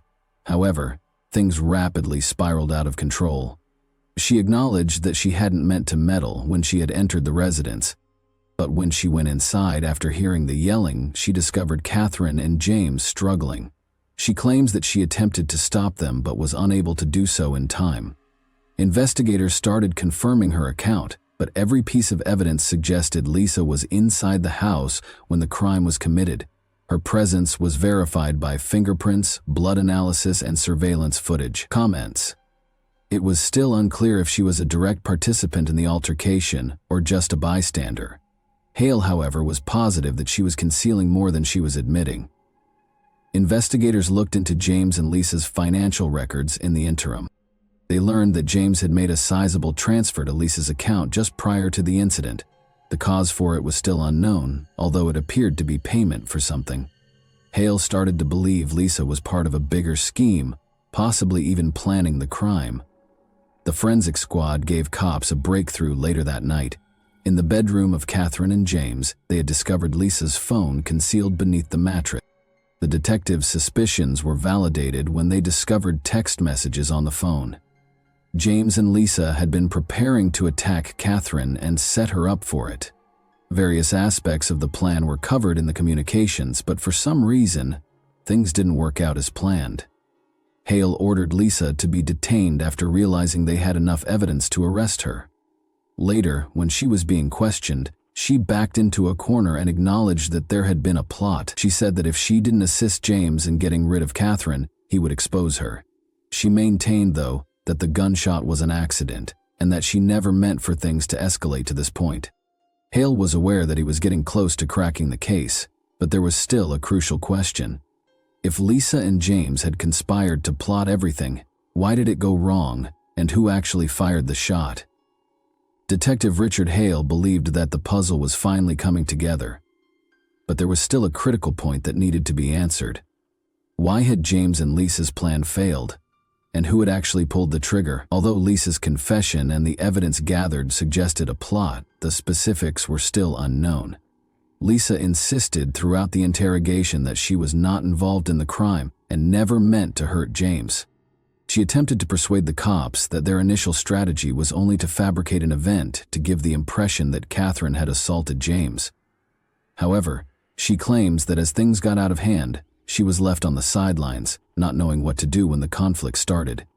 Even though Hale paid close attention, he could sense that Lisa was still hiding something. He made the decision to do a last examination of the case in order to piece together the whole series of events that transpired that evening.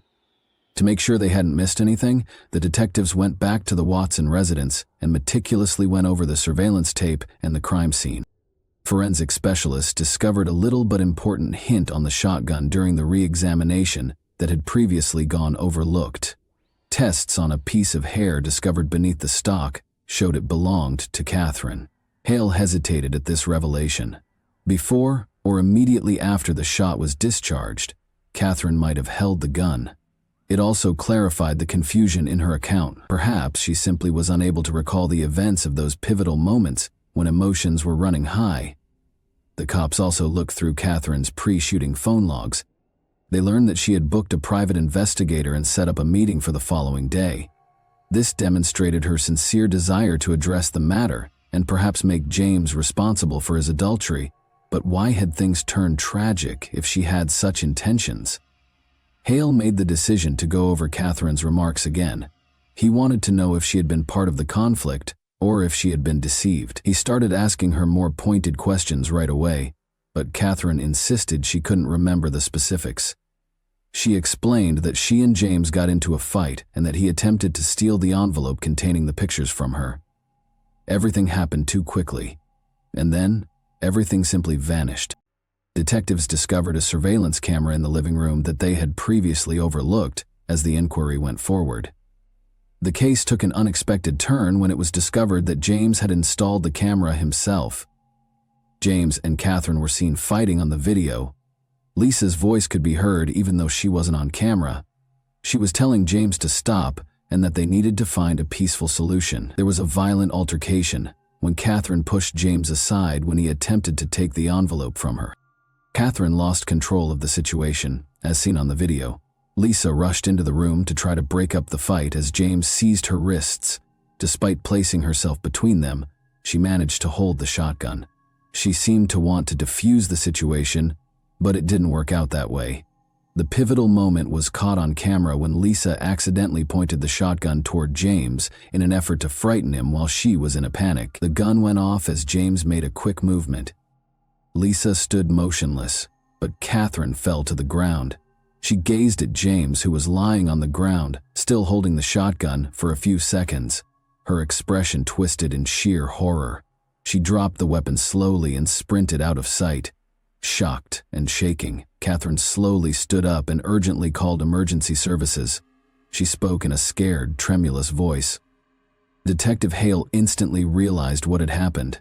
Lisa had fired the gun in a moment of utter terror, perhaps without even recognizing what she was doing, as she was stuck in the heart of the growing fight. When the situation reached a breaking point, James and Lisa's plan to conduct an attack and hold Catherine accountable had failed. The disaster was unavoidable since Lisa lost control due to her overwhelming anxiety. Hale made the decision to charge Lisa with involuntary manslaughter in order to wrap up the case. She sobbed and insisted that she never meant to hurt anyone, but there was no denying the proof. Although her actions were motivated by panic, the investigators acknowledged that she had known she was carrying a gun and had the option to not use it. Catherine was still in disbelief after discovering the whole truth. She understood that her sister was the one who had eventually caused James's death, not just a co-conspirator. Catherine agreed to cooperate with the inquiry, despite her grief, giving the authorities all the evidence they needed to close the case. Lisa ultimately entered a guilty plea in court and received a 6-year prison sentence for conspiracy to stage a crime and involuntary manslaughter. Determined to move on from the awful events that had permanently changed her family's lives, Catherine left Perth to begin a new life. None of the players had anticipated how the narrative would conclude. Deception, manipulation, and covert activities culminated in a disaster brought on by bad choices and a loss of control. And that wraps up today's chilling story. If you enjoyed this video, don't forget to like and subscribe so you never miss a new upload. Also, let me know in the comments what part of this story shocked you the most. Thank you for watching, and I'll see you in the next video.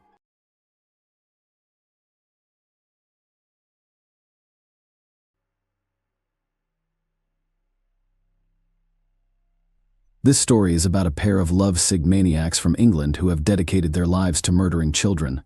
Working together, the lovers would lure them into a deserted location and subject them to hellish torments. Even after their arrest, the criminals found ways to torture the teenagers, while prominent British politicians lobbied for their release. Ian Brady and Myra Henley were born on January 2, 1938, in Glasgow, Scotland. His mother, Margaret Stewart, worked as a waitress, and his father's identity is unknown, according to her. He was a local journalist who died 3 months before her son's birth. Margaret gave 3-month-old Ian to the Sloane family, who had 4 children of their own. Ian took their last name but continued to see his mother regularly. At the age of 9, he and his family moved to the town of Pollock, where he enrolled in the local school. From an early age, Ian's acquaintances noticed his cruelty to animals and later described him as the Terrible. He dropped out of school and started working at a shipyard, but after less than a year, he changed jobs and became a messenger butcher. He was put on trial again at the age of 16. His girlfriend, Grant, went to a dance with another boy, and Ian threatened her with a knife. The judge sentenced him to probation with the condition that he live with his birth mother and her new husband, so he relocated to Manchester.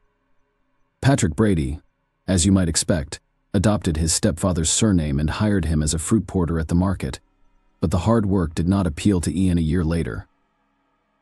The young man was caught stealing a bag of lead seals with the intention of selling them on the black market for extra money. Due to his age, he was sentenced to 2 years in a juvenile facility.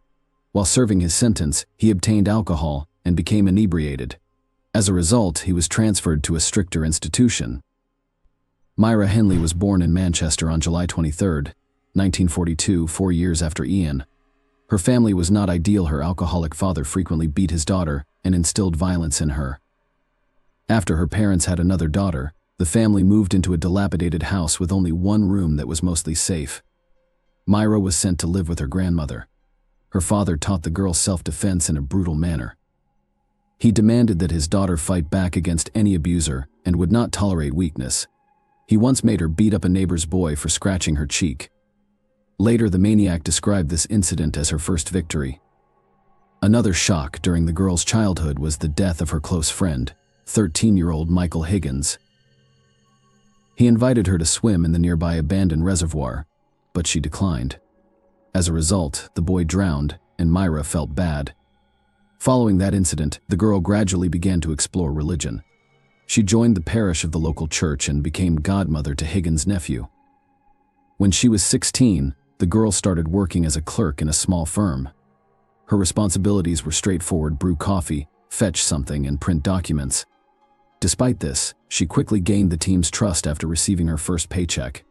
Myra Spence will be out of work for a week. Then her co-workers chipped in, giving her the same amount from their pockets around the same time.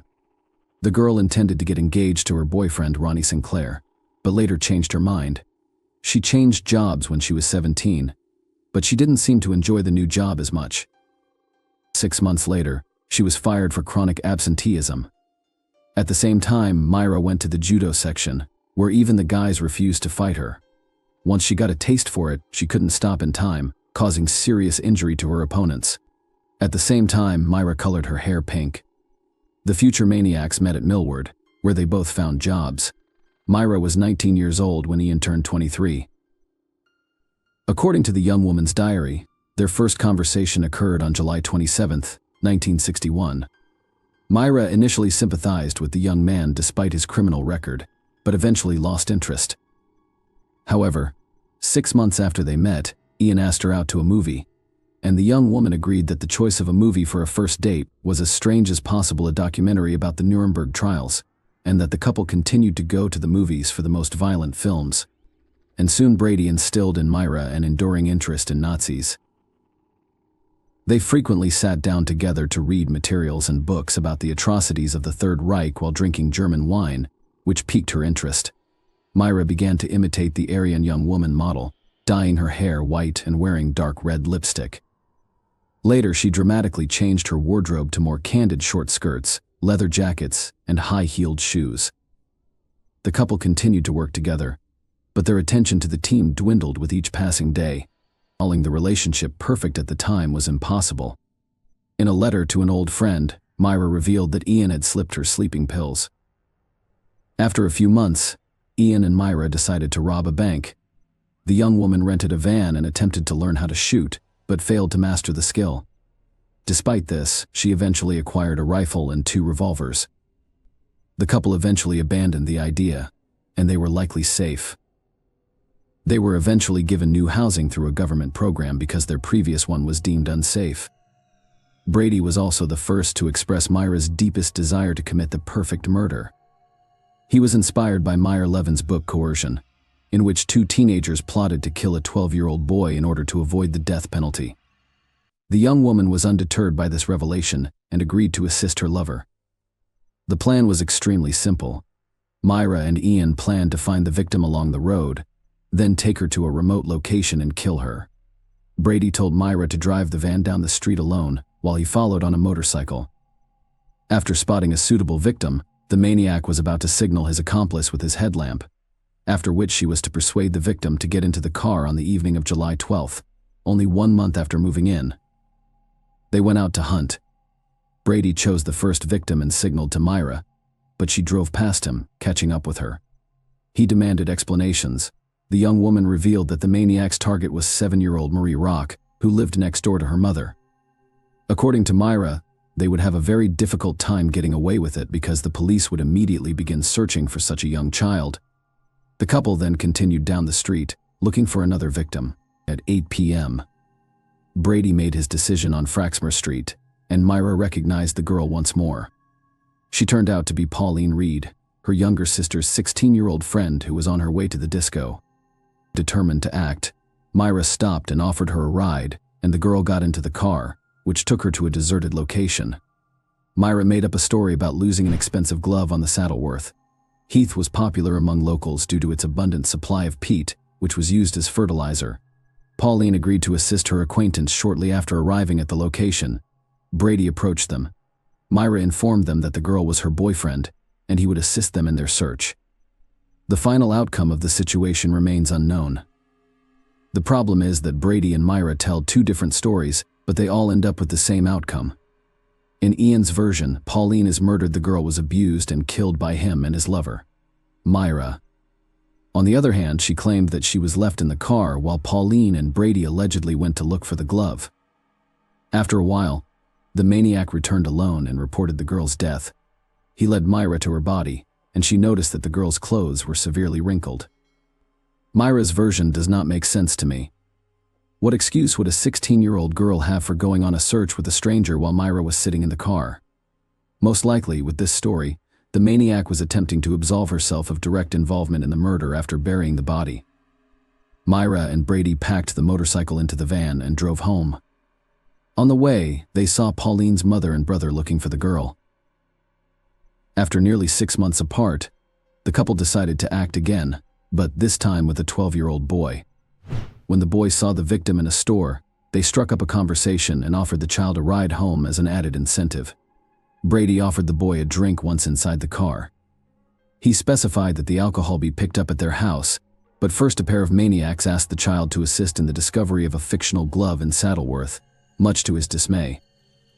The boy agreed. The situation then proceeded in the same manner as before. Hinley claimed Brady had taken the child from the car, abused and killed him. The maniac reiterated that she was not present during the entire ordeal. 7 months later, on June 16, 1964, the couple abducted 12-year-old Keith Bennett while he was on his way to his grandmother's home. He met the same fate, violence, and murder. The police, who were unaware of serial killers at the time, initially arrested the boy's stepfather but discovered no evidence against him. The next murder occurred 6 months later, on December 26, 1964. It is unclear whether they were able to maintain this cycle unintentionally, or if the pause was necessary to lull the police into a state of alertness. You'd think that if children began disappearing one after another in a small town, law enforcement would devote all of their efforts to apprehending the maniac, but on December 26th of that year, with only a few days until the New Year and Christmas, Ian and Myra decided to give their town another unpleasant gift. This time, the situation has changed dramatically. They searched for their new victim on the playground. Leslie Ann Downey, 10, was scattering shopping bags near the car. The maniacs asked the girl to assist with the collection after asking her to help them transport the bags home. The girl consented and was assaulted. As soon as she crossed the threshold, the couple began abusing the unfortunate child in her home for an extended period of time. After playing with her, the sadist killed her and returned the corpse to Saddleworth. Myra insisted that she was not present during the murder. The attentive viewer recalls that the couple lived with Myra's grandmother. Where was she at the time of all these atrocities? On the morning of the murder, the caring granddaughter sent her to a relative's house and forbade her from returning home. Despite this, the old woman attempted to return in the evening, but Myra refused to let her in. The next day, after cleaning up the girl's corpse in the house, she returned with the grandmother. The couple committed the next murder. 10 months later, breaking a strange cycle, but that wasn't the only thing that made this case unique at the time. Maureen, Myra's younger sister, David Smith, 17, was already married. The couple frequently spent time together, and the young man quickly won Brady's heart. First and foremost, he was eager to hear everything the maniac had to say. including speculations about Nazi philosophical speeches, dreams of robbing a bank, and so forth. Second, he had already been to the police station several times, just like Ian had, despite the fact that their crimes were very similar. Smith was caught breaking into someone else's home and inflicting serious battery. Perhaps Brady regarded him as a protege, a new member of the improvised gang. As time passed, the young man paid more and more visits to their home, and during lengthy conversations with Ian, talk of murder began to emerge. Myra became concerned that their relative would run to the police, but Brady insisted that he thought Smith was his own and trusted him. He even told her that he and Smith would be committing a crime together soon. Myra and Brady went to Manchester Central Station to look for a new victim, and Ian quickly made his decision. He met 17-year-old Edward Evans, who agreed to come to his house after a brief conversation. When the company arrived at the house, they drank wine, and Brady eventually sent Myra to get Smith. The action picked up quickly after he arrived.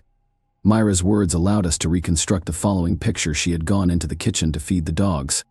Smith stayed in the living room. Several minutes later, she heard screams and fighting. The girl entered the room and saw Evans and Brady struggling. After a brief fight, Ian grabbed an axe and struck the victim several times with its blade. He strangled the unconscious Evans by wrapping an electrical wire around his neck. Brady wanted to take the body to the wasteland right away, but it was too heavy. Additionally, the maniac twisted his leg during the fight. Finally, he decided to leave it at home and travel with Smith to Saddleworth. The next day, he asked him to stay so he could understand the gravity of his actions. Smith initially agreed to help Brady dispose of the body. Perhaps he was too scared to refuse. The young man may not have shared the homicidal couple's sadistic tendencies, given his history of minor law breaking. After listening, she requested that he report the horror to the police. Smith listened to her and called the cops from a nearby phone booth at 6 a.m. His story differed slightly from what Myra would later say. The police archives include an exact transcript of that call. Brady led me into the kitchen and offered me 3 small buns with a drink. I nodded and asked for the rest. Ian went into the living room while I waited in the kitchen. After a few minutes, I heard a wild scream like a woman screaming in a high-pitched voice. After hearing Myra's screams, I ran into the living room and saw a young man lying face up on the couch with his feet on the floor. Ian was standing over him, holding an axe over his head and hitting him on the left side of his head. The officer knocked down the maniac's door, and Myra opened it. He took out his identification card and quickly made his way into the house, where he caught Brady, who was writing an explanatory letter to work and asking for time off due to an injury. The officer told a made-up story about investigating gun cases and asked to see the house. Myra agreed, and he inspected all but one room. The young man described how Ian bragged about killing 3 or 4 children and even gave the approximate location. Brady allegedly met Evans in a bar, and a fight ensued, and somehow the boy came to his house. Smith had also testified against Brady at the time, and the police believed his testimony much more. There, the police found many interesting finds. Notebooks, lists of names, photographs of Brady and Myra Simpson, and explicit pictures of them. The notebooks contain lists of coded words, which the police were quickly able to decipher. It turned out that Brady kept records of burial sites, weapons, and methods of killing. As it was impossible to assert the exact location of all the victims on the basis of this information, it was rather superficial. Another book contained a list of names including all the victims of the couple, but here's the strange thing: in addition to the victims we know, the list contained the names of other children. With all this information, the investigators questioned Brady again, and his story was once again very weak. Allegedly, the list contained the names of his friends, and he had joked about killing children in his conversation with Smith. At the same time, the police managed to find the very suitcases, the contents of which shocked everyone. There were photographs of a naked girl. Also found in them were audio tapes, one of which would soon become perhaps the most damning evidence in history. It contained cries and pleas for help. The tapes contained recordings of Nazi plays, and one of the mothers recognized her daughter Leslie Ann Downey's voice. The suitcases also contained photographs of the marshland backdrop, various batons, lashes, and erotic magazines. A recording of the girl screaming and a photograph of her would have been enough to PR. On October 10th, police discovered a child whose hands were sticking out of the ground due to the body's composition. The child's identity will not be confirmed until after 150 officers were involved in the search for bodies in the swamps. Initially, they focused on the area near Route 628, but later, based on witness statements, they moved to Route 635, where they made their first discovery. On April 19, 1966, Myra and Brady were charged with the murder of Edward Evans Lessell in one of the most high-profile trials in British history. He did not deny taking them, but claimed that the girl was brought to their home by two men and then taken away to an unknown destination. The police temporarily halted their search of the swamps due to the onset of winter. During the trial, David Smith, the main witness, signed a contract with a local newspaper to give an exclusive interview if Myra and Brady were convicted. The newspaper paid him a significant sum of money for this. Shortly after his transfer to Wormwood Scrubs, Brady, who had been placed in solitary confinement, went on a hunger strike. He was unhappy with the ban on socializing with other inmates. Prison officials have decided that a child killer is going to afterlife rather quickly as a result of his dramatic weight loss. The maniac was transferred to the hospital wing, where his life took on new colors. He was allowed to watch television and do house cleaning work. At the same time, juvenile delinquents with mental disabilities were admitted to the hospital wing of the prison. In 1981, one of these teenagers said that Brady had forced him into intimate contact. Later, similar statements by the victims surfaced repeatedly, taking advantage of access to secluded corners of the prison, as a janitor, Ian, led his victims there. When prison officials learned of this, he was banned from cleaning, but no further charges were filed. More interestingly, he was left in the hospital wing next to the same teenagers. It would seem like such a thing was possible, but there was nothing the chief medical officer of the prison could do about it. British law mandates the prisoners be assisted, and Brady used this skillfully. He threatened to resume his hunger strike every time he talked about being transferred back to a cell. In 1982, a harsh decision was made to transfer the maniac to another prison with stricter conditions. However, 3 years later, in 1985, Brady was declared insane. Thanks to this, another transfer awaited him at Ashworth Psychiatric Hospital. Many of you may have wondered how such a violent sadist managed not only to establish a comfortable life in prison, but also to do his dirty work with teenagers. The answer might surprise you. He was helped by the Earl of Langford. Frank Pakenham, one of the leading politicians of the time, gave favors and privileges. Brady approached him while in prison, and soon the Earl actually sided with him. Of course, there was no talk of helping to get the charges dropped. But Ian didn't count on that. Pakenham helped him stay in the hospital by appealing to Britain's Home Security himself. After that, the politician repeatedly bailed out his newly minted friend by pulling the right strings in the British upper echelons. But the main request to Brady was that he could not fulfill the maniac dream of a date with Myra. On that note, let's move back a bit to Hindley's story. Her life behind bars was much less intense, but not without interesting moments. While in prison, she managed to have a mistress, but more interestingly, she was able to get out of there for a while, not long after beginning her sentence. Henley began a torrid affair with the warden, Patricia Cairns. Together, they planned an escape but were caught by the police in the preparation stage. As a result, Cairns went from a prison employee to a prisoner for 6 years in November 1986. Keith Bennett's mother wrote her a letter begging her to tell her about her son's fate. It was filled with pain and despair, and the last lines were clear. "I am a simple woman working in the kitchens of Chrissy's hospital. It took me 5 weeks to write this letter because it is very important to me that it be accepted by you, as it is a plea for help." Myra was taken to Saddleworth Heath, which was cordoned off by 200 police officers along its perimeter, and her task was to locate the bodies of children whose fate was still unknown. The detective couldn't tell if Henley was moved by this or if there were other motives, but she agreed to participate in the investigation under tight security. Since then, Myra has been out on the heath several more times, and in 1987, the caps were successful, and that's what you call the discovery of Leslie Ann Downey's body. And later, Pauline reads, once Brady learned of his former lover's cooperation with the investigation, he also decided to partially confess to what he had done. True, the maniac asked to be given the means and opportunity to leave his life, which no one could legally do, having been refused. Ian still talked and also expressed his desire to help the police in their search for the remaining bodies. On July 3rd of that year, he was taken to Saddleworth, where he was never able to pinpoint Keith Bennett's burial site. Later, frustrated detectives refused to make another trip to the heath with the maniac.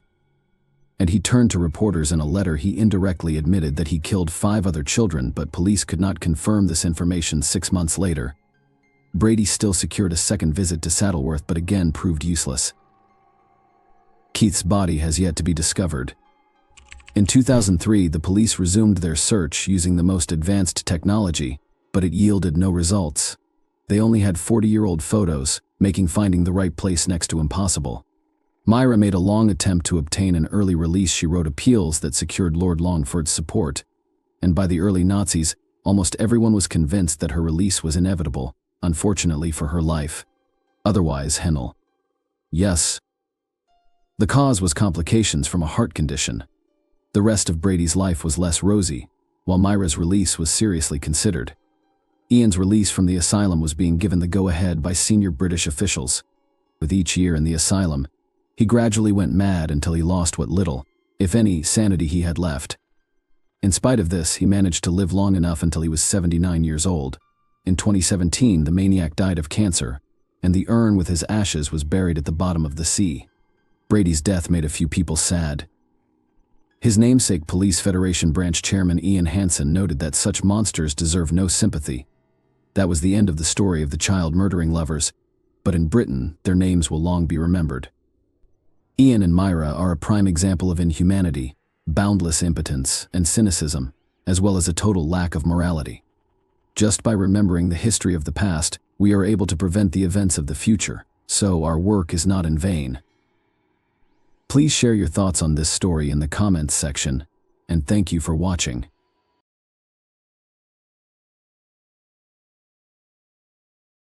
Hey guys, welcome to my channel, and today we're going to take a look at another horrible case with you. Without love, trust, and basic respect, what sustains a marriage? For the sake of the children, some attempt to keep the family together.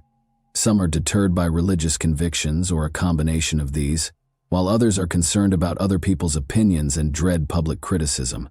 However, the will to do whatever it takes to keep a marriage intact can occasionally degenerate into a terrible tragedy. Although Jacqueline and Paul Crimble's story is not unusual, its cruelty, selfishness, and cynicism garnered a lot of attention. The perpetrator was labeled the Black Widow and imprisoned, but in an open interview, her daughter admitted that her mother persisted in destroying lives while incarcerated. The connection between Paul Crimble and Jacqueline. Born on December 18, 1974, in County Armagh, Northern Ireland, Jacqueline, also known as Jackie Mary Bennett, was the younger of 2 children in a typical middle-class household. She was unpredictable, spoilt, rebellious, and occasionally even violent from an early age. Jackie's behavior worsened over her adolescence and eventually became uncontrollable, but her family blamed it on adolescence in the hopes that she would outgrow it. As they say, opposites attract, and this idea seemed to work wonderfully when she met Paul Crimble in high school. He was 3 years older than her and very different from her. Here, Paul was a quiet, reserved young man from a devout household who excelled academically and was seen as having great talent and promise. He was drawn to Jacqueline's confidence, vigor, and audacity. She was the first female he had a serious crush on, and perhaps the only one. Paul was welcomed by Jackie's parents, who supported her decision since they thought he would help their daughter become more composed, logical, and sensible. Her family accepted Paul like a member of the family from the moment they met, and at times it seemed that they treated him better than Jackie herself. Paul's parents, however, were wary of his decision, but did not dissuade the young pair from dating. The couple appeared to be incompatible, according to school friends as well. Paul attempted to settle everything amicably, avoiding violence, and was seen as amiable, forthright, and extremely responsible. But Jackie frequently incited arguments and preferred to settle them with physical force. A courteous, sensible, and mature young guy above his years, he was always dependable and always willing to provide a helping hand to others. When Jacqueline became pregnant at the age of 17, she informed her boyfriend that she was in her last year of school and that Paul, then 20 years old, was already enrolled in college. Paul said he was ready to marry her and assume full responsibility for her and the child as soon as he found out. Although Jacqueline wasn't prepared for parenthood or child-rearing, ending the pregnancy was unavoidable. Such a serious offense would not be tolerated by Paul or his pious family. Jackie accepted Paul's formal proposal when he purchased a ring.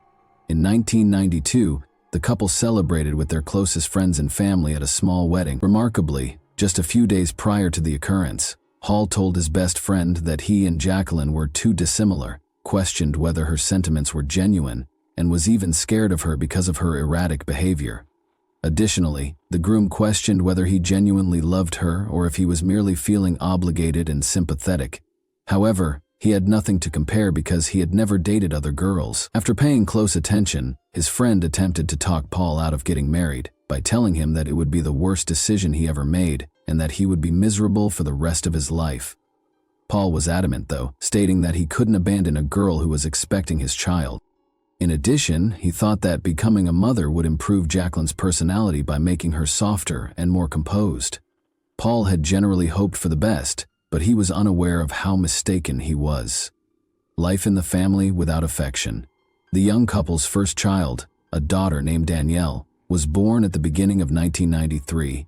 Jacqueline gave birth to their son 6 years later. After the birth of their second kid, Adam Paul made sure his family had all they needed because he was their only provider. In 2000, the offenders moved into a comfortable 3-bedroom townhouse in Armagh after deciding they needed a larger residence. Paul was making a good living as a senior mechanical engineer by that time. However, his wife claimed to prefer work and did not bother herself with it, running the home and bringing up the kids, but she was also not very good at either. Jackie was a short-tempered, greedy, and lazy person who frequently acted aggressively, even with her kids. Jacqueline attempted to find employment when the kids were a little older, but she was never able to hold down a position for very long due to her combative and argumentative personality. In addition, she went out to bars almost every evening to consume alcohol while her husband stayed at home with their son and daughter. Mrs. Crimble was not a particularly amiable lady, even when she was sober, and she became a true rage when she was drunk. In addition to starting arguments, she also got into fights, cursed, and acted inappropriately around different males. Nobody could foresee what she would do next, and she reacted aggressively to any comments or suggestions to act more humbly. Family, friends, and neighbors knew what was going on and truly felt sorry for Paul and the kids, who were the ones who were most negatively impacted by Jacqueline's actions. Many people were aware of the young woman's misadventures and made an effort to stay away from her because the family resided in a tiny, peaceful town. Her husband and kids were impacted by her negative reputation, and they had to deal with the fallout from their classmates. Jackie didn't try to disguise her crazy lifestyle. Her frequent visits to entertainment venues, however, made the staff and other patrons nervous because they knew that her presence would undoubtedly result in a brawl or altercation. Because she may strike out at any time, Jacqueline held her family in constant fear, although Paul made an effort to keep his mouth shut. His friends, family, and co-workers saw that he was uncomfortable with his wife or even just talking about her. Paul was frequently told to leave this woman, but he was afraid of losing the opportunity to see his kids. Jackie would instantly threaten to cut him off from their son and daughter in the event of any disagreement. She also threatened to use her friends against him. These were males she frequently saw at bars who were willing to break the law to protect her. In these circumstances, Paul typically gave in to his wife and said nothing. The unexplained assault on Sunday morning, June 20, 2004. A terrified woman begged for assistance by calling the emergency services. She said that she and her husband were ambushed in their home by 3 strangers who beat them, tied them up, tried to rob them, and then took their car and her husband with them. When Jacqueline Crimble called, police and emergency personnel hurried to the address she gave. They discovered a woman at the house with a plastic wire tie securing her hands behind her back. But since her legs were unbound, the authorities assumed she had partially freed herself. Notably, despite the victim's initial claims that the attackers had beaten and bound them, she had no wounds or bruises on her body. Luckily, the couple's kids weren't home because they were sent to be with their paternal grandparents for the weekend. Jacqueline claims that she and her spouse had gone to a pub on Saturday night to unwind. After midnight, they went home after drinking. But just as Paul was opening the front door, 3 people sprung into the shadows and shoved them inside. Armed with a revolver, the invaders battered and restrained the couple while requesting money and illegal drugs. Paul reportedly made an effort to placate the crooks by pleading with them to let him and his wife go and vowing not to notify the police. However, this only infuriated them. In front of the frightened Jacqueline, they struck him multiple times before starting to strangle him with a plastic bag. The attackers chose to at least take the car when it became evident that there was no money or illegal drugs in the house, but for some reason they took the owner with them, leaving the chained woman behind. Jacqueline was able to use her tongue to get to the phone and call the police when the thieves drove off with Paul. She pleaded with the investigators to locate and rescue her husband right away because she was certain he might still be alive. The authorities had no reason to suspect the woman, although she looked and behaved suspiciously calm despite her anxiety. The disfigured body in the trunk at that very moment. Investigators started gathering evidence at the crime scene as soon as the couple's car was reported stolen throughout the county. Although they made an effort to learn as much as they could about the assault, Jacqueline asserted that the culprits were disguised. She was unable to remember any identifying characteristics, such as limping, speech impairments, or specifics of the clothing. All she could say was that they were men, and there were 3 of them. Less than a day later, on Monday morning, the Crimble family automobile was discovered abandoned only 3 miles from the residence where the attack had occurred after the search got underway. It was parked next to a long, empty home in a secluded alley. The owner's mangled body, which was obviously beaten and tortured, lay inside the trunk. The 35-year-old man had several bruises all over his body and face, his hands tied behind his back, and his legs shackled with a wire tie. Jackie responded very composedly when she was told about the gory discovery. She didn't appear to mind her husband's cruel deprivation, who was also the father of her children. She made an effort to look shocked and hurt, but she was unable to shed a tear, so she asked when she would be able to have her car back in less than a minute. All of this seemed quite suspicious, so the police investigated the young widow, the primary suspect. At first, Jacqueline's version was accepted as the sole reliable one and was not questioned. Law enforcement, however, suspected the widowed mother of 2 might be lying because of her peculiar conduct. She was never a model wife or mother, and it soon became clear that she and Paul had been having a long-term, failing marriage. She was disparaged by her parents and kids as well as by neighbors and acquaintances. Additionally, it was discovered that Jackie had been dating Roger Ferguson for a number of months. He resided with his mother on the farm he owned in Armagh. She and Crimble were frequently spotted drinking alcohol together in the town's entertainment establishments. Additionally, Roger paid the married woman a visit at home while her husband was at work and the kids were at daycare and school. Roger was thought to be a potential accomplice, and Jacqueline switched from victim to the primary suspect just 1 day after the automobile with the mutilated body was discovered. The woman seemed far more focused on getting her automobile back than she did on being a heartbroken widow. In addition, her story of being attacked by a group of armed addicts sounded unbelievable. Where had they gone after leaving the car with a body in the trunk? And this was the first time something like this had ever happened in the sleepy town. It was also odd that the enigmatic crooks were able to leave no evidence behind. No other eyewitness reported seeing dubious visitors around the community. But nearly everyone who ever had contact with the victim had bad things to say about her. Furthermore, it was quickly discovered that the dead had an insurance policy, and in the event of his death, his wife could anticipate receiving a hefty settlement of £300,000 sterling. In this instance, a legitimate motivation that could account for the crime had emerged. Jacqueline said she was able to use her tongue to dial a button phone and make a help call during the crime investigation. In fact, there were traces of her saliva on the gadget when it was taken for inspection. Investigators did see, however, that the phone was on the coffee table, face down, with her hands bound behind her back during the first examination of the crime scene. If it had been in that position from the beginning, she could not have switched it over after the call or called for assistance. The couple's home computer search history showed odd searches. When Jacqueline was queried explicitly about the months-long search for information on life insurance payout amounts and procedures in the case of the policyholder's death, she claimed to know nothing and implied that maybe Paul would be interested. Roger Ferguson had a strong alibi and was thought to be a possible collaborator in the crime. According to his mother, he stayed at home the night since he wasn't feeling well, and at 1:30 in the morning, she was looking through the home medicine cabinet for a remedy for his stomach problems. The old woman's evidence was compelling, but her son was not yet taken off the suspect list. When police used the signals from the suspect's cell phones to monitor their whereabouts on the night of the crime, they found that Roger had not been home as his mother had reported. As an alternative, he spent many hours at the Crimbles' home. He also kept up his friendship with the widow, and the day after Paul's funeral, he was spotted with her at a bar. The fact that Roger and Jacqueline went to a car dealership together to check at SUVs and ask about payment arrangements for such a costly purchase was another oddity. Even more strange was the presence of Roger's mother. Roger's mother was probably aware that the authorities assumed the lovers had already decided how they would spend the insurance payout following Paul's death. Jackie said during questioning that she never cheated on her husband and that she didn't intend to hurt him, but soon after no one believed her. Jacqueline had begun working as a caregiver in a nursing home prior to the disaster, but she was fired after just a few weeks because of her persistent lying and arguments. She continued to act as though she was going to work or having night shifts while staying at Ferguson's residence, though, and kept this a secret from her husband. Paul encountered one of his wife's former co-workers who unintentionally told him everything about the lie.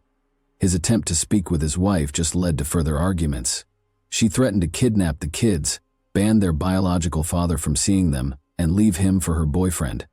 Paul decided to compromise and ignored her adultery because this was his greatest concern. His closest friend, who subsequently testified in court as a witness, was the only person he could confide in regarding the formulation and implementation of a cunning scheme. Roger wasn't very intelligent. Despite his strength, he was easily led and had a simple intellect.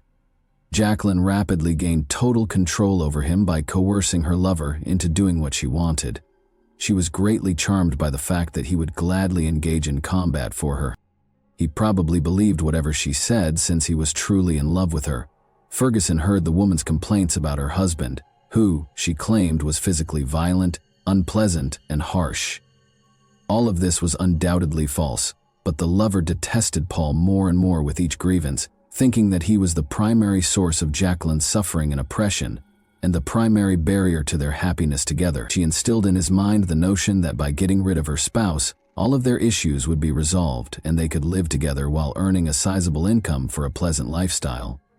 Mrs. Crimble searched for somebody who would commit the crime for cash for about 2 weeks before to the catastrophe, but she and Roger gave up after weighing their alternatives in order to keep the full insurance payout.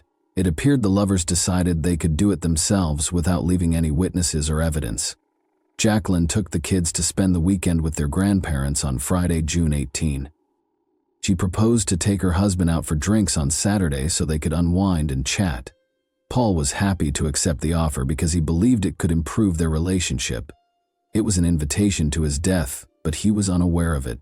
People in the bar that night saw Jackie making a concerted effort to make her husband, who doesn't drink, drunk. After midnight, she led her dazed husband out of the pub after purchasing drinks and almost forcing him to knock back one shot after another. The last time Paul was seen alive, they were captured on security footage. This exposed a notable disparity in timing. According to Jacqueline, the attack happened as soon as the couple returned from their 10-minute stroll to the pub and lasted no more than 15 minutes. She then reportedly phoned the police right away after her husband was abducted and taken away in their vehicle. But it took over an hour and a half from the moment they were caught on camera until the police were called. Investigators thought the offenders used this time to hide their tracks and set up a third-party attack scene. Furthermore, it seems that Jacqueline purposefully made her husband intoxicated, so he would be powerless to refuse. She said that after kicking Paul while he was on the ground, the crook started to strangle him by covering his head with a plastic bag and taping it in place. The type of injuries on the deceased's body supported her story, but by that point, the authorities had irrefutable proof that the attackers were her and her lover, Ferguson. Following a protracted and exhaustive investigation of the crime scene, investigators discovered a partially obliterated imprint of a man's shoe, the tread pattern of which matched Roger's shoes, that had clearly been attempted but unsuccessfully cleaned. However, this evidence can be regarded as circumstantial. Other, more important evidence against the criminal couple was discovered in the kitchen trash, though. A partial fingerprint of Roger's was found on the cable tie that bound Jacqueline's hands, and a cigarette butt with Roger's saliva was discovered. Ferguson's fingerprints were also discovered on the ropes that bound the deceased's hands and feet, and traces of both lovers' perspiration and oil were discovered on the bag that was used to suffocate the victim. A minor acquaintance of Roger's named Colin Robinson was also discovered to have participated in this heinous act by the investigation. On the night of the attack, Roger called him and asked for his assistance with an unidentified task. In order to avoid drawing attention to himself, the teenager drove his car, abandoned it at the end of the street per Roger's request, and walked to the house. Cullen wanted to flee when he saw what was occurring, but Roger coerced him into helping transfer the body to the car and load it into the trunk by threatening him with a knife. They then took the vehicle to an empty location and left it there. The terrified young man first denied any involvement in the incident, but during the second interrogation he broke down and started confessing. Trial and punishment. The course of the investigation was several months. They collected indisputable proof throughout this period, spoke with every witness, and got the third criminal to confess. But the offender's trial didn't start until the spring of 2007, nearly 3 years after Paul Cramble was deprived of his life on May 7. The widow received a 20-year sentence after Jacqueline and Roger were found guilty of a premeditated crime with the goal to earn insurance money in prison, while her accomplice and lover were sentenced to 18 years. Cullen Robinson, the juvenile accomplice, received a 3-year term for helping the offenders and trying to hide the truth. Roger's aging mother was likewise unable to avoid accountability for perjury and giving her son a fake alibi. In retaliation against her own children, the woman was only granted a year of probation due to her senior age and severe health issues. Jacqueline persisted in ruining her family's lives while she was incarcerated. Everyone who knew her personally was relieved when she was put in jail, and she was upset that no one stood for her in court. According to her own mother, individuals such as Jackie ought to be permanently removed from society in order to prevent them from hurting others. It's interesting to note that Jacqueline destroyed all of her late husband's possessions and pictures a few days after the funeral, making the house completely devoid of any reminders of him. Somehow, Danielle was able to preserve a few pictures of her father. Her mother was unaware of them, and she kept them on her bedside table. Paul's children received the £300,000 in insurance settlement for which he was slain. Overnight, Danielle and Adam lost both of their parents, but their problems didn't stop there. Their mother was insistent that the children should not be raised by either her parents or the parents of the dead husband. The children were placed in foster care as a result of her efforts to deny them guardianship rights. Danielle was only 11 years old, and her brother Adam was only 5 years old when the tragedy occurred, even though they had living grandparents. From prison, Jacqueline tried to control her children while maintaining her parental rights. She specifically wanted them to use various forms of pressure to publicly declare her innocent. For instance, she said that if they came to see her in prison, she would sign off on their school trips. However, she misled them during the visit by refusing to sign the document and insisting they testify in her favor. Consequently, only the brother and sister were unable to accompany their class on weekend outings. Danielle is currently 31 years old, resides in Basingstoke, works at a daycare, and is seeing an engineer named Simon Bryce. Her 25-year-old brother relocated to London and has a decent degree. With Jacqueline's upcoming release next year, her adult children are extremely concerned that their mother would keep doing everything in her power to ruin their lives. And that wraps up today's chilling story. If you enjoyed this video, don't forget to like and subscribe so you never miss a new upload. Also, let me know in the comments, what part of this story shocked you the most? Thank you for watching, and I'll see you in the next video.